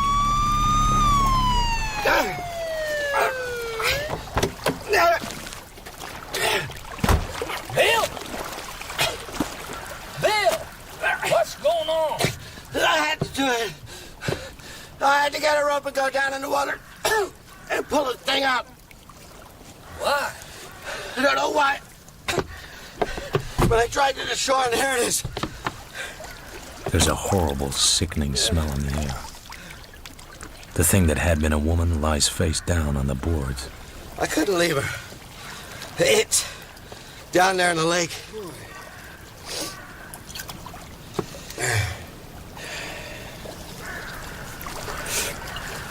So, what'd you say, Mr. Marlowe? About what? About cause and time of death? Not a lot you can tell just by looking. Looks drowned to me, all right, but you can't always tell. You get many like this up here, then? Only honest-to-God murder I ever had. Funny place for a body to be. No current here to mention, but what there is would be to art the dam. She did it herself, you darn fool. Muriel was a fine swimmer. She dived down in and swam under the boards there and just breathed water in. Had to, no other way. Something was said about a note. Oh, yeah, it's here in my jacket. Go on, read it if you must. Everybody wants to read it. It doesn't seem to have any date. No, she left it a month ago, June 12th. Left you once before, didn't she? Yeah. I got drunk and stayed with a whore. Muriel was gone a week and came back all prettied up. She said she had to get away for a while. Sure. Note left that time? No. This note here looks middling old. So what? I've carried it for a month. Who told you she left me before? Who told you? I forget. You know how it is in a place like this. June 12th, you say she left, or you thought she left. Were the folks across the lake up here then? Ask this Snoopy guy. If he didn't already spill his guts to you. Mr. Marlowe here didn't tell me anything, Bill, except how the body come up out of the water and who it was. Okay, Mrs. Kingsley was here. But she went down the hill the same day. Yes, what does it matter? Muriel left the note, she went away. Why all these questions? Take me in, you son of a bitch! Hey, Bill, listen. Sure I did it, I drowned her. That's what you want, isn't it?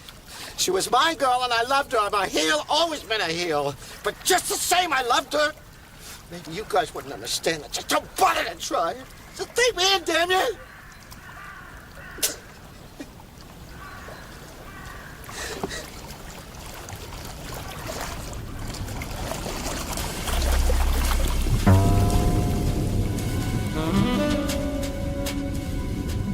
I dream I am far down in the depths of icy green water with a corpse under my arm.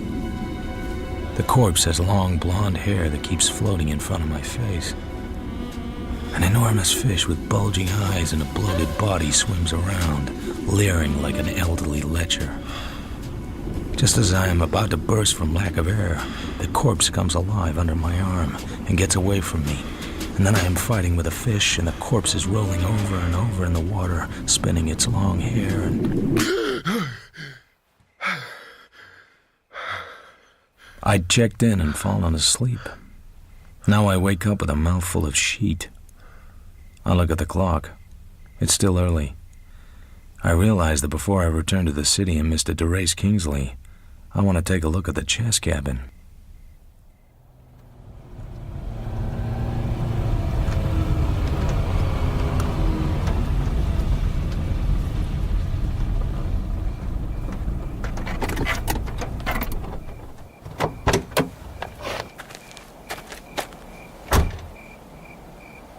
The front door of the cabin is locked. There is no breeze, and the trees are as quiet as their shadows. I try a knife blade between the two halves of the small window. The window swings back in the darkness. I climb up and let myself down into the room. A blazing flashbeam hits me square in the eyes. I'd rest right there, son. You must be all tuckered out. I couldn't sleep. Me neither. What's on your mind, son? Besides breaking an entry. I had an idea. It looked pretty good for a while, but I guess I can learn to forget it. Sit down. I'm a mite curious about you, son. I hope you don't mind me calling you son. I hadn't ought to be so familiar, but I got myself in the habit and I can't seem to shake it. Call me what you like. I'm not sensitive.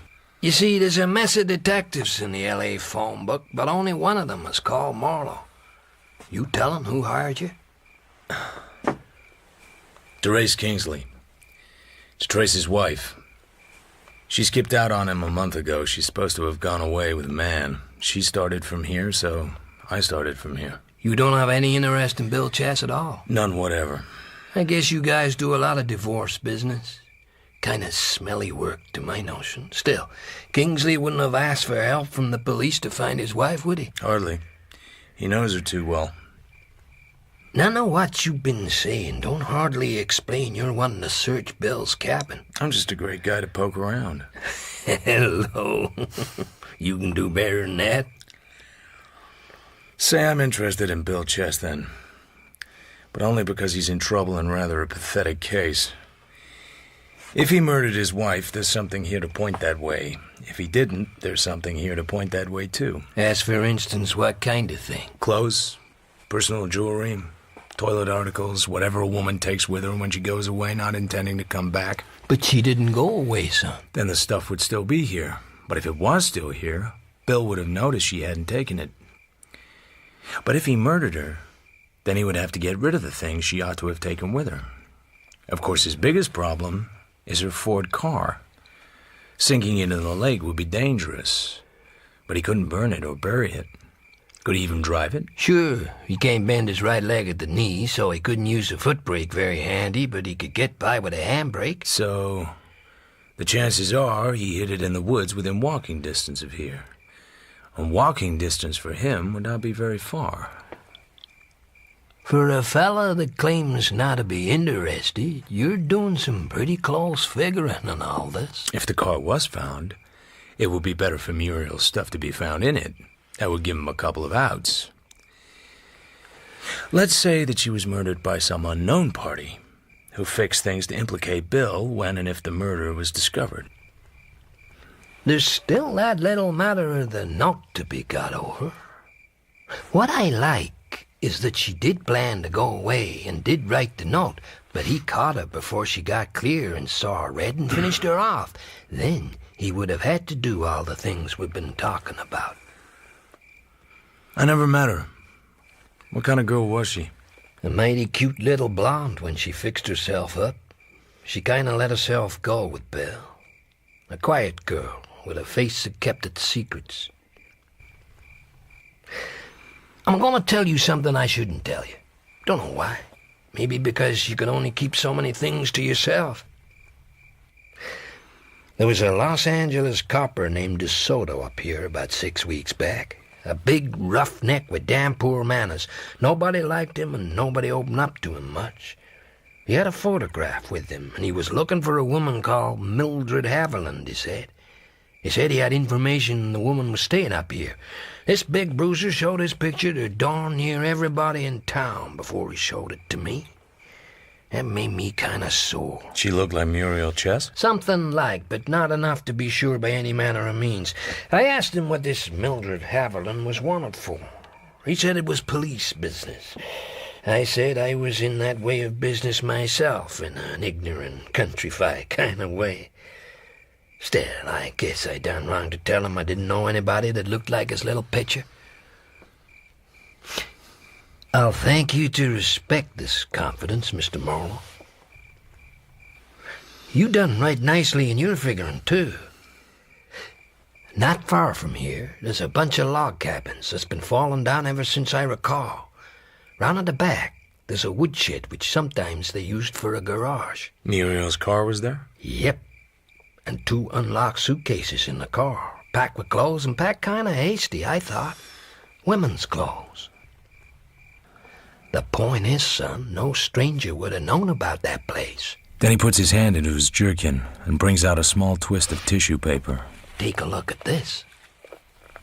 What lies on the tissue paper is a thin gold chain with a tiny lock.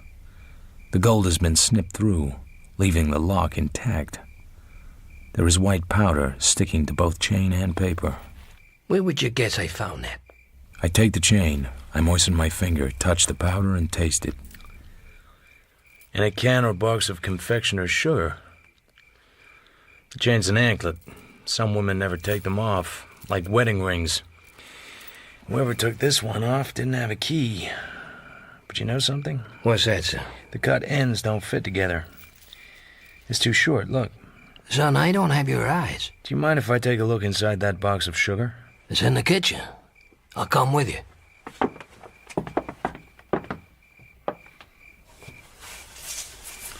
I lift the box up and empty it onto a newspaper.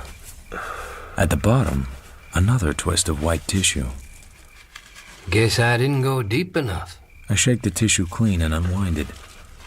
It contains a tiny gold heart, no larger than a woman's little fingernail. Well, well. I think there's some engraving on the back. Take my torch. I couldn't read it if I had a darn microscope. That's in script. It reads, Al to Mildred, June 28th, 1938. With all my love. Tell me what you're thinking, son. See if it's the same as me. Al to Mildred. Al somebody to Mildred Haviland. Mildred Haviland was Muriel Chess. Muriel Chess was dead 2 weeks after a cop named DeSoto had been looking for her. Looks like maybe I owe this DeSoto party an apology, don't it? If you ever see him. Don't tell me, son. Let me guess all for myself that you got a brand new idea about it. Yeah. Bill Chess didn't murder his wife. No? She was murdered by somebody out of her past. Somebody who had lost track of her and then found it again. And found her married to another man and didn't like it. Somebody who hated and could dissimulate. Who could persuade her to go away with him. And when everything was ready and the note was written, took her around the throat and gave her what he thought was coming her way. And put her in the lake and went his way. Like it? Well, it does make things kind of complicated, don't you think? I'm not sure myself Bill Chess is in the clear. But there ain't anything impossible about it. Not one bit impossible. When you get tired of it, let me know. I'll have something else. I'll just be doggone sure you will. Meantime, I have a job to do and a missing wife to find.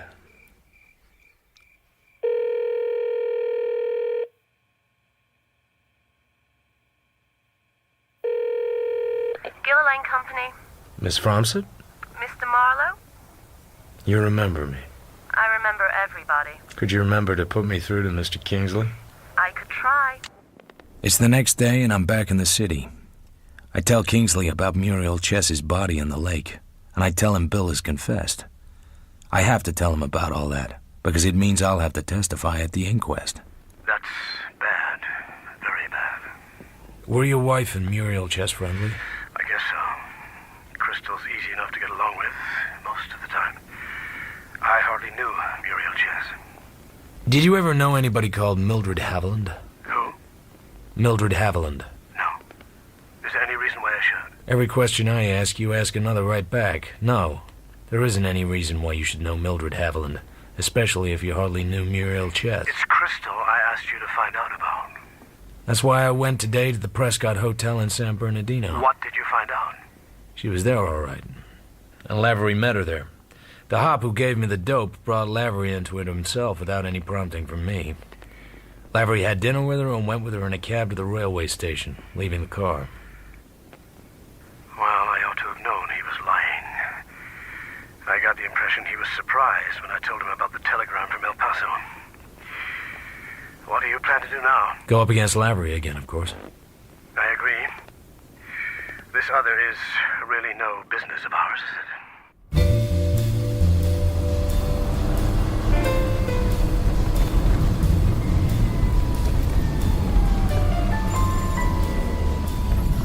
The air is clearer than yesterday. The morning round here is full of peace. No Dr. Almore peering, no Lieutenant DeGarmo trying to put the frighteners on me. I punch the doorbell. Then I see that the front door is not quite shut. If Lavery's away, maybe I can take a chance and frisk the joint. I stand inside and listen. In the silence, time passes. I decide it's safe to move. Excuse me. Please don't move. I freeze. She's a slender woman of uncertain age, with untidy brown hair, a scarlet mess of a mouth, and too much rouge on her cheekbones. She wears a purple hat, which is doing its best to hang on to the side of her head. Her right hand is wrapped around the butt of a small automatic. She points the gun at me and comes steadily on. When she's close enough to be confidential, she points the gun at my stomach. All I wanted was my rent. The place seems well taken care of. Nothing broken. He's always been a good, tidy, careful tenant. I just didn't want him to get too far behind with the rent. How far behind is he? 3 months. $240. He promised me a check this morning, over the telephone. I mean, he promised to give it to me this morning. Over the telephone. This morning. Yes. The idea is to get close enough to make a side swipe at the gun, knock it outwards, and then jump in fast before she could bring it back in line. I've never had a lot of luck with the technique, but you have to try it once in a while. This looks like a time to try it. So, you're the owner? Why, certainly. I'm Mrs. Fallbrook. Who did you think I was? And who are you, if I may inquire? I just came about the car payment. The door was open just a teensy-weensy bit, and I kind of shoved in. I don't know why. You mean Mr. Lavery is behind in his car payments? A little. Not a great deal. I'm all set now. I have the reach, and I ought to have the speed. I start to... You know, it's funny about this gun. I found it on the stairs. Nasty, oily things, aren't they? And the stair carpet is a very nice gray chenille. Quite expensive. And she hands me the gun. Well, of course, it's much easier for you. About the car, I mean. You can just take it away if you have to. But taking a house with nice furniture in it isn't so easy. It takes time and money to evict a tenant. There's apt to be bitterness and things get damaged, sometimes on purpose. I hardly The hear rug what she on this says. floor costs The gun over has my interest. $200 a second I break the hand. magazine out. It's empty. I look into the breech. That's empty too. I sniff the muzzle. It reeks. Has it been fired? I certainly hope not. Any reason why it should have been fired? Well, it was lying on the stairs. After all, people do fire them. How true that is. But Mr. Lavery probably had a hole in his pocket. He isn't home, is he? Oh, no. And I don't think it's very nice of him. He promised me the check, and I walked over... When was it you phoned him? Why, yesterday evening. He must have been called away. Look, Mrs. Fallbrook, let's not kid around anymore. Not that I don't love it, but you didn't shoot him, did you? On account of he owed you 3 months' rent? Why, what a perfectly horrid suggestion. I don't think you're nice at all. I thought you said the gun hadn't been fired. All guns have been fired sometime. All guns have been loaded sometime. This gun isn't loaded now. Well, then... Okay. My idea was wrong. Just a gag, anyway. Mr. Lavery was out, and you went through the house. Being the owner, you have the key, is that correct? I have a right to see how things are kept. And you're quite sure he isn't here? Well, I didn't look under the beds or in the icebox. I called out from the stairs when he didn't answer my ring. I even peeped into the bedroom. I think I ought to look around, if you don't mind. There might be something you missed. I don't think that is necessary. This is my house. I'll thank you to leave now, Mr... Just what exactly is your name? It doesn't matter. But... This gun, you know, is kind of odd. I told you. I found it lying on the stairs. I don't know anything else about it. I don't know anything about guns at all. I never shot one in my life. That's your story. Oh, I shouldn't have done. It was horrid of me. I know it was. Mr. Lavery will be furious. What you shouldn't have done was let me find out the gun was empty. Up till then, you were holding everything in the deck. Why, you perfectly loathsome man. Don't you dare touch me. No, don't come near me.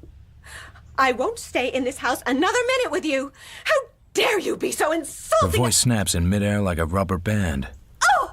She puts her head down, purple hat and all, and runs for the door.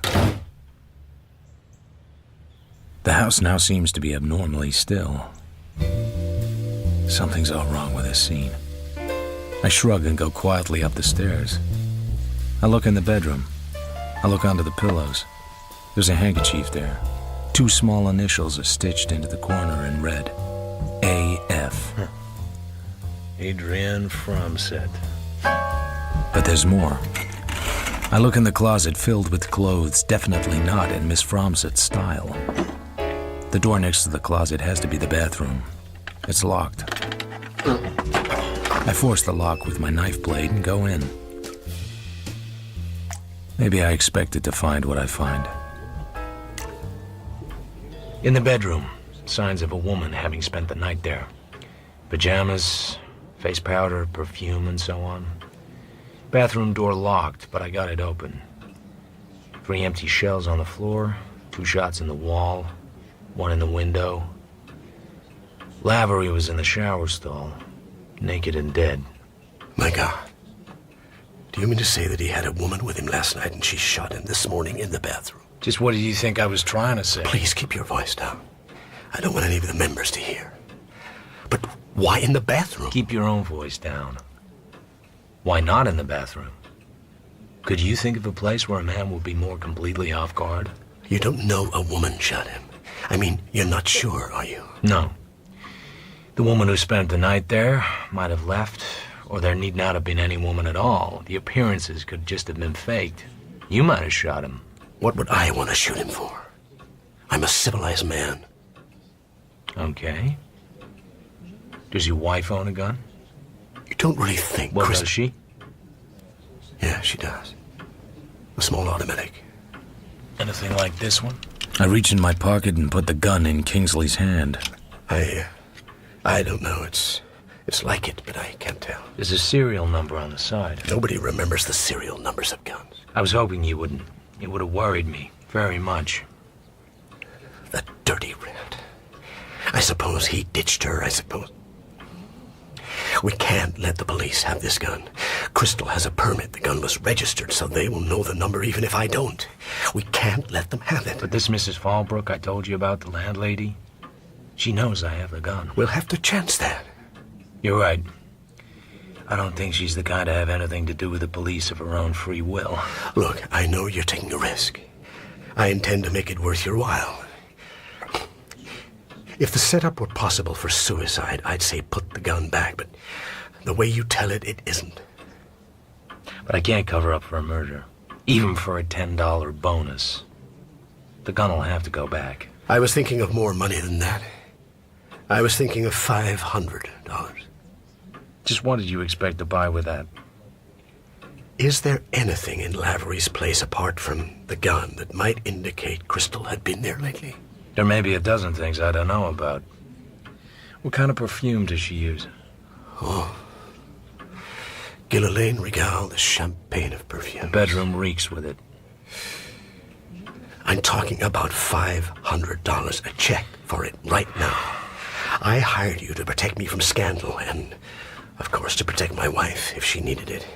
Through no fault of yours, the chance to avoid scandal is pretty well shot. It's a question of my wife's neck now. I don't believe she shot Lavery. I have no reason for that belief, none at all. I just feel the conviction. I'll go along with you up to a point. The setup down there is almost too good at first sight. She leaves clothes there she's probably been seen wearing and which can probably be traced. She leaves the gun on the stairs.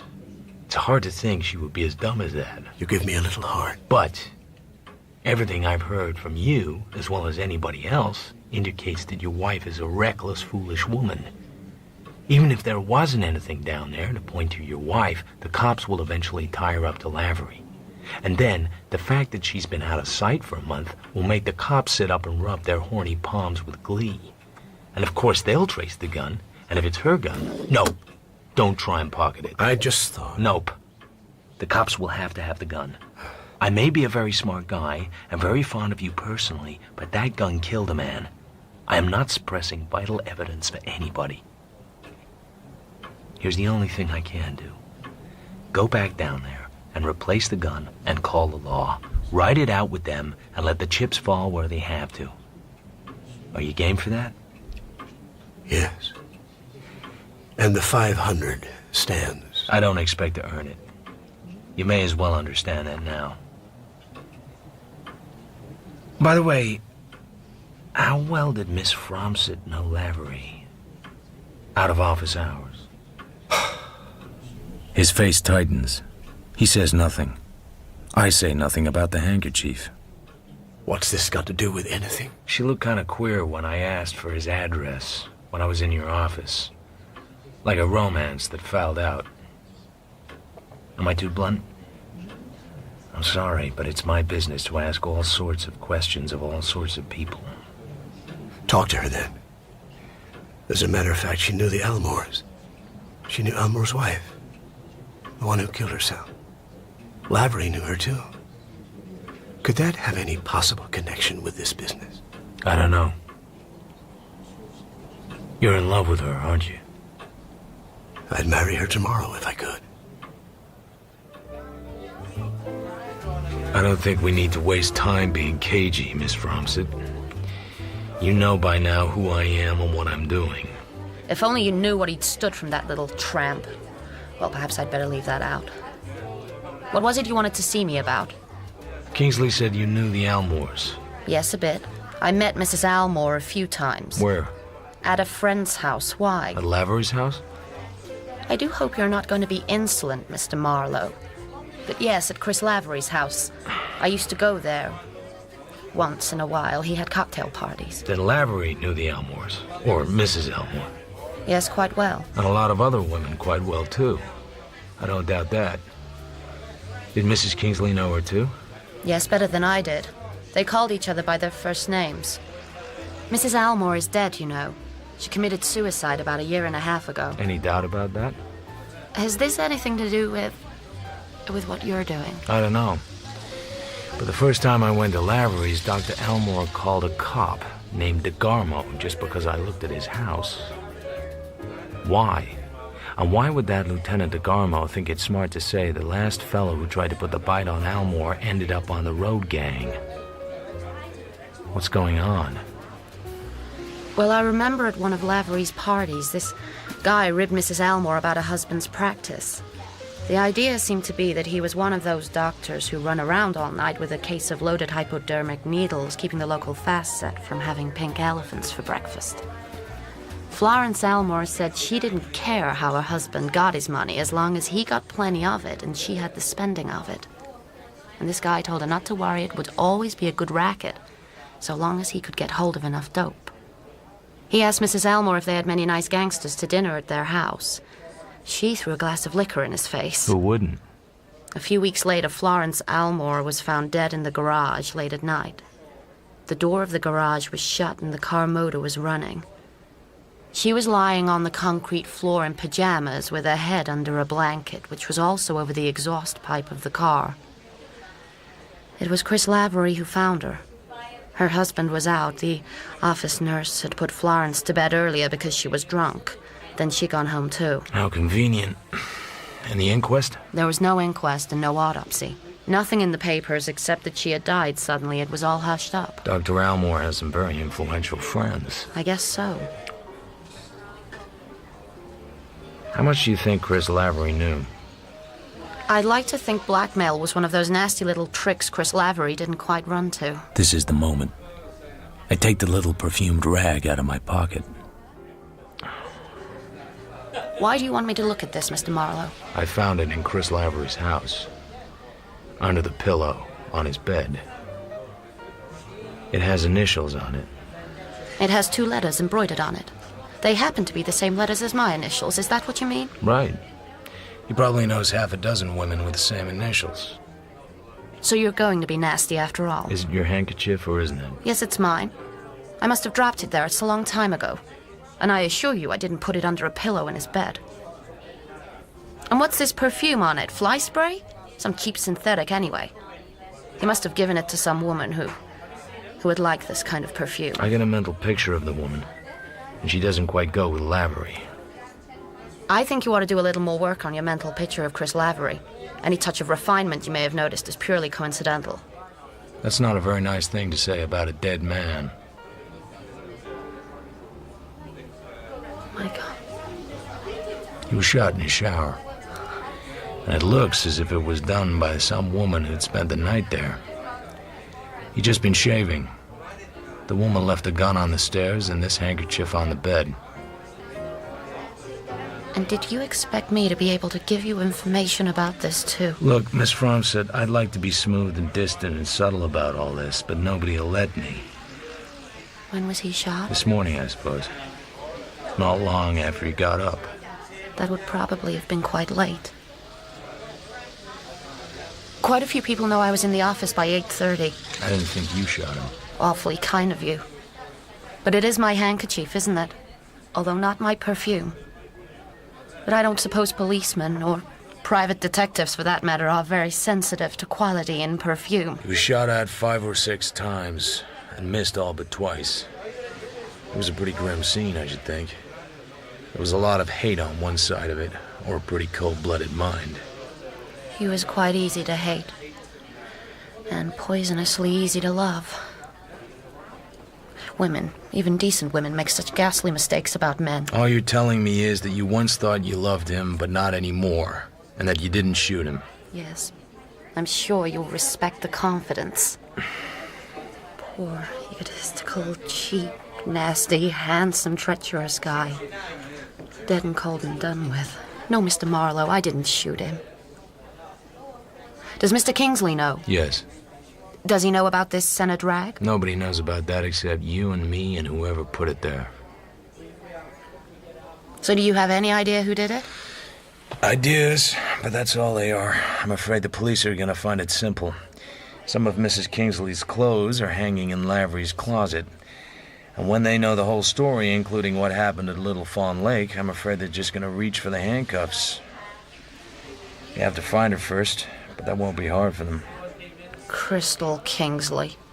So he can't be spared, even that. Of course, it could be an entirely different motivation. It could all revolve around somebody like Dr. Elmore. If only. What about the handkerchief? If it was mine, I'd wash the cheap scent out of it. Thank you. Thanks for talking to me, Miss Fromsett.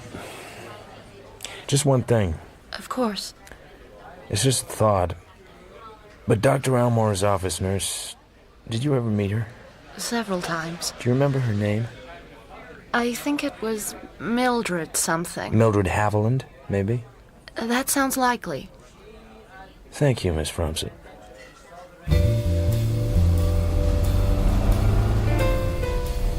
There are so many dames in this case that my head is bursting.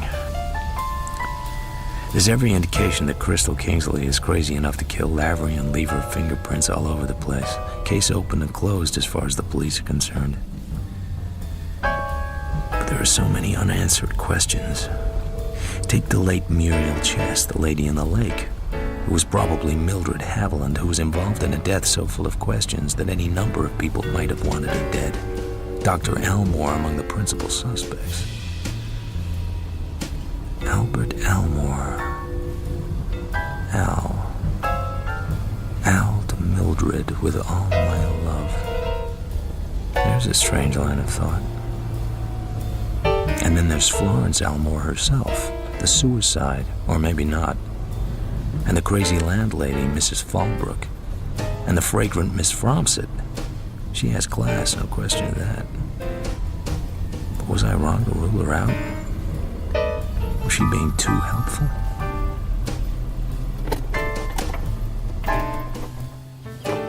No police cars stand in front of Lavery's house.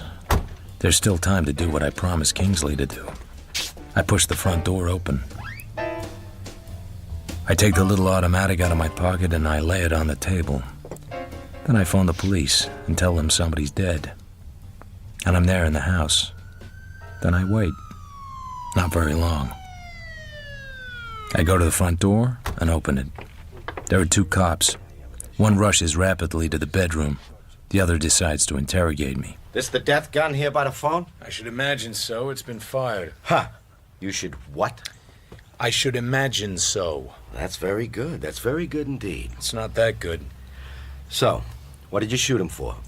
I've wondered and wondered. Oh, a Weisenheimer. Let's just wait for the homicide, boys. I'm reserving my defense. Don't give me none of that. I'm not giving you any of anything. If I had shot him, I wouldn't be here. I wouldn't have called up. You wouldn't have found the gun. Don't work so hard on the case. You won't be on it more than 10 minutes. See?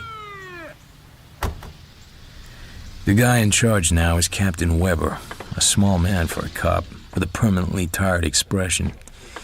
His companion is Lieutenant DeGarmo, the big cop who would not like my being in front of Dr. Elmore's house. They examine the body. Then they come and examine me. Okay. Who handled this gun? I did. Don't you know enough not to handle a weapon found at the scene of a crime? Certainly, but when I handled it, I didn't know there had been a crime. I didn't know the gun had been fired. It was lying on the stairs, and I thought it had been dropped. A likely story. You get a lot of that sort of thing in your business? A lot of what sort of thing? Suppose you answer my questions exactly as I choose to put them. Look, Chief, the fellow in the bathroom's called Lavery. I knew him a little. He was a chaser. What of it, Al? Well, the whole setup indicates a dame. You know what these private eyes work at? Divorce stuff. Suppose we let him tie into it instead of just scaring him dumb. If I'm scaring him, I'd like to know it. I don't see any signs of it. Talk. So I tell him I'm working for Kingsley, and I'm trying to find Mrs. Kingsley, and Mrs. Kingsley had an interesting relationship with Chris Lavery, which is how I come to be here. So, have you seen anything that suggests to you that this Kingsley woman's been here? That's not a fair question. Calls for a conclusion of the witness. I want an answer to it. This isn't a court of law. And the answer is yes. If you fellows aren't a pack of fools, you'll be able to find that out for yourself. The women's clothes in the bedroom are tailored and easy to trace. I've just saved you an hour by telling you. Anything else? Chief, forensics are here. Okay. I want a lot of prints from all over the house, particularly any that seem to be made by a woman. It'll be a long job. Al, see if you can get any more sense out of Mr. Marlowe. So Captain Weber goes off with the new arrivals, and I'm here alone with Lieutenant DeGarmo, which interests us both. Well? Well, what? Am I supposed to talk about our conversation outside Dr. Elmore's? Or is that just a private transaction? Talk about it all you like. It's our job to protect the citizen. It's just, I know a bit more about Dr. Elmore now. How Lavery knew Mrs. Elmore, and she committed suicide, and he found her dead. The death was hushed up, so maybe Lavery was blackmailing your friend, Dr. Elmore. Maybe Elmore murdered his wife and had enough pull to get it fixed. What do I know? Where's this crazy talk coming from? You're a stupid man, DeGarmo. You had to get tough with me when there was nothing to get tough about. You had to make me curious when I had nothing to be curious about. Be careful. By the way, I heard Captain Weber call you Al. Don't try and do the same. I won't, because I don't think somehow we're going to be friends. But did you ever come across an L.A. cop called DeSoto? The who?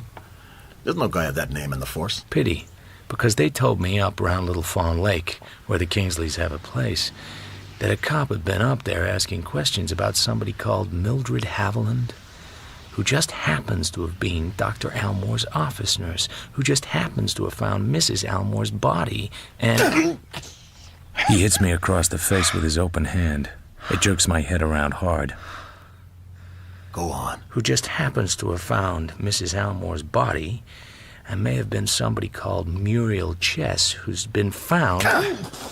His hand sweeps and knocks my head to one side again.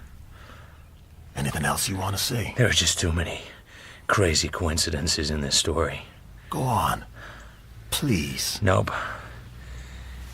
Third time lucky. You might miss. Listen. Anytime you talk like that to a cop, you know what you got coming. You keep poking your big nose into our business, and you wake up in an alley with the cats looking at you. Or worse. I'm watching you. I remember that. Both ways.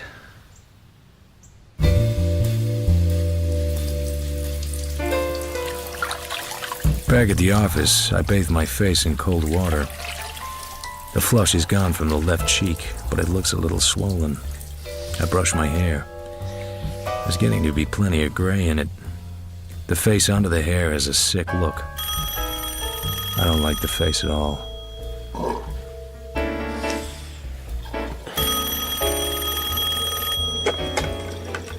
Yeah? Where the hell have you been? I've heard from Crystal. I'll be right over. You have to take this to her. $500. She wanted more, but this is all I could raise at short notice.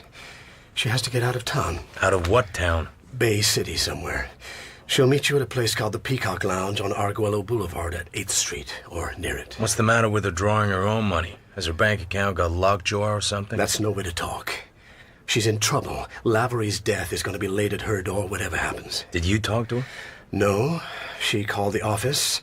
Miss Fromset talked to her. Anyway, I didn't want to talk to her. She didn't want to talk to me. She had it all worked out. She realized the only way it would work was to have somebody bring the money she might not know. I admit it's a bit thick, but what about it? It makes us accessories to the fact if she's guilty. I'm going to make it worth your while. And we won't be accessories if she hasn't done anything. I'm willing to suppose it. But if I decide she did do any murder, I'm going to turn her over to the police. You're a pretty level guy, Marlowe. Go on. Beat it. Just give me the money. Oh, by the way, she's dyed her hair dark brown. Adrienne's described you to her, and you're to wear this scarf of mine she described to her, too. I don't warm to the Peacock Bar. A wizened waiter with evil eyes and a face like a gnawed bone puts a napkin with a printed peacock down on the table and serves me a Bacardi cocktail. I sip it and wait. You must be Marlowe. I guess I'm easy to spot in here. Her face is white and tired. Her hair looks darker than dark brown. Give me the money, please. I'd have to know who you are. You know who I am. How much did you bring? 500? Oh, it's not enough. Not nearly enough. Give it to me quickly. I've been waiting half an eternity for somebody to get here. Where can we talk? We don't have to talk. Just give me the money. It's not that simple. I'm doing this at quite a risk. I'm at least going to have the satisfaction of knowing what goes on and where I stand. Damn you. Why couldn't he come himself? You didn't want him to come himself. He understood that you didn't even want to talk to him on the phone. That's right. But you got to talk to me. Either to me or the law. I'm not as easy as he is. I'm a private detective, and I have to have some protection, too. Well, isn't he charming? Private detective and all. What do you want to talk about? You, and what you've been doing, and where you've been, and what you expect to do. Things like that, little things, but important. I think it'd be much better if you just gave me the money. No. Very well, if it has to be that way. I'm at the Granada, 2 blocks north on 8th. Apartment 618. Give me 10 minutes. I'd rather go in alone. I have a car. I'd rather go alone. I wait 10 minutes. The Granada is an ugly gray building on a corner. I go in and ride up to the 6th floor. The place seems decent enough. I come to the door of apartment 618. I knock softly. Come in. Sit down and talk if you must. Thank you. I sit on a thick Davenport. It's a square room with twin-wall beds and a minimum of uninteresting furniture. A small lamp makes a dim yellowish light. There's a dull green curtain hanging across an open door space at one end of the Davenport. I guess it must lead to the dressing room and bedroom. Can we get this over with, please? I had a rather different idea of you from Kingsley. From Lavery, too. It just goes to show that we talk different languages to different people. I haven't time for this sort of talk. What is it you have to know? Your husband hired me to find you. So I know a bit about your movements. Not very much. I know you left your car at the Prescott Hotel in San Bernardino, and you met Lavery there. I know you sent a wire from El Paso. What did you do then? I don't see that my movements are any of your business. I don't have to argue about that. It's a question of whether you want the money. Well, we went to El Paso. I thought of marrying him then, so I sent that wire. But I changed my mind. I asked him to go home and leave me. He made a scene. What'd you do then? I went to Santa Barbara, stayed there a few days. Then to Pasadena, same thing. Then to Hollywood. Then I came down here. That's all. You were alone all this time? Yes. Not with Lavery? Any part of it? Not after he went home. What was the idea? Idea of what? Idea of going these places and not sending any word. Didn't you know he would be very anxious? Oh, you mean my husband? I don't think I worried much about him. As for the idea of it all, well, I just had to think things out. My life had got to be a hopeless tangle. Before that, you spent a month in Little Fawn Lake trying to straighten it out and not getting anywhere. Is that it? I seemed to need a new place. Without associations. A place where I could be very much alone. Like a hotel. How are you getting on with it? Not very well. But I'm not going back to DeRace Kingsley. Does he want me to? I doubt it. What about Lavery? He's all mixed up in my mind. I'm in love with him, and yet I don't think I want to marry him. Does that make sense? That part makes sense. But staying away from home in a lot of crummy hotels doesn't. You've lived your own life for years, as I understand it. I had to be alone to think things out. Won't you please give me the money and go away? Sure, right away. But wasn't there any other reason for your going away from Little Fawn Lake? Anything connected with Muriel Chess, for instance? What are you talking about? That frozen-faced little drip. What is she to me? I thought you might have had a fight with her. About Bill. Bill? Bill Chess? Bill claims you made a pass at him. Good heavens. That muddy-faced boozer. What's happened? Why all the mystery? He might be a muddy-faced boozer. The police think he's a murderer, too. Of his wife. She's been found drowned in the lake after a month. I'm not too surprised. So it came to that in the end. They fought terribly at times. Did you think that had something to do with my leaving? There was a chance of it. It didn't have anything to do with it at all. It was just the way I told you. Nothing else. Muriel's dead. Drowned in the lake. You don't get much of a boot out of that, do you? I hardly knew the girl. I don't suppose you knew she once worked in Dr. Elmore's office. I was never in Dr. Elmore's office. What are you talking about? Muriel Chess was really a girl called Mildred Haviland, who had been Dr. Elmore's office nurse. That's a queer coincidence. Maybe it's a genuine coincidence. They do happen. But you see why I had to talk to you?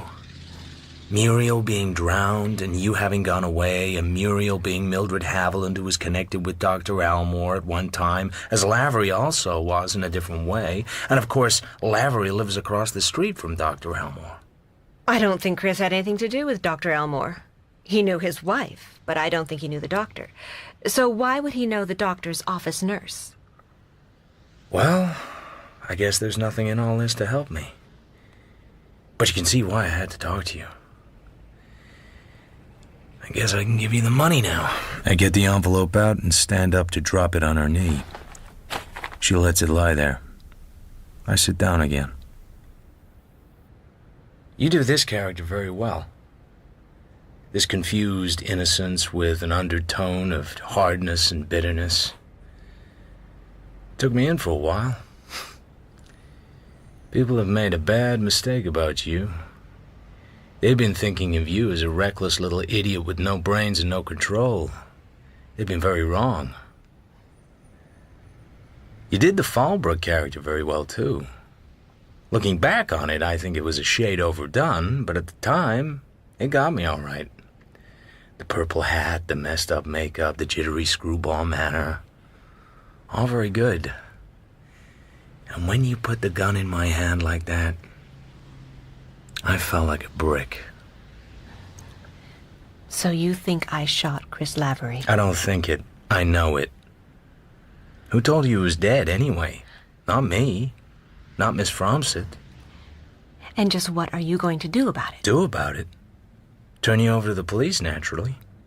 It'll be a pleasure. I don't think so. A small smile lifts the corner of her mouth now. She puts her hands in the deep pockets of her coat. You wondered why I gave you the empty gun. Why not? I had another one in my bag. Like this. I never liked this scene. Detective confronts murderer. Murderer produces gun. Points same at detective. Murderer tells detective the whole sad story with the idea of shooting him at the end of it. Only murderer never does. Something always happens to prevent it. The gods don't like this scene either. They always manage to spoil it. But this time, suppose we make it a little different. Suppose I don't tell you anything and nothing happens and I do shoot you. It's too late at night, too still, and the window's open and the gun would make too much noise. Besides, you're not good with guns. You probably miss me. You missed Lavery 3 times. Stand up. I stand up. I'm going to be too close to miss. Like this. I really can't miss now, can I? Now be very still. If you move at all, the gun will go off. You're definitely not good with guns. You're too close to me. And I hate to bring this up, but there's that old business of the safety catch not being off. You've overlooked that too. She steps back. She's momentarily confused. I smash the gun out of her hand. We struggle. She's strong, but I'm stronger. Suddenly, it's all becoming clear. I finally understand. Then a figure looms up suddenly on my left. A big man. That's all I know. The scene explodes into fire and darkness.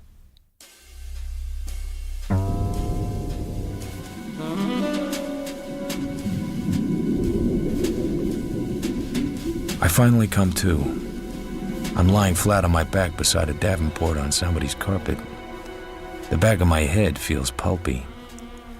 I'm staring at a framed picture. Below it in large letters, "See the French Riviera by the Blue Train." A fine time to bring that up. Never sit with your back to a green curtain. It always turns out badly. I sense I am not alone in this room. I lift my head and look around. She's still here. She's lying on the pulled-down twin bed. She's wearing a pair of tan stockings and nothing else. There are dark bruises on her throat. Her eyes bulge, and the white of them is not white. And now I realize he's still here too. He should have gone, but he hasn't. Maybe he can't. He's staring at her as if he can't believe what he's done. A big guy standing there in the shadows. Stay where you are. DeGarmo pulls out a gun and points it at me. I'm used to this by now. So when did you know? Know what? The lady in the lake wasn't Muriel Chess. Or Mildred Haviland as you knew her. I wasn't sure. Till I followed you. She killed Crystal Kingsley, threw her in the lake, and took over her identity. No wonder she didn't want to meet Mr. Kingsley. I wish I'd found her when I went looking. Maybe it wouldn't have been like this. She'd been lucky till now. Maybe she figured the body would stay submerged for a while, but when it came up, it was in such a state Bill Chess thought it was his wife. Let them arrest him for her murder. Then Lavery saw her at the hotel in San Bernardino wearing Crystal Kingsley's clothes and driving Crystal Kingsley's car. He could have told the police, but he decided to keep quiet. Maybe he saw an opportunity for some easy money holding back the truth. Huh. More luck. Because that decision meant his life wasn't worth a plug nickel. She was never short of guts. You were too much of a cop to let her get away with any more murders. But not enough of a cop to pull her in and let the whole story come out. Besides, you loved her. I hated her. You loved her too. I was married to her once. She's not the sort of woman you forget. Or forgive. What did Dr. Almore think? What about him? She had you all jumping through hoops. She's been his office nurse and his little pal, and I'm guessing she murdered Dr. Almore's wife in such a neat way that Almore had to cover up for her. You too. Did she want to marry him, or just blackmail him? Anyway, she was trying to touch him for money, wasn't she? So he sent you up to Fawn Lake looking for her. I told you. I wish I'd found her. So now there's 3 deaths at her door.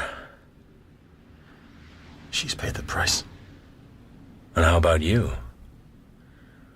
Are you gonna pay the price? Why should I, when you're around? I can set you up for this without any problem.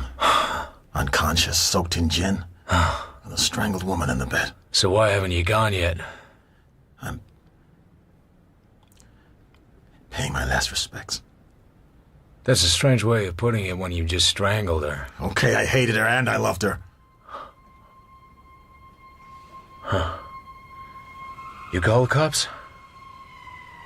No. Someone in the building must have heard something then, because here they are.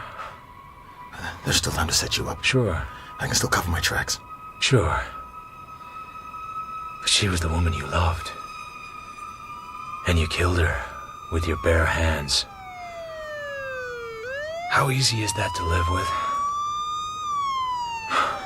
Easy enough. I met guys who've managed. Huh.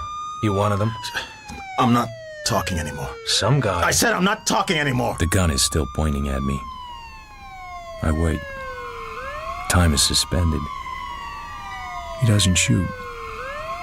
Then his eyes turn to the dead woman.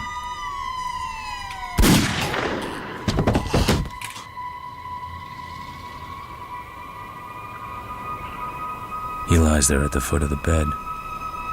A cop who loved to kill her. Something that had been a man.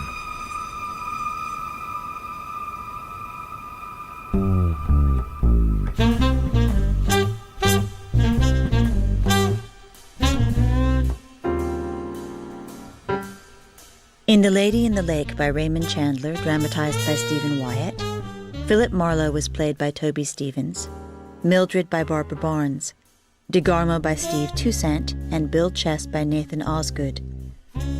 Adrienne was played by Claire Harry, DeRace Kingsley by Sam Dale, and Lavery by Lloyd Thomas. The director was Claire Grove.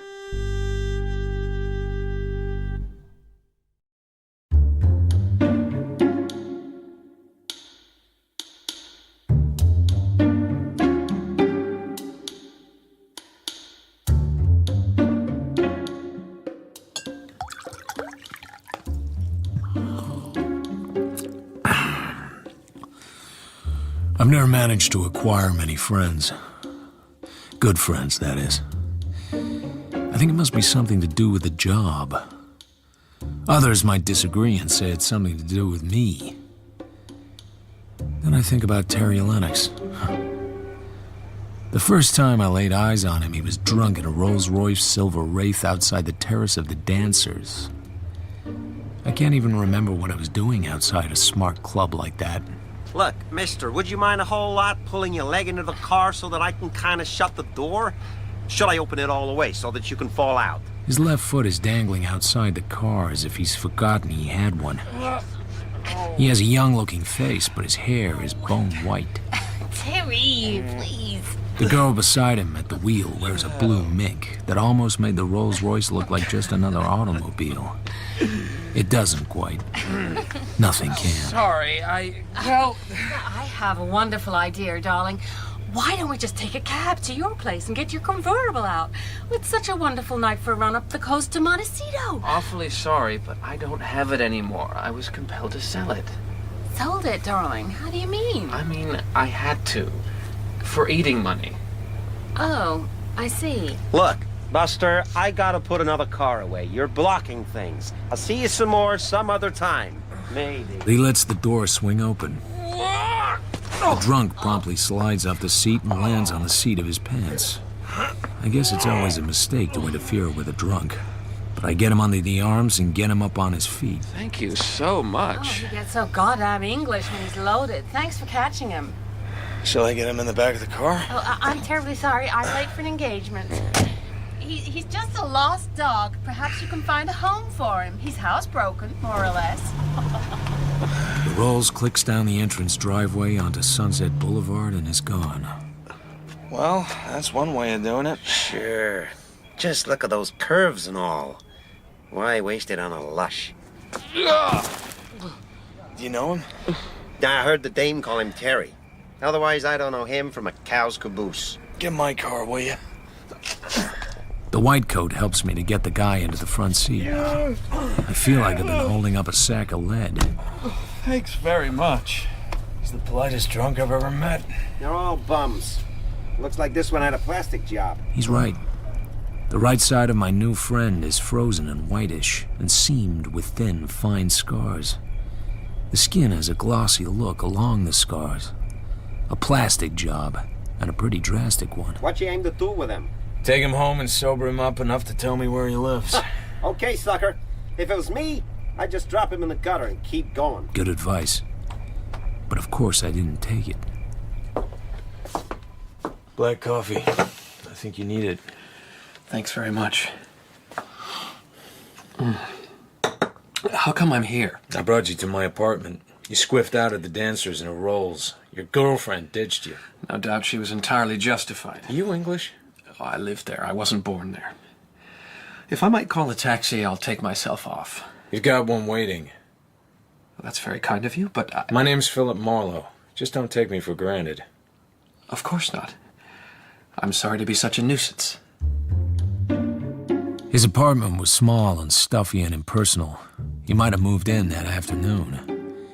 He was a little shaky and a little shy, but polite as hell. There was no reason why I should ever see him again. He was just a lost dog, like the girl said. Then, the week after Thanksgiving, I did see him again. 3 blocks from my office building, there's a cop car double parked, and the cops inside are staring at something over by a shop window on the sidewalk. The something is Terry Lennox.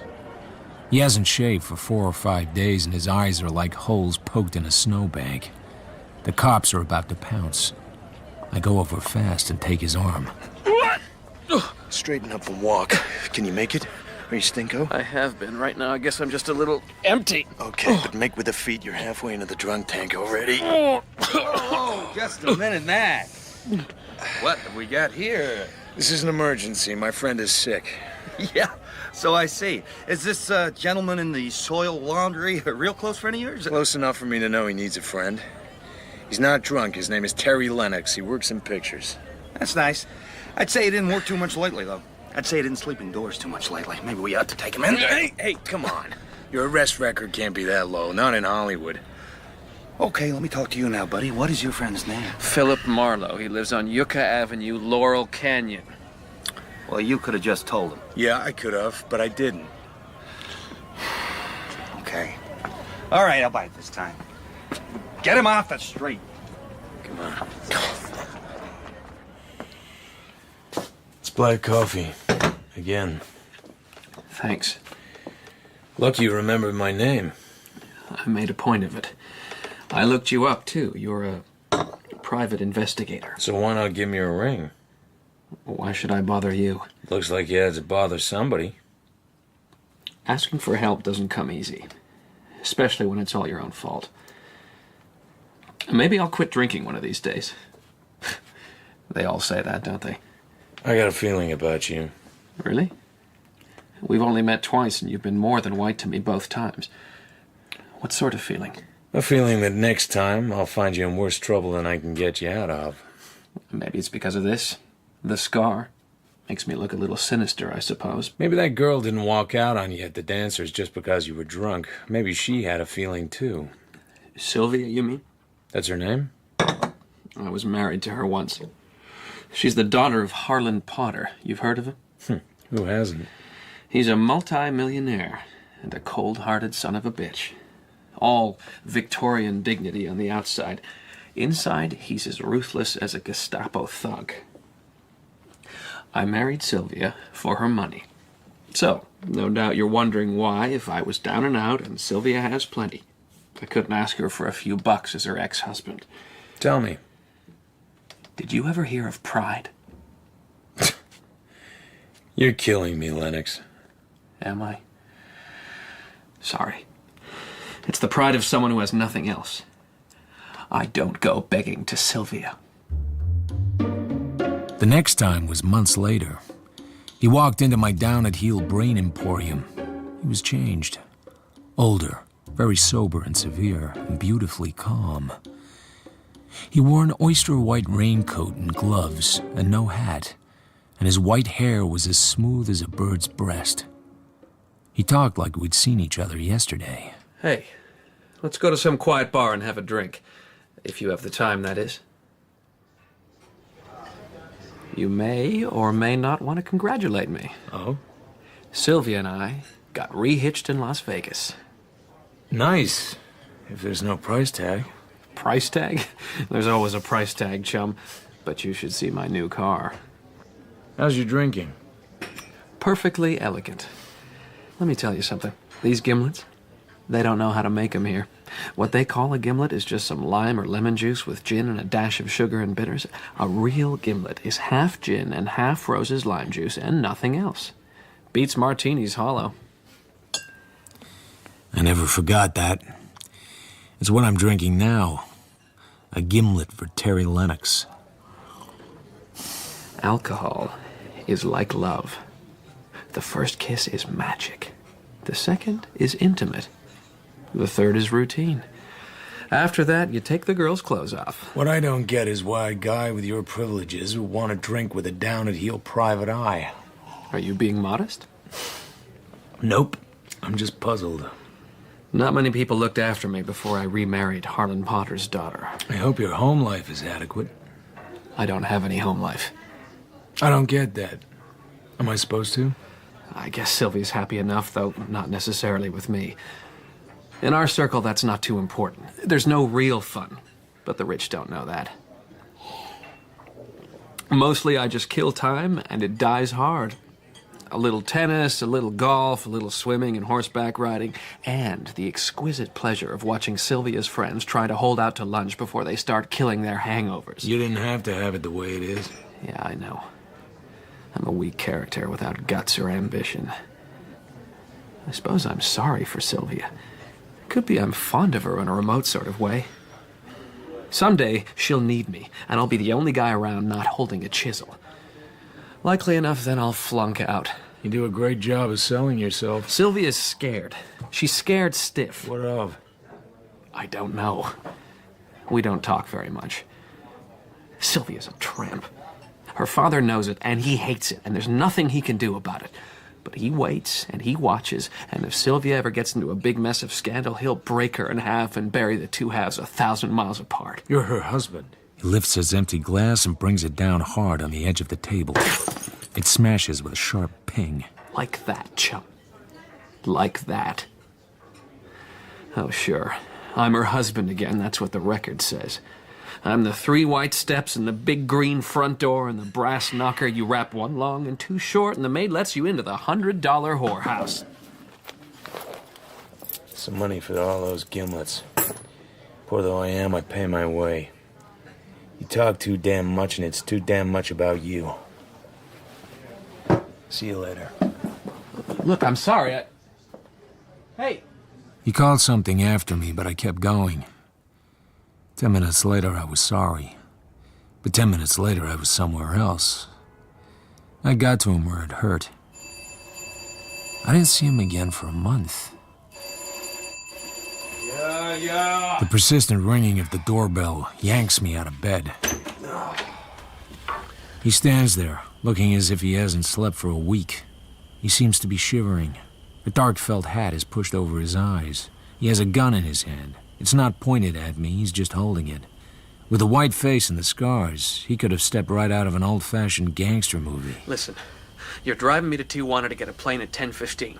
I have a passport and visa, and I'm all set except for transportation. For certain reasons, I can't take a train or a bus or a plane from L.A. Would $500 be a reasonable taxi fare? Come on in.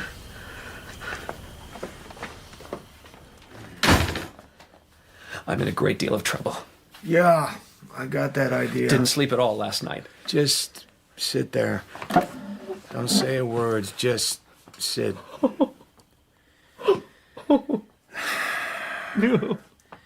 Be very careful what you tell me. If you really want me to ride you down to Tijuana, there are 2 things I must not be told. Are you listening? Yes. Thanks very much. 1, If you've committed a crime or anything the law calls a crime, a serious crime, I can't be told about it. 2, if you have essential knowledge that such a crime has been committed, I can't be told about that either. Not if you want me to drive you to Tijuana. That clear? Of course. I'm in a jam. I heard you. I don't want to know what kind of jam. I have a living to earn, a license to protect. I could hold a gun on you. Not to Tijuana, you couldn't. Anyway, I'd look great telling the cops I was so scared I just had to do what you told me, supposing, of course, which I don't know, that there was anything to tell the cops. Listen, it'll be noon or even later before anyone knocks at the door. But by about noon, her maid would knock and go in. Sylvia wouldn't be in her room. There's a big guest house pretty far from the main house. The maid would eventually find her there. I have to be very careful what questions I ask you, Terry. Couldn't she have spent the night away from home? Servants always know. It would be the guest house. Hell, do you think they don't know what goes on? So, the maid would find her... Sylvia, dead drunk, paralyzed, spifflicated, ice to the eyebrows. Of course. That's how it would be. You say you have a passport and a visa? So you've been planning to blow for some time. I guess I felt some vague obligation to be around, some idea she might need me for something more than a front to keep the old man from nosing around too hard. Oh, by the way, I tried to call you in the middle of the night. I sleep hard. I didn't hear. Then I went to a Turkish bath. I stayed a couple of hours, had a steam bath, a plunge, a rub down, and made a phone call from there. Does this phone call concern me? It was to Harlan Potter. I had a lot of trouble getting him, but he finally talked to me. I told him I was sorry, but I was leaving. How did he take it? He wished me luck. Asked if I needed any money. Money. Those are the first 5 letters of his alphabet. I said I had plenty. Did you ever find her with a man in the guest house?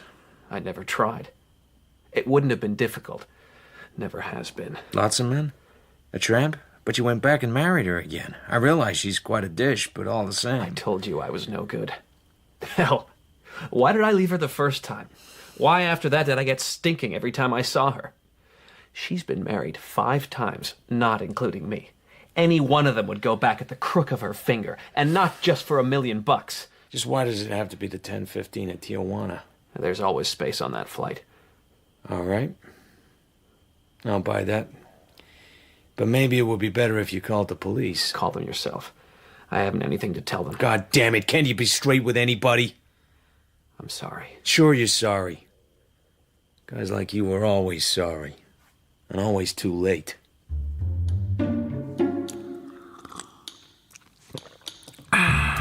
We hardly speak on the way down to Tijuana. I waited while Terry got his ticket. I'm all set. This is where I say goodbye.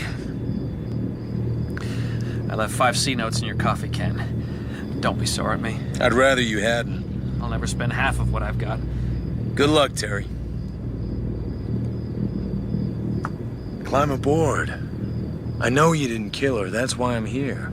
I'm sorry, but you're wrong about that. You have plenty of time to stop me. He walked. I watched him. He didn't signal or wave, neither did I. He went into the plane and the steps were pulled back. When I got back home, the cops were waiting. Your name, Marlowe? We want to talk to you. They'd found my phone number on a pad in Terry's room. Sylvia Lennox had been murdered in the guest house at their place in Encino. The butler discovered her in the morning. She was naked as a mermaid on the bed. She'd been shot and her face had been smashed to pieces with a bronze statuette of a monkey. It was beaten to a pulp. I didn't figure Terry Lennox would do something like that. She cheated on him. She always had. They'd been divorced and remarried. It didn't make him happy, but why would he suddenly go crazy about it? The cops didn't see it that way, of course. I wouldn't tell them when I'd last seen Terry or what I knew about him, so they jailed me as an accessory to murder. But I wasn't in prison for him. I was in prison for me. No complaints. I'm in a business where people come to me with troubles. How long would they come if some bruiser with a police shield could hold me upside down and drain my guts?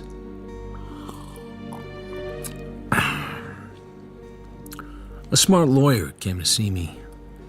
He was sent by old man Harlan Potter, Sylvia's father. That set me thinking. Potter was supposed to be worth hundreds of millions of bucks, and he owned 9 or 10 newspapers. This case had everything. Sex, scandal, money, a beautiful, unfaithful wife, wounded war hero husband. I suppose that's where he got the scars. Hell, it'd be front-page stuff for weeks. Every rag in the country would eat it up. But for once, Harlan Potter didn't want to sell any newspapers. He wanted to shuffle all of it, including his dead tramp of a daughter, off to a fast fade. I sent the smart lawyer away and waited.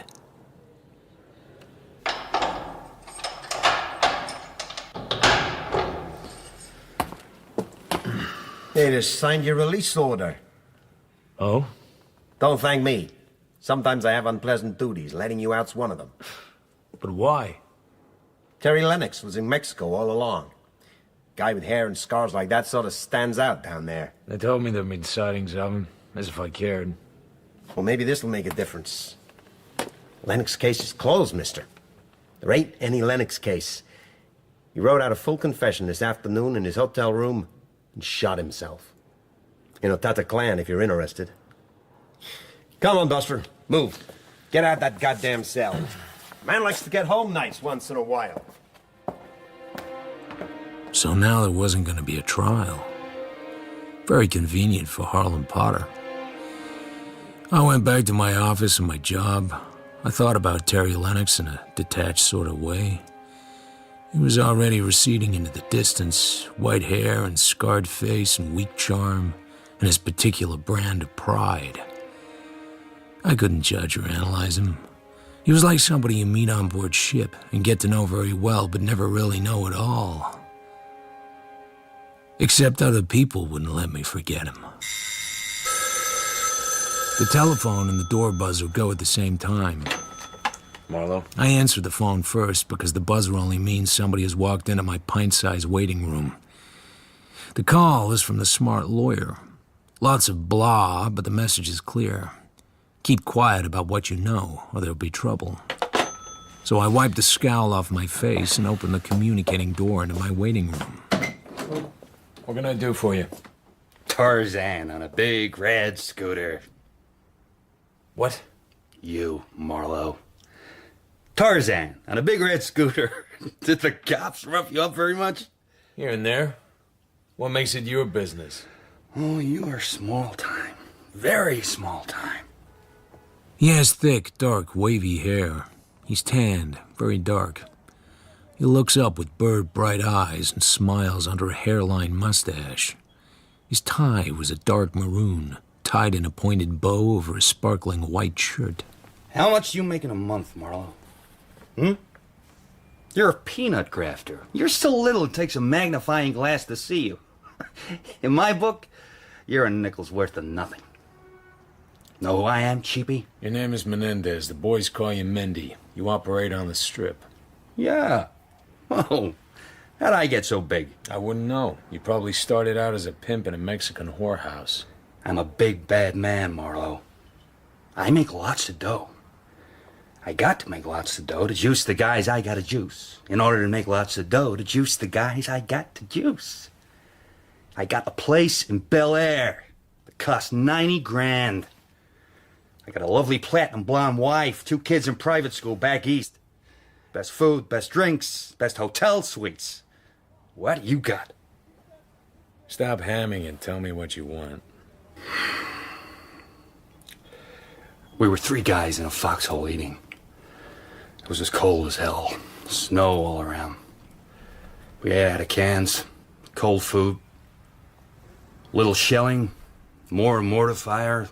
We're blue with cold, and I mean blue. Randy Starr and me, and this Terry Lennox. Randy Starr is in your type of business now? Kind of. May I continue? A mortar shell plops right in the middle of us, and for some reason, it does not go off. Those Jerrys have a lot of tricks. They got a twisted sense of humor. Sometimes you think this channel's a dud, and 3 seconds later, it ain't a dud. Terry grabs it, and he's out of the foxhole before Randy and me can even start getting unstuck. But I mean quick, brother, like a good ball handler. He throws himself face down and throws the thing away from him, and it goes off in the air. Most of it goes over his head, but a hunk gets the side of his face. Right then the crowd's mounting attack. Next thing we know, we ain't there anymore. Thanks for telling me. Randy and I talked things over. We decided that what happened to Terry Lennox was enough to screw up any guy's brains. For a long time we figured he was dead, but he wasn't. The crowd's got him. They worked him over for about 1.5 years. They did a good job, but they hurt him too much. Cost us money to find out, and cost us money to find him. But we made plenty in the black market after the war. We could afford it. Well, Terry gets out of saving our lives as a half of a new face. White hair, bad case of nerves. Back east, he hits the bottle and kind of goes to pieces. I got connections in Mexico that could have buried him forever. I could have got him out of the country faster than a card sharp can stack a deck. But he goes crying to you. Makes me sorry. A cheapie. A guy cops can push around. The cops can push anybody around. What do you want me to do about it? Just lay off. Lay off what? Trying to make yourself dough or publicity out of the Lennox case. It's finished. Wrapped up. Terry's dead and we don't want him bothered anymore. The guy suffered too much. You and Harlem Potter's expensive lawyer. What are you talking about? Do you care? I'm not looking for publicity and nobody's offered me any dough. Why should they and for what? Don't kid me, Marlowe.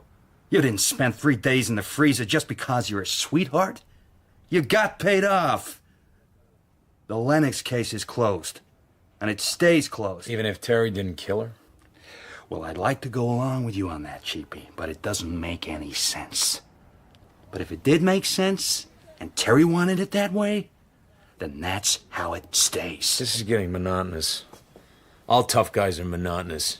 You got everything and you got nothing. You're just sitting there looking at yourself. No wonder Terry didn't come to you for help. It would have been like borrowing money from a whore. Oh, I'm sorry you said that, cheapie. You could crack wise once too often. I remember that I sat down and spent a little time wondering why a fairly important racketeer would think it worth his time to come in person to my office and warn me to keep my nose clean, just after I'd received a similar, though differently expressed warning from Mr. Harlan Potter's smart lawyer. I might have wondered longer if the phone hadn't started ringing again. Mr. Philip Marlowe? Yes? My name's Howard Spencer. I'm the representative of a New York publishing house. I'm here in California on a brief business trip. There's a problem I'd like to discuss with you. Could you meet me in the bar of the Ritz Beverly Hotel at 11 a.m. tomorrow? What sort of problem? Rather a delicate one, but entirely ethical. If we don't agree, I shall expect to pay you for your time, naturally. Did someone I know recommend me to you? Somebody who knows you, including your recent brush with the law, Mr. Marlowe. My business, however, has nothing to do with that tragic affair. It's just that, well, let's discuss it over a drink rather than over the telephone. The call had nothing to do with anything so far as I knew. How could I guess that in the end it'd have something to do with Terry Lennox? After all, he was dead, wasn't he? Just then, a letter through the box. It has Correo Aéreo on it and a flock of Mexican stamps. It begins without date and without preamble.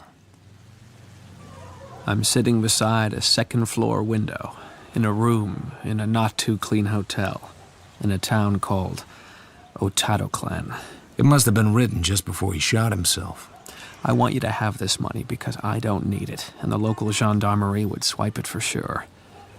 It's not intended to buy anything. Call it an apology for having caused you so much trouble. I might have killed her, and perhaps I did, but I never could have done the other thing. That kind of brutality is not in my line. So, something is very sour. Forget about it. And me. But first, Drink a gimlet for me at Victor's. And the next time you make coffee, pour me a cup and put some bourbon in it and light me a cigarette and out it beside the cup. And after that, forget the whole thing. Terry Lennox, over and out. So even he's asking me to forget. Was that why he phoned Harlan Potter on the night of his wife's death? Inside is a portrait of Madison. A portrait of Madison is a $5,000 bill. I'd never seen one before. Lots of people who work in banks haven't either. I sit there. I look at it for a long time. I do what he asked. When his cigarette has stopped smoking and is just a dead butt, I drop it in the garbage can. That's that. It doesn't seem quite enough to do for $5,000. The Ritz Beverly bar is pretty empty, and this high-powered publisher man is already 20 minutes late. I'll wait half an hour, and then I'll leave. It never pays to let the customer make all the rules. Just then, a dream walks in. Her hair is the pale gold of a fairy princess. She's slim and quite tall in a white linen tailor-made with a black and white polka dot scarf around her. The old waiter has the table pulled out in a way no waiter has ever pulled a table out for me. She sits and thanks him with a smile so gentle, so exquisitely pure, he's damn near paralyzed. She orders something, and he hurries away like a guy who really has a mission in life. Mr. Marlowe, I'm Howard Spencer. I'm shockingly late. I apologize. But I don't expect you're much interested in publishers and their problems. Oh, I can read a book once in a while. Let's get some drinks.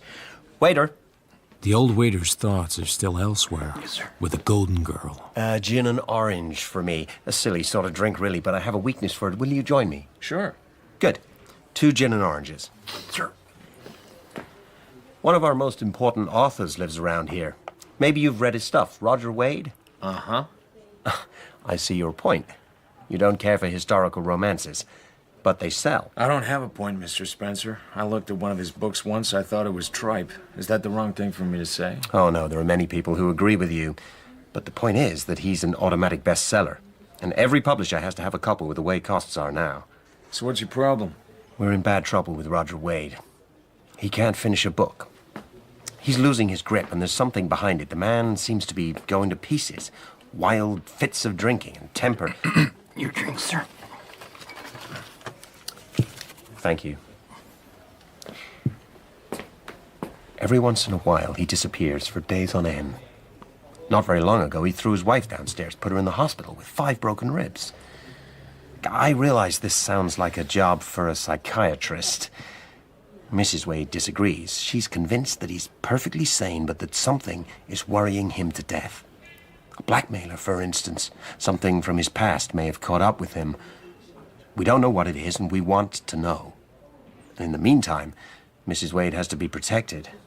He might kill her the next time. You don't want a detective. You want a magician. How could I be there at exactly the right time? Nor am I in the market for being a male nurse. A male nurse wouldn't be any use. Roger Wade's not the kind of man to accept one. He's a very talented guy who's been jarred loose from his self-control. Also, he's damn dangerous. He has a guilty secret and he tries to drown it in alcohol. It's not my kind of problem, Mr. Spencer. But if you want me to, I'll go see the man and try and size him up. But my guess is he'll throw me out of the house. No, Mr. Marlowe, I don't think he'd do that. On the contrary, I think he might like you. I look up into a pair of violet eyes. It's her. This is really a dish. Please, don't get up. I know I owe you an apology, but it seemed important to me to have a chance to observe you before I introduce myself. I'm Eileen Wade. He's not interested, Eileen. I disagree. What I said, or meant to say, was that I didn't think I could do any good. And it might be a hell of a mistake for me to try. If you're afraid of your husband, I suggest you move out. Nobody could protect you 24 hours a day from your own husband. You can't buy destiny. You're deciding too soon. You can't judge people by what they do. If you judge them at all, it must be by what they are. Did Howard tell you he hadn't seen my husband this visit? Eileen, what has this got to do with... Because my husband has been missing for 3 days. I don't know where he is. I've come here to ask you to find him and bring him home. This isn't the first time this has happened? No. I brought you a check for $500, Mr. Marlowe. Will you accept it as a retainer? Why? You said he's been gone 3 days. Takes 3 or 4 to sober a man and get some food in him. Won't he come back the way he did before? Or does something make this time different? Eileen, you don't have to answer. He can't stand much more of this, Mr. Marlowe. It'll kill him. The intervals are getting shorter. I'm badly worried. I'm worse than worried. I'm scared. It's unnatural. We've been married for 5 years. Roger was always a drinker, but he's not a psychopathic drinker. Something's all wrong. I want him found. Any idea why he drinks? Maybe it's me. Men fall out of love with their wives. Or maybe he's fallen out of love with the kind of stuff he writes. Yeah, that's possible, too. So he's blackmailed, as Mr. Spencer suggested. We just don't know. So will you take the job? Eileen, maybe I should handle the negotiations. No, thank you. What do you say, Mr. Marlowe? I don't want your money, Mrs. Wade. You want him found, you're worried, you're more than worried. So how do I go about finding him? Well, when he's drunk, he types himself notes, then screws them up and puts them in the wastebasket. There's one that I found which may mean something here. I do not like you, Dr. V, but right now you're the man for me. We don't know any doctor with a name beginning that way. If he is a doctor. So what do you say, Mr. Marlowe? Okay. I'll try to find Dr. V. I don't know just how, but I'll do my best. Take the check home with you, Mrs. Wade, and I'd rather have it from Mr. Wade. He's not gonna like what I do in any case.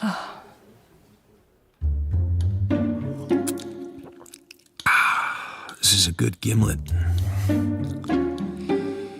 It should have been hard, but in fact it was easy. Maybe that should have made me suspicious. There weren't many legitimate doctors whose name began with V, and only one of them fitted the picture. A Dr. Veringer, who ran a sort of art colony for writers and such, who want seclusion and a congenial atmosphere. He called himself doctor, but he didn't practice medicine. The setup was pretty weird.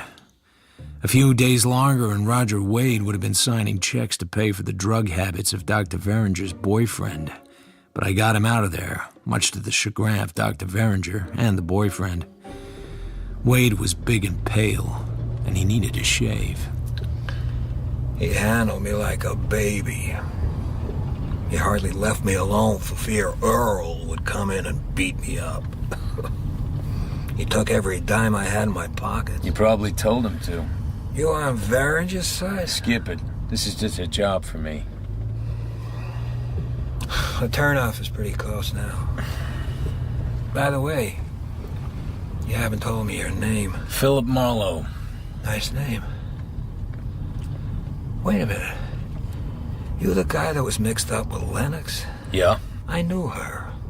A little. Sylvia Lennox, I mean. Queer business, that. The law boys gave you the rough edge, didn't they? Maybe you don't like to talk about it. Could be. Why would it interest you? Hell, I'm a writer. Sounds like quite a story. Take tonight off. You must be still feeling pretty weak. Okay, Marlowe, okay. You don't like me, I get it. I don't either like you or dislike you. I don't know you. Your wife asked me to find you and bring you home. When I deliver you at your house, I'm through.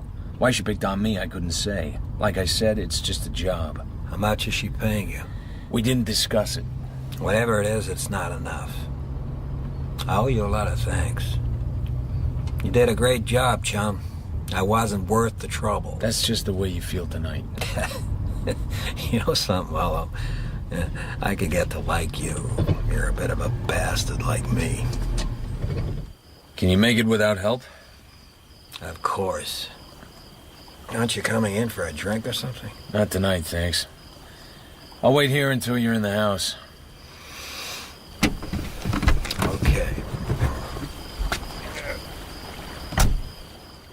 He's made a lot of money. It's a huge property by a lake in Idle Valley. All that and a gorgeous wife. I'm ready to leave when Eileen Wade appears. I keep going and she starts to run, so I have to stop. I cut the lights and get out of the car. Did you have a lot of trouble? I've had a great deal more. Please, come into the house and tell me all about it. I'm sorry, Mrs. Wade. Good night. Oh, you must be tired. Don't you want a drink yourself? Thank you, but no. So you knew Sylvia Lennox. Was that why you wanted to hire me? I knew who? Sylvia Lennox. Oh, that was the girl that was murdered. No, I didn't know her personally. I knew who she was. Didn't I tell you that? Sorry, I've forgotten just what you did tell me. Did Roger say something? Well, I ought to go in and see if he needs anything. And if you won't come in... I'll leave you with this. I kiss her hard on the lips. She doesn't fight, and she doesn't respond. You shouldn't have done that. That was wrong. You're too nice a person. Sure, very wrong. But I've been such a nice, well-behaved gun dog all day long. You know something? I believed you knew where he was all along, or at least knew the name of Dr. Veringer. You just wanted to get me involved with him, tangled up with him, so I'd feel a sense of responsibility to look after him, or am I crazy? That is the most outrageous nonsense I've ever listened to. Wait a minute, that kiss won't leave a scar, you just think it will. And don't tell me I'm a nice person, I'd rather be a heel. Why? If I hadn't been a nice guy to Terry Lennox, he'd still be alive. How can you be so sure? I wish I could persuade you to come in. I love my husband. Not as a young girl loves, perhaps, but I love him. The man I loved then is dead. He died in the war. His name, strangely enough, has the same initials as yours. I still can't quite believe he's dead, which is just very silly of me. I become aware that we're being watched from the front door.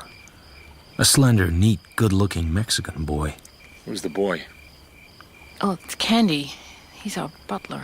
I didn't realize he was there. Good night, Mr. Marlowe. And, thank you so much for almost everything.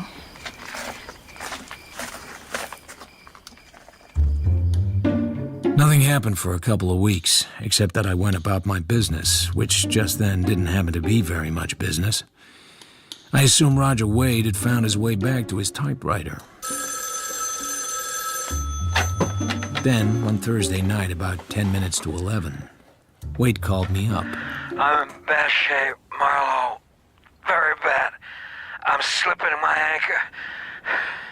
Can you make it out here in a hurry? Sure, but let me talk to Mrs. Wade a minute.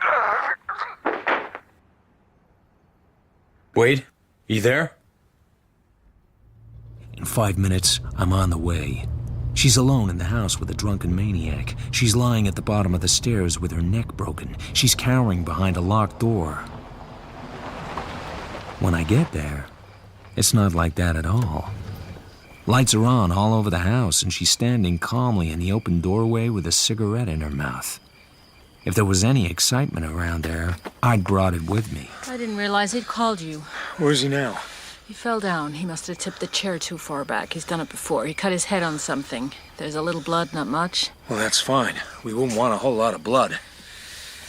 Where's he now, I asked you? Out there somewhere. By the edge of the road or in the bushes along the fence. Christ's sake, didn't you look? No, I didn't look. I've had all of it I can take. You find him. He's lying on his side in the shadow of the hibiscus. He has a fast, thumping pulse, and his breathing is unnatural. Something at the back of his head is sticky. I slap his face a couple of times, but he doesn't come to. Finally, I get him hoisted into a fireman's lift position and plow across the lawn to the open front door. It seems about the same distance as a round trip to Siam. Can you get him up to bed? Not without help. Where's Candy? Well, this is his day off, but he ought to be home soon. I'll go and see. He has a room by the garage. Wade's probably just drunk. The cut on the back of his head looks superficial, but you never know. Eileen's back in a minute with the Mexican boy. Senor? Candy, help Mr. Marlowe carry my husband upstairs. He fell and hurt himself. I'm sorry to trouble you. De nada, senora. Well, I think I'll say goodnight. I'm tired out. Candy will get you anything you want. Some doll, eh? You stay the night? Hardly. It's lástima. She's very lonely, that one. Get that gleam out of your eye, kid. Let's put this to bed. You take the feet. La senora. You knock very light. Maybe she lets you in. I don't say anything because I needed him. I wait till we've dumped Wade on the bed.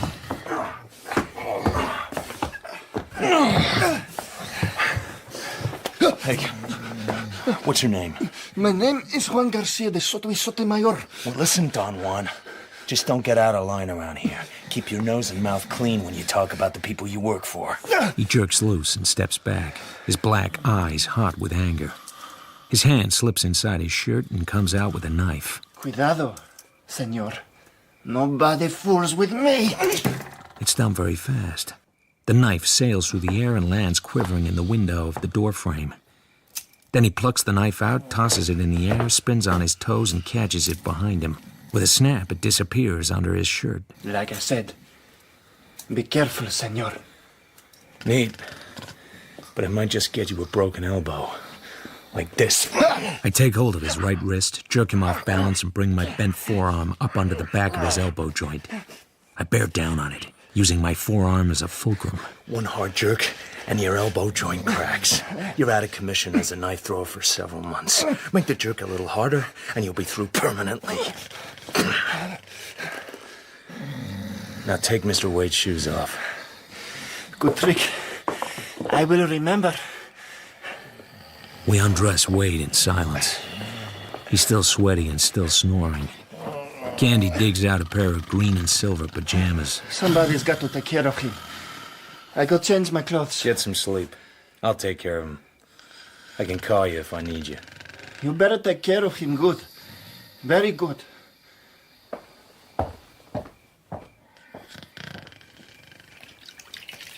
I wash the blood off his head gently, so as not to start the bleeding again. It's nothing. A short, shallow cut about 2 inches. I put on a strip of adhesive.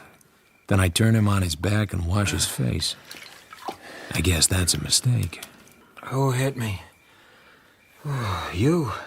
Nobody hit you. You took a fall. Took a fall? When? Where? Wherever you telephoned from. You called me. I heard you fall over the wire. I called you? Always available, aren't you, fella? What time is it? After 1 a.m. Where's Eileen? Gone to bed. She had it rough. Did I... No, you didn't touch her as far as I know. That's what you mean. You just wandered outdoors and passed out near the fence. Quit talking. Go to sleep. Sleep? What would that be? If I had a 10-year-old kid, which God forbid, the brat would be asking me, what are you running away from when you get drunk, Daddy? From what I gather, this is rather recent. I was always a hard man with the bottle. When you're young and in good condition, you can absorb a lot of punishment. When you're pushing 40, you don't snap back the same way. What do you think I'm running away from, Marlowe? No idea. I don't have enough information. Besides, everybody's running away from something. Do me a favor, Marlowe. I wrote some crazy stuff I don't want Eileen to see. It's on top of the typewriter under the cover. Tear it up for me. Sure. That all you remember? Eileen is all right. Positive about that? Yeah. She's just tired. Let it ride, Wade. Stop thinking. Stop thinking. The man says, stop thinking. Stop dreaming, stop loving, stop hating. Good night, sweet prince. If you'd be so kind, I'll take a couple of those pills in the drawer in the night table.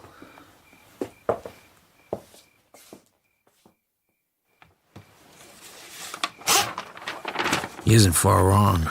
This really is crazy stuff. The moon's 4 days of the full, and there's a square patch of moonlight on the wall, and it's looking at me like a big, blind, milky eye. A walleye. Goddamn silly simile. Writers. Everything has to be like something else. My head is as fluffy as whipped cream, but not as sweet. More similes. I could vomit just thinking about the lousy racket. I could vomit anyway. I probably will. A good man died for me. A good man died for me. What did that mean? Otherwise, it's a stream of consciousness stuff. Crazy thoughts as he gets drunker and weirder till he reckons he needs to phone someone. Better hold on to it. Oh, and mystery solved. There's a red-brown smear of blood on the metal wastepaper basket. When he fell, he struck his head on a sharp corner, then picked himself up and booted the damn thing across the room. Easy. But it still doesn't add up. You'd expect his wife to look for him and find him and make sure he's not hurt. It also bothers me that she checked out and gone up to her own room while Candy and I took him upstairs to bed. There was something else.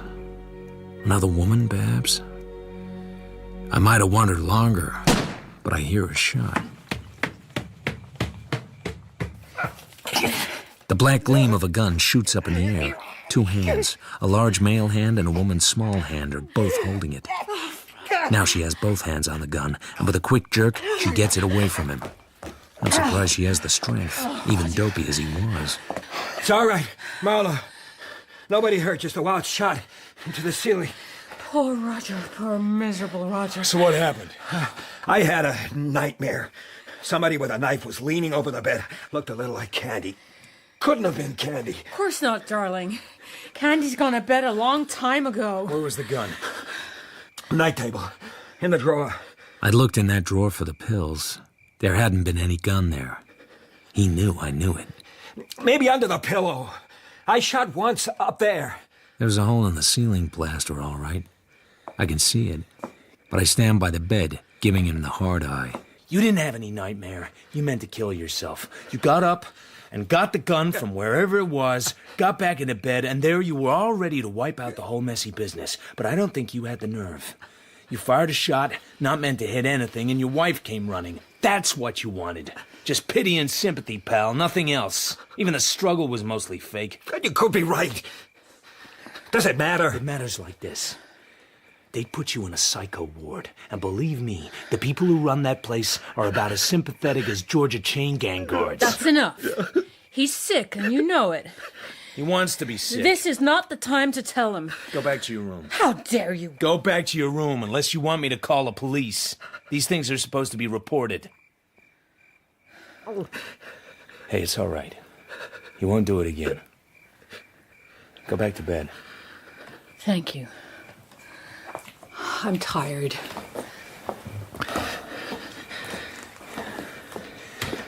Nobody can stop you from killing yourself if you really want to. I realize that. So do you. Did you do what I asked?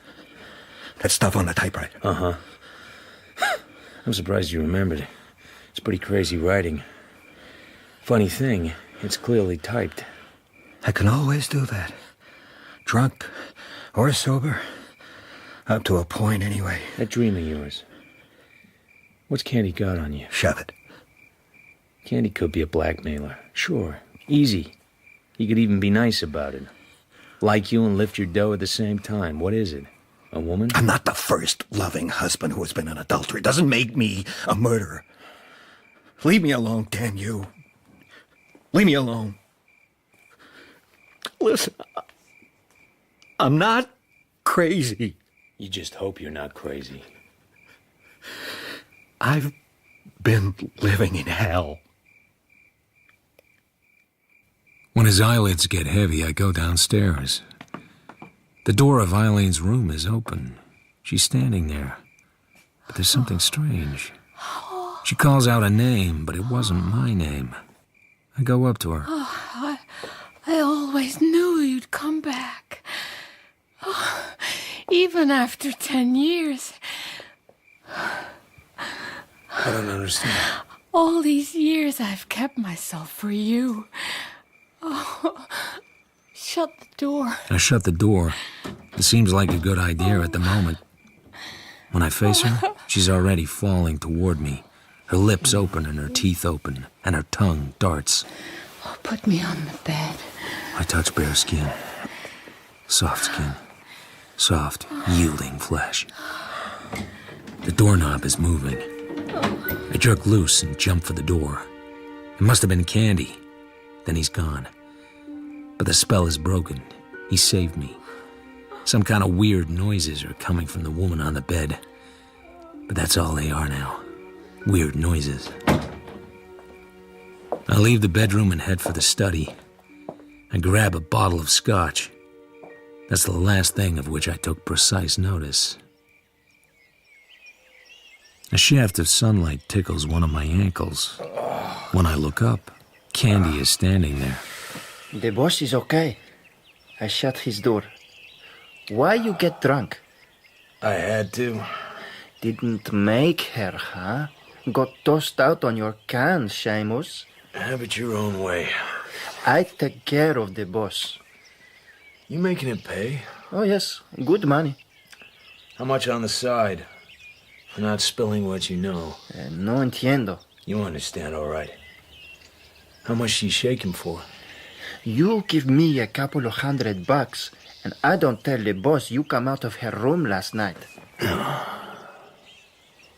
Forget it. You don't have anything to sell. Just don't come around anymore, tough guy. Don't worry. I'm leaving. Forget the coffee. Eileen Wade is in the living room. She looks at me with complete surprise. Oh, I didn't know you were here, Mr. Marlowe. I put his gun in the desk in his study. Gun? Oh, last night was a little hectic, wasn't it? But I thought you'd gone home. You were a wonderful help, Mr. Marlowe. I don't know how to thank you. Then I see the gold chain round her neck, and some kind of fancy pendant in gold and blue on white enamel. It takes me time to realize it's some kind of military emblem. I had a very curious dream in the night. Someone I used to know was here in the house, someone who's been dead for 10 years. That's why I'm wearing this today. He gave it to me. I had a curious dream myself, but I'm not telling mine. Let me know how Roger gets on and if there's anything I can do. Oh, I wasn't expecting you to make love to me. I'm glad. So just what did you expect of me, Mrs. Wade? In the beginning, when you first persuaded me to go hunting. Why me? What have I got to offer? You kept faith. I'm touched. But it's a damn poor reason. Because what I did, keeping faith, is something even a fool doesn't do twice.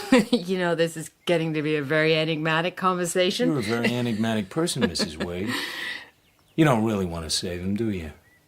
You just want to look as if you're trying to save him. That was a very beastly thing to say to me. I needed to say it. Then I left.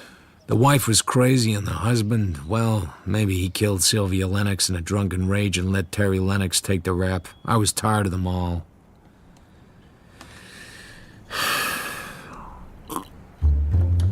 But life doesn't leave you alone for very long. I had a ring from a guy at a detective agency who owed me a favor. I've been asking around about Terry Lennox, and this guy knew him from a long time back in New York. You don't forget that scarred face. Except he wasn't called Terry Lennox then. He was called Paul Marston, and he was wearing a British Army service badge. PM. Paul Marston. Philip Marlowe. I think it's time for another gimlet.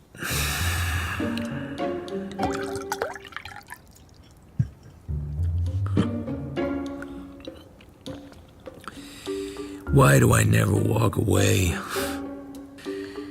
Maybe owning my portrait of Madison made me even more crazy.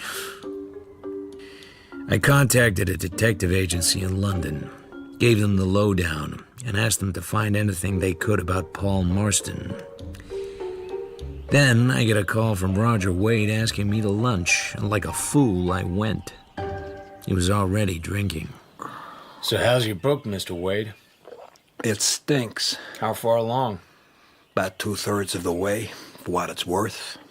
You look good yourself. From the other night, I wouldn't have believed it. Eileen said I tried to shield myself.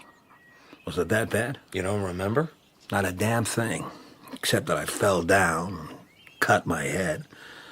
After a while, I was in bed. Well, and you were there.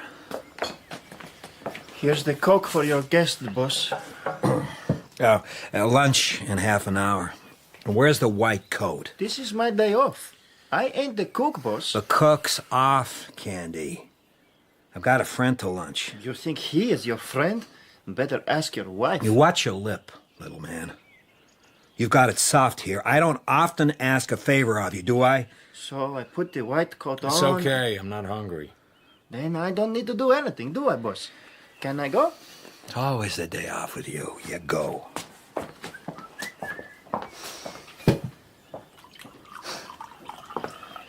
I'm paying that guy too much money. He's spoiled. Wages or something on the side? Candy's not blackmailing me. He likes me. Maybe you better get drunk again after all. You might remember a lot of things you pretend not to remember. What are you talking about? You told me you were an adulterous husband. Oh, is that it? I suppose you think I killed Sylvia Lennox and let Terry take the rep. She was a tramp, all right. Anybody tell you that. But you don't beat a woman's head in just because she's a tramp. She wasn't killed with that bronze thing, so the cops said. She was shot through the head with her own gun. She maybe had a gun, but I didn't know she'd been shot. Didn't know or didn't remember? What are you trying to do to me, Marlowe? What do you want me to do? Tell my wife? Tell the police? What good would it do? You wrote that a good man died for you. All I meant was that if there'd been any real investigation, I might have been identified as one, but only one of the possible suspects. Would have finished me in several ways. What's eating you is that you're not sure yourself. It's not an argument to say you don't beat a woman's head in because she's a tramp. That's exactly what somebody did do. And the guy who got the credit for the job seems to me a lot less likely than you. You know something? Yeah, you're a pretty ruthless son of a bitch. Yeah, you'd do anything to find out what you want. You'd even make love to my wife while I was helpless drunk. You believe everything that knife thrower tells you? Not everything, no. It's a pretty color whiskey, isn't it? To cease upon the midnight with no pain. How does that go on? Oh, sorry. You wouldn't know. Too literary. You're some kind of dick, aren't you? You mind telling me why you're here? Goodness me. A check for $1,000 made out to Philip Marlowe for services rendered. Want it? Seems I signed it. Foolish of me. I'm a gullible chap. Stop acting. Where's your wife? My wife will be home in due course. No doubt by that time I shall be passed out and she can entertain you at her leisure. Where's the gun? Not sure. It's not in the desk. Look. Probably Eileen has hidden it. Listen, Wade, I asked you where your wife was, not for my benefit, friend, for yours. Somebody has got to look after you, and I'll be goddamned if it's gonna be me. You know, maybe the amount on this check is too small. Your services come very high. Even $1,000 and my wife fails to satisfy you. I'm leaving. But why? You wanted me to remember, huh? Well, here in the bottle is my memory. Stick around, pal. Okay, here's for starters. Ever heard of anybody called Paul Marston? Never did. Who's he? I'll stick around for a while. Till your wife gets back, but not in here. I'll be in the living room. If you need me, just smash a chair against the wall. Your wish is my command.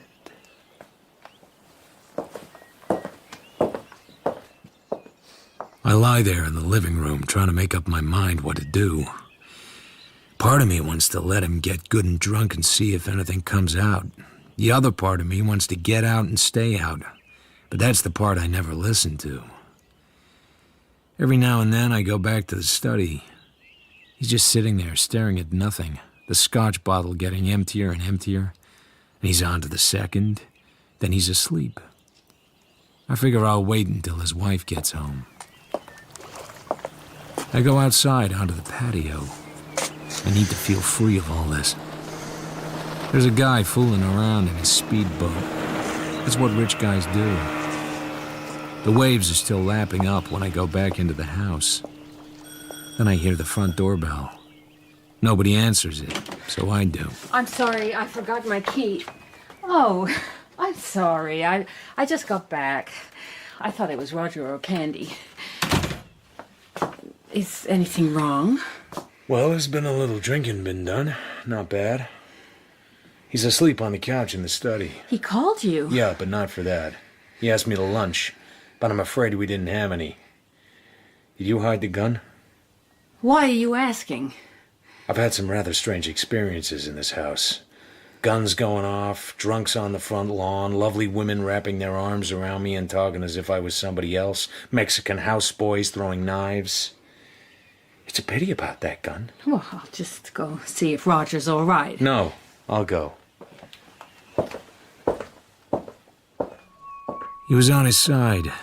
There was a pool of blood, and in that pool lay the pistol. The side of his face was a smeared mask. He must have fired while the speedboat was making such a din. There was no note. I guess writers don't always seize the opportunity. Oh, my God. Oh, my God, he's finally done it. Yeah, he's finally done it. Oh, Roger, poor Roger, what can we do? Call the police. Why didn't you stop him? Why? Why? Oh. There was something very wrong, but I didn't know what it was. Sometimes I think I would like to be rich. If you're rich, everything can be arranged. Candy could have made trouble, but he didn't. Eileen gave a great inquest. She spoke in a low, clear voice which even the amplifier couldn't spoil.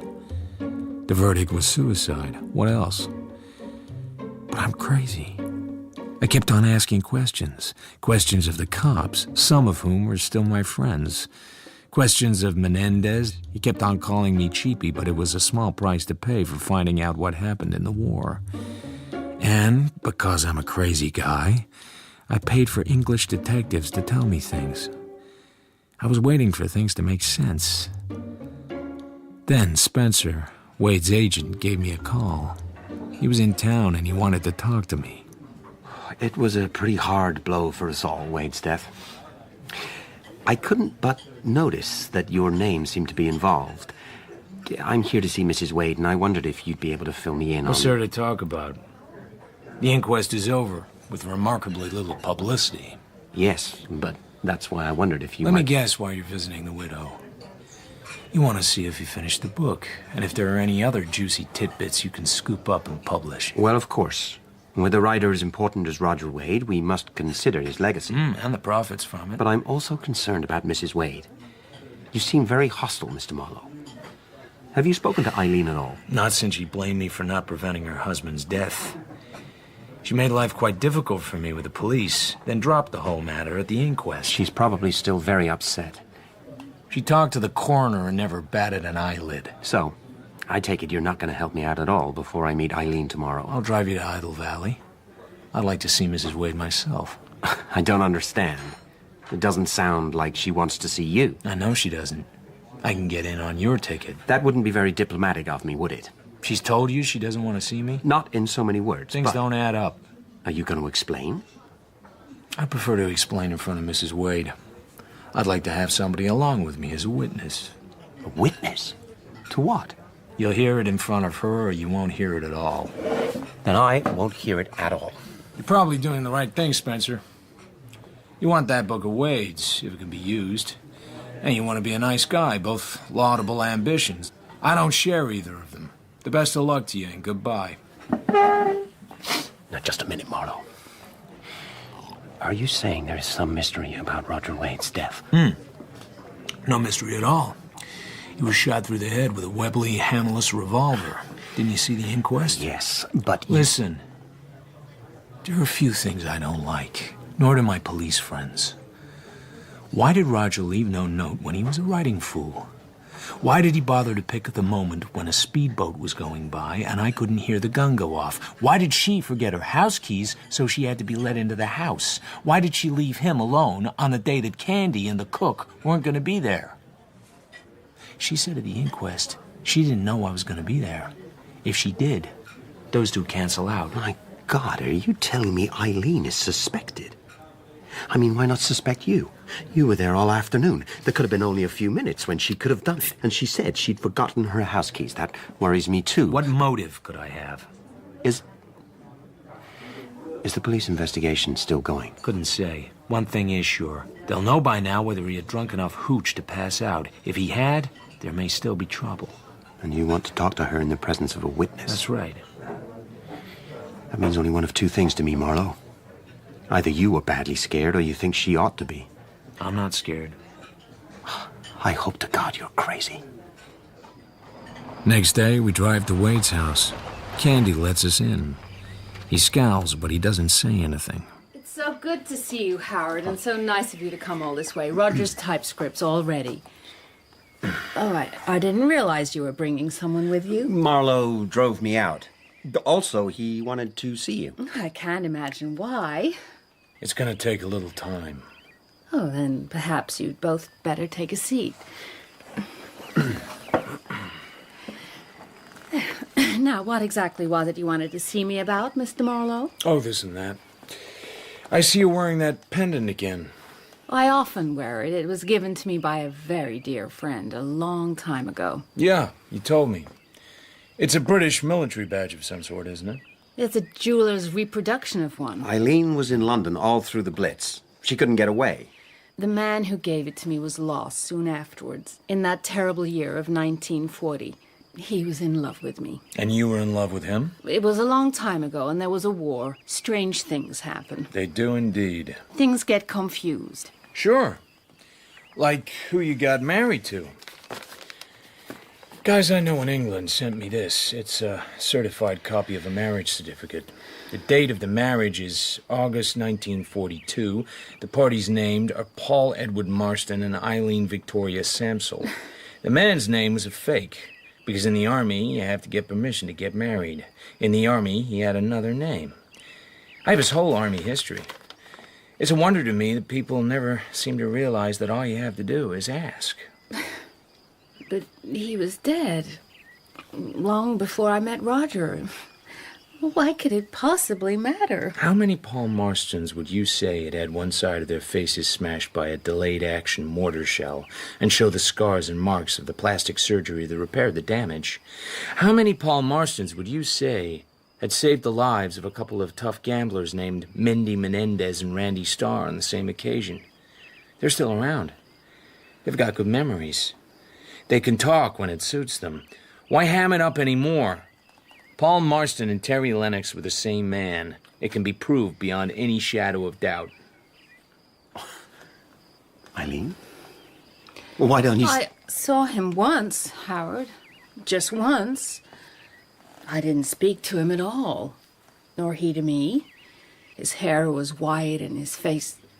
It wasn't quite the same face.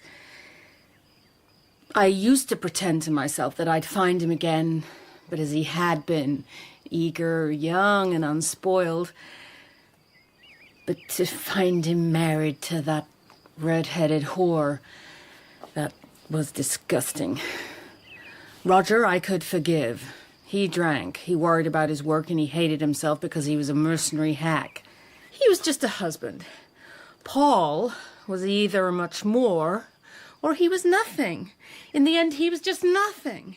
I wouldn't say he was just nothing. Yeah, less than nothing. He knew what she was, but he married her. Then because she was what he knew she was, he killed her. And then he ran away and killed himself. He didn't kill her, and you know it. Roger killed her, and you also know that. Did he tell you? He didn't have to. But he would have told me or someone else in time. It was tearing him in pieces not to. No, Mr. Marlowe. Roger didn't know he'd killed her. He'd blacked out completely. He knew something was wrong, and he tried to bring it to the surface, but he couldn't. Perhaps in the last moments of his life it did come back. But not until then. I don't believe this about Roger. He was no more psycho than I am. When he was drunk, he blacked out. I was there. I saw him do it. Eileen, don't say anything. She's gonna tell us about it. Just listen. She can't stop herself now. I spied on them. I should be ashamed of that, but I'm ashamed of nothing. Poor Roger, he was too drunk to be a satisfactory lover. She came out after him screaming and naked, waving some kind of small statuette. And she used the filthiest language to humiliate him, and he was drunk. He'd had sudden spells of violence, and he had one then. He tore the statuette out of her hand. There must have been a lot of blood. Blood? Oh. When I got him back home in my car, he was very quiet. He wasn't drunk then. There was blood on his hair and all over the front of his coat. I cleaned him as best I could, and I put him to bed, and then I drove to the Chatsworth Reservoir, and you can guess what I did with a suitcase full of bloody clothes and towels. While I was away, he must have got up and drank a lot of whiskey, and then the next morning, he didn't remember a thing. And what about Terry Lennox? Paul Marston, that is. Roger wrote something in his papers. He said a good man had died for him. Does that make sense to you? Well, everything seemed to happen at once about that time. The papers were full of it, and then Paul was missing, and then he was dead in Mexico. And after all, Roger was still my husband. What was Marlowe supposed to do in all this? It was your idea to get him involved. I was afraid of Roger, and afraid for him. Mr. Marlowe was Paul's friend, almost the last person to see him who knew him, and Paul might have told him something, and I had to be sure. See, if he was dangerous, I wanted him on my side, and if he found out the truth, there might still be some way to save Roger. Eileen, this isn't making sense. I was afraid, Howard. Can't you understand that? I was living in the house with a murderer who might be a maniac. But Marlowe didn't take on the job of looking after him, so you were still alone. Then Roger fired the gun, and for a week after that, you were alone with him again. Then Roger killed himself only this time. Very conveniently, it was Marlowe who was alone with him. Well, what of it? Could I help that? Apparently the police suspected you. They still do. All they need is a motive. It looks to me like they might be able to put one together now. I think you'd both better leave my house. The sooner the better. Well, did you or didn't you? Did I or didn't I what? Shoot Roger. I was out. I'd forgotten my keys. I had a ring to get into the house. He was dead when I got home. All that is known. What's got into you, for God's sake? Eileen, this has worried me from the start. I've stayed in this house 20 times. I've never known that front door to be locked during the daytime. So I shot my own husband? Assuming that he was your husband. You had another when you married him. Thank you, Mr. Marlowe. Thank you, Howard. Roger's last book, his swan song, is there in front of you. Take it and go. And I think you'd better call the police and tell them what you both think. Now, I'm very tired, and I have a headache. Just a moment, Mrs. Wade. Let's finish the job. No sense in being bitter. That suitcase you threw into the Chatsworth Reservoir, was it heavy? It was very heavy, of course. So how'd you get it over the high wire fence around the reservoir? What? The fence? Well, I suppose in emergencies one has an abnormal strength to do what has to be done. Somehow or other I did it, that's all. There isn't any fence. Isn't any fence? And there was no blood on Roger's clothes. And Sylvia wasn't killed outside the guest house, but inside it on the bed. And there was practically no blood because she had already been shot dead with a gun before the statuette was used to beat her face to a pulp. And the dead, Mrs. Wade, bleed very little. I suppose you were there. I was here when Roger was killed.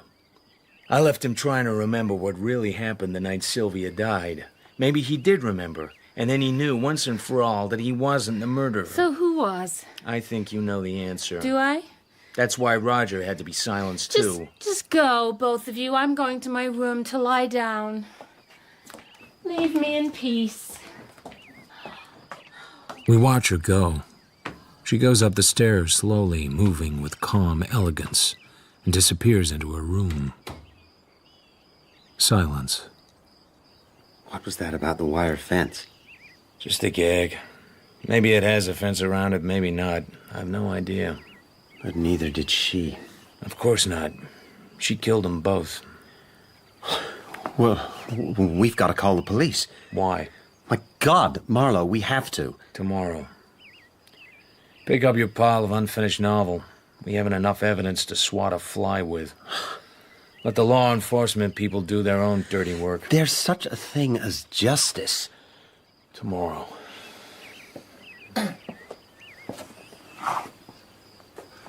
Un millón de perdones, señor. I was wrong about you. She killed the boss. I think I... No hard feelings, Candy. The senora is very tired. She's gone to her room. I show you out. Now, I've been thinking she must be a little insane. I guess they'll never convict her. They won't even try. But she doesn't know that. I went home, but I couldn't sleep. I seemed to hear a steady ticking somewhere, but there wasn't anything in the house to tick. The ticking was in my head. I was a one-man death watch. Yeah? This is Candy, señor. Good morning, Candy. La señora está muerta. Dead. What a cold, black, noiseless word it is in any language. The lady is dead. She left a confession to both murders. She'd always known that if Roger ever realized what had really happened, it was all over for her. But somehow Eileen's confession never got out into the wide world. I guess old man Harlan Potter didn't want anyone digging up some more dirt about his tramp of a daughter. And Eileen's story would have created a bigger sensation than anything her husband ever wrote. So Howard Spencer knew, and I knew. But the case was closed. No more questions asked. Then, this very morning, I find a stranger waiting for me in my office. He's a well-dressed Mexican. He's tall and very slender and very elegant, with a neat, dark mustache, rather longer than we weared. He wears green sunglasses and carries an introduction from my old gambler friend Menendez. He says his name is Senor Mayoranas. So, how can I help you? You wish certain information about Senor Lennox, I am told. The last scene only. I was there at the time, Senor. I had a position at the hotel in Otatoclan where Senor Lennox died. I was the person who took the letter he wrote to you to the correo, the post office, after the shooting, of course. But he gave me the letter beforehand. You ought to have looked inside. It had a large piece of money. The letter was sealed. I am an honorable man. Senor Lennox had powerful friends. I don't understand, Senor. In a small place like Otatoclan, it must have been very easy to fix anything if you had influential gangster friends with money who owe you their lives. You think Senor Lennox may still be alive? Sure. The suicide was some sort of fake to back up the confession. Well, that is possible, Senor, but... No buts. Will you do me a favor? Take off those sunglasses. But... No buts.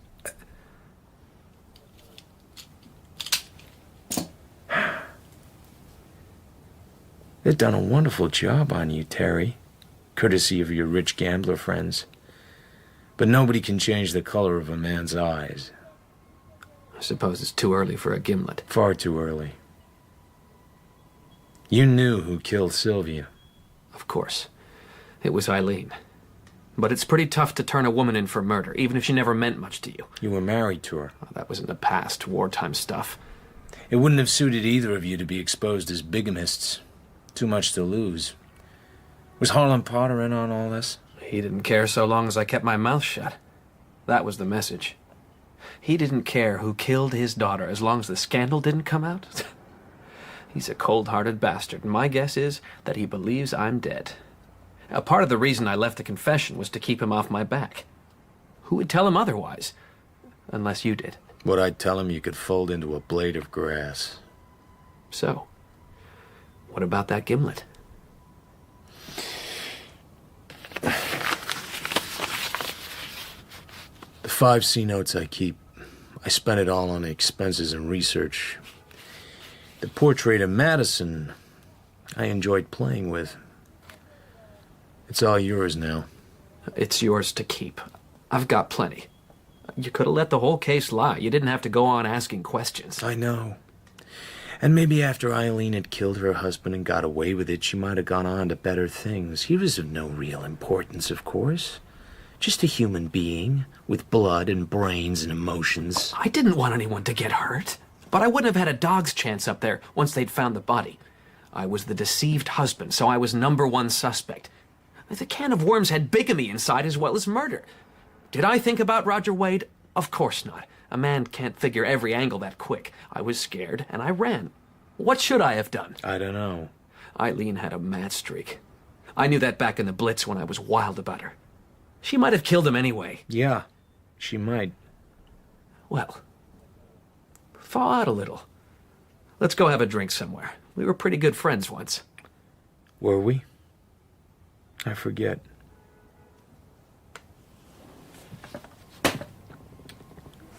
Pick up your money, Senor Mayoranes. It has too much blood on it. You're a poor man. How would you know? I'm trying to pay you back, and you won't let me. I couldn't have told you any more than I did. You wouldn't have stood for it. That's as nice a thing as was ever said to me. I'm glad you like something about me. I'm not sore at you. You had nice ways and nice qualities, but there was something wrong. You had standards, and you lived up to them, but they were personal. Maybe the war did that. Maybe you were born that way. Strange thing is, Roger Wade believed you'd saved his life by taking the rap. Instead, you signed his death warrant. How was I supposed to know that? You bought a lot of me, Terry. For a smile and a nod and a wave of the hand and a few quiet drinks in a quiet bar here and there. It was nice while it lasted. So long, amigo. I won't say goodbye. I said it to you when it meant something. I said it when it was sad and lonely and final. I came back too late. There was a sudden glint of tears in his eyes. He put his dark glasses back on quickly. There's nothing left here inside. I've had it, Marlowe. I know. Well, I guess that winds things up. So long, Senor Mayoranes.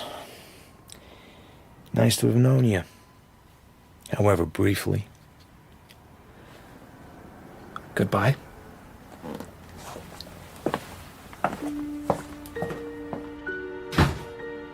So here I am, drinking the gimlet I wouldn't drink with him. I listened to his footsteps going away down the imitation marble corridor. Maybe I wanted him to stop suddenly and turn and come back and talk me out of the way I felt. Well, he didn't. I won't see him again. I won't see any of them again. Except for the cops.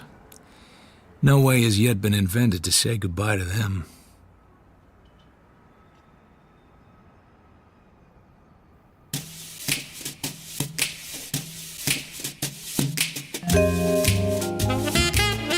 In The Long Goodbye by Raymond Chandler, dramatized by Stephen Wyatt. Philip Marlowe was played by Toby Stevens, Terry Lennox by Trevor White, and Eileen Wade by Saskia Reeves. Roger Wade was played by Peter Polycarpou, Howard Spencer by James Lally, Candy by Simon Bubb, and Menendez by Alan Raglan. The director was Claire Grove.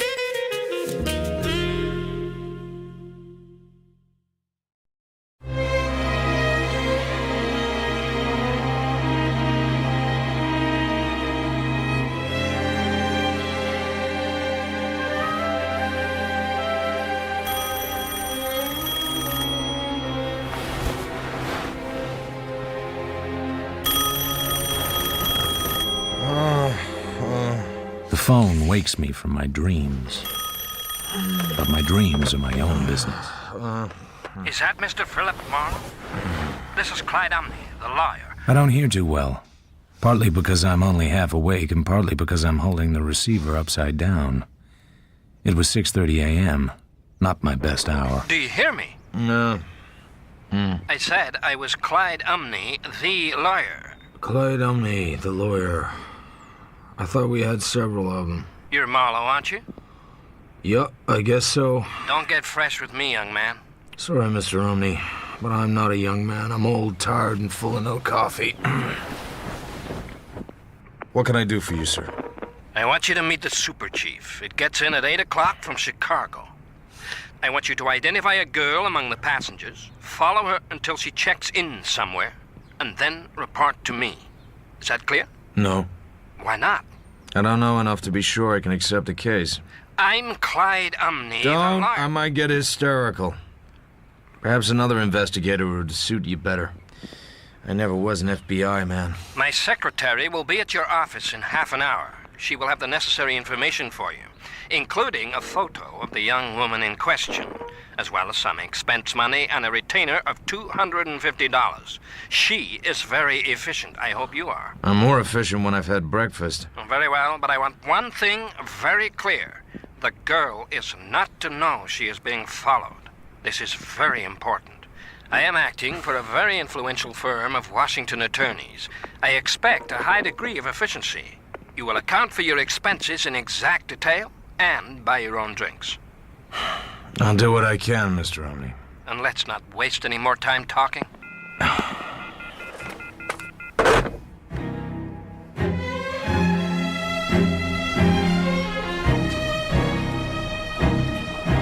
The woman I'm looking for is named Eleanor King.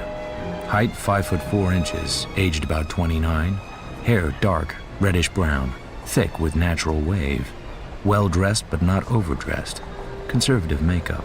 Number 35, the Super Chief from Chicago has just arrived on track 11. The Super Chief is on time, as it almost always is, and the subject is as easy to spot as a kangaroo in a dinner jacket. She's not carrying anything but a paperback. She wears a midnight blue tailor-made suit. An unhappy girl, if ever I saw one. The subject wanders around the station. She glances at the drugstore, the newsstand, the information booth, and the clean wooden benches.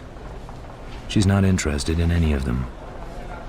She looks like a girl waiting between trains. She finally settles herself in the coffee shop. Excuse me. Oh, yes, sir. You work the Super Chief? Yeah, part of it. I was expecting someone on the Washington-San Diego through car. Anybody get off? You mean get off permanent, baggage and all? Yeah. Well, one passenger got off. What your friend look like? Large enough to be unmissable. Gray mustache. Smokes Havanas. Can't help you, mister. Your friend's probably still on the train. They don't have to get off the through car. If she gets hitched onto the 74 for San Diego. Leaves here around 11:30. Train ain't made up yet. Thanks. I give him $1. The subject's baggage is still on the train, which is all I need to know. I buy a round-trip ticket to San Diego and trot back to the coffee shop. Your coffee, sir. Thanks. The subject is in place, but no longer alone.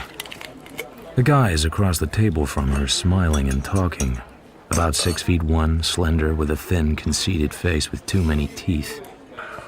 One look is enough to show she knows him and regrets it. He's twisting a piece of paper in his hand, and it's as clear as distilled water. She doesn't want him there. I'm not close enough to hear them, but I don't need to be.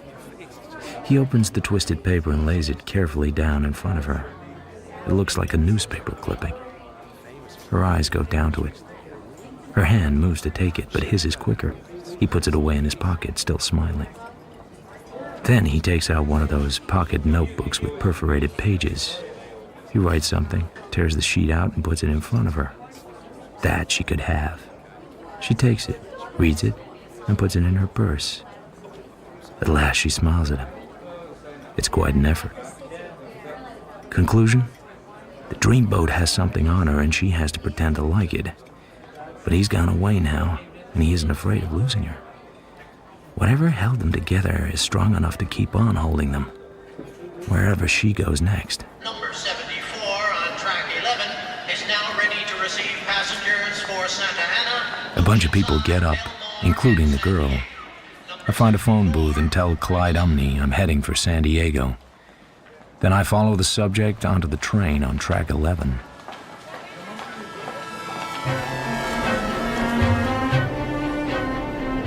First stop, Santa Ana. Subject does not get off. At Oceanside and Del Mar, the same. So when we get to San Diego, I hop off quickly, charter a cab, and then wait 8 minutes outside the old Spanish station for the red caps to come out with the baggage. The girl comes out too. She takes a cab. I follow it to a motel joint outside the town called the Rancho Descansado.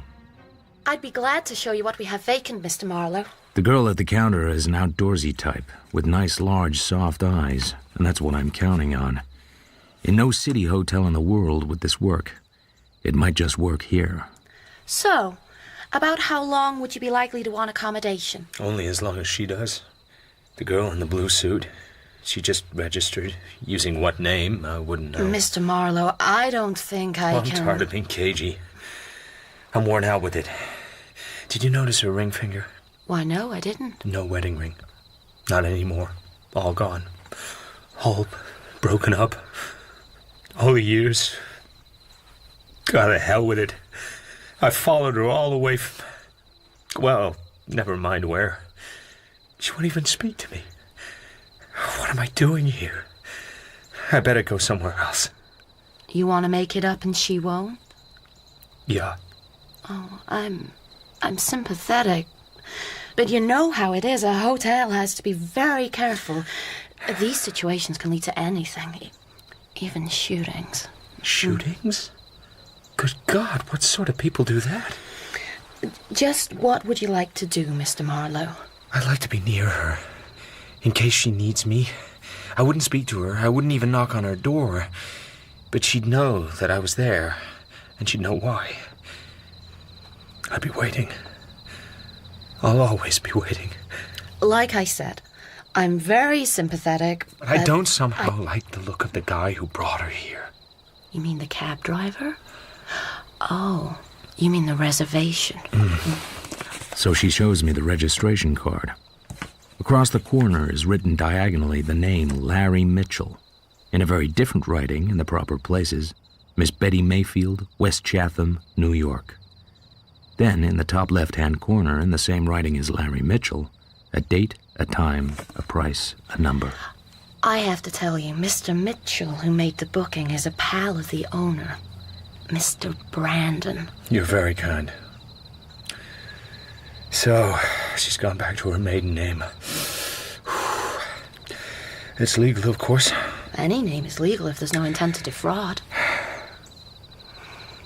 You would like to be next door to her. Look, it's damn nice of you, but it's your job if I pulled anything. Okay. I've got to learn someday. You look all right to me. You've got the room next to hers. The room is bearable. I pour myself a drink from the bottle in my suitcase. I hear the toilet flush next door. Subject is in residence. Then I study the wall heater on the party wall. It consists of 2 long frosted bulbs in a metal box. It doesn't look as if it'd throw much heat out, but who cares? I slip off the chromium grill guard and twist off the bulbs. I get a doctor's stethoscope out of my suitcase and hold it against the metal backing. I pull out a striped cushion and sit with my back to the wall. For a few minutes, nothing. Then...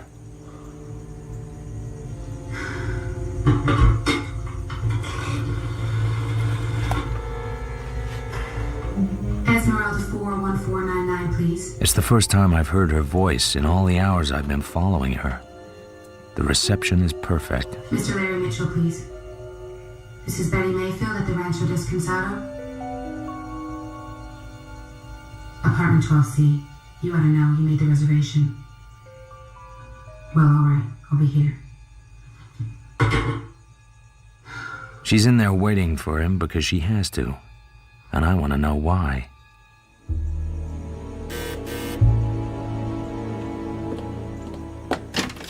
Hello, Betty. Betty Mayfield is the name, I believe. I like it. Was my name originally? I suppose you were wise to change it. But how about the initials on your luggage? I suppose that was the first thing you noticed. You were the first thing I noticed. The mark of a wedding ring, but no wedding ring was the second. No, baby. The initials were only the third. Don't call me baby, you cheap blackmailer. I may be a blackmailer, honey, but I'm certainly not cheap. You talk too much and you like yourself too well.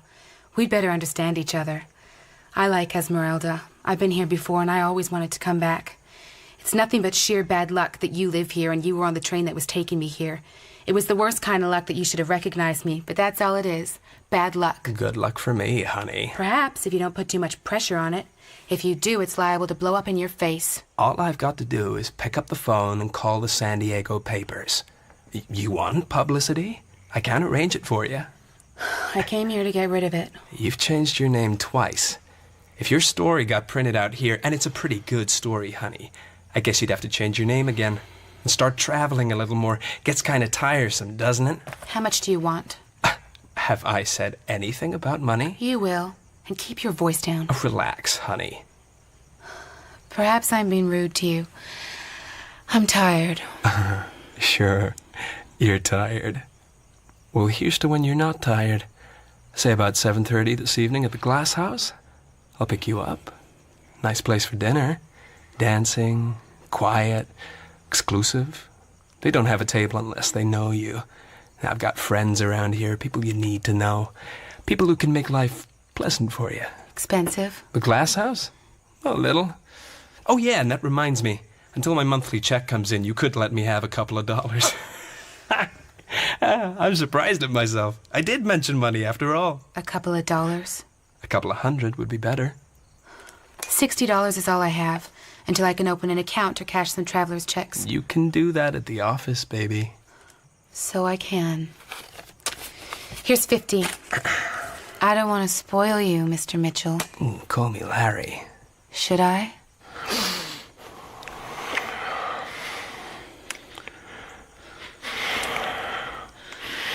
That's enough now, Larry. Be nice and run along. I'll be ready at 7:30. Me too. I'm doing a cheap, sneaky job for people I don't like, but that's what you hire out for, chum. They pay the bills, you dig the dirt. Only this time, I could taste it. What's happening now is sort of what I expected. She's packing to leave. I make my decision. Who is it? Can I borrow a cup of sugar? I haven't any sugar. Well, how about a couple of dollars until my check comes in?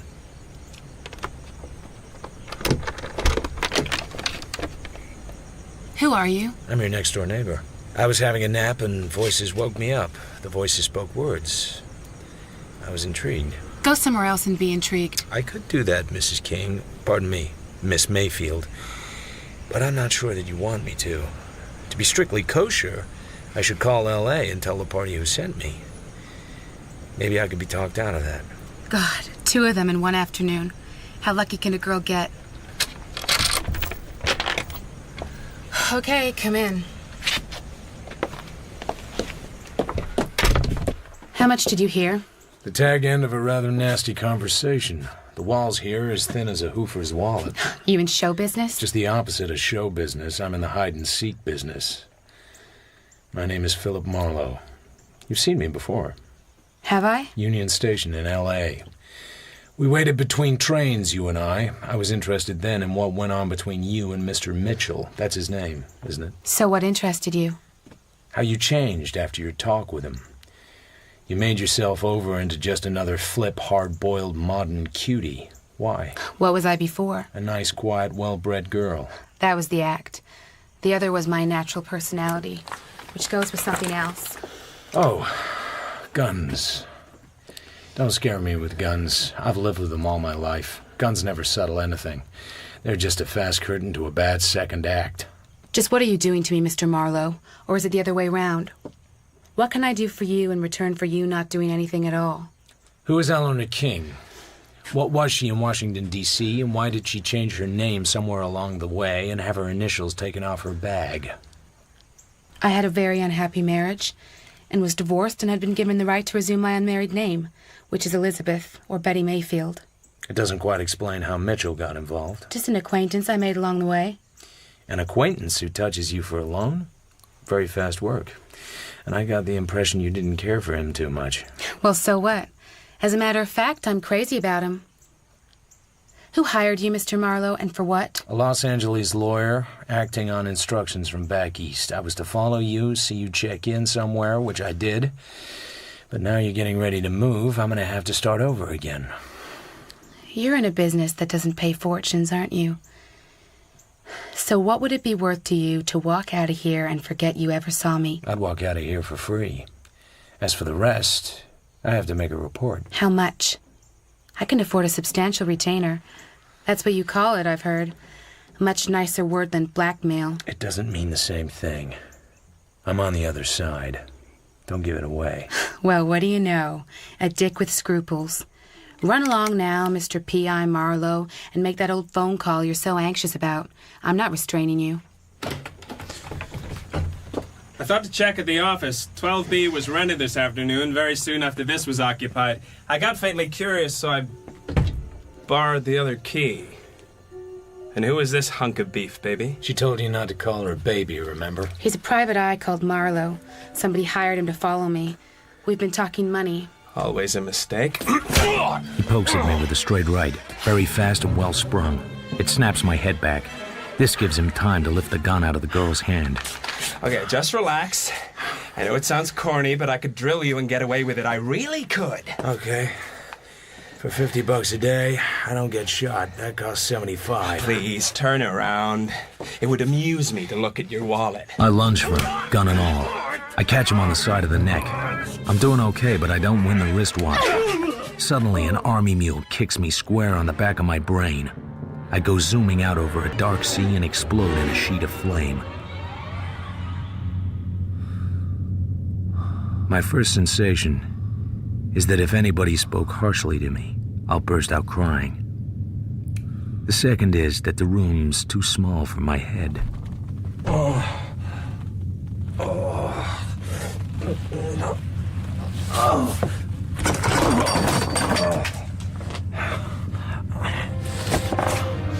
I stagger to the door to get some air.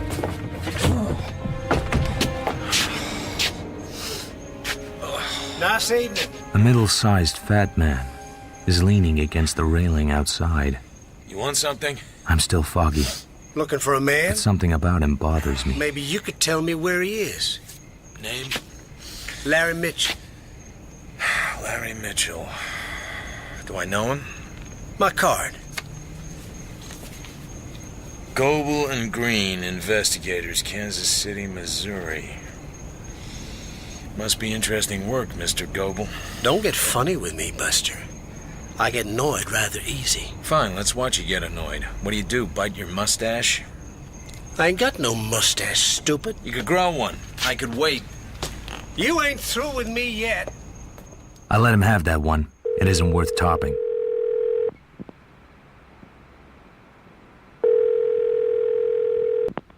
Is that you, Marlowe?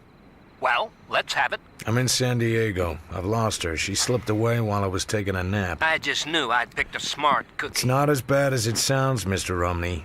I have a rough idea where she went. Rough ideas are not good enough for me. Well, would it be possible for you to give me some notion of what this is all about? For example, can you tell me who the girl is, where she came from, and what she's supposed to have done to make this job necessary? Necessary? Who the hell are you to decide what's necessary? Find that girl, pin her down, and phone me her address. And if you expect to be paid, you'd better do it damn quick. I'll call you tomorrow. And don't worry too much about anybody losing anybody. There's two other guys working the same side of the street. One's a local boy named Mitchell, and the other's a Kansas City shamus named Goebel. Well, good night, Mr. Omni. Hold it. What does that mean, two other operatives? You asking me what it means? I'm the guy asking you. Looks like you only got a piece of the job. It does appear I'm entitled to a little more information about this project. I'll call Mr. Confronting first thing in the morning. What was that name? Confronting. My rough idea could be wrong, Maybe once Miss Mayfield left the motel, she grabbed the train for Los Angeles or some way station. But it's far more likely that she has not. So here I am in my smart new hire car, heading for the glass room. It's attached to the Hotel Casa del Poniente, Esmeralda, California. License holder, I register as I enter. One Clark Brandon. On the dance floor, half a dozen couples are throwing themselves around with the reckless abandon of a night watchman with arthritis. Most of them are dancing cheek to cheek, if dancing is the word. I needn't have worried about losing Miss Betty Mayfield. She's there and with Mitchell, but far from happy. He's grinning, but his eyes have that glazed look. Betty is holding her head as far away from him as she can without breaking her neck. Senor? A double Gibson and a club sandwich. Muy bien, senor. As Mitchell and the Mayfield girl leave the floor, I notice a guy watching them. A big, handsome guy with gray in his hair and just enough of it. He looks like a nice guy if you didn't crowd him. Except, looking at him closer, if you did crowd him, you'd better be big, fast, tough, and in top condition. Could this be Clark Brandon, license holder? Come on, baby, don't be mean. Don't. Just don't. They're close to me, but they don't see me. He's drunk, she's angry, and he's chewing away at her face. Let go of me, you drunken slob. I can't see what she does to him with her knee, but I can guess, and it hurts him. His face goes savage. You bitch! The red shows on her skin at once. She starts to leave. You hurt me, sweetness. I'm a bad man to hurt. So, shall I pay the check, Mr. Mitchell? Or will you pay it with what you borrowed from me? He's going to hit her again, but the big guy moves into action. Whoa. Take it easy, Larry. You got a skin full. Stay out of this, Brandon. I'd be delighted. I'm not in it. But you'd better not slug the lady again. Who are you to tell me what to do? I've known you quite a few years. And I run this joint. We don't often throw people out of here, but it could happen. Why don't you go spit in your hat? Take it easy, Larry, I said. I won't say it again. Okay. See you later. Much later. He goes out, unsteadily but quickly, looking at nothing. I was right about Mr. Brandon. Just now he stands there. The girl stands there too. He smiles, very polite and easygoing. No come on. Well, anything I could do? Drop you anywhere?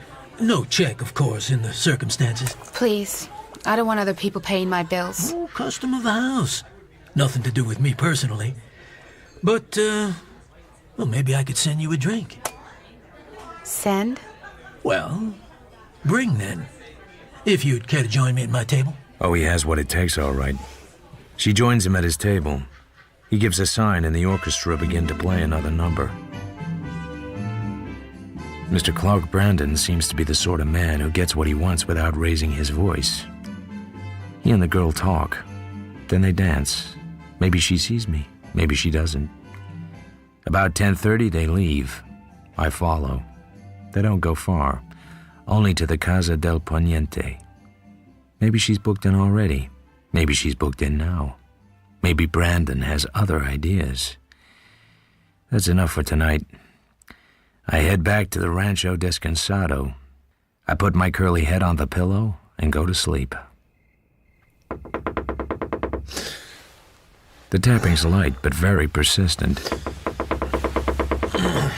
I grab my gun, go over to the door, and open it a crack. It's me, Betty. What do you want? Let me in, quickly. Anybody else outside? No, I'm alone. Okay, come in. She sits there silent. Her eyes meet across great gulfs of nothing. Then she reaches inside her pocket and pulls out a gun. Oh, no. Not that again. We're old friends. Last time I saw that gun, Mitchell had it. So? That's why I knocked you out. I was afraid he would shoot you. Aren't you going to look at it? I have looked at it. I walked here from the casa. I'm staying there now. I know. You had dinner with Mitchell, and then you danced, and then there was a little ill feeling. A man named Clark Brandon drove you back to the hotel, at the very least. I'm beginning to think you are a detective. I'm sorry. I'm trying to make my mind up about something. Take your time. It's only 3:20 in the morning. How far would you go for $5,000, Marlowe? Assuming normal rate of expenses, that would buy me full-time for several months. That's if I happen to be for sale. You're for sale, all right. There are $5,000 in American Express checks here in this folder, and that'd just be a down payment. I can buy big. I've more money than you ever dreamed of. My last husband was so rich that it was pitiful. I take it I wouldn't have to murder anybody. You wouldn't have to murder anybody. I don't like the way you said that. Maybe I better see that gun after all. So, who's wearing the bullet? We're just talking, aren't we? We don't quite want to say it in plain words. All right. Where is he? Lying across a chaise on the balcony in my room. All the rooms on that side have balconies with concrete walls across them. I'm on the 12th floor. This is going to sound a little corny. He could only have got there through my room, and I didn't let him through my room. So what happened with Mr. Brandon? Nothing happened with Mr. Brandon. He fixed a room for me, that's all. He was a perfect gentleman. So this body, which is clearly not Mr. Brandon, you're quite sure he's dead? Quite sure. Stone cold dead. I don't know when it happened. Once I got to my room, I fell asleep very quickly. I didn't hear a sound, but something woke me all right. But it wasn't any sound like a shot. I couldn't go back to sleep, so I went out onto the balcony. It was quite a while before I even saw him. Guess that sounds pretty unlikely. Can't imagine the police taking it very seriously, even at first. I haven't got a chance in a million unless I get help. The man, of course, is Mitchell, right? Yes, it's Larry. And Mitchell had something on you. Yes. And you didn't kill him, you say? You know, the cops won't believe you, even at first. Shall I tell you something? You're not taking this with normal reactions. No panic, no hysteria, no nothing. You're fatalistic. My guess is that you've been here before. How do you know that? Just an instinct. You're watching a playback. What does that matter now? $500,000 is a lot of money, Marlowe. There are places in the world where you and I could have a beautiful life. In one of those apartment houses along the ocean front in Rio. I don't know how long it would last, but things can always be arranged, don't you think? Now you're making like a mall. What a lot of different girls you are. $5,000 down and a lot more to come. The police wouldn't give you 5 toothpicks. What do I have to do? The Casa del Poniente is built almost on the edge of a cliff. At the foot of the wall, there's only a very narrow walk. Below the cliffs are rocks and the sea. It's almost high tide. My balcony hangs right over that. Did you come out through the lobby? Fire stairs. There's an all-night man in the garage, but he was asleep in one of the cars. You said Mitchell is lying on the chaise. Is there a lot of blood? I didn't notice. I suppose there must be. You didn't notice? You went near enough to find out he was stone cold dead. Where was he shot? Nowhere that I saw. It must have been under him.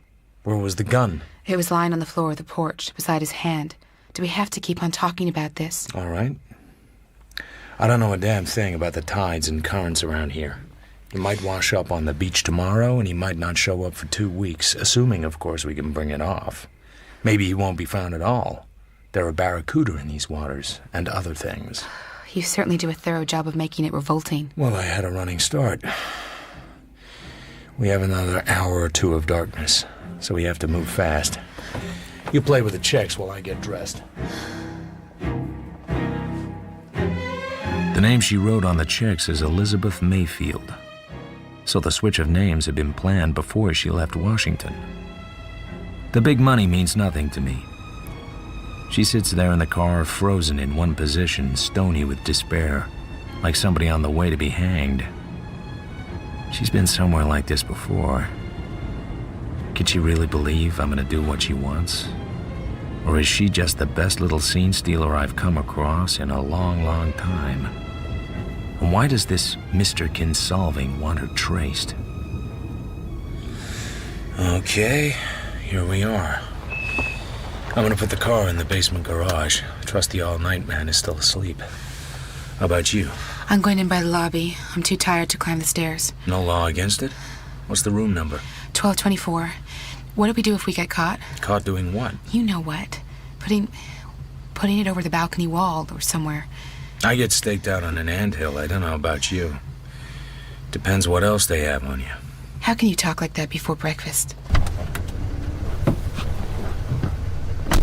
I carry on down to the basement garage. I park. In a basement garage, you can hear a very small noise. I hear nothing. Then I see the Nightman. He's out of circulation in the Valley of Peace, where time is slowed to a standstill. Just now he's happy. In a couple of hours, he may not have a job. 12 stories in a basement takes a lot of stairs. I prowl along to room 1224 and try the knob. The door opens at once, as if she's been waiting behind it. Have any trouble? Nightman was junk to the eyes, harmless as a kitten. So, show me the body? No, I'd rather call the police. Whatever it means for me. That's a bright idea. Why didn't we think of that before? There's no need for you to be mixed up in this. I watch her eyes. She can hardly keep them open. It's either delayed shock or some kind of dope. I can't tell which. I swallowed 2 sleeping pills. I just can't take any more trouble tonight. Go away from here. Please, I'm too tired to fight anymore. Quite sure you only took 2? Yes, I never take more than 2. Now listen. I'm gonna take a look at him. Then I'm going back to the rancho. I'm gonna keep your money. Also, I have your gun. Maybe it can't be traced to me, but... Wake up! Hey, listen to me! Listen! She sags forward. I catch her and steer her over to the bed. She flops on it any old way. She's asleep at once. She begins to snore. I open the French doors and go out onto the balcony. I look around. Nobody is dead on either of the chaises, nor on the floor, nor anywhere at all. No blood either. No blood on the balcony, no blood on the safety wall. No blood. And no sign of anything having been heaved over. I lean out as far as I can lean. There's a narrow strip of lawn, then a heavy fence with shrubs growing against it. Beyond the fence, the sea creams on some half-submerged rocks. It's at least 35 feet down. Larry Mitchell, give or take a few pounds, must be about my weight.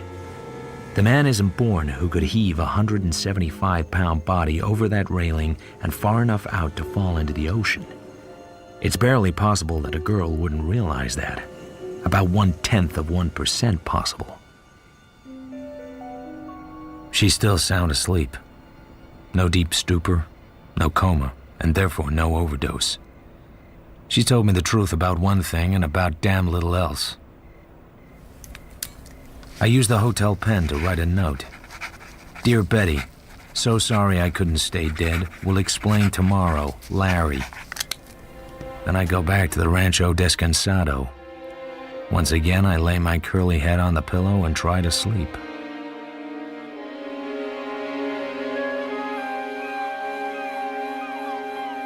Next morning, I talk to Mr. Omni. He's no nearer telling me why I'm doing what I'm doing, or more about who's employing me. So I head back to the casa. I ask for Miss Mayfield. There's no reply. I ask for Mr. Mitchell. There's no reply either. So I sit and have a smoke. And then I see Betty Mayfield talking to the hotel clerk. She looks as fresh as a morning rose. Are you Mr. Marlowe? Miss Mayfield? Yes. The clerk here said you wanted to see me. I have a car outside. Do you have time to look at the property? Yes, I guess so.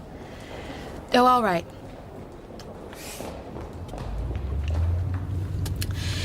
It must have been the dope and the liquor. I must have been a little off base. Over at the Rancho Descansado, you were in great shape. You were hard as nails. We were going to take off for Rio and live in luxury, apparently also in sin. All I had to do was get rid of the body. What a letdown. No body. Turn left at the next corner and we can go up into the hills. There's a wonderful view up there. And a lot of very fancy homes. Yeah, to hell with them. It's also very quiet up there. Do you know anybody named Clyde Umney? Should I? He's the lawyer who hired me, on behalf of a Mr. Kinsolving. Ring any bells? None at all. Who are these people? Then how about Ross Goebel? I've no idea. Ross Goebel is a Kansas City private eye who says he's trying to find Mitchell. Why should he be interested in Larry? Just keep on asking me questions to which I don't have the answer. It's good for my inferiority complex. Turn left up the hill at that sign. So, who fired the gun and what at? I guess I must have. I guess I must have been crazy. Where is it? The gun? It's safe. Just in case your dream came true, I might need to produce it. Seen your boyfriend around?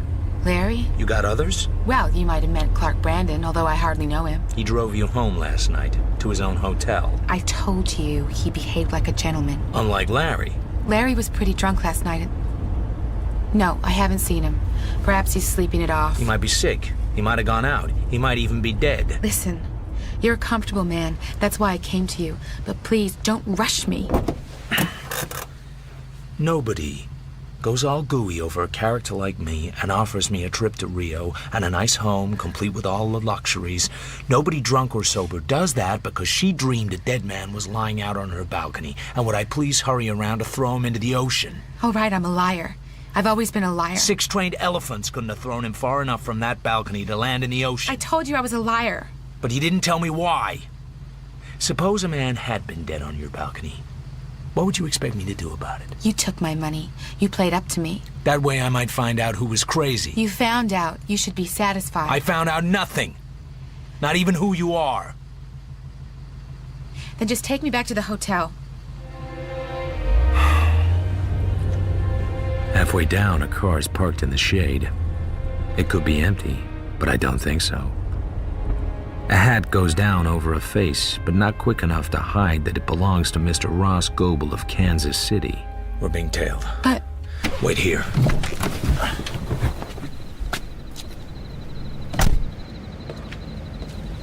How are you making out with the girl?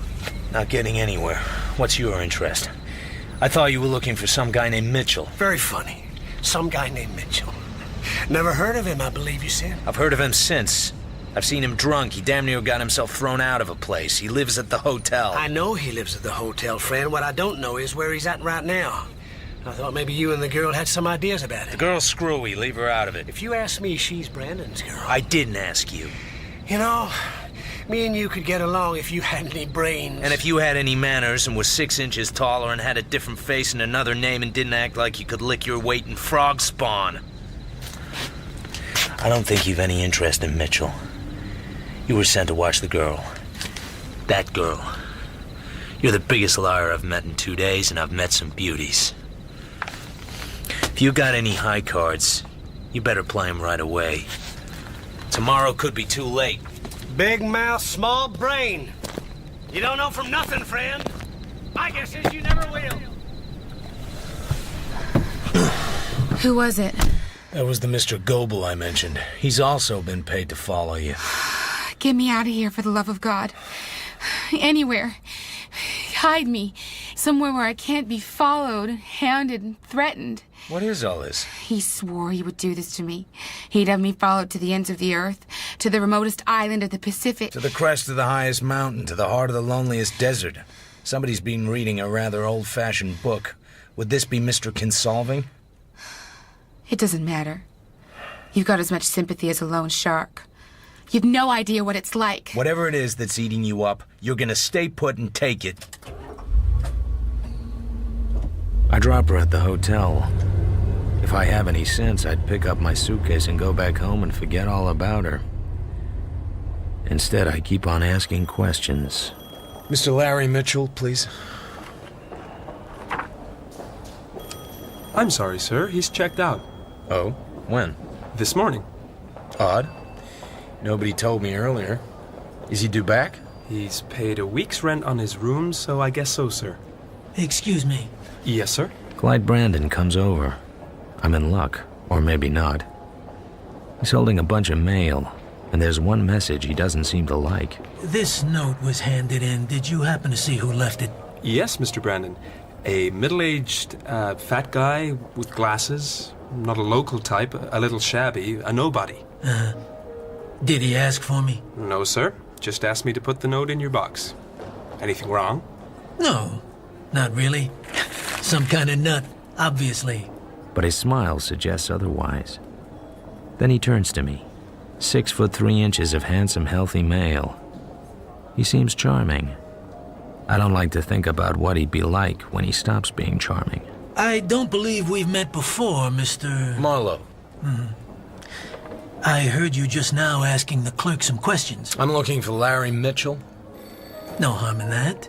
Mr. Mitchell is well known in Esmeralda. Well, but not favorably. You're entitled to your opinion. And now he's out of town again. Left early this morning, which puzzles me some. He only got home yesterday, and last night he was pretty drunk. I don't intend to discuss the actions of a guest with you or anyone. I just wondered who paid his bill. From what I hear, he was not only drunk last night, but pretty short of money, too. I assume you're some sort of private op from your line of questioning. I don't welcome guys like you here. Don't make me have to request my staff to chuck you out. The clerk gives me the fisheye. I'm about to leave when I notice this elderly party in a low chair beckoning to me. So I go over. He's old, all right, but a long way from feeble and a long way from dim. Your name, sir? Philip Marlowe. I am Henry Clarendon IV. I belong to what used to be called the upper classes. I have spent many years in lobbies, in lounges and bars, on porches, terraces, and ornate gardens in hotels all over the world. I shall go on being inquisitive until the day comes when the stretcher carries me off to some nice, airy room in a hospital. You should have come to me for information, but of course you couldn't know that. So what can you tell me about Larry Mitchell? He lives on women. That's why he lives in an hotel like this. Would he blackmail a woman? He would blackmail an infant in its cradle.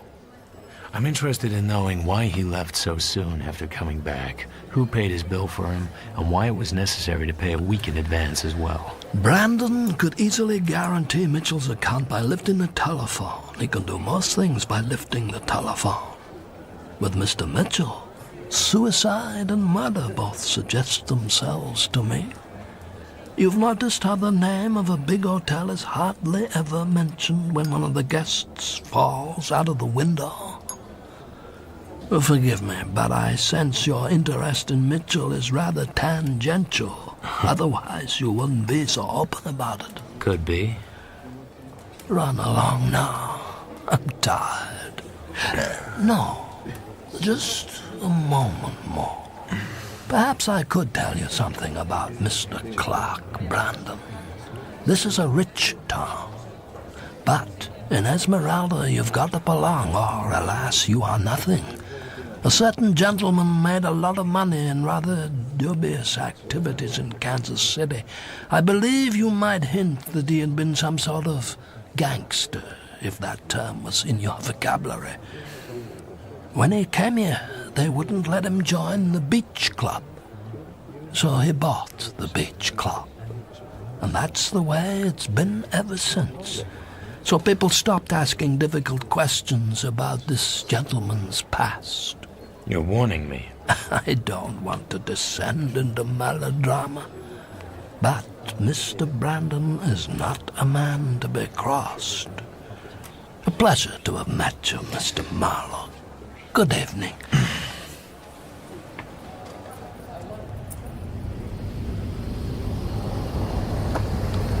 It's dark when I finally get back to the rancho. When I park, I see Goebel's little jalopies already there. I'm immediately alert as I walk to my room. The dark hours are the hours of danger. I put my ear to the door of my room. I hear strangled sobbing. A man's sob, not a woman's. Then what seems to be a hard blow. I go back to my car and get out a tire iron. I go back carefully to my room. I listen again. Silence. I reach out my pocket flash and flick it once at the window, then slide away from the door. I wait. The door opens a crack. I smash the door wide open, The man stumbles back. I see the glint of his gun in the faint light. I smash his wrist with a tar iron. He screams. I smash his other wrist. The gun hits the floor. I kick the door shut. You ain't gonna live long. You're not gonna live at all. Get out of my way. You still got legs? Bend him at the knee and lie down. Face down. That's if you want to face. He's a pale-faced redhead with dead eyes. Hurt as he is, he's still tough. He tries to spit at me, but his throat chokes, and suddenly he crumples. Goebel is lying on the bed. His face is a mass of bruises and cuts. His nose is broken. He's barely conscious. Is something the matter, Mr. Marlowe? Oh, no. Just a hoodlum in my room waiting to kill me. Just another man beaten to pieces on my bed. Nothing's the matter at all. Quite normal around here, perhaps. I'll call the police. That'd be awfully damn nice of you, Lucille. Right away.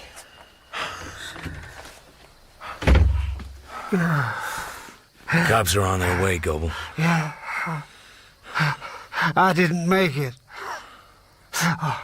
Wasn't as good as I thought I was. Got out of my league. How did it happen? I walked into it. I'm lucky I'm still breathing.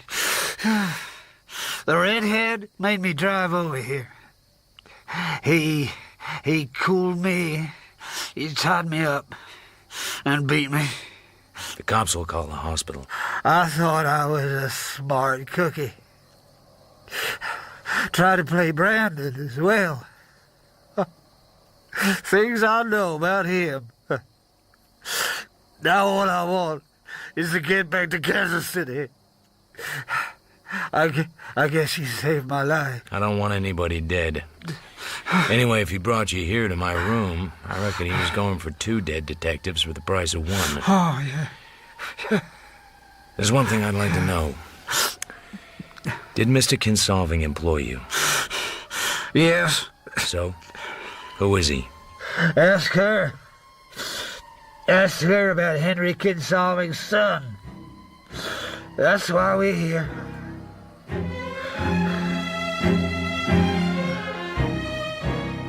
The police arrive. I give my story. Goebel just about gives his. The redhead says nothing. Then the police tell me things about Mitchell's disappearance I didn't know. It's time to make one last appointment. Hello? This is Marlowe. Bad trouble. I'll pick you up.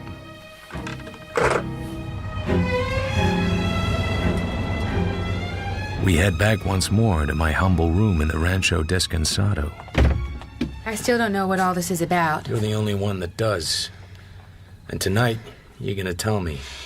But... Don't bother getting indignant. It won't work again. Larry Mitchell's dead. Dead? Oh, come off it. As Lincoln said, you can fool all of the detectives some of the time, and some of the detectives... Shut up. Who the hell do you think you are? Just a guy who's tried very hard to get where he could do you some good. A guy with enough experience and enough understanding to know you were in some kind of jam and wanted to help you out of it with no help from you. I'm sorry. I didn't mean to be nasty. Mitchell's dead then. Where? According to the cops, his car's been found abandoned in a place you wouldn't know. It's about 20 miles inland, on a road that's hardly used. Nothing in his car, no suitcases. Just an empty car parked at the side of a road hardly anybody ever uses. You said he was dead.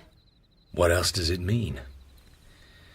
It seems like weeks, but it's only hours ago that you came over here and offered me the world to get rid of his body. But there wasn't... I mean, I must just have dreamed... The first thing is that you were telling the truth when you came here. Mitchell was dead on your porch.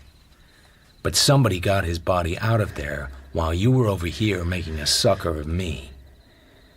And somebody got him down to his car, and then packed his suitcases and got them down. All this took time. It took more than time. It took a great big reason.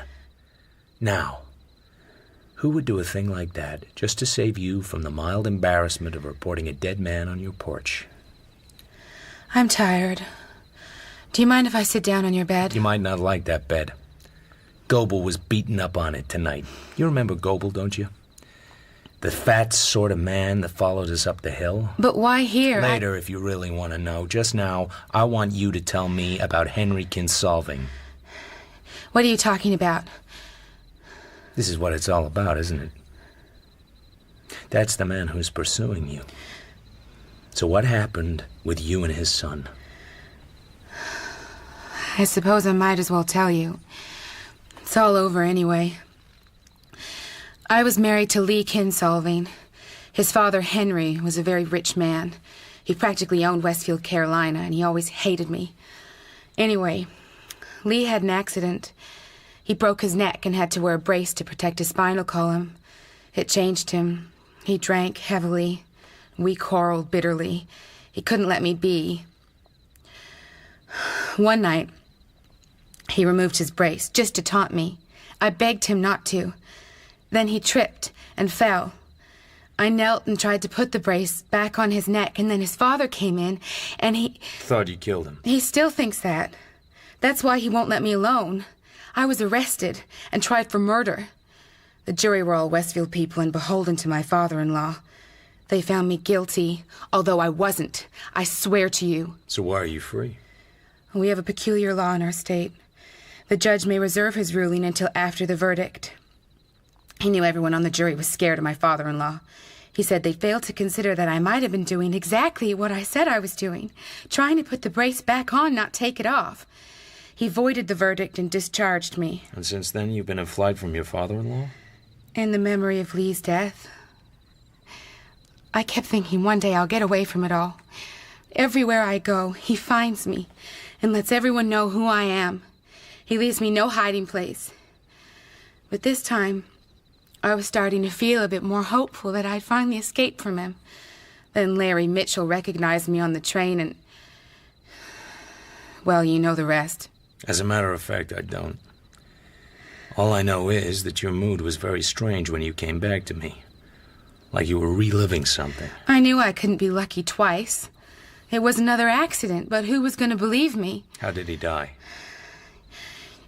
We were up on Brandon's balcony having a drink, just me and Clark. Then Larry arrived, drunk and abusive. Unfortunately, Clark got called away on hotel business. Larry started goading me because Clark wasn't around. He was leaning against the end wall. It wasn't high. He goaded me into coming over near enough that he could grab me. I pushed him hard, and he went over onto my balcony below. And he happens to fall, and his neck snaps, just like Lee's. Just like Lee's.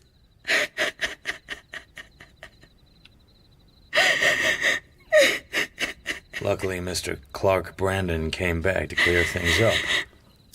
Yes. Yes, I suppose it must have been him.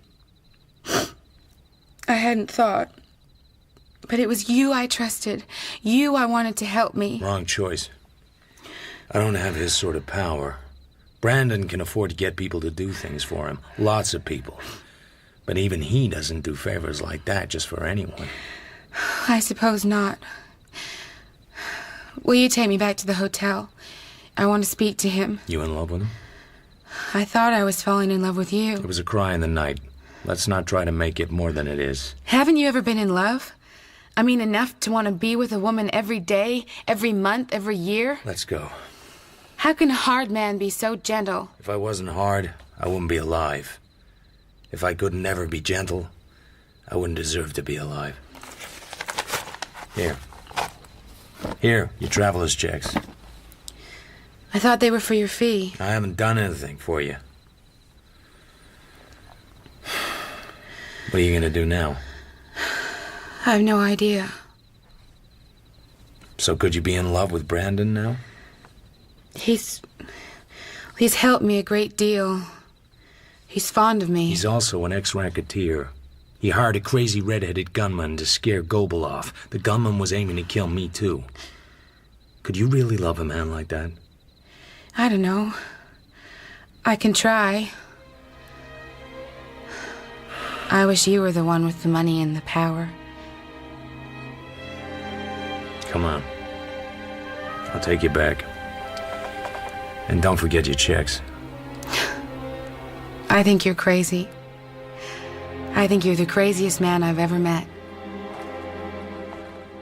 We get in the car and I take her back to the hotel. Maybe things will work with Brandon. Maybe they won't. Maybe he'll take on consolving for her and she'll finally be free. And how about me? Well, like I said, my dreams are my own business.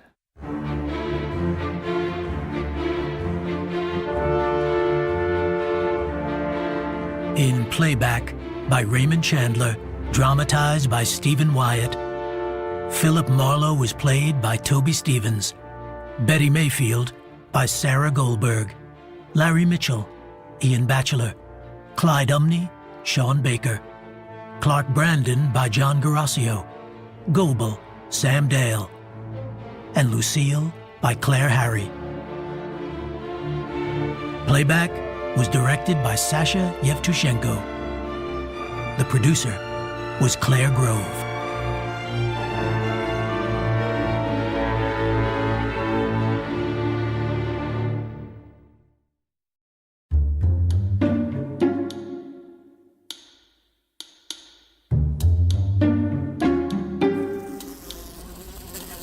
I've been stalking this blue bottle fly for 5 minutes, waiting for him to sit down. He doesn't want to sit down. He just wants to do wingovers and sing the prologue to Pagliacci. I have the fly swatter poised in midair and I'm all set. The buzzing stops.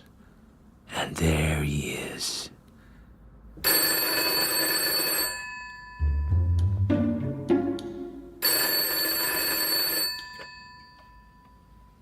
Hold the line a moment, please. I take a deep breath and swing. What's left of the fly sails halfway across the room and drops to the carpet. Hello? Thanks for waiting. Is this Mr. Marlowe, the detective? Yeah, it is. How much do you charge for your services, Mr. Marlowe? What does he want done? I can't very well tell you over the phone. It's very confidential. Before I'd waste time coming to your office, I'd have $40 a day in expenses. Unless it's the kind of job that can be done for a flat fee.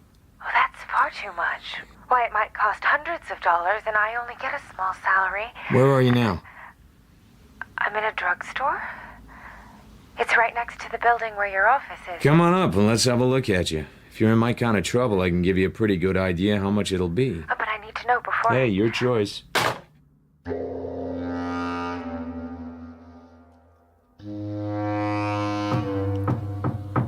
Come in. That's no way to talk to people over the telephone. You ought to be ashamed of yourself. I'm just too proud to show it. She's a small, neat, rather prissy-looking girl with rimless glasses.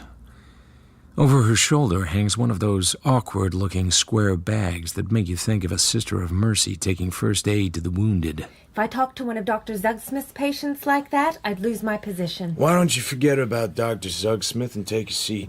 Or go away if you prefer. You're so rude. Should we get down to business? You don't look like the type that goes to see private detectives, and especially private detectives you don't know. I know that. And Orrin would be absolutely livid. Mother would be furious, too. I just picked your name out of the phone book. What's your name? Orpha Quest. I live with my mother in Manhattan. Manhattan, Kansas, you know, not Manhattan, New York. My father's dead. And Orrin? He's my brother. We've always been regular churchgoers and godly folk. A year ago, Orrin came out here to work for the Cal Western Aircraft Company in Bay City. He didn't have to. He had a good job in Wichita.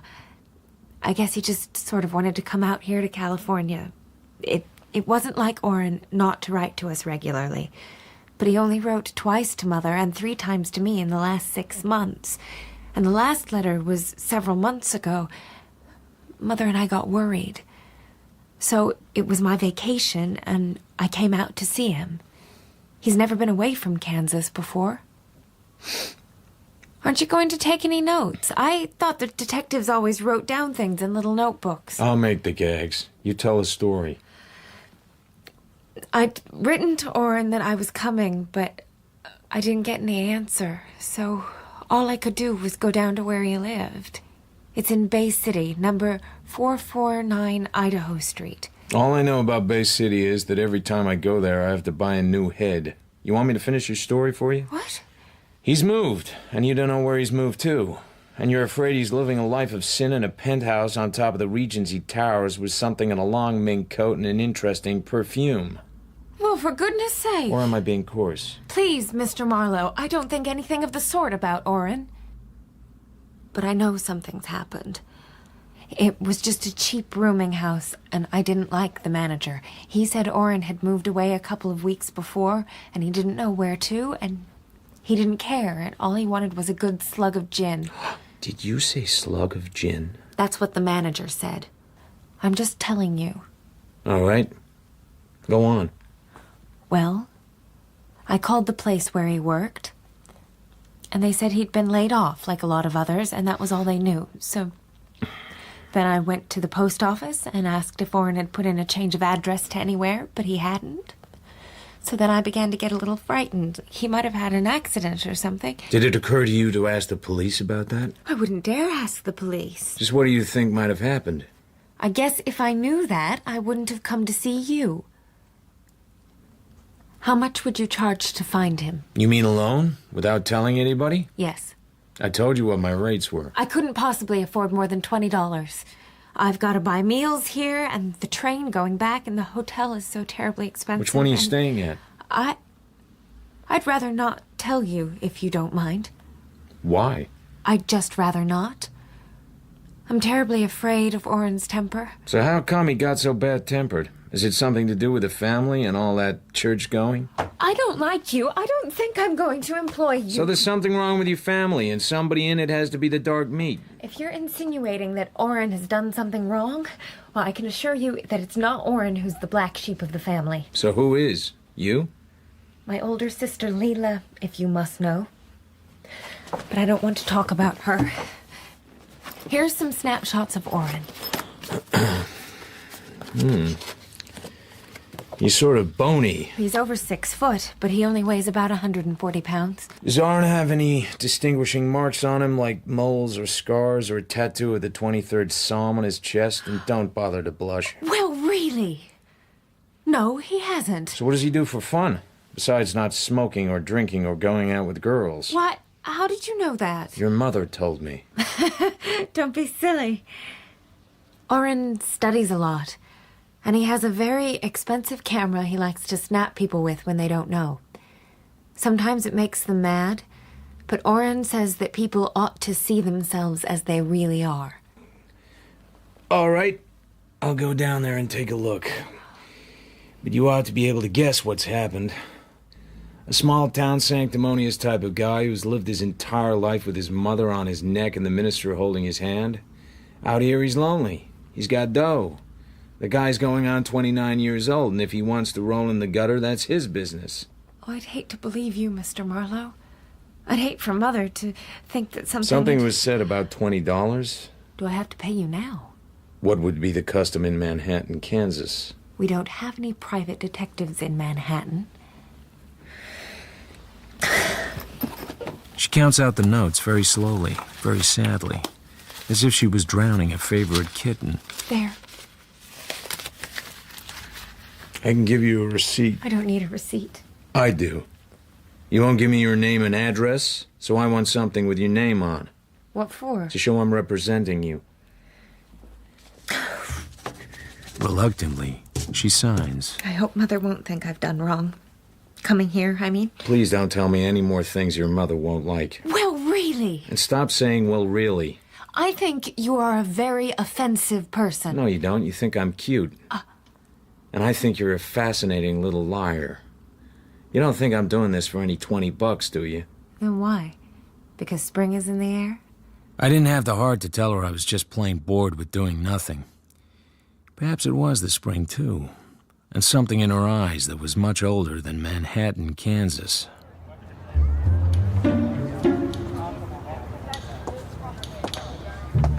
You could know Bay City a long time without knowing Idaho Street, and you could know a lot of Idaho Street without knowing number 449. I pushed the bell. It rang somewhere nearby, but nothing happened. I rang it again. The same nothing happened. I prowled along to a door with a metal sign on it. Manager, Lester B. Clausen. I knocked on that. Then I kicked it. Nobody seemed to mind my kicking the door in. It isn't much of a reception room. A high oak desk stands against the wall. Near there's a studio couch, and on it lies a man.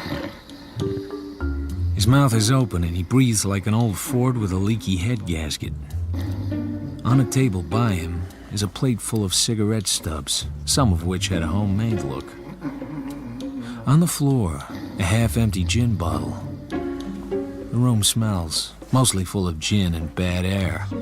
There is also a reminiscence of marijuana smoke. I go over to the desk. Inside is the house register. I leaf back until I find the name R&P Quest and the number 214 added in pencil. I follow on through to the end, but there's no new registration for room 214. A party called G.W. Hicks has room 215. Hey! Who the hell are you? Mr. Clausen? I'm looking for a man named R&P Quest. R&P Quest? Moved away. Moved away? When? I need a drink. All I want is the present address of R&P Quest. Just think of that. Here's my business card. Might help you to concentrate. Is that a fact? Hey. That's for your business card. I beat it.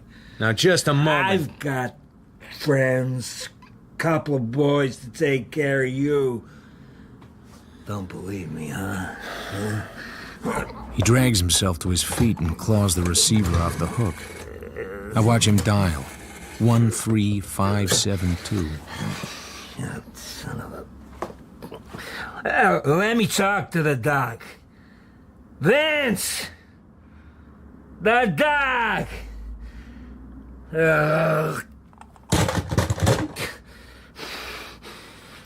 Not getting what he wants, he throws the receiver away from him. The effort seems to exhaust him. I refill his glass of gin. He drinks it with an airy flourish, lies down on the couch, and goes to sleep instantly. There's a passkey in his pocket. Before I go upstairs, I write Doc Vince, 13572 on an envelope. Maybe it's a clue.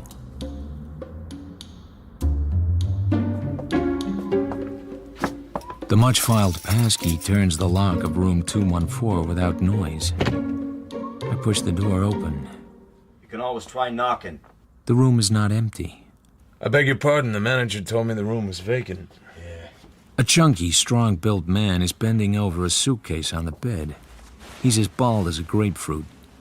Then, his hands come up from the pillow, go to his head, and down again. Now he has hair. You can have this room in half an hour. I'm packing up. Mind if I look around? You'll make me laugh. You don't look at rooms in this town, you grab them sight unseen. This burg's so jam-packed now that I could get $10 just for telling there's a vacancy here. That's too bad. A man called R&P Quest told me about the room, so there's one sawbuck you don't get to spend. Oh, that's so. You don't get tough with me. I'm a bad man to get tough with. What happens to people who get tough with you? You make them hold your toupee? You lay off my toupee. So sorry. There's no vacancy sign in the house. What makes you come here and find one? You didn't catch the name? R&P Quest. Friend of yours? We grew up together. Yeah, this Quest party's been out of here 10 days.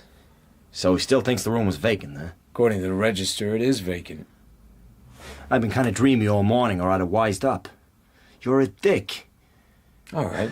Say I'm a dick. Yeah, what's the beef? No beef at all. I just wondered why you had the room. I moved from 215 across the hall. This is a better room, that's all. Simple. Satisfied? Perfectly, Mr. Hicks. How come you... George W. Hicks, it's in the register, room 215. My name is Marlowe. Philip Marlowe. You know something? You're a goddamn liar. What's your connection with R&P Quest? I have to find him, and I think you know where he went. He could have went somewhere without telling me. Your grammar's almost as loose as your toupee. Quit talking about my toupee. I wasn't gonna eat it. I'm not that hungry. Okay. I'm a careful guy myself. That's why I'm moving out. Why? Don't you like the reefer smoke? That and other things. That's why Quest left. Respectable type. Like me. I think a couple of the hard boys threw a scare into him. So, no forwarding address. Well, thanks, Mr. Hicks. Going far? Not very far. Just far enough. What's your racket? Racket? Sure. What are you shaking for? How do you make your dibs? You got me wrong, brother. I'm a retired optometrist. Uh-huh. So that wouldn't be a .45 gun in your luggage. What of it? It's been in the family for years. Okay, Mr. Hicks. Thanks for your time.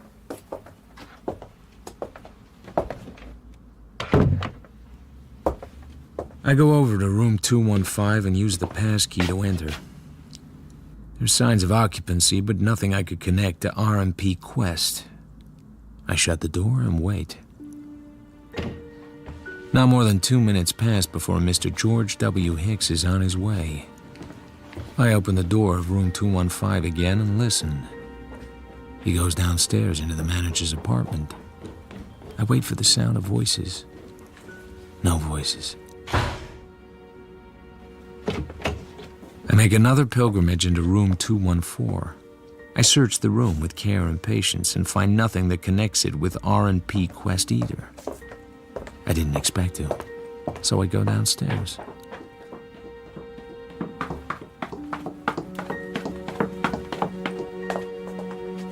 Mr. Lester B. Clausen lies on the couch with his face to the wall, dead to the world. I go to the desk. The page with R.N. Quest's registration has been torn out. A careful man, Mr. Hicks. Very careful. Then I notice something. A drunk like Clausen ought to be snoring his head off, but he isn't making any sound at all. I stand over him and look down. A brown army blanket is pulled up around his shoulders and the lower part of his head. I move it away. A square yellow wooden handle is attached to the back of the manager's neck. Its position is just below the occipital bulge. It's the handle of an ice pick. Time to leave. But before I leave the neighborhood, I have a duty to perform. Bay City Police? Number 449 Idaho Street, in the apartment of the manager. His name's Clausen. Yeah. What do we do? I don't know. It's a bit of a puzzle to me. But the man's name is Lester B. Clausen. Got that? What makes it important? The coroner will want to know. Back at the office, it takes me a quarter hour to find out the party who went with the phone number 13572 in Bay City. A Dr. Vincent Lagarde. It takes me longer to get through to him. He's busy. What doctor isn't? Who is this speaking? The name is Hicks. George W. Hicks. Well, I'm sorry, Mr. Hicks, but I don't know this Mr. Clausen, and I have an excellent memory for names. Well, that's all right then. Just wanted to make sure. Somebody stuck an ice pick in the back of his neck. Has this been reported to the police? Naturally. But it shouldn't bother you, unless, of course, it was your ice pick. He tried to phone you this morning. He was too drunk to talk properly. But, I don't know him. Well, that's fine, and you won't meet him now. But somebody may want to know why he tried to telephone you. Unless I forget to pass the information on. I can't think of any comment to make on that. Huh. Neither can I. But I may need to call you again. I'm a mixed-up little man, and I may have need of a doctor. Well, then, please feel free to consult me. Thank you, Doctor. Thank you. If Dr. Vincent Lagarde is on the level, he'll now telephone the Bay City Police Department and tell them the story. If he doesn't, he isn't on the level, which may or may not be useful to know. Next morning early, Orpha May arrives at the office. She wants to know if I found Oren. I tell her what I've done. She's not impressed. I paid you $20. I understood that was in payment of a day's work. It doesn't seem to me you've done a day's work. You can have your $20 back if you like. I didn't even bruise it. I didn't mean it like that. I know you're doing what you can, Mr. Marlowe. With the facts I have. But I've told you everything I know. I don't think so. I can't help what you think. Okay, so I'll tell you what's wrong. I'll skip over that you're not telling me where you're staying, because it might just be that you're afraid I'll show up with a quart of hooch under my arm and make a pass at you. That's not a very nice way to talk. Nothing I say is nice. I'm not nice. What's wrong with the situation is that you're not scared. Neither you personally nor your mother, and you ought to be as scared as hell. Do you mean that something has happened to Oren? I don't know that anything has. But in you and your mother's position, knowing the kind of guy Oren was, the way his letters came through and then didn't, I can't see myself waiting for my summer vacation to come around before I started asking questions. I can't see myself bypassing the police, who have an organization for finding people, for a lone wolf operator you never heard of. Don't you dare say Mother and I weren't worried. Just don't you dare. You were worried $20 worth, honey. But about what, I wouldn't know.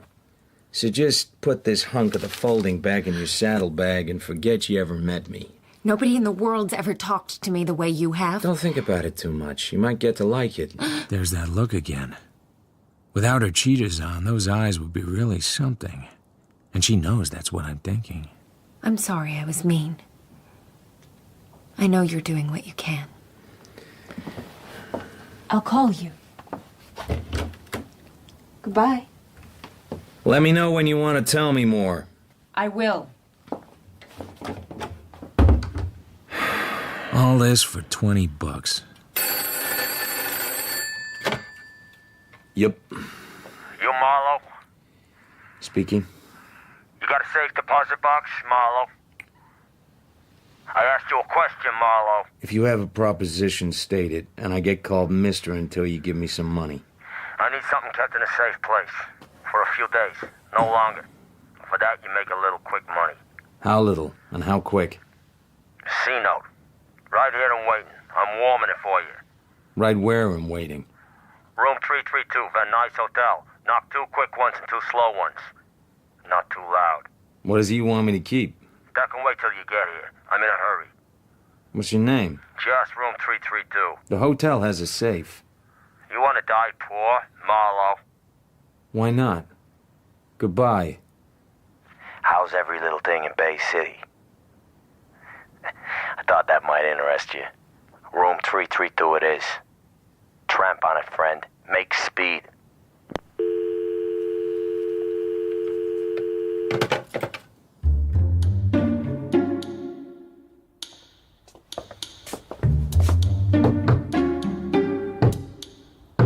It takes me 25 minutes to get to the Van Nuys Hotel. The porter tells me that the occupant is a Dr. G.W. Hambleton. The initials sound familiar. I feel as if I've spent my whole life knocking on doors in cheap hotels that nobody bothers to open. I try the knob. The door opens, and I walk in. Dr. Hambleton? A man lies on the bed. He doesn't answer. Then the bathroom door opens and a woman comes out. A towel in front of the lower part of her face. Dark glasses above the towel. A wide-brimmed straw hat over her head. This woman does not want to be recognized. Oh, and she's also wearing gauntleted gloves. And there's an automatic in her right hand. White bone grip. Looks like a .32. Turn around and put your hands behind you. No, just a minute. Don't ever think I'm fooling. I'll give you exactly 3 seconds to do what I say. Could you make it a minute? I like looking at you. Turn around, but fast. I like the sound of your voice, too. Turn! All right. But don't forget you're a lady.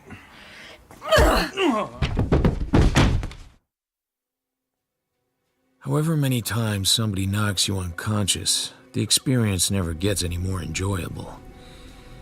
When I come to, she's gone.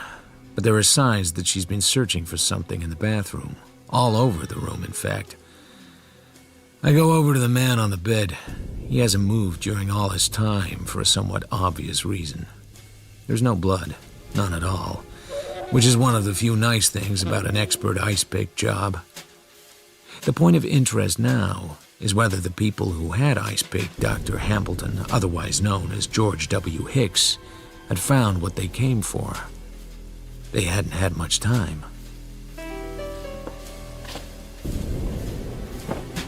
If the killers knew what they were looking for, it had to be something that could be hidden in a book. A telephone box, a tube of toothpaste, or a hatband. My head is still aching, but I search the bathroom carefully. I move the top of the toilet seat and drain it. Then I search the bureau. It's empty except for an old envelope. I'm examining the backs of one of the pictures when I have an idea so simple I suddenly grin. I pull off Dr. Hambleton's toupee and turn it inside out. A piece of orange-colored paper is fastened by scotch tape to the lining. It's a numbered claim check belonging to the Bay City Camera Shop.